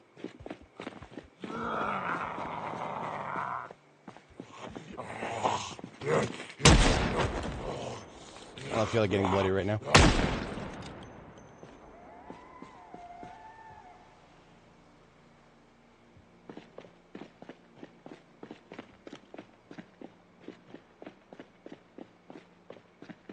Yeah, not a bad call.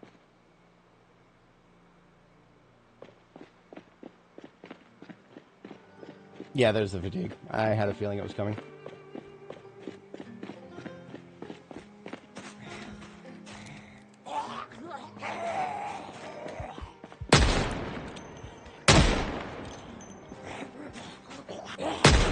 Shooting ragdolls sometimes feels like a waste of ammo, but it doesn't get any blood on you.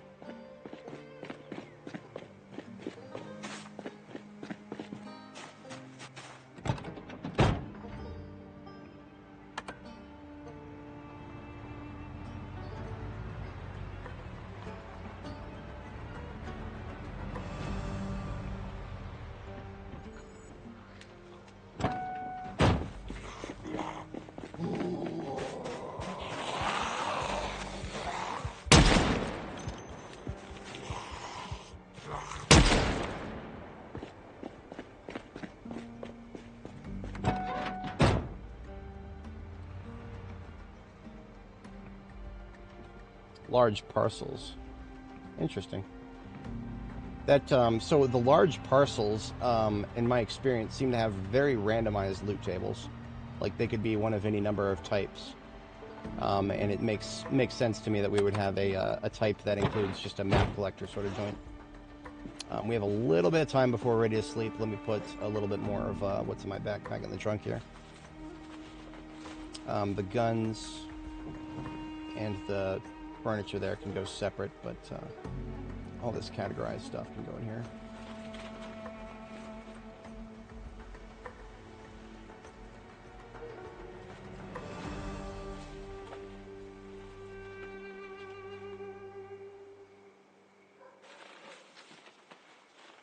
I smell something cooking downstairs in my apartment complex right now, and it's making me hungry.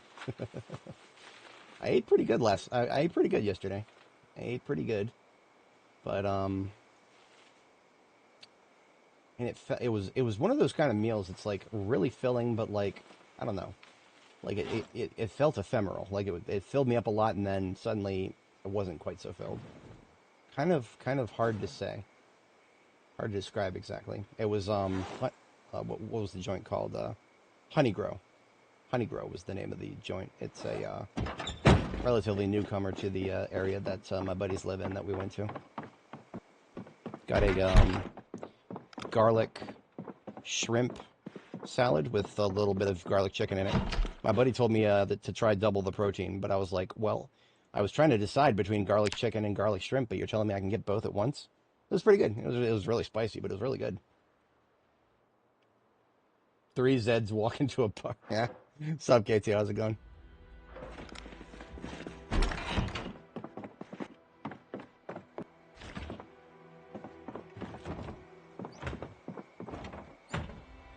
Ooh, white beans. Okay.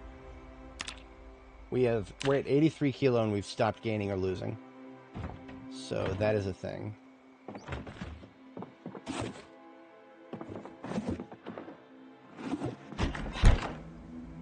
I have been at this for about 7 hours here.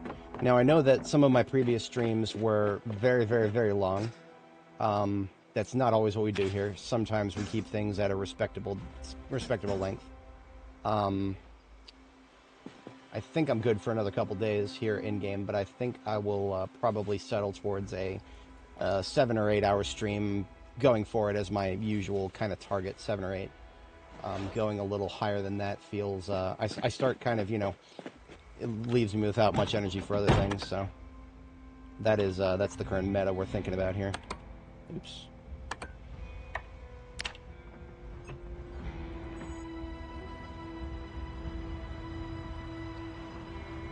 Yeah, nice, nice, nice. Did you add anything to it, or was it just straight gen? I still haven't had any. That's going to be, that's part of the script for my 1,000 subscriber special video, so it's coming up soon. It's coming up soon. I don't know exactly when, but yes, I will try gen for the first time. If anybody's not familiar with the deep lore behind this channel, I never really identified with the tag Ginfidel. It's just something that I came up with. On the fly. The avatar for this channel for the first like 10 years of its existence was just Guonam from the Legend of Zelda CDI series. It's a bit of an ancient reference there. It was supposed to be a YTP channel, and I still make a few of those to this day. But that's never been my forte. I can never do that regularly. I'll still do it every once in a while though, because every once in a while I'll just come up with some sort of stupid idea that I can't stop myself from putting out there. I have no idea what kind of hell we might be walking into in this basement, but I'm now rested and ready for it, so I've even got headlights covering my escape if I need to.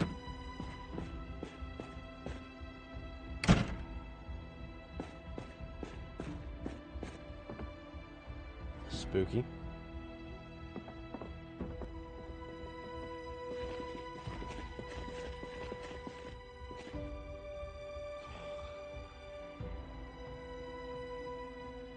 Which way, Western man? Which side of this unseeable doorway are they hiding on? I have no idea, and I don't care. What we're going to do is we're just going to pop that door and run right in there, because I can already see that there's nobody here. So this is my safe space right here. I'm going to run in there, run right past the unknown elements, and then we'll see what happens. Clear? Do we... Okay. Elevator zombie is elevator zombieing. Remember, this is what I thought I heard last time, but okay, so elevator shaft. Do we have access to the bottom of the shaft right here through this door? If that's the case, then that's... Oh, look at this. Look at this, boys. This is new. This has not been in the game before. We can disassemble the elevator doors now. That's new. That's very new. That's never been a thing. Sounds like there's two of them in there. Yeah, it sounds like there's two.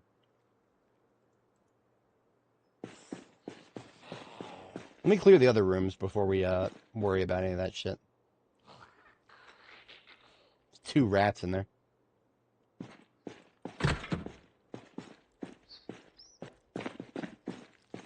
Ah, yes, okay. This is where they take you to be spooky with you. This is the proper interview room. I guess upstairs was the job interview room. This is the perp interview room. Okay, I see how it... All right. Fair enough, Riverside PD. Fair enough.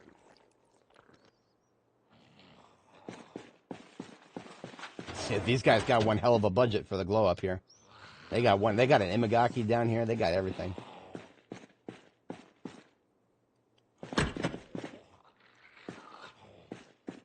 If I had a nickel for every time a suspect on Midwest Safety asked for a cup of water. Can I get some water? Can I get some water? No, you just tried to kill a bunch of people. You're not getting no water. All right. Number of times I wish I had the key to this place. +1. And here's the holding cells. Bottom of the stairs. Clear. Bathroom, maybe?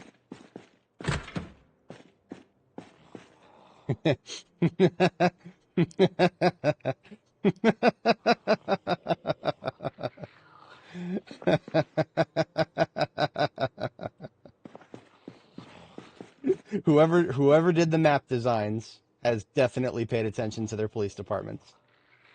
10 out of 10. 10 out of 10. Best glow up ever.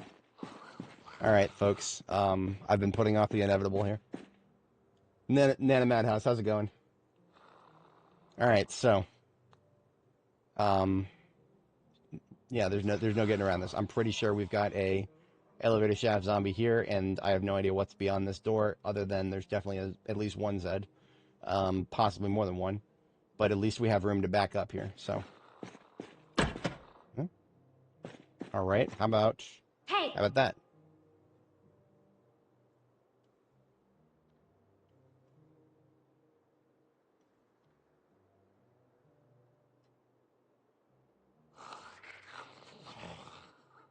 Just give up?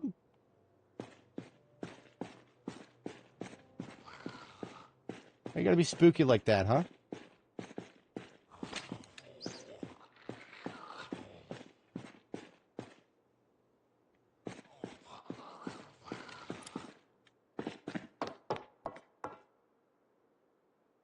Okay. Okay, I see. All right, all right. I see what's going on here.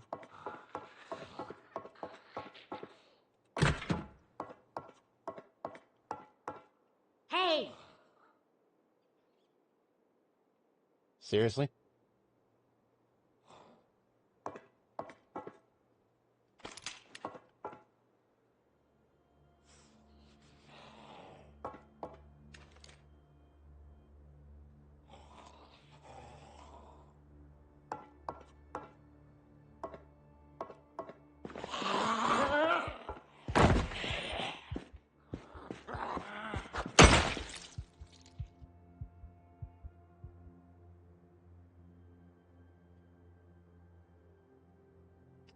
Aisha Varla.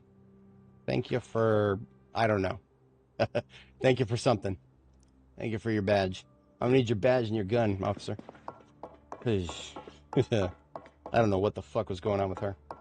I can't say that she was deaf, like, you know, just no hearing, because clearly she was at one point hitting on that door. We heard her. So yeah, spooky, very spooky. She reacted to the meta event. That's how we. So we've got the jail cells here. I don't expect anything of value to be found in there in terms of breaking our way in. So what we're going to do is we're only going to, well, okay, scratch all that. Something that I should have done before breaking in upstairs is we should have checked all the desks. We should have checked all the desks. There's very, very high possibility that, or well, a non-zero possibility that somebody's got a key ring.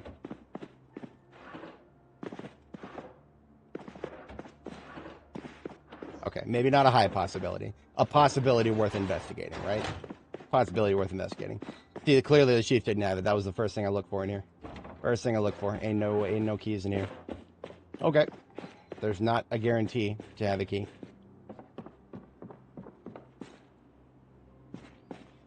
Yes. Yes. Okay. Nana Madhouse. I don't know if you were here earlier. I gotta show you something really funny. I'm gonna present it without commentary. I'm just gonna present this without commentary. We have a special room here. It's a very special room. It's a very special room. What do we do here, guys? What do we do here? I don't know. There's something about these arrangements of pipes on the walls. I don't know. I don't know, man. I don't know. I just work here. But yeah, that's relevant because we were talking about people falling into holes, and the only way up is a arrangement of pipes that don't seem to do anything. A strange arrangement of pipes. What a strange video game this is, huh?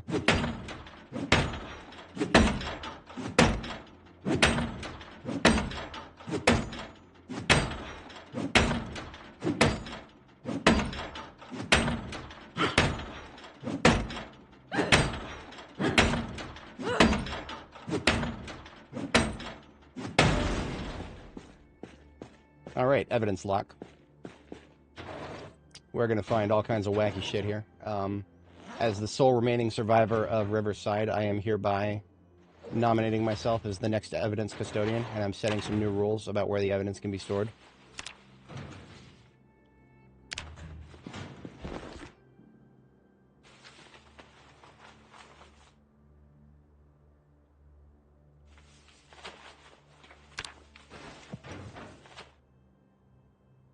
Most of the evidence shall go into my bag. The rest of the evidence shall go onto the floor.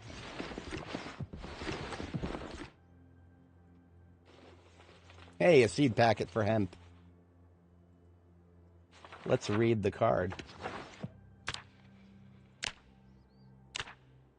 Wouldn't you know that hemp can be planted in September, I think? Where is it? On the H's?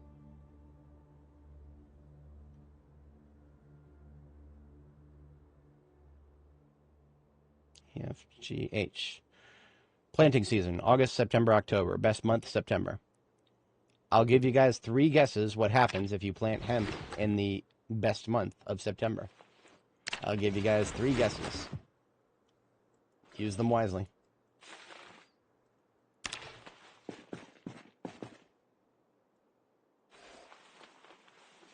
Got a couple of cheapskate John issues here. Escaping captivity and prison defense.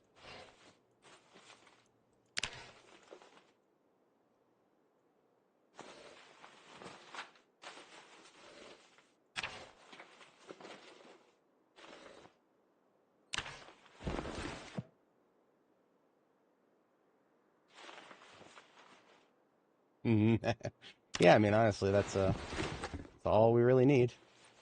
Just let it. I mean, okay, maybe they're still working on the animation for it, but now that 42 Stable is out, they're going to be working for a while, aren't they?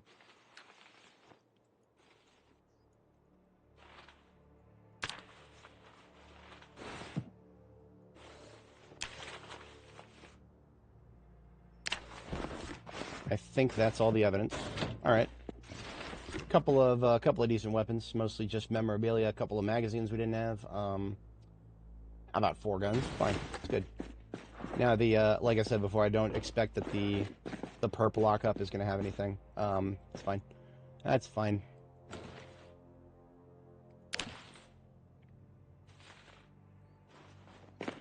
We're a little bit past our second bedtime here.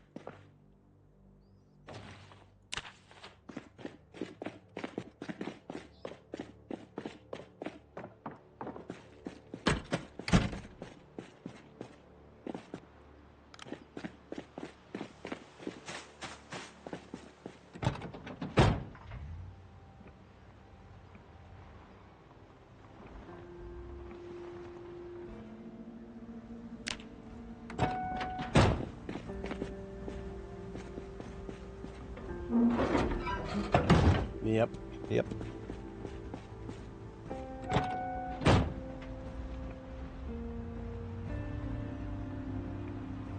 Gonna be doing the tappy tap trick here.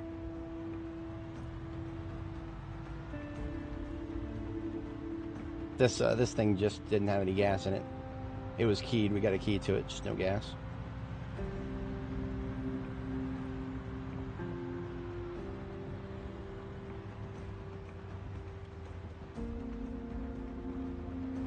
Oops, did not want to do that.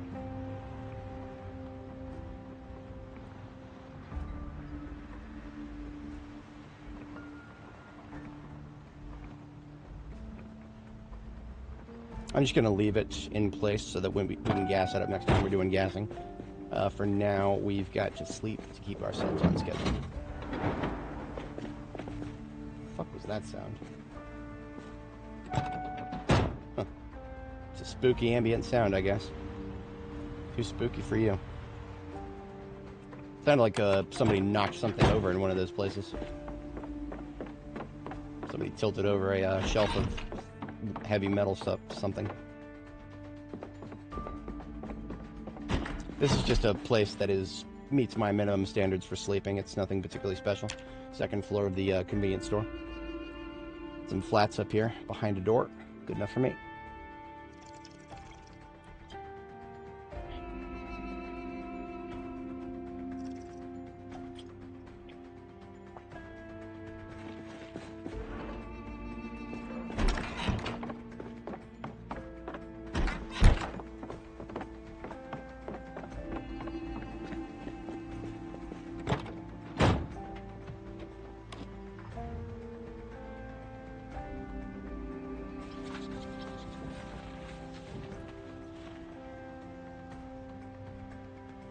I'm going to create a separate container here for...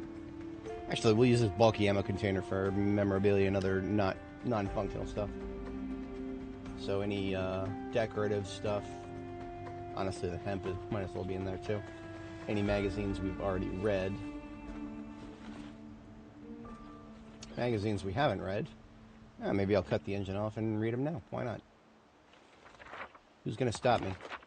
I don't see anybody stopping me. Look at that, I just read some magazines. It's beautiful. Into the bag they go.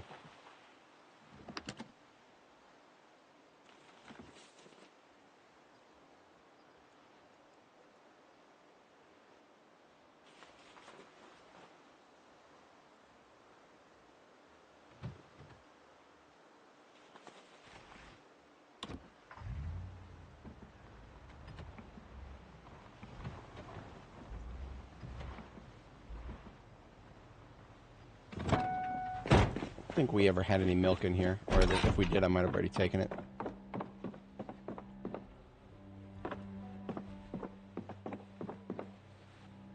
Somebody left their radio on. I actually forgot about that. Let's fix that for them, shall we?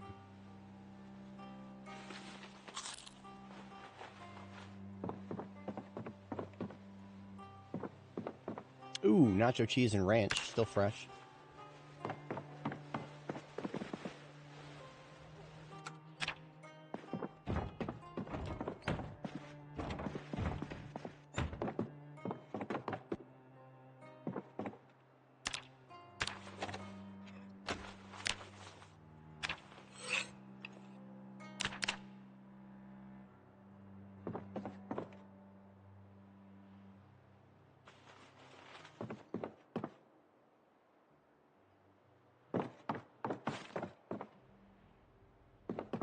I wonder if our animals died because our animal care level is just so low.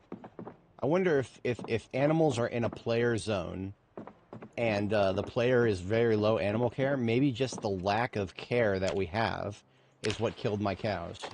It wasn't any objective measurable metric. It was just, she just didn't care very much, and so they died. Rest in peace.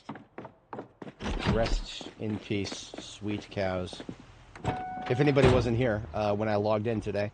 Okay, so when I logged in yesterday. Two of my cows were dead for no reason that I could fathom. When I logged in today, the other two of my cows were dead for no reason that I could fathom. Now all I have is a bull. You can milk the bull, but you're not going to get any milk from him. So, yeah, we ain't got no milk right now. I know of other cows on the map, but I don't know if I should bring them home right now. Maybe they're safer not being around my base right now. Maybe something in my base is killing them. I have no fucking clue, guys. I'm just utterly goddamn baffled about the cow situation right now. I don't, yeah. Two of them keeled over and died yesterday. Now two of them keeled over and died this morning. And I think the most insulting thing is we just can't figure out what happened. See what happens when you shoot ragdolls? Sometimes nothing. Anyway, this is from yesterday's stream. We were looking at one of our Seminole cows here, and because two of them had died for no reason, as you can see on the left side there, next to where chat was, this one in the center here, we checked her. Cow, Seminole, female, adults, healthy, well-fed, not thirsty, attitude, calm, udder, ready for milking. We logged in today. She's fucking dead. So was her other sister, the last one that was still alive. I got nothing to say about that, guys. I have no fucking idea. If I sound a little bit jaded about it, I really kind of am, because right now, we've been kind of struggling to put on weight. And, yeah. You see, the funny thing about that, KTO, is I'm somebody who did play Unstable. And I'm going to say for the record that I think they changed a little too much with this 42.20 version. I think they changed a little too much. Because clearly, whatever they changed either didn't get documented properly, or it's not working properly. One of those two things has to be true for my cows to just keel over and die for no apparent reason whatsoever. Either something is causing them to die, and there's a reason for it, and that reason is not being communicated to me at all whatsoever. Or, whatever system is killing them has not been tested adequately, and it's not supposed to be happening. Either of those things do not belong in a stable version of the game, in my humble opinion. I'm just, man, I don't like being harsh, I really don't, but I mean, we didn't have this problem one version ago. We didn't have cows keeling over and dying for no reason in 42.19. Probably both are trying. I can't rule that out, dude. I wasn't even going to go that far, but yeah, no, I can't rule that out either. I can't rule that out. I didn't even notice McCoy logging over here, or if I did, I think we might have gazed at the engine and then ran. 75, okay. No, sir. You're going to have to come over here so I can point blank you. Probably where my truck is not going to be a backstop. Thank you. No, I think we took a couple of axes from this. Possibly. Trunk is in great order. So here's another trunk of, to be honest, this McCoy Logging Co. truck, hang on. It does have gas in it, so do I have keys?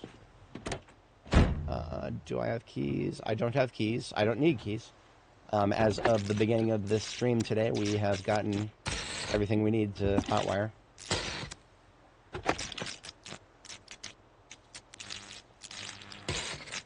Okay, I was gonna hope to get it, but nope.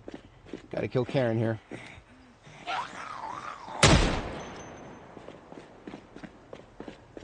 Maybe it's a map/zoning issue. Now, okay, that's a decent theory, Kraken, because one of the things that was kind of bouncing around in the back of my mind, I don't think I articulated this, one of the things that I was considering was, the looted and trashed mechanic, or whatever contributes towards it. Looted and trashed usually causes animals to just be dead when you spawn in the area. Maybe something with the map has changed and caused the cows that we see to be just killed by that mechanic. I don't know. Total speculation, uninformed speculation, because I've not looked, I haven't even done a preliminary look at the code behind things that could kill animals.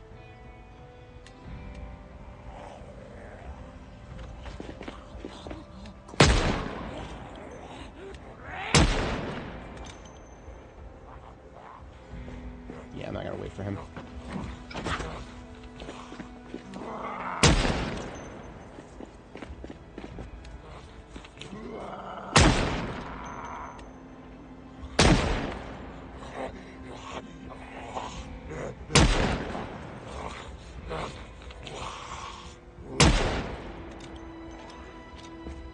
The only thing I can hope is that we're at least getting some aiming experience, even if we're not getting any damage for shooting ragdolls. It's probably not even a good thing for those forks. It might not be true. I just don't feel like getting bloody again. I don't know. This beautiful white shirt. If I start cutting them up like that, then I'll get bloody again. Whatever. Whatever, I'll just deal with it. It's fine.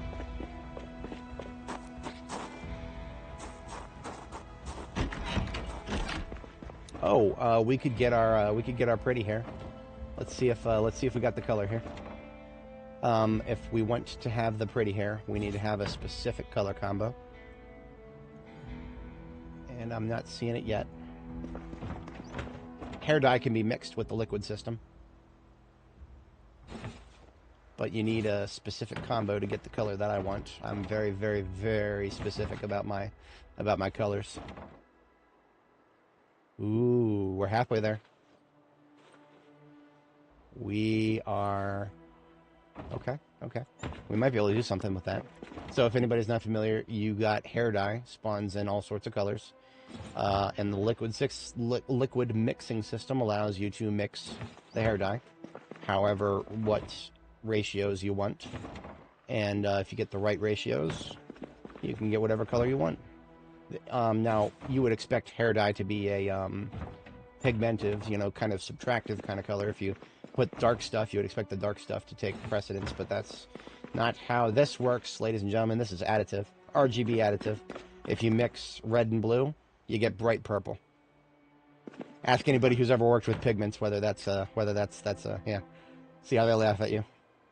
That's all right. That's all right. We don't get mad about it because it works. So what we picked up there is this is a dark brown, probably not what I'm looking for, but we got ourselves a red, kind of a desaturated red, and then this looks to be like a, it's yellow, but it's a little bit towards orange, and this here is blonde. So what I'm going to do is I'm going to get out my, do we have any soda nearby? We might. Hang on just a moment. I'm going to steal a soda container so that I can have a bottle that's visible, transparent bottle, so that we can see the color of the liquid inside. Oh, don't do this to me. Oh, this is a checkmate. Okay, I'm going to try something. Okay, that worked. That worked. It's not necessarily a check. I still don't like it, but it's not a checkmate. Okay. See, whenever there's a, one side is locked, the other side's not, zombies on the side that's locked. I don't like that situation, but at least if you just run right past them, you're fine. Usually I don't like running right past zombies that know that I'm there, but give me some soda here. Seltzer water? Okay, yeah, sure. Something that's, you know, got a plastic bottle that is transparent.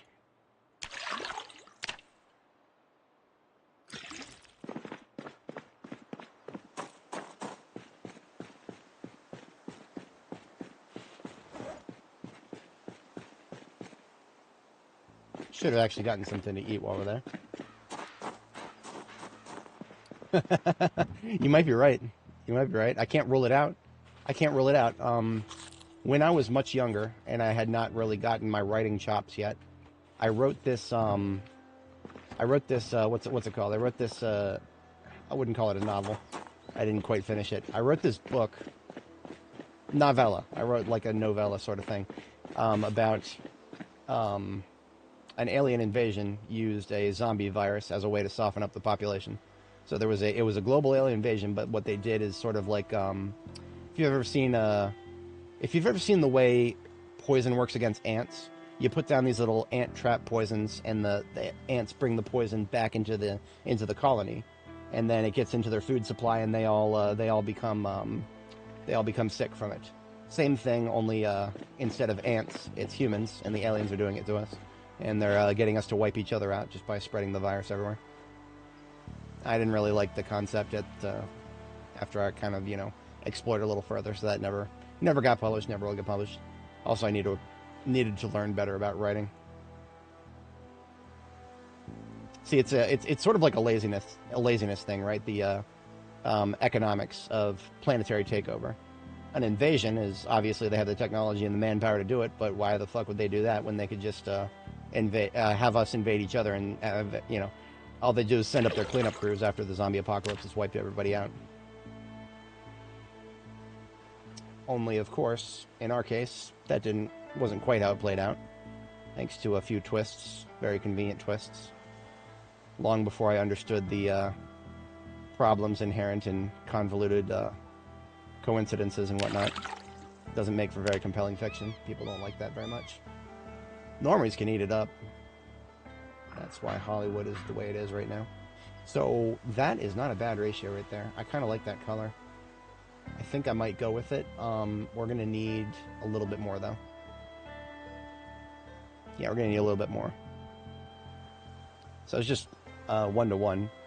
So if we do another 100 of red and another 100 of whatever this is, this like peachy yellowish mango maybe. All right, 500 milliliters is enough to dye your hair with. So let's take off the bandana and the helmet and get a look at those beautiful golden locks. And let's see if we can turn those into the correct color.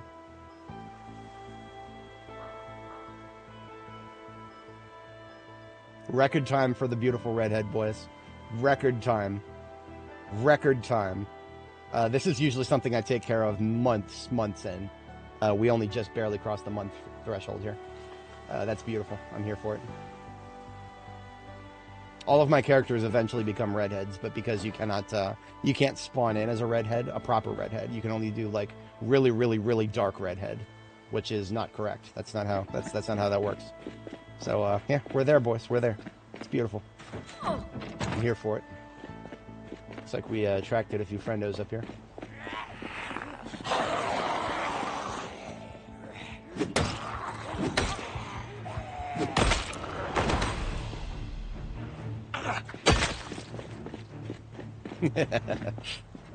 Any percent.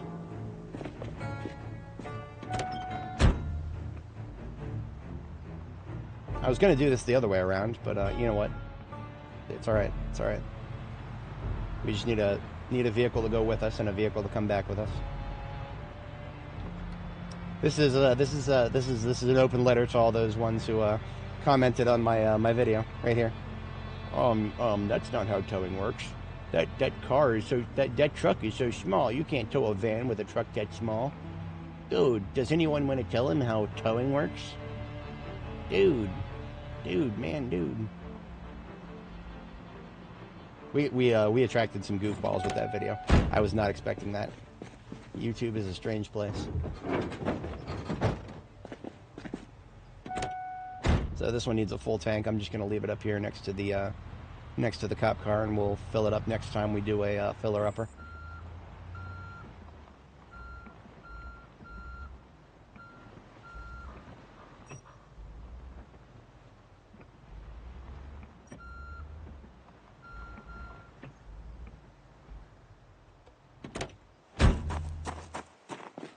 Bull driver can tow now. Thanks, Spiffos. Hell yeah. Oh, no, horsepower. Now, okay, there were some people in the comments who clearly understand how towing works in real life. And to them, I just say, have you played the game that we're playing right now? Have you played it? Have you seen how towing has worked thus far? Because if not, what are you even doing yapping your trap? We're yeah, I don't know. See, I never really got like a silly little meme video to just blow up like that, so I was kind of taken off guard by all the people who have no idea what this channel's about and what we do here. Just kind of dropping by and being like, oh, look at this guy. Look at him trying to tow that thing that he clearly can't tow. Look at this guy. He's a doofus. I mean, you know, sure, you can call me a doofus, but I know a few things, guys. Just a couple things. One or two. It's all right. It's all right. We have fun here. We don't ram stop signs or anything like that. Now, do I need a Dash Elite that isn't even a light bar variant? Not really. When I look at this, I see a vehicle that I have a key to, and a bunch of pretty sports car parts that I can someday work with. In the past, I would look at that car and I would see, oh, look at that. That's probably a 400 horsepower engine. That could probably tow something. But now, a lot of things can tow things. It's great. I love it. Yeah, that's true. That is true. YouTube loves its shorts. Man. I hate the fact that if I was just totally okay with taking my videos and destroying them, turning them into a vertical phone format and obliterating the fucking context down to 1-minute clips, that I could probably be very, very popular if I did that. Something about that just feels so unbelievably wrong, though. I can't explain why I'm so revolted by it. The simple idea of doing so. Maybe it's because Pirate Software did that, and that's the only reason he has so many subscribers, is because he was one of the first in, best dressed when it comes to exploiting shorts. Yeah, I don't know. No idea. I'm not the biggest fan of that guy who worked at Blizzard. Did you guys know that he worked at Blizzard? I didn't know that.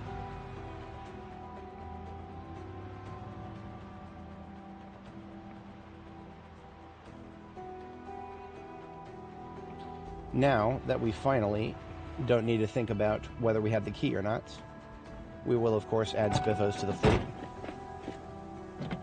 Oh, right, this one did not have even the window open, so I may need to break in if I cannot. Yeah, all right. I'm willing to let a window go. I mean, the engine quality is 76, so as far as regular vans go, it's great.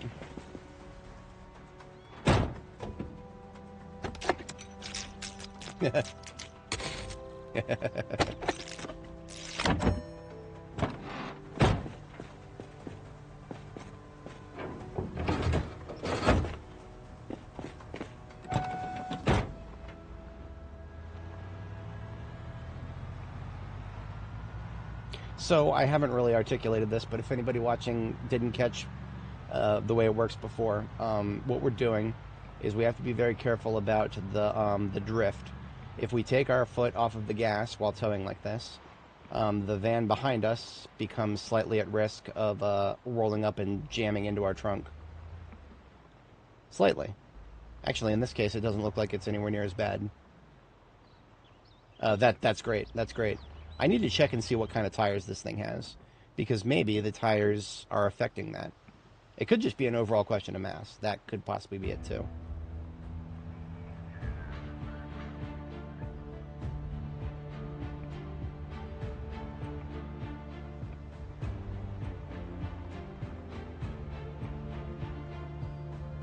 I know how to parallel park, I promise.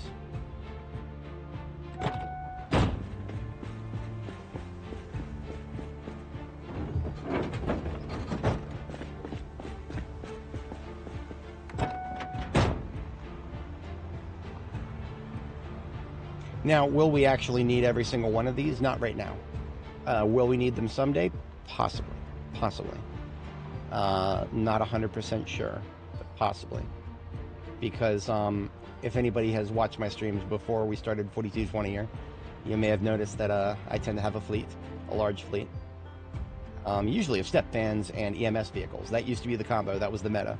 Because an EMS vehicle like an ambulance or a bull driver, well, not a bull driver, but an ambulance or like a D6 or something with a light bar on it, those used to be the only things that could tow a step van.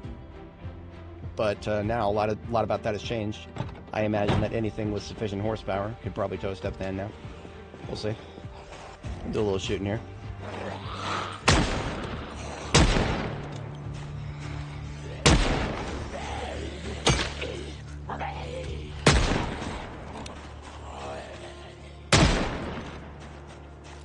A little shooting, a little axing. Whatever floats the boat for the situation. Is that... Hold the phone. Hold the phone. Hold the phone. What is that? Is that something that's still alive right now?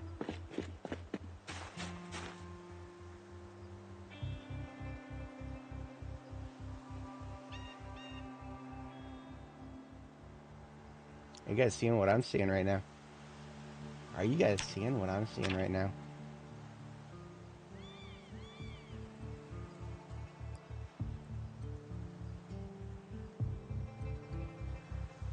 Oh.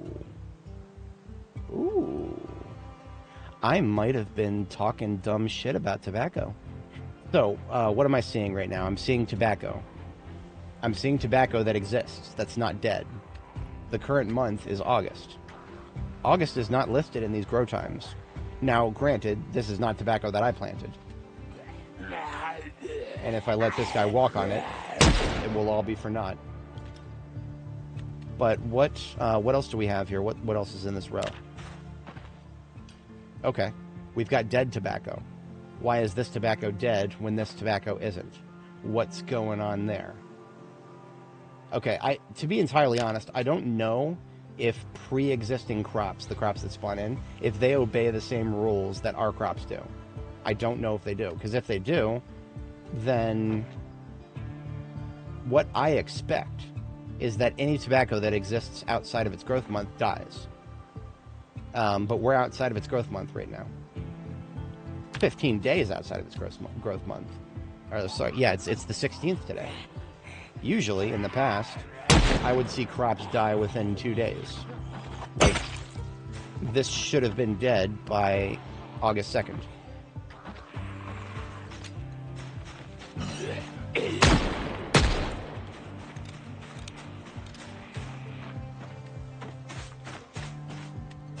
They don't exist till I spawn the cell. That makes sense to a degree, but we spawned this in pretty early on.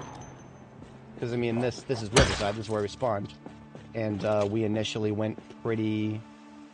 Yeah, we went right past this. I remember seeing the fucked up road. Yeah, within the first couple of days. I vividly remember seeing the fucked up road within the first couple of days. So this tobacco has existed since the beginning of this character's journey. So it's... okay. I don't... Oh, well, gotta make sure nobody walks on it. That's, yeah. It's not ours, but I mean, I do want to see if it survives to September. Because, okay, so look at the other tobaccos here. This is, 2 dead tobaccos. This one died when it was still, like, not even, like it was like a seedling. Like, and this is one phase behind this. We have nothing for the rest of these because the rest of these were destroyed possibly by zombies. So, interesting. Basically, all I'm going to do is just check in on this tobacco right here every once in a while. See if it's still alive. Give me a moment, I'll mark this on the map. Well, okay, so if a plant dies because a zombie walks on it, it gets destroyed. It doesn't say died, it says destroyed, specifically. So, here we go. I'm going to make that a little smaller. Oh, I need an eraser if I want to edit markings. Okay. I guess that's fine. So, these three, that's what I was pointing out before, Nana, is these three right here, these were probably destroyed by zombies, because if you look at it, it says destroyed tobacco versus this is dead tobacco. There's actually one other type of crop that you could come across that has left this mortal coil. Rotten. So there's dead, destroyed, and rotten. Dead means its health ran out. Destroyed means his zombie got walked over it or something. And rotten means you let it go too long in the blooming phase without harvesting it. So destroyed or rotten are a skill issue. Dead is questionably a skill issue. Questionably. We'll see. Did this garage have a window? Okay, this garage has a window, but there's a hedgerow out there, and if I stand in the hedgerow, then I get scratched. Damn it. Okay, well, checking garages a little bit later then, after I can pick up hedgerows. I don't feel like getting scratched right now. This garage.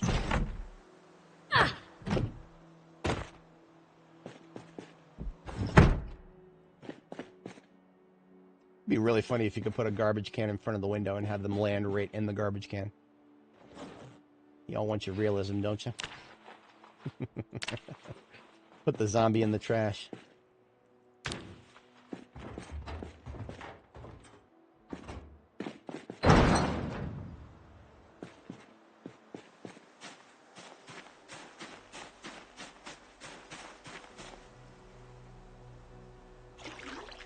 Got a, whatchamacallit, barrel, a rain barrel here, but it is full of water.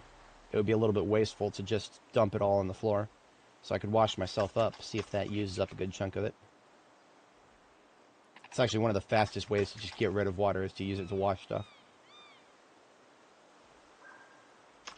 Regrettably, I recently washed myself up, and I've actually been pretty good about not getting dirty again. Am I in Riverside? Yes, this is Riverside. Let me show you real quick the exact position. We're in a little bit of a community here that is across from the newly added police, fire, and what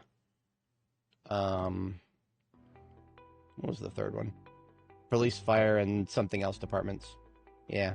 And there's also the fourth one here is State River Patrol. If I had an eraser, I'd delete this because the ambulance we're currently using is the one that I marked on the map there. So it does look like there's a little bit of unexplored stuff on the edge of the river up here. That's probably what we're going to look at tomorrow.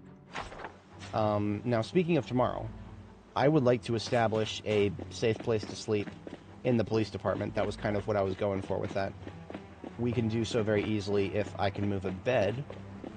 But moving beds is very difficult when your carpentry is so low level that you'll instantly break most of the beds you touch. We have like a, I don't know, 33% chance of success right now. It's minuscule, pathetic. What we can do instead is go back to base and get one of those medical beds.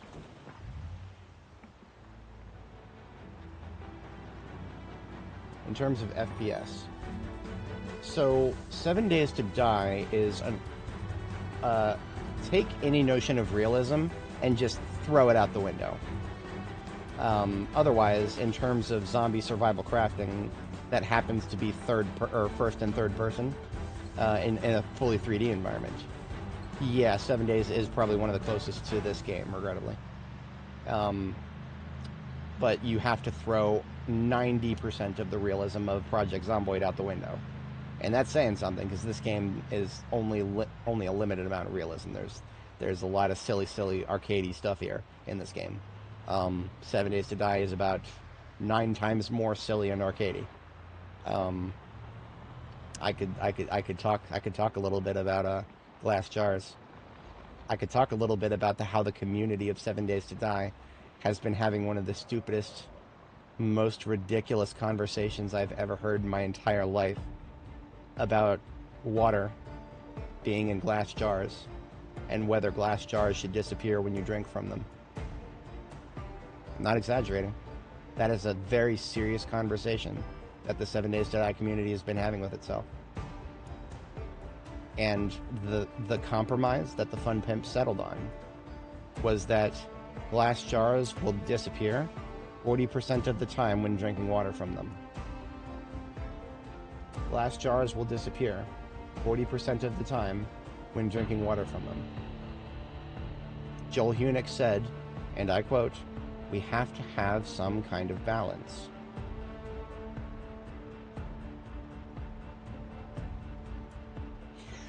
I start getting a little bit actually physically depressed when I start thinking about 7 Days to Die. That game could have been so much more than it is.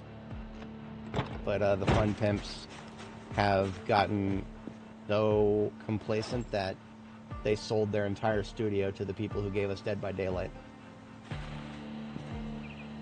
This is what my character has to say about that. Goodbye, Zed boys. I got nothing, man. I got nothing. Now I'm gonna be real with you guys. Every time I come back here and I see that my character's hungry, and I realize that I should be in weight loss, and I remember that we're in early game. Oh well, I should go milk the cows then. I should go milk the cows then. Those cows are now bones. That's all that's left of them. I don't want to get depressed. I don't want to get depressed, guys. I'm just going to have fun here. There's other things we can do. There's just none of them are anywhere near as sustainable as animals. Animals just aren't working really well right now. I don't know what's going on with them.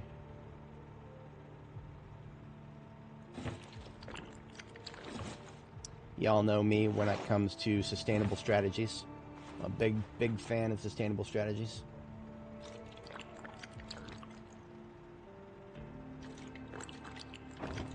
Maybe not all my strategies are sustainable, but the ones that are, I find to be quite superior. Anyway, let's do medical bed right here. So what makes this special? It is 15 encumbrance only, requires no tools to move around, and has 0 chance of breaking. Meanwhile, it gives you a high quality sleep, regardless of where you place it. I can deploy this wherever I want. Many a times have I just put it in some random bathroom where I'm behind a steel door with no windows and just slept there, because that's an option. That's something you can do in this game. It's great. I love it. You can't even say it's entirely unrealistic, because I mean, you know, the bed has wheels on it and everything. Hospital beds are built to be somewhat mobile. Now it's going to depend on the bed. When the couple times I had to go to the ER back in the day, the ER has a certain type of bed, and then you know, dedicated rooms have a different bed, and they'd have the orderlies come along and help lift your heavy 200-pound ass and put you from bed to bed, depending on the situation, what it called for.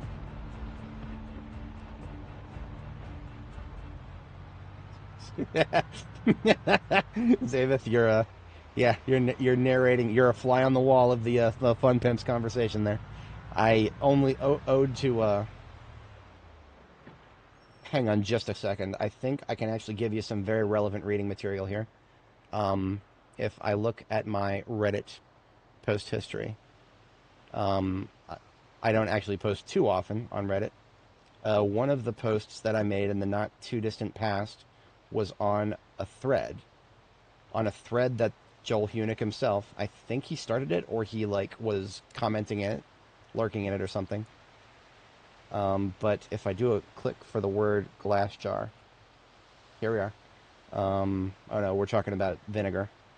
Here we are. Okay, so I'm not going to say that you should read this whole conversation, including my you know, my comment to everybody else's comment, but just kind of look at some of the things that other people are saying and realize that they're talking about a survival crafting game. Yeah, yes.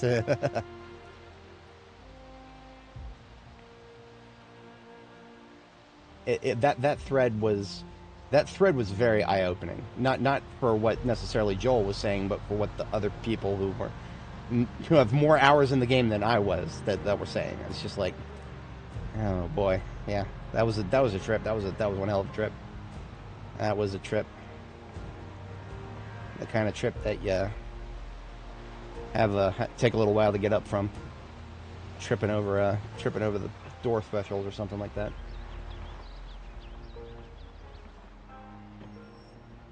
I did not need to turn this way. We're going to deploy the bed at the police department.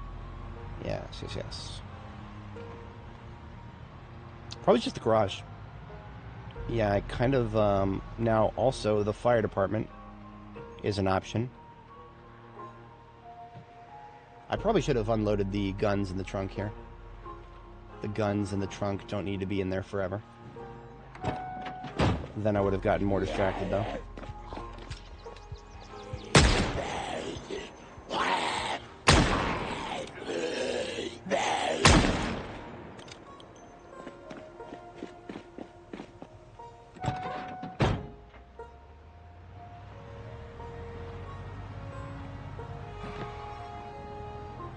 We're making Danny the Drifter proud with that one.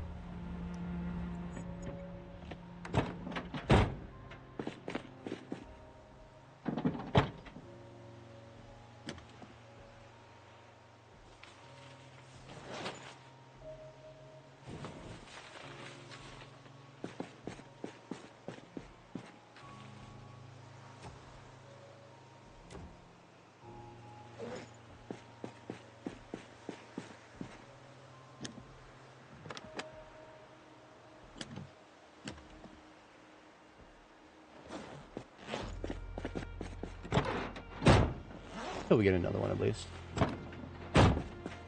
See, I could go all the way upstairs, but why do that when I could just do that? This particular garage, if I close both of those, there are no windows. So I can drive straight in here and have a safe sleep. I'm here for it. Now, like I was saying before, I think the fire department garage might actually achieve the same effect, but even be more convenient, because the fire department garage, you can go straight through now. There's doors on both sides. That was why I was being very defensive about the doors earlier, even though I haven't actually gone inside yet.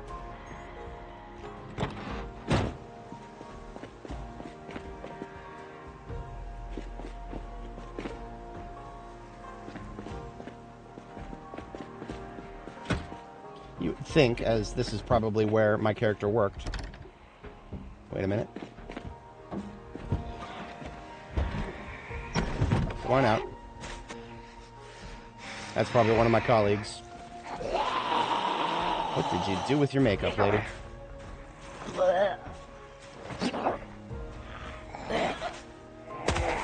Give her a clean death.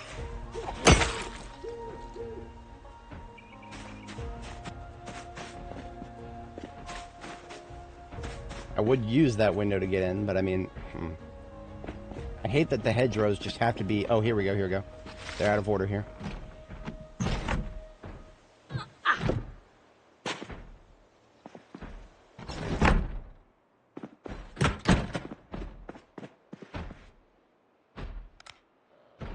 Oh, midday.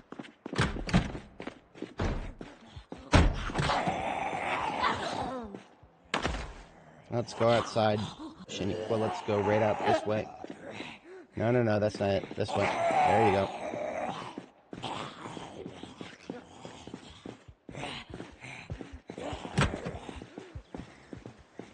No need to get blood all over the fire department.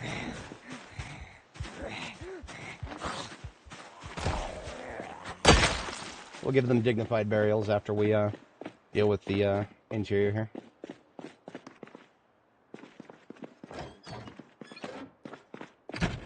Now, about the garage here, do we have any windows other than the door? The doors don't count. The doors, they have, like, windows on the doors, but they cannot break those and get in through them, so...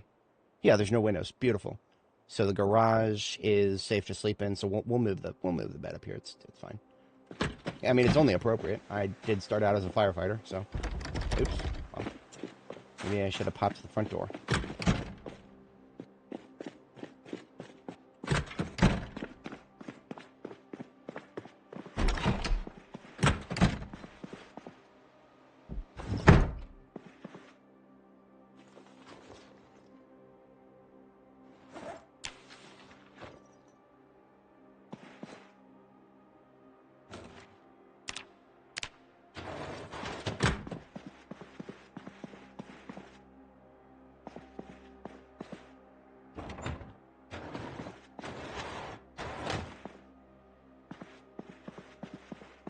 Second floor first for death. Yeah, no, absolutely.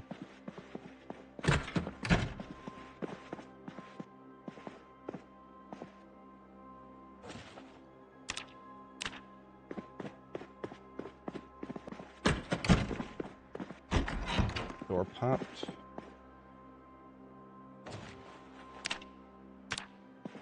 Lots of trash cans.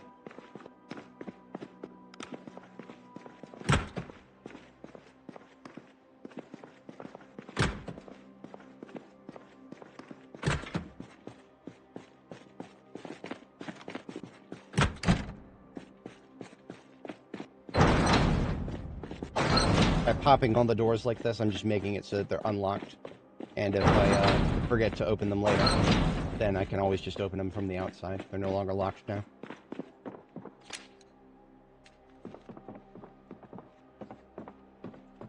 Barracks! So I could have gone upstairs and slept here, but I also like being convenient. I think these beds, like any other, 52.5% chance to break. Yeah, no, well, we're just gonna leave them in. Just leave them here.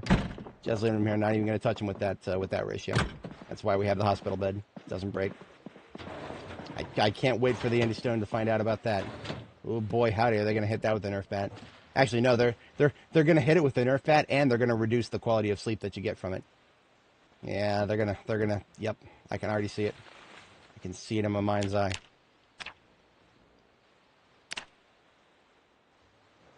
Hello, turn off. Wasting battery over there. Regrettably, we can't plug the, what's it called? We can't plug the, radios in this universe into the wall. In this universe, radios can have battery, and that's it. There are no wall outlet-powered radios in this universe.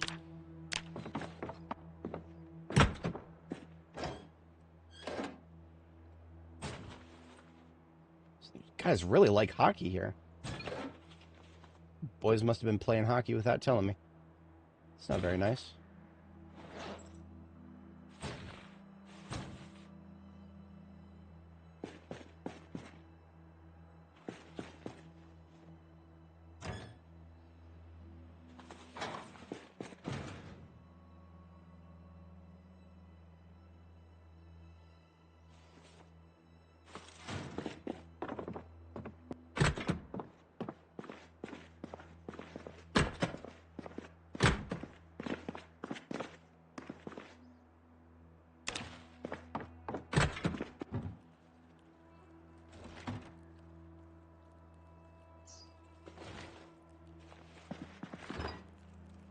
Lots of rotten stuff.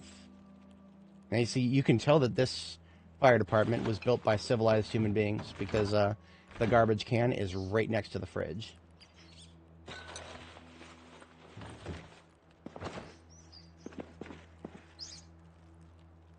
If I kill that thing, it's going to get blood all over the wall.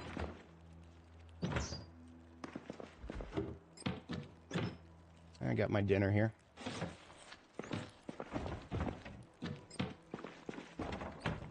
Pretty light on provisions. Yes, I guess we know where all the budget went. Into the structure itself.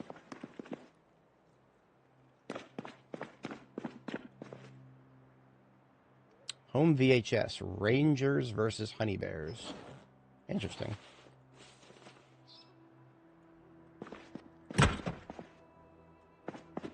Beautiful. I like it a lot. It's just a shame there's trash everywhere. The boys really didn't clean up after themselves, did they?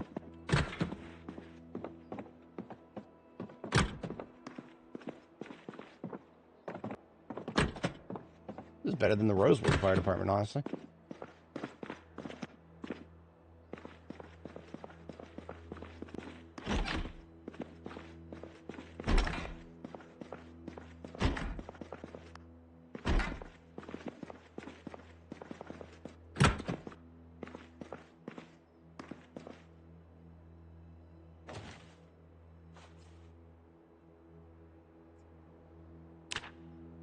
Somebody was asking about treadmills earlier.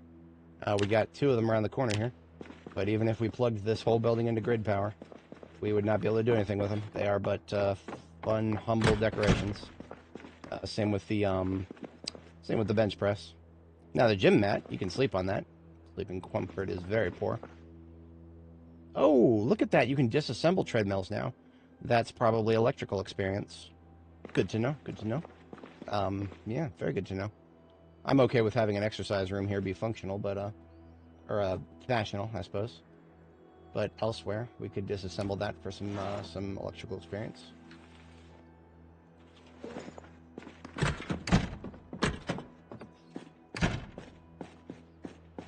There's the. This is what you're looking for. You want to go to a firefighter department to get your axes. This is where your axes are. This is the main event. Everybody take notes. This is where your axes are.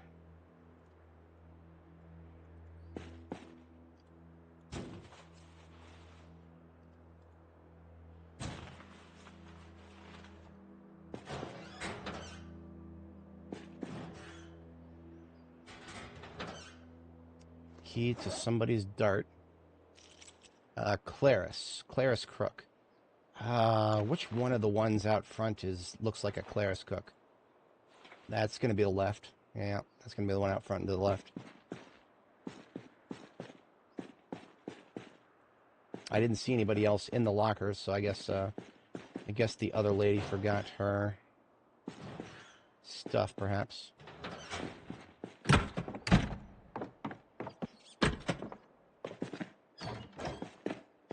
Okay, that is, these floors are clear. There is a third floor. We'll look at it after we catch a sleep here. I suppose it would be a bit much to ask for a pillow on any one of these beds. Knox County continues to be the only place that has a bed-to-pillow ratio of 1 to 0.06 or some shit like that.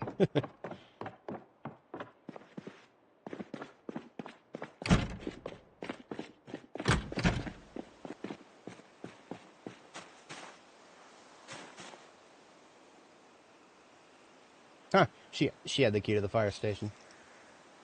I will name that RS Fire Station. I did not need to pop the doors. Did so preemptively, though.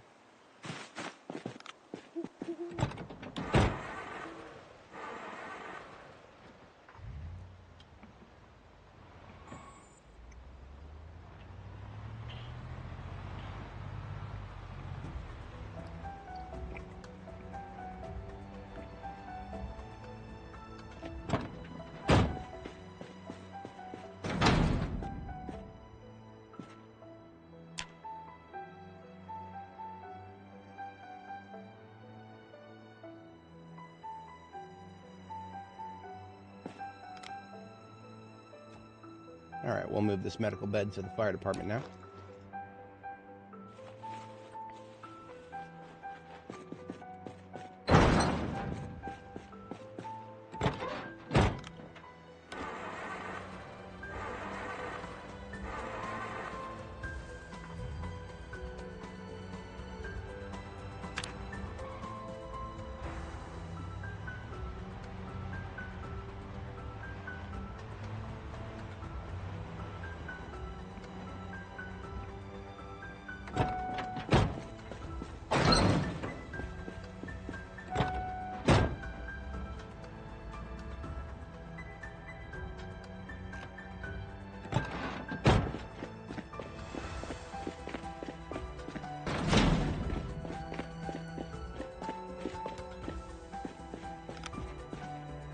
Ooh, look at that. There's a bunch of axe heads in there.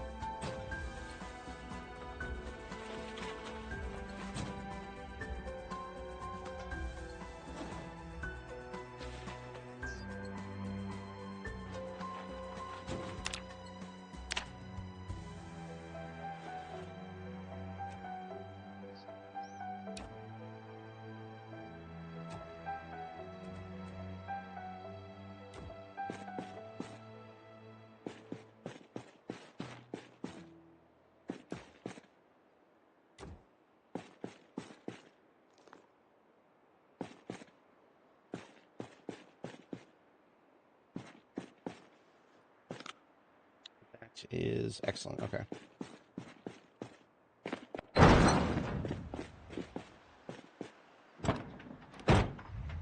I like it. Okay. I like it a lot. Just drive straight through. It's I wish they were all designed like that.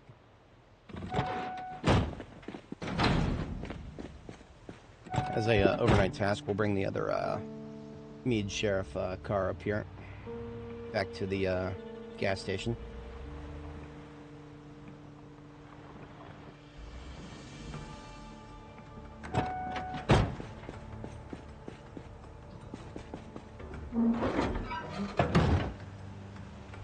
Sounds like somebody scratching a door.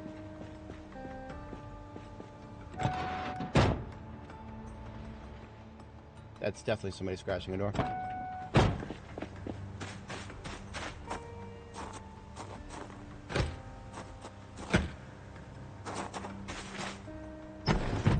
And house alarm. It's alright. I think we might... I think house alarms can have batteries that last up to 30 days.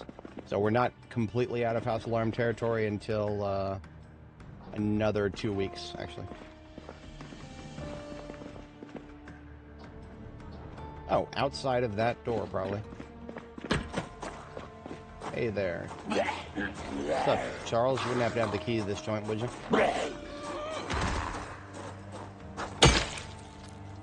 Nah, it doesn't look like it. I'll take your watch, though.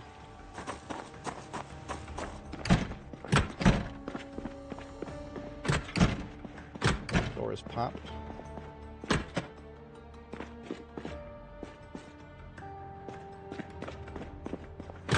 So this, if anybody's not familiar, this is the river patrol. So the Ohio River is a big river. Kentucky and probably other states that border it have their own little flotilla that patrol the river with. Work with the local law enforcement everywhere if they need to liaise for a perp who is on the water, which probably happens. You'd be surprised at how often. Let's go watch Midwest Safety, man. You'll see some wacky shit there. Some wacky shit.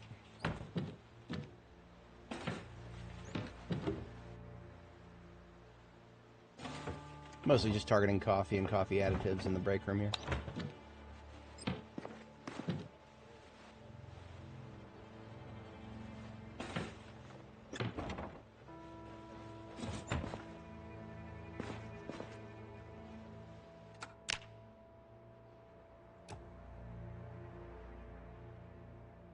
Oops.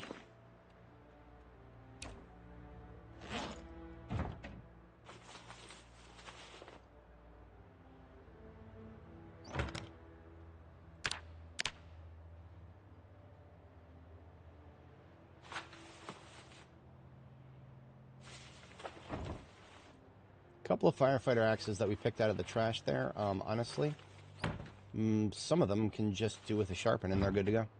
Some of them might definitely not be.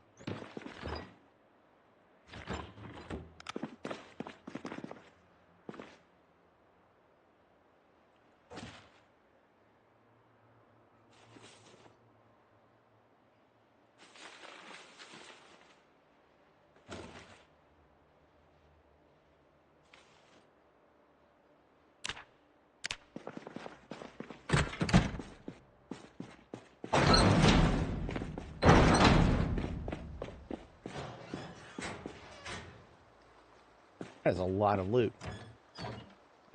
Generic sort of garage-ish workshop metalworking kind of stuff. A little bit of everything. Oh, did y'all see that? I had a red crosshair for a second, and then it was gone.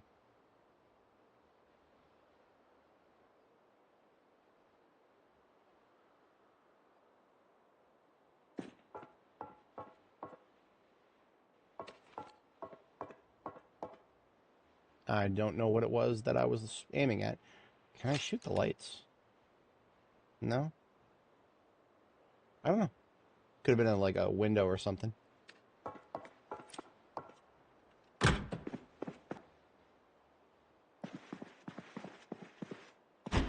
I always suspected that my neighbors here had better offices than me.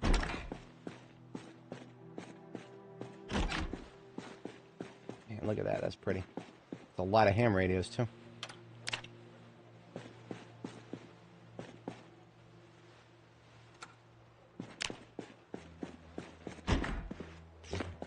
Lots of running ham radios.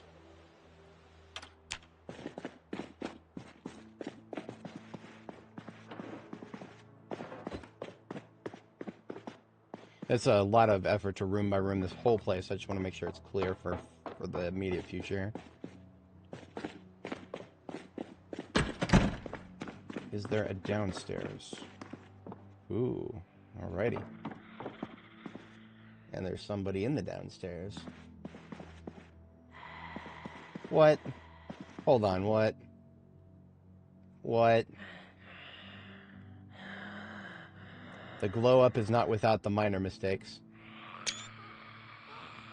I mean, you know, I've heard of an observation window before, but, yeah.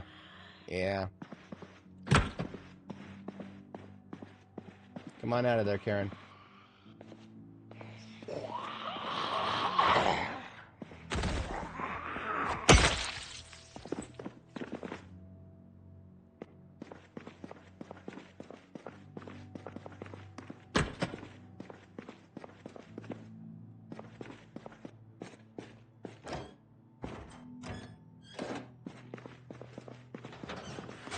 Ooh, aiming books. Okay.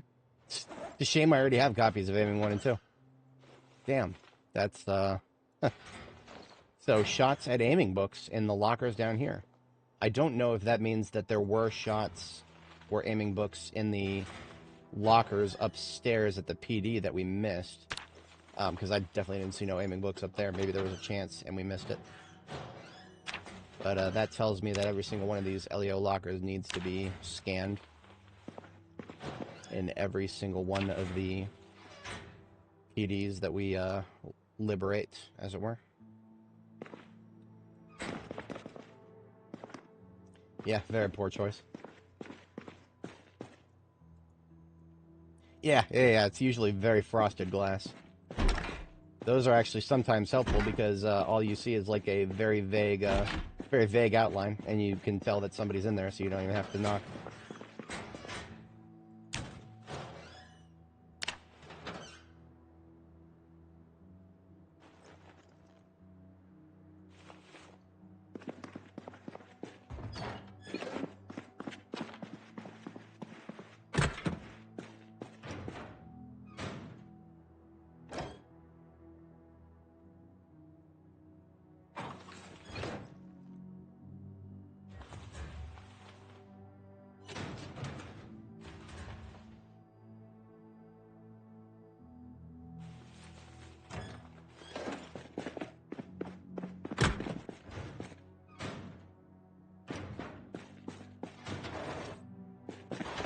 Lots of electrical things to disassemble. I'm here for all that.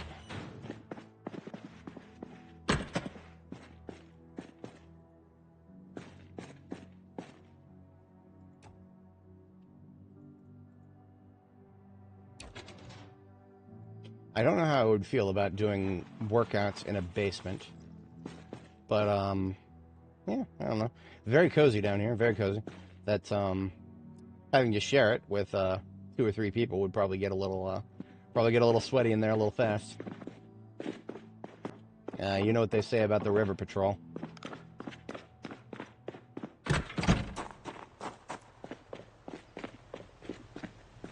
I thought that was going to be a real quick journey, but that was the whole night. It's alright.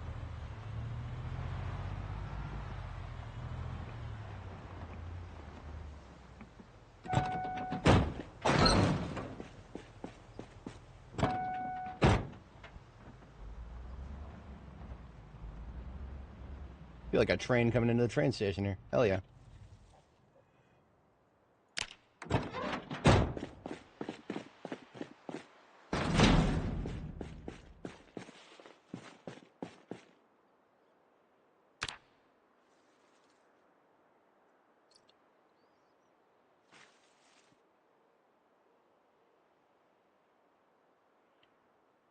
feel like I heard plants rustling.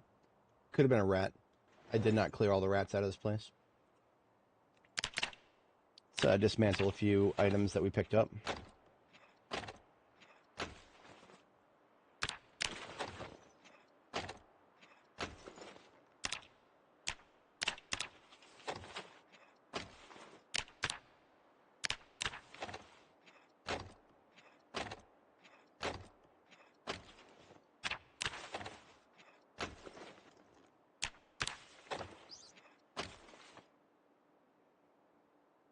What is that thing coming right at me for? It should know better.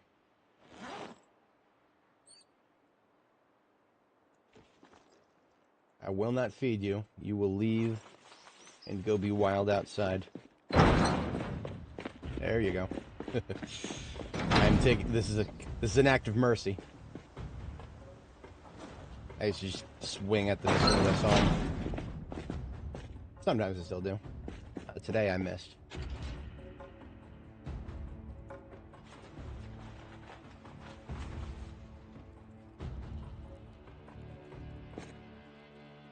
Oh, look at, there's another one.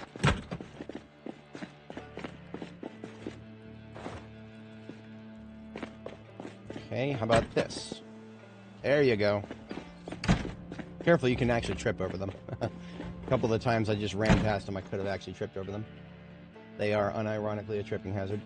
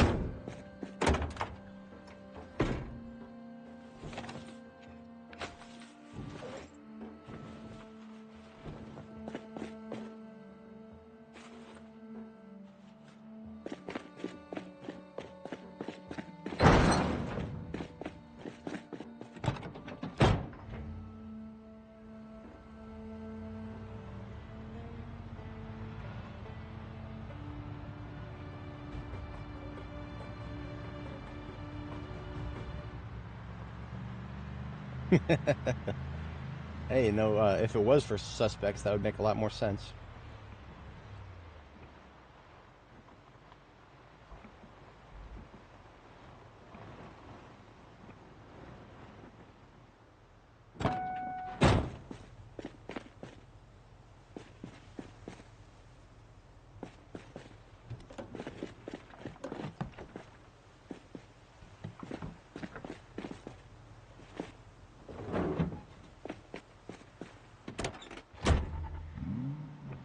Yeah, I agree. Usually I try to turn the music back on when it dies, but we just heard it come back, so it's not 100% dead. Hopefully, well, we'll actually be running into zombies momentarily here, because I'll be wanting to continue a little bit further progress to secure the area next to the river there. But before we get started with that, I would like to... we're going to swing back to the base momentarily, and I'm going to get this stuff that needs to be in the freezer into the freezer. We got a couple of perishable items. Ranch and nacho cheese and stuff like that. Stuff we'll never be able to make ourselves. Ranch and nacho cheese are things of the old world now. So preserving them is like preserving a historical artifact. That perhaps we will wait and have some nacho chips on our 1-year anniversary or something like that.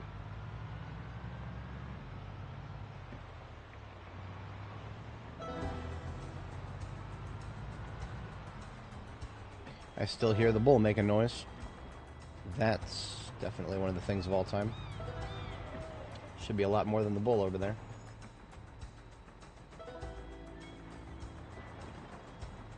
But I digest.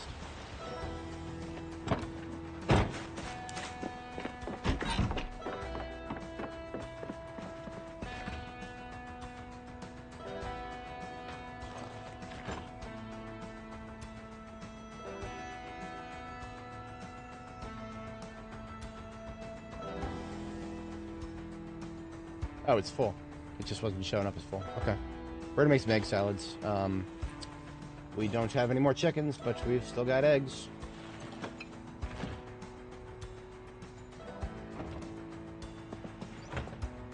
Again, I'm just... I'm trying not to think about it too much, but I've got to reiterate just for the record. Cows and chickens are some of the most reliable ways of getting food long-term in this game. And our cows and chickens are all dead. And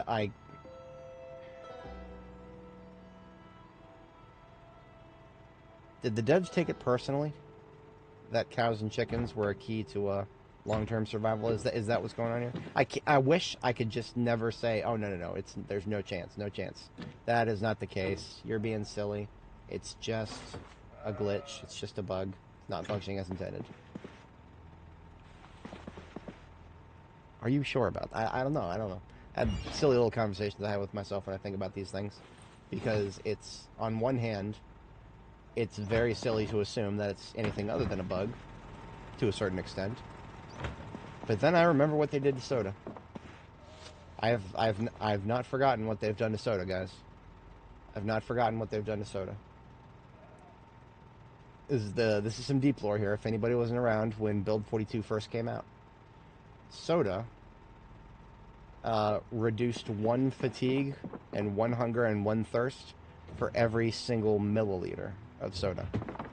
I'm going to say that one more time.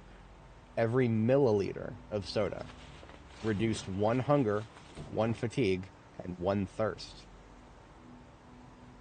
Those are all 0 to 100 stats. So a 100 milliliter can of soda would completely max out all 3 of those stats. My 42.0.2 character slept maybe 3 times in the course of her several month journey because she never needed to. We just microdosed on soda the whole time. Problem, of course, with that is that made the game very, very fun. I never had to eat or sleep or think about my weight or my hunger. I could just keep going forever. That was so much fun, and we started talking about that on Reddit. We started comparing notes. My favorite way of dealing with it was a perfume bottle, because that is one of the smallest bottles in the game. So if you were to drink 1/4 of a perfume bottle of soda, that would be 25 milliliters. That would be enough to make all 3 moodles go away. So anytime any one of those 3 moodles popped up, you would drink 1/4 of a perfume bottle of soda, and they'd all disappear. Now, after that happened, after that got nerfed, what happened was the devs nerfed soda to such an extent that it doesn't do anything anymore. You'll be lucky if you can delete up to 4 fatigue points for drinking an entire 2-liter. They made it so that, you know, in terms of proportional caffeine, you can drink the caffeinated equivalent of like 20 cups of coffee in terms of soda and get 0. Hang on. 4 divided by 24. You can get 0.16 times a cup of coffee for drinking the real-life caffeine equivalent of, well, I don't know if, how much caffeine is in a 2-liter of Mountain Dew?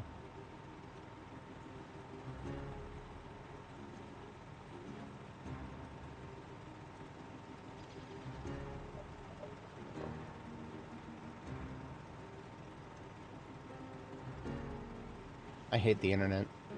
I hate the fucking internet so much.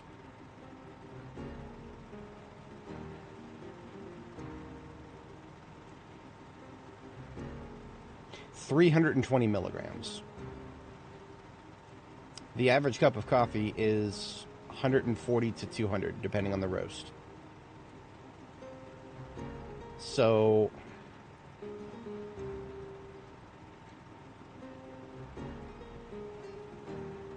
let's just call it a blonde. Let's call it a blonde roast. Let's say all the coffee in this universe is a blonde roast. That's 200 milligrams. So a 2-liter of soda should be 1.6 times a cup of coffee in this game. But instead, it's 0.16. That's what we get for having fun. That's the point I'm getting to. We had fun with soda in this game. And they took it personally. And now we don't get to have anything.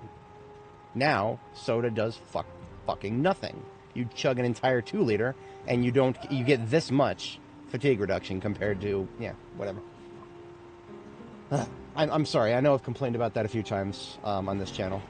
Just in case any of my new viewers hasn't heard the screed. It used to be very fun. Now, okay, I understand completely that they needed to nerf it.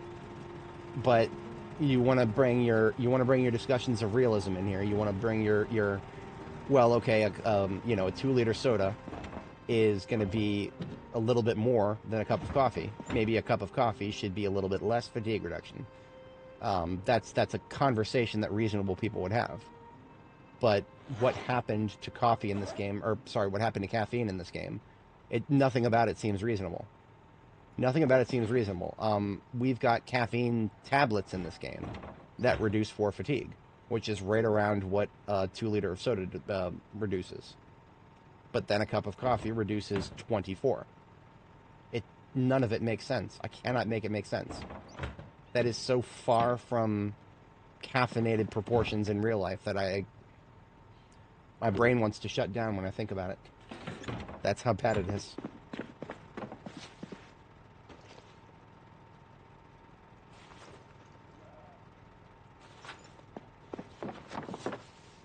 And I bring all that up, of course, because I want to be able to rule out that the devs are punishing us for daring to have fun, for daring to have something reliable and trustworthy that can get us through things, so that we can focus on other things other than the miserable tedium of the apocalypse.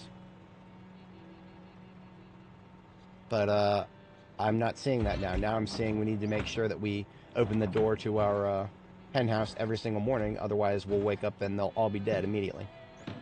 And now I'm seeing my cows die for literally no reason. And unless that is literally just a freak accident, which I'm not going to rule out, if it's not just a freak accident, they're clearly looking at other mechanics to kill your animals so that you can't get too comfortable, because that would be having too much fun. Again, I'm making a few logical leaps there, but you cannot look me in the eye and tell me there's no precedent for that train of thought at this point. I'm seeing way too much precedent for it, in fact. But I've said way too much on that topic.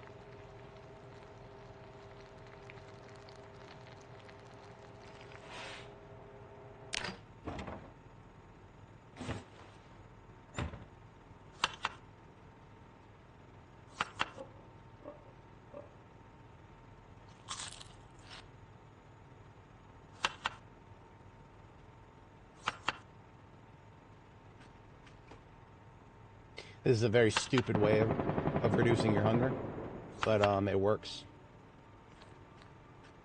And it's a little bit better than just straight up eating the eggs. Straight up eating the eggs is not quite as reliable.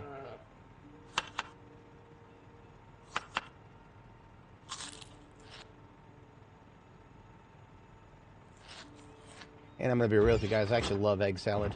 Egg salad is pretty good. I could eat a lot of that. Especially when my dad makes it. He garnishes it with a little bit of extra spices. It's good stuff. Good stuff. Yeah, the staff changes too, Kraken. That is, and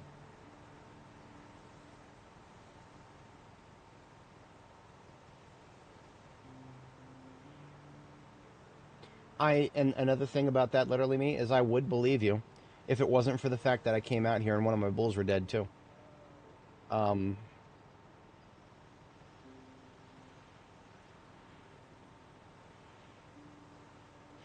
And I think, okay, I'm not normally the kind of person to just jump into a Reddit conversation, but I need to.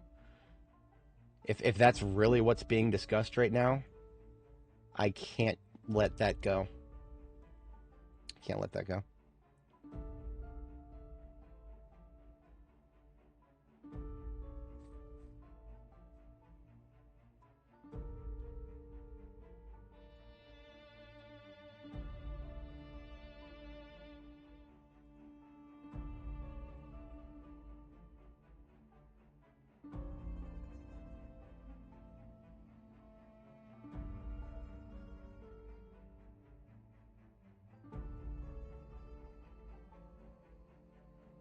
Okay, no comments on that. That's just the patch notes that talks about that.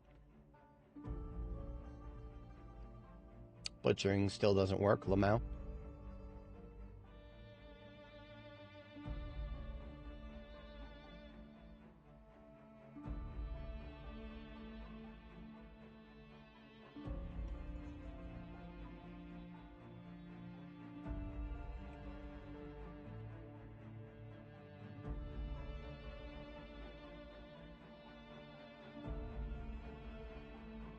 I'm not seeing it.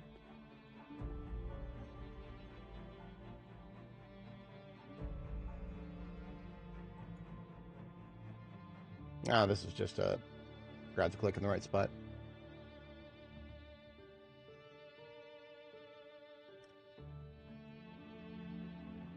Reddit doesn't always... it's not the easiest place to search. Steam isn't either, but,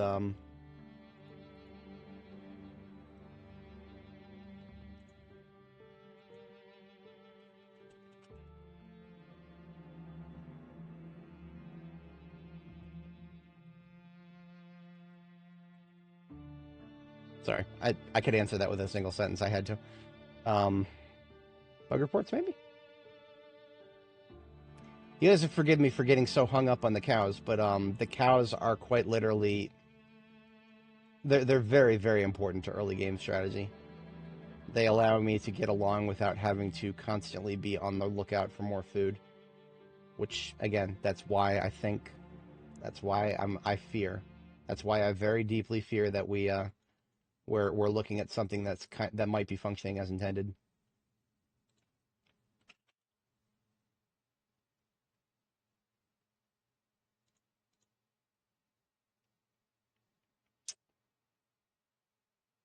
Not seeing any bug reports. Not that contain the word cow within the past couple of weeks here.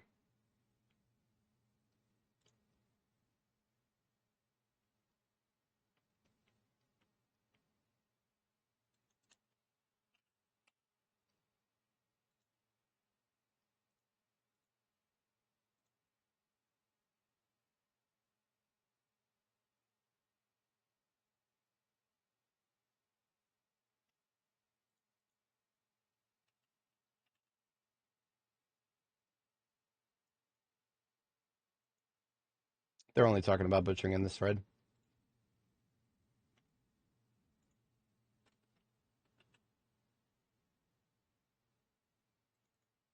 No, nothing there.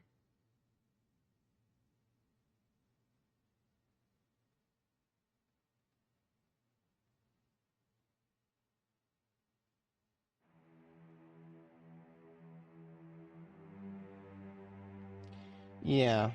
Yeah, Duty Dude, that is I want to call it Arrowhead syndrome, but I feel like other developers have been doing it since long before Arrowhead made it popular.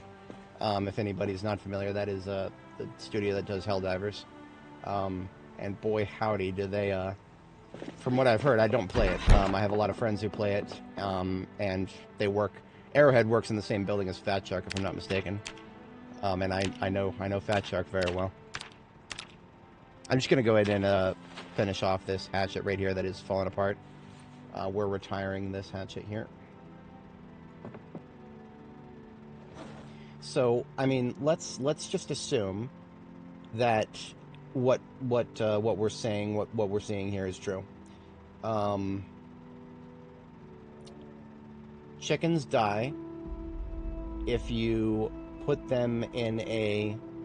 I'm sorry, if you leave the hatch open on the hen house. Chickens die because foxes that you cannot see come in and make them disappear.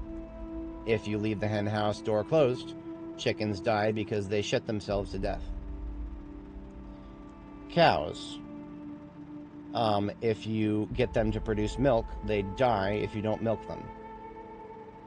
So what is this? What is the end result of this?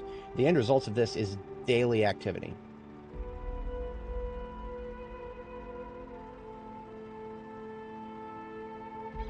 That's what I'm seeing from this. That if you want farm animals, you must stop everything else your character is doing and work daily. Otherwise, they fucking die. That's what I'm seeing here. I cannot tell you how much that makes me want to stop playing this game. I lack the words to describe. If that is truly the case, that we're actually, if that's what the intended goal of this is, to be a fly on the wall of the Indie Stone right now. I genuinely don't know what kind of conversations they're having. I don't know. Are they really talking amongst themselves saying, This is way too easy. Players are doing this, and they're just having a good time, and things are way too easy. We gotta make sure that they're not having it that easy. Is that the kind of conversation they're having? Because again, we're operating from the assumption that this is functioning as intended. I don't know if it is. Yes, literally me, I would agree with you 100%. If I had an NPC to do all that, what I just described for me, sure. But we don't. And we're not going to for years. So why would a system like this be here other than to nag the player to death? And I don't mean death as in, like, death of the character. I mean death of, I don't want to play this anymore. It's fucking annoying as fuck. Like, I cannot, there's so much tedium I'm prepared to accept in this game. There's so much tedium I'm prepared to accept. Daily activities is not one of them. Nothing else in this game requires you to do something, I mean, other than feeding your character. I mean, feeding your character, yes, of course, yes, you have to eat. Yes, okay, sure. Eating and drinking, sure. But, I mean, okay, anyway. We don't have to necessarily confront the mortality of my interest in Zomboid right now. Again, I know I'm kind of sounding a little bit black-pilled right now. I get that, and I don't want to be black-pilled. I like this game a lot. But if that's really where the devs are going with this... Anyway, sorry. I don't want to be black-pilled. I really don't. I don't like to be that kind of a person. That's not who I am. It's not who I want to be, rather. Who I am is a different thing. We are what we do. And so if we want to be something different, we have to do something different. Okay.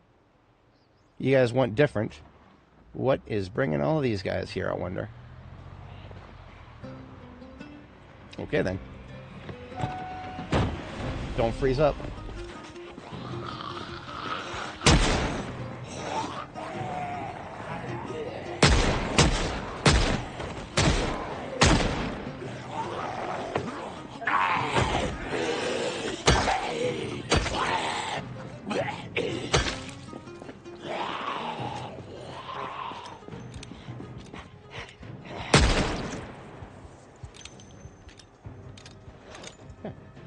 Not sure exactly what brought all them there. Maybe they were just right around the corner and they heard me towing. Yeah, I could see that. Okay. I was towing earlier. That's how I left the area. Right, and dude, that's another thing. I really want to believe that the people who are saying, "Oh, you got to milk a cow, otherwise it's going to get sick and die." I really want to say that these people are just either trolling or they're just they're really fucking reaching because they really want to glaze the indie stone.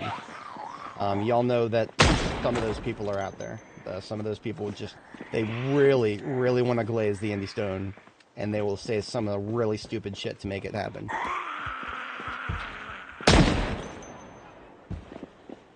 Lady, it is not necessary to break that. I'm right here. Thank you.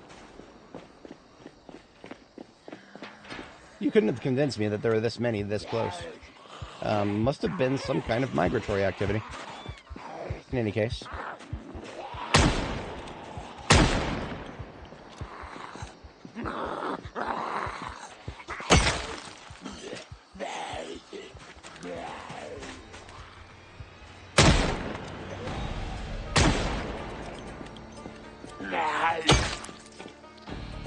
I'm really digging the half moon yoga positions here. Nice.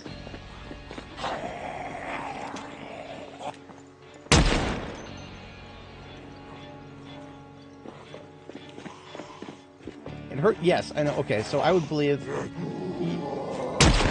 surely cows make a noise, like a specific kind of noise, if they're in pain because their milk reservoir is too full. That sounds like something kind of realistic. Yeah, sure.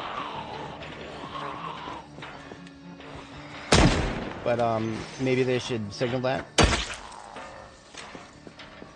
But again, was 4220 the time to bring that back again? I'm always going to come back to that argument. I'm always going to come back to that argument because it just, if anything about what they're saying is true, was now really the time for that?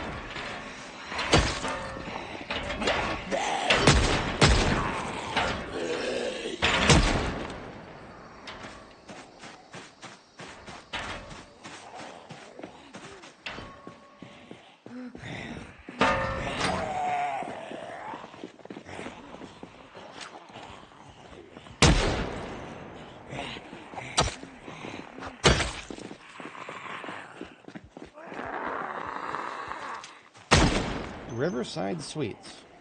That place has gotten a glow up. I remember that being a humble hotel. All right, then.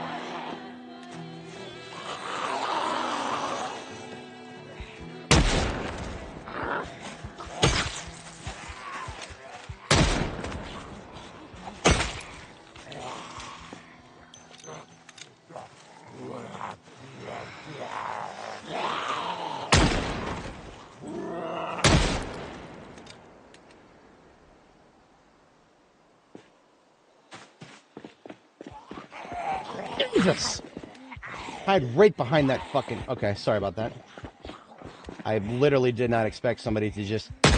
Of all the places to stand, this little tile right here that happens to block my line of sight. Okay, here. Mea culpa. Should have expected people to be coming around that corner.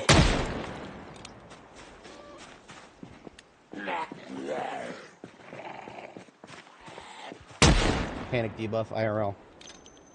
Okay.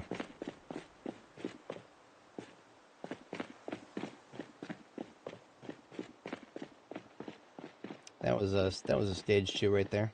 She winded up her whole grab animation for that. Yeah, that's yes. Maggot farming. That makes total sense. I'm sure we'll get all kinds of calories from that. Oh boy, okay.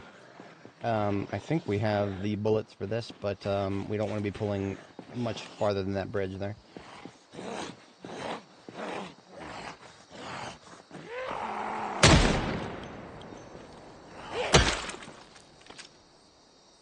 I also have to... let's see here. Wow, that's pretty. That's going to take some exploration to get through all that. Especially if they've really done the, the thing of every room is unique now. Wow, that's a lot of real estate, if it is.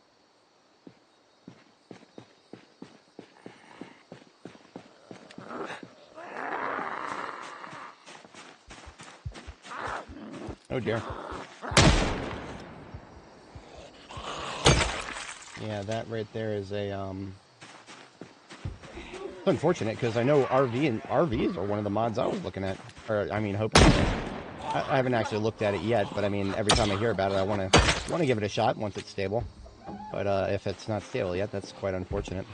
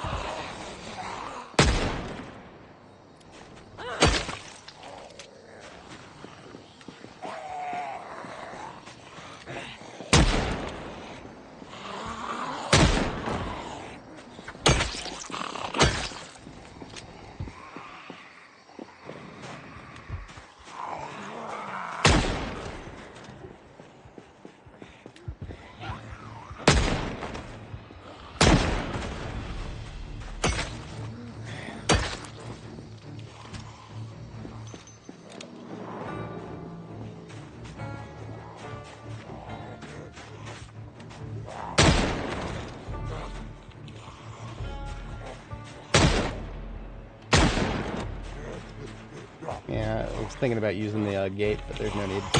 There's probably also people that could come through those trees, so I'm not gonna challenge that.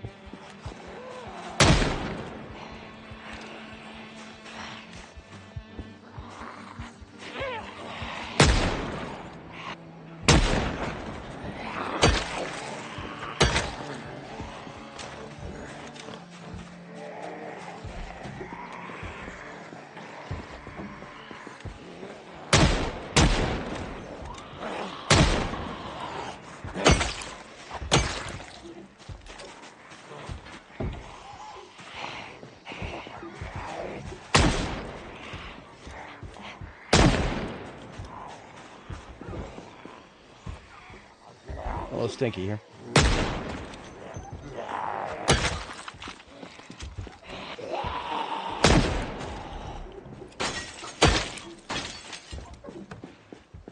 They really like breaking the windows over here, don't they?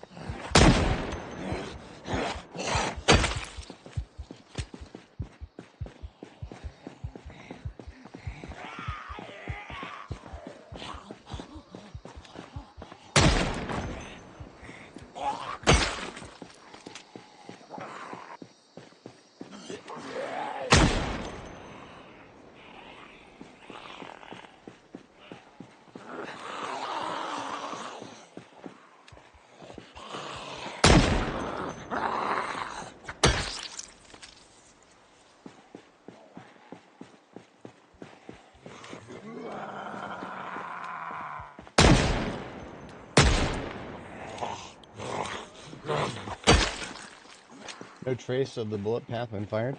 It's there. It's really hard to see. It was there for like a frame. It was there for like a frame.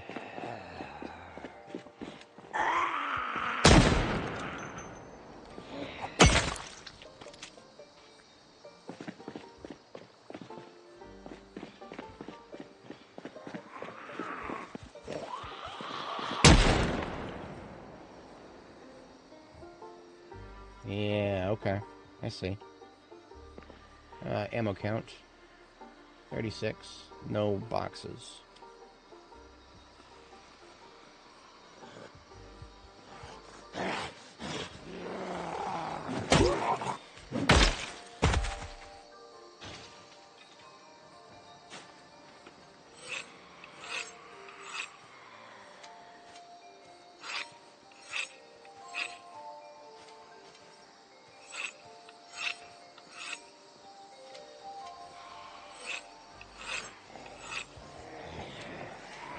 I don't think I got this. Damn.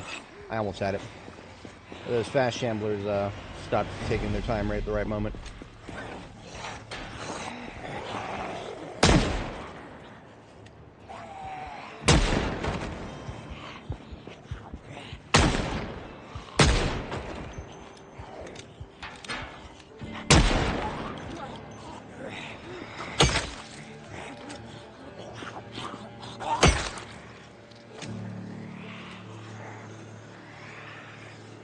Okay.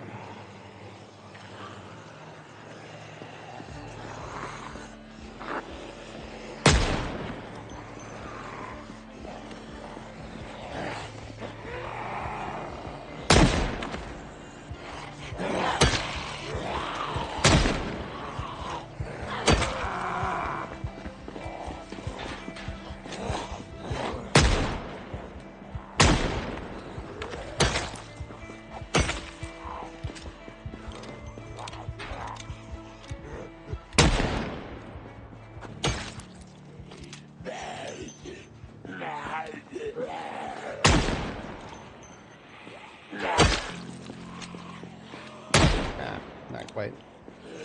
Very short range weapon.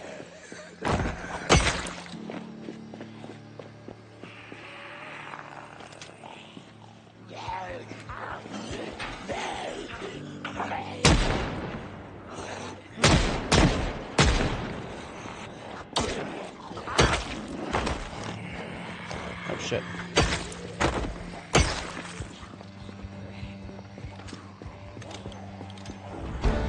Reloading level 4. Faster than expected.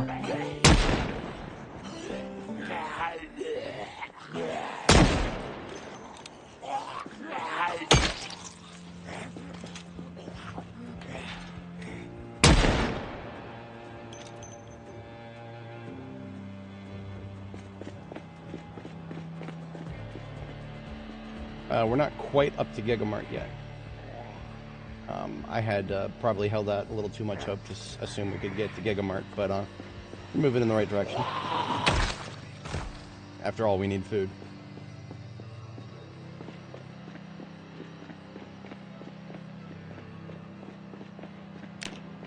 It's about 1,388 Zeds so far. I'm not here for the kill count, but yeah. Oh dear. That's we haven't had any crashes thus far. I'm not sure what could be going on with that. Very unfortunate.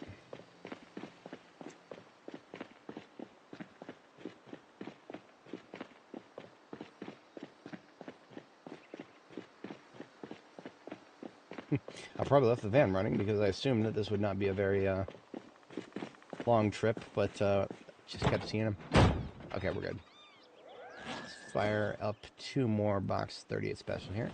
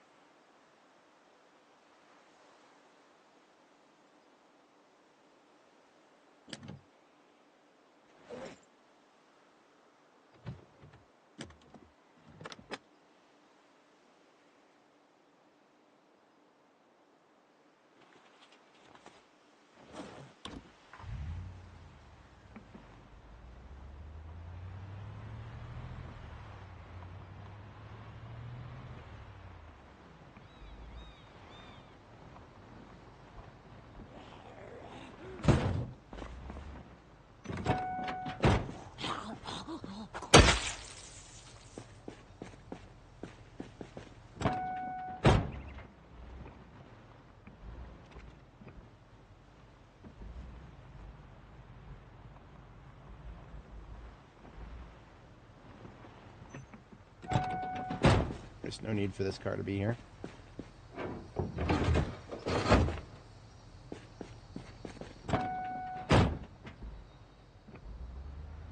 Oh dear, wow. That's a lot of looting right there.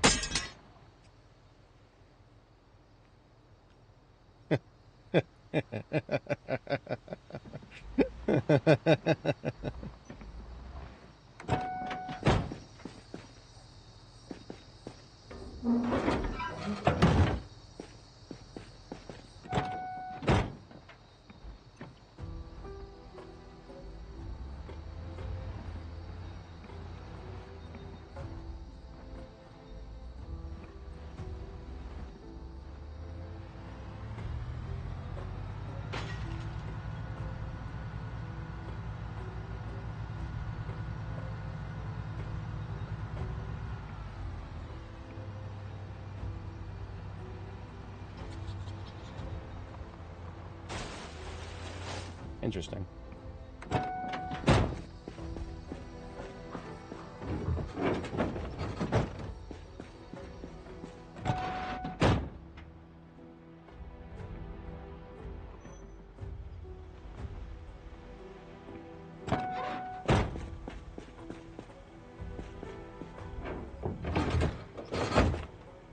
He's not dead yet. What do we got over here? Oh, garlic, ready to harvest. Huh. Oh. Oh, that's a tall fence. Later then. Yeah, climbing a tall fence. There might actually be Zeds over there.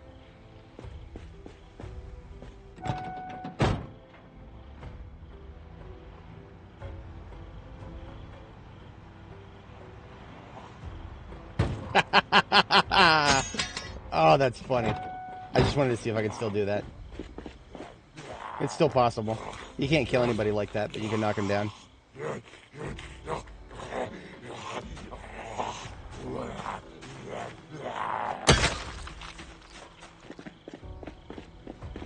I missed the Spiffo battle axe. It was a lot of fun.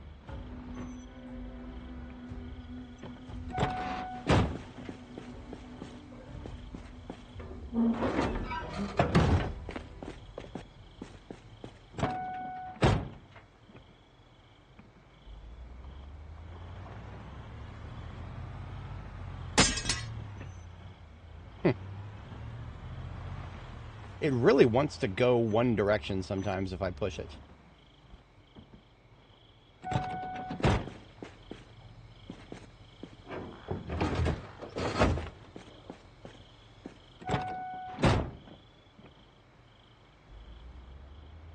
Yeah, see? Why is it turning to one side there? I was going straight at it, but it really wanted to turn to one side. And I can't really explain why. Other than maybe the tires are, maybe there's more tire friction on one side than another.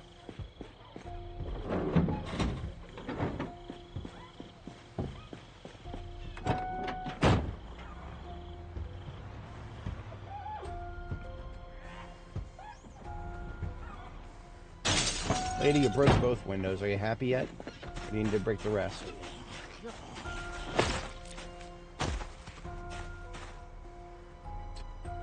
Officer Burdette. Yeah. Not the whole bird, just the Burdette.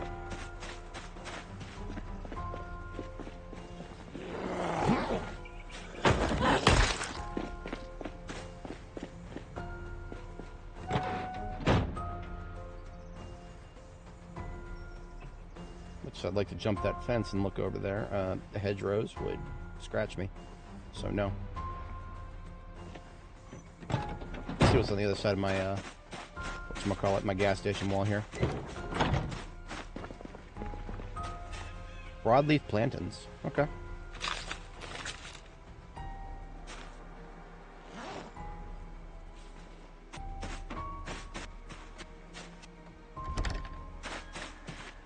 It's a pretty shed.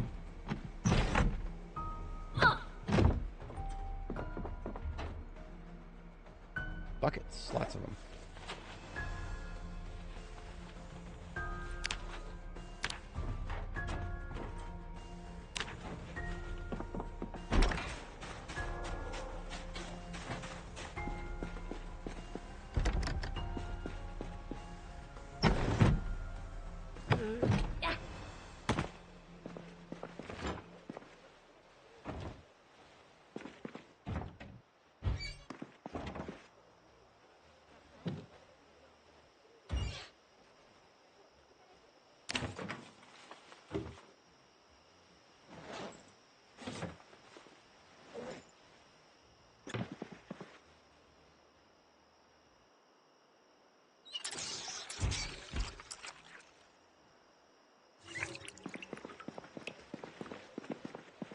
Beautiful living room. I like it a lot.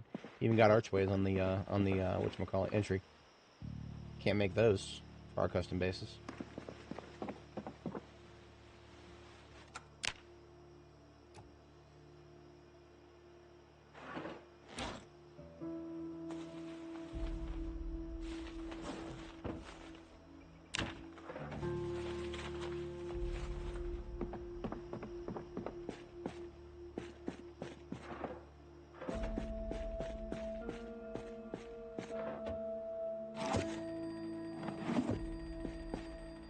Let's play. Which house is that? Neighbors or the one after them? Probably neighbors.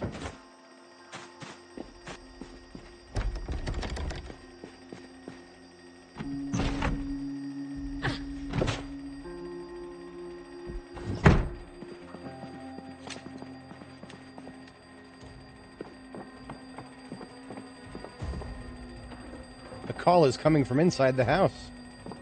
No, not that call. The other call. Oh,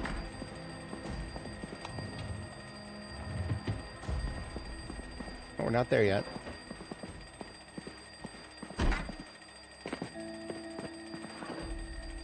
Are we still not there yet?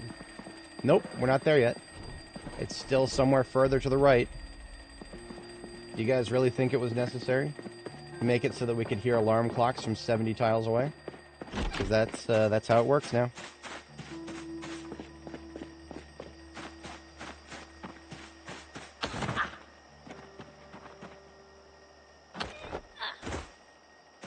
Or were we right?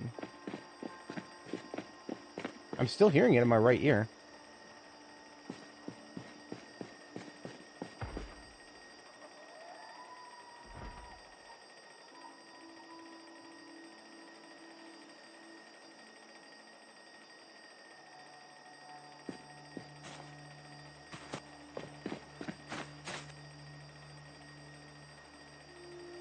It's mostly in surround now.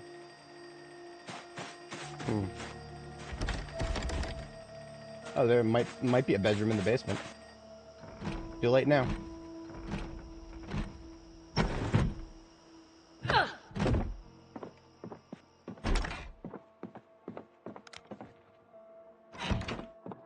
Hello. Why don't y'all come on outside, huh? Hey! When I see more than one coming out of the basement, I'm just like, nah. Nah, they can come on outside.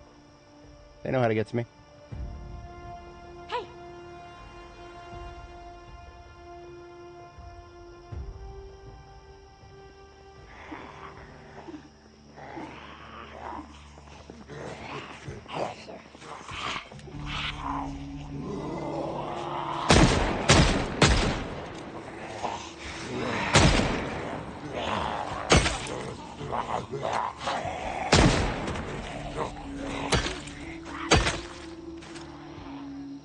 Four of them down there. 5. Yeah, see? I was right not to go fuck with that. I saw more than one. That was more than enough. Basements are just fuck. Everything about them. 6. I don't know about this guy to the right.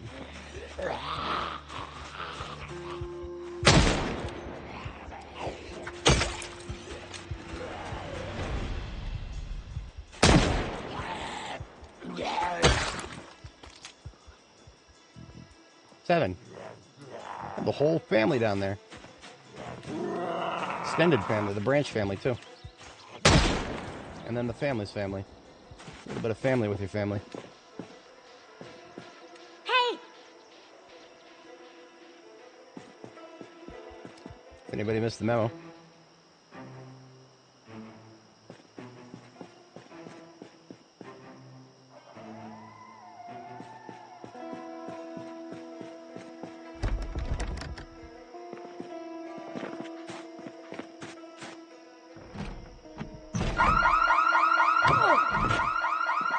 Okay. Remember what I was saying earlier about house alarms? And how they sometimes have batteries that last up to 30 days after the power outage? Threatened me with a good time. I was trying to clear this neighborhood anyway. But I would like to know what direction they're going to be coming from, so I'll back off just a little bit.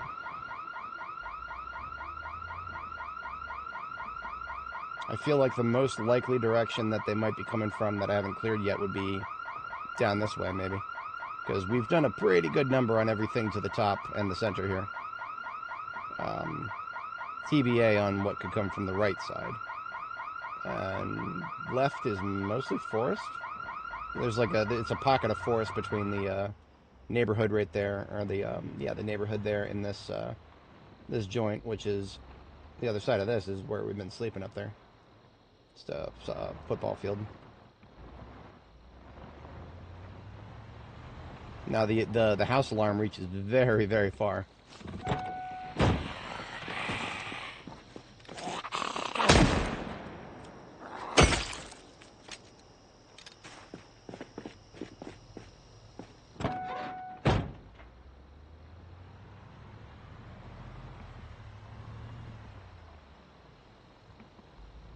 Yeah, I had a feeling there'd be a few down there in that neighborhood yet.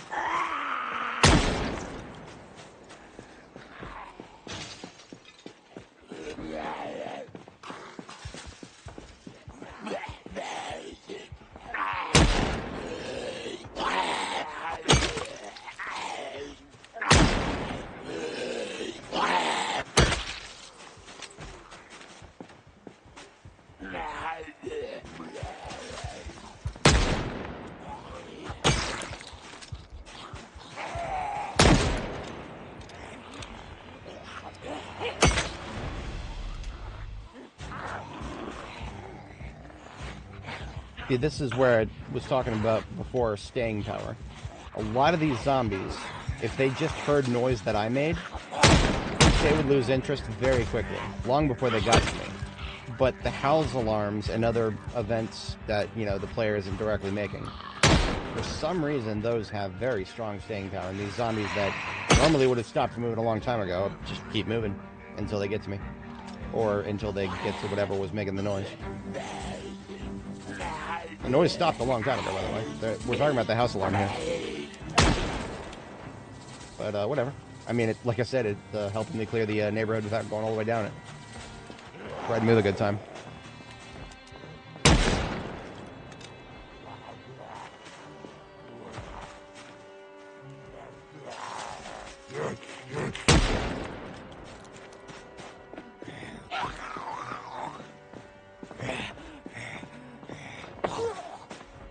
Wait a little too long for that one.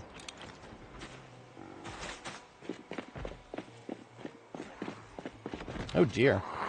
This lady seems to be in a state of distress. Now she's in a state of nothingness. Like the rest of these folks are about to be.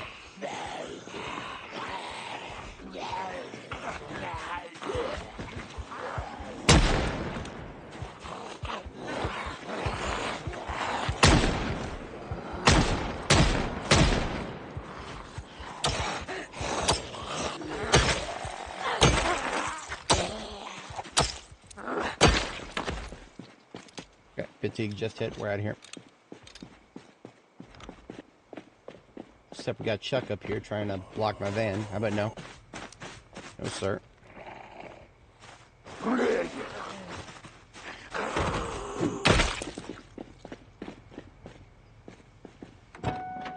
We'll come back to that after we catch a sleep.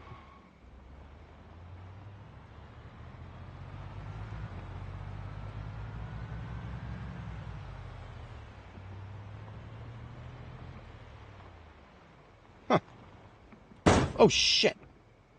Oh, shit. Tell me that damaged my, Okay, we're fine for the moment. That was a light collision, but still shouldn't have done it. It's the first time I've seen a zombie up here in a little while. The house alarms are... They can reach. They can very much reach. Alright, so... we need to sleep, and we're very hungry.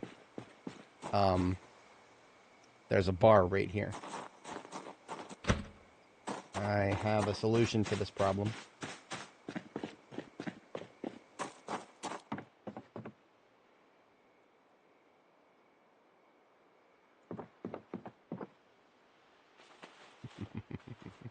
A whole-ass bottle of whiskey. Even I don't usually do a whole-ass bottle of whiskey. That's just wasteful.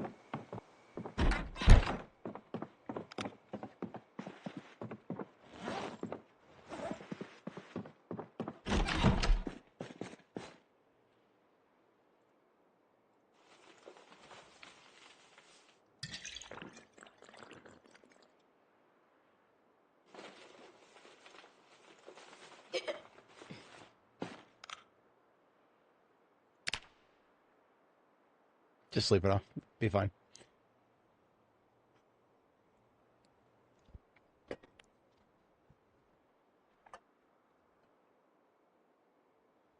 Ah.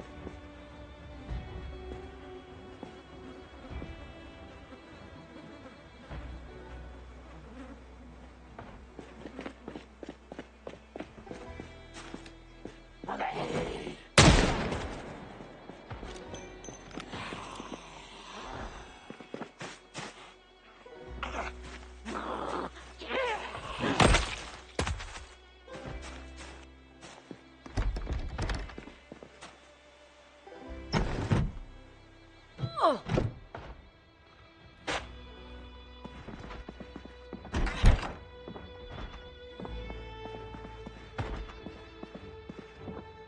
Hey! Wrong button. That's okay. If anybody's upstairs, they'll come downstairs now. I don't think anybody's upstairs.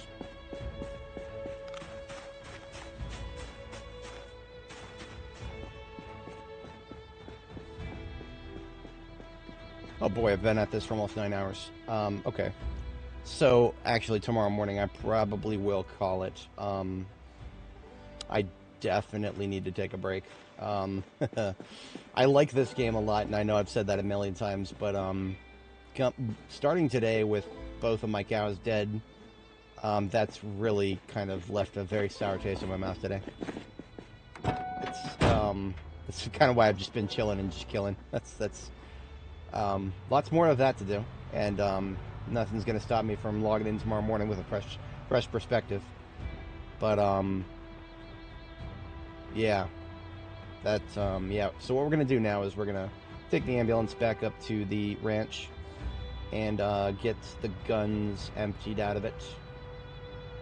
Ammo can stay for now. Consolidate that perhaps. Yeah, I suppose we'll see if my bull is still alive next time. Maybe next time, maybe there's just something wrong with logging in. Maybe logging in was the problem. Maybe, because I mean, that's how that last 2 times I got dead cows. It's because it just seemed to happen the moment I got the save loaded. But just in case that's what happens, I want it on record that we're about to look at this bull. And as far as I can tell, he's still going to be healthy, well-fed, not thirsty, not stressed.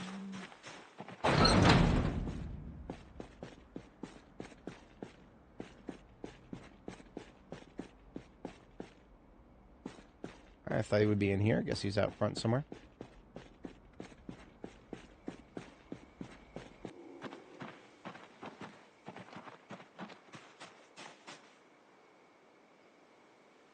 Oh. No, he's not. Oh, he walked out. I'm an absolute idiot. I left the gate open on this side.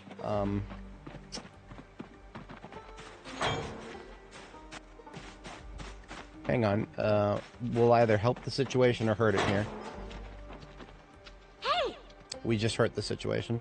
So he doesn't trust me yet. That's fine. Animals will not leave the zone unless stressed, hungry, or dehydrated. That's alright. I'm the idiot who left the gate open. I have a piece of rope on the floor right here. We'll go lasso him in.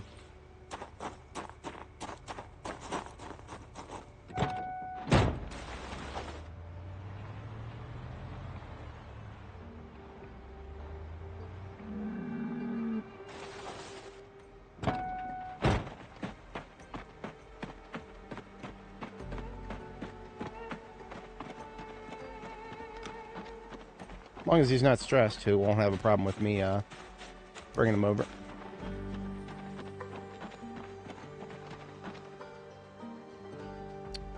Oh, his health is sickly. Okay.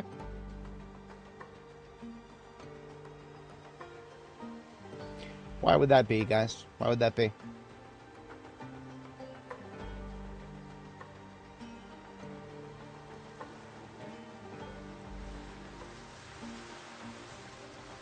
I mean, I'll rope him and I'll bring him back to the pen, but he's gonna die.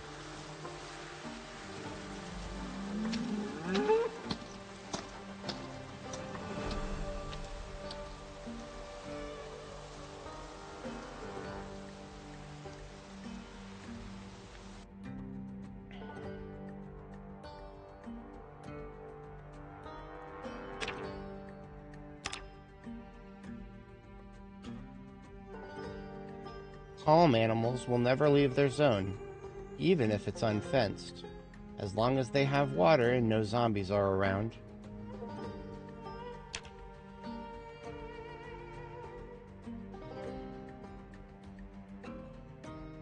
Well, we've been doing that already.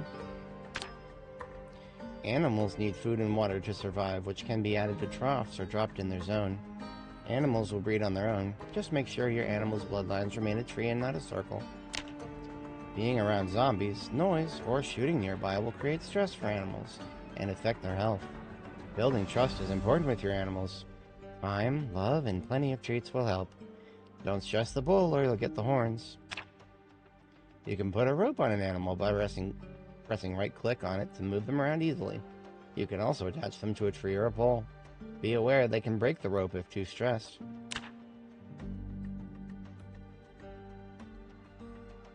Chickens and turkeys need a hutch to sleep safely at night. You can use right-click to open the hutch menu and watch over them. Be sure to close the door at night and open it in the morning not to stress your birds.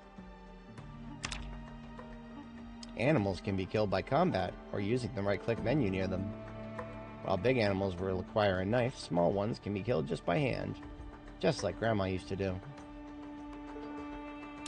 Petting an animal reduces stress, and yours. You can even befriend rats. The apocalypse is a lonely place after all. So, did I miss anything? Did I miss something about why their health would be declining if they have food and they have water and they're not stressed?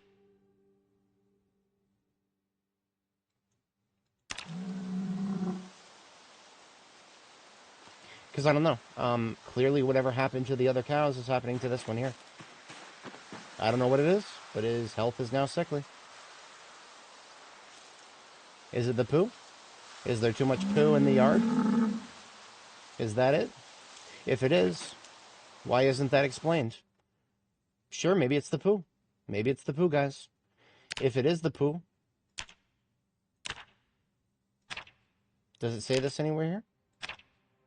Does it say anything about poo? I don't think it says anything about poo. We could look at the patch notes. Does it say anything about poo? I don't see anything about poo, guys. I see a lot of multiplayer patch notes. I see a lot of fixes.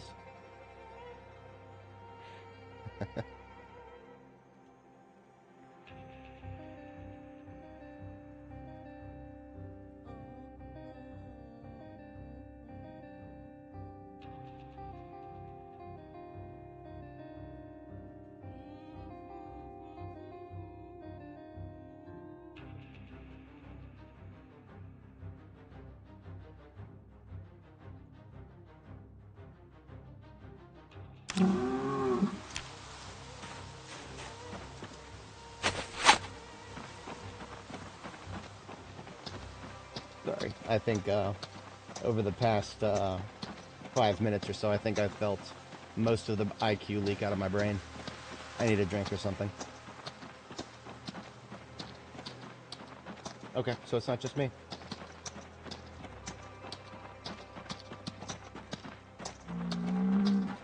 Let's call it the poo. Let's say it is the poo.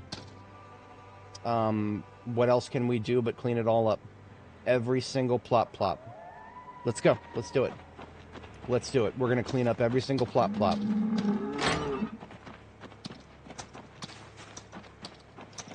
And when I log in tomorrow and the bull is dead, I'm gonna say words. That's all. I'm just gonna say words. That's all I ever do here. Yep. I got this lovely little military backpack that I can put in my offhand, and we're just gonna start picking up some poo.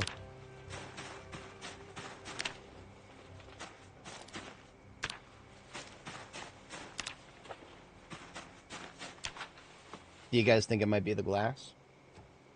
Do you think because a zombie broke this glass months ago that it might be affecting their health? I don't know.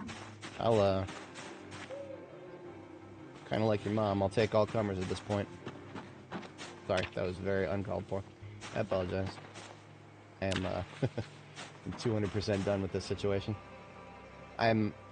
There's something really, you could say triggers. Yeah, it would be. I feel a little bit triggered by problems that were not mentioned at all in the patch notes, and not even vaguely indicated to in the patch notes, that were never there for previous builds, just showing up out of nowhere. It kind of feels as though... I don't know. I lack the appropriate verbiage to articulate.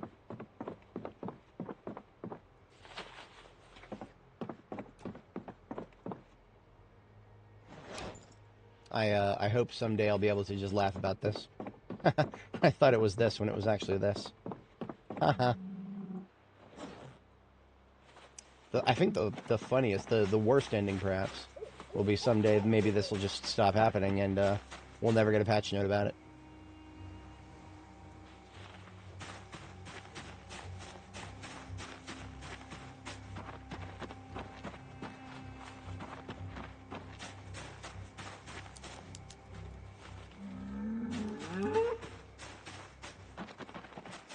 Remember, we can't run next to the animals, so we don't. Fast forward instead.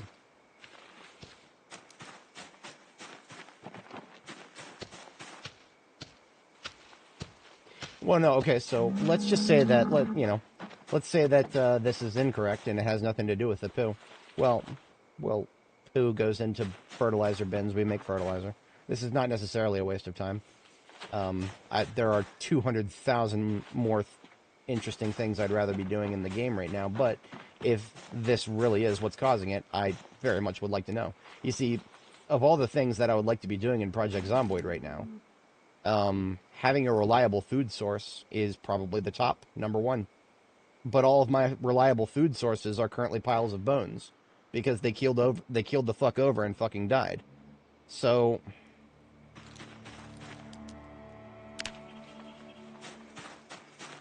Or, I mean, okay, the other reliable food source, the birds, now they're in the freezer. Granted, that's my fault. I left them in the coop for 18 hours, I think? Yeah, I closed, okay, maybe a little bit more than 18, maybe like 20 hours. Because I remember closing it in the evening, and then not opening it until like 1800 the next day, maybe? I don't remember the exact numbers. But... whatever it was clearly enough for all of them to die. And I want to just reiterate that when we read this lovely thing here, where is it? Chicken Hutch. You be sure to close the door at night and open it in the morning to not stress your birds.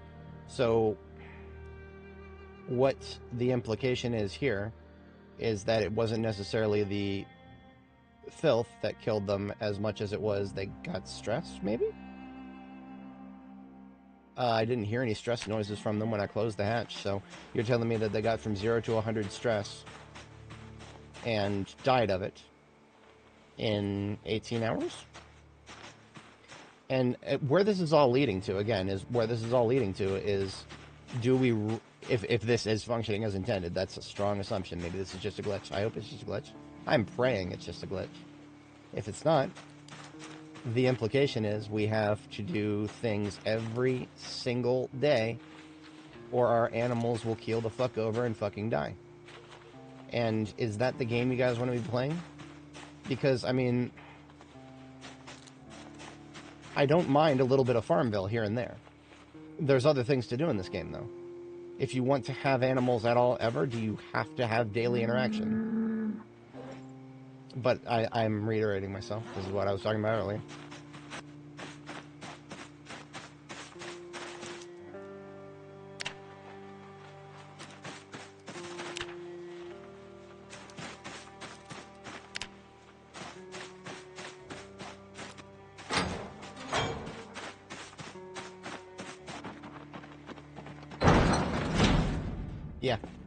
Yeah, there's other options. Of course there are. There's plenty of other options. Plenty of other options. What are you going to do when winter comes? When the snow is covering the ground and your foraging radius is reduced by 80%? 90% even? I think you can still technically forage. I just remember giving up very quickly after seeing the reduction from the snow. Fishing is another interesting thing. We got the river right here.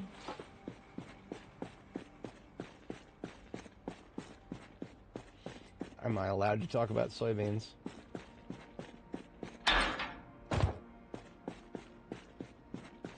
Okay, I might have missed some plop plops, but my inventory is now 200% full. Oh no, I missed too many plop plops. There's 5 of them over there. That's unacceptable. That's unacceptable. This is extremely dangerous to our democracy.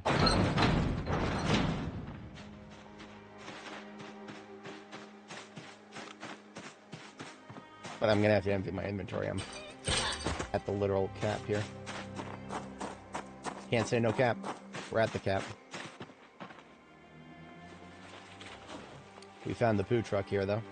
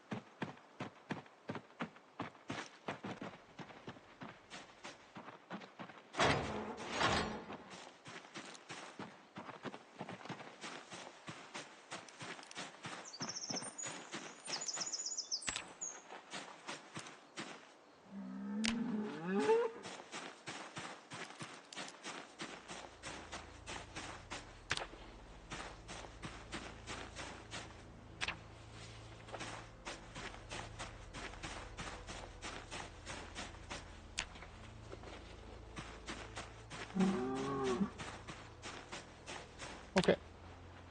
Plop plops have been unplopped. Now I'm sure he'll have lots of fun making more of them.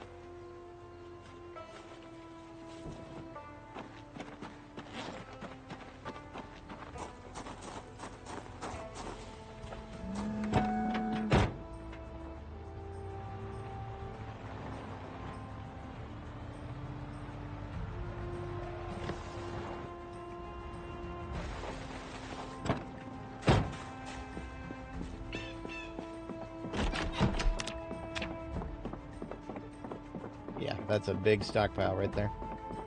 Well, got something to preserve her with here.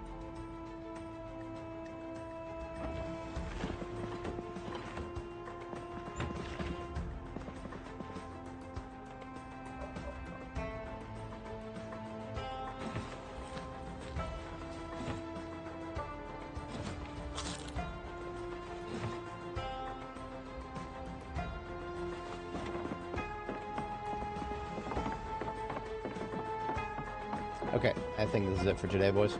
We'll get our second sleep here, and I'm going to top up the generator, and then I'm going to call it for here. I think I have had enough Zomboid for one day.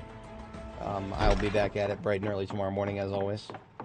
If the bull is dead, then the bull is dead. Then that just means cows just don't work anymore. Cows just have ceased to function, and therefore we do something else instead.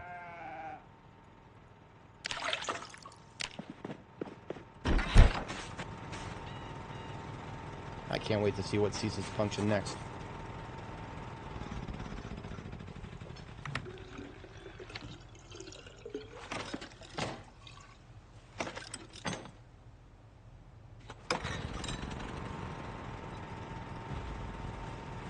Alright, folks. We'll have our girl bid farewell here. And I'll catch you guys in the next one. Peace out, and have a good one. Adios.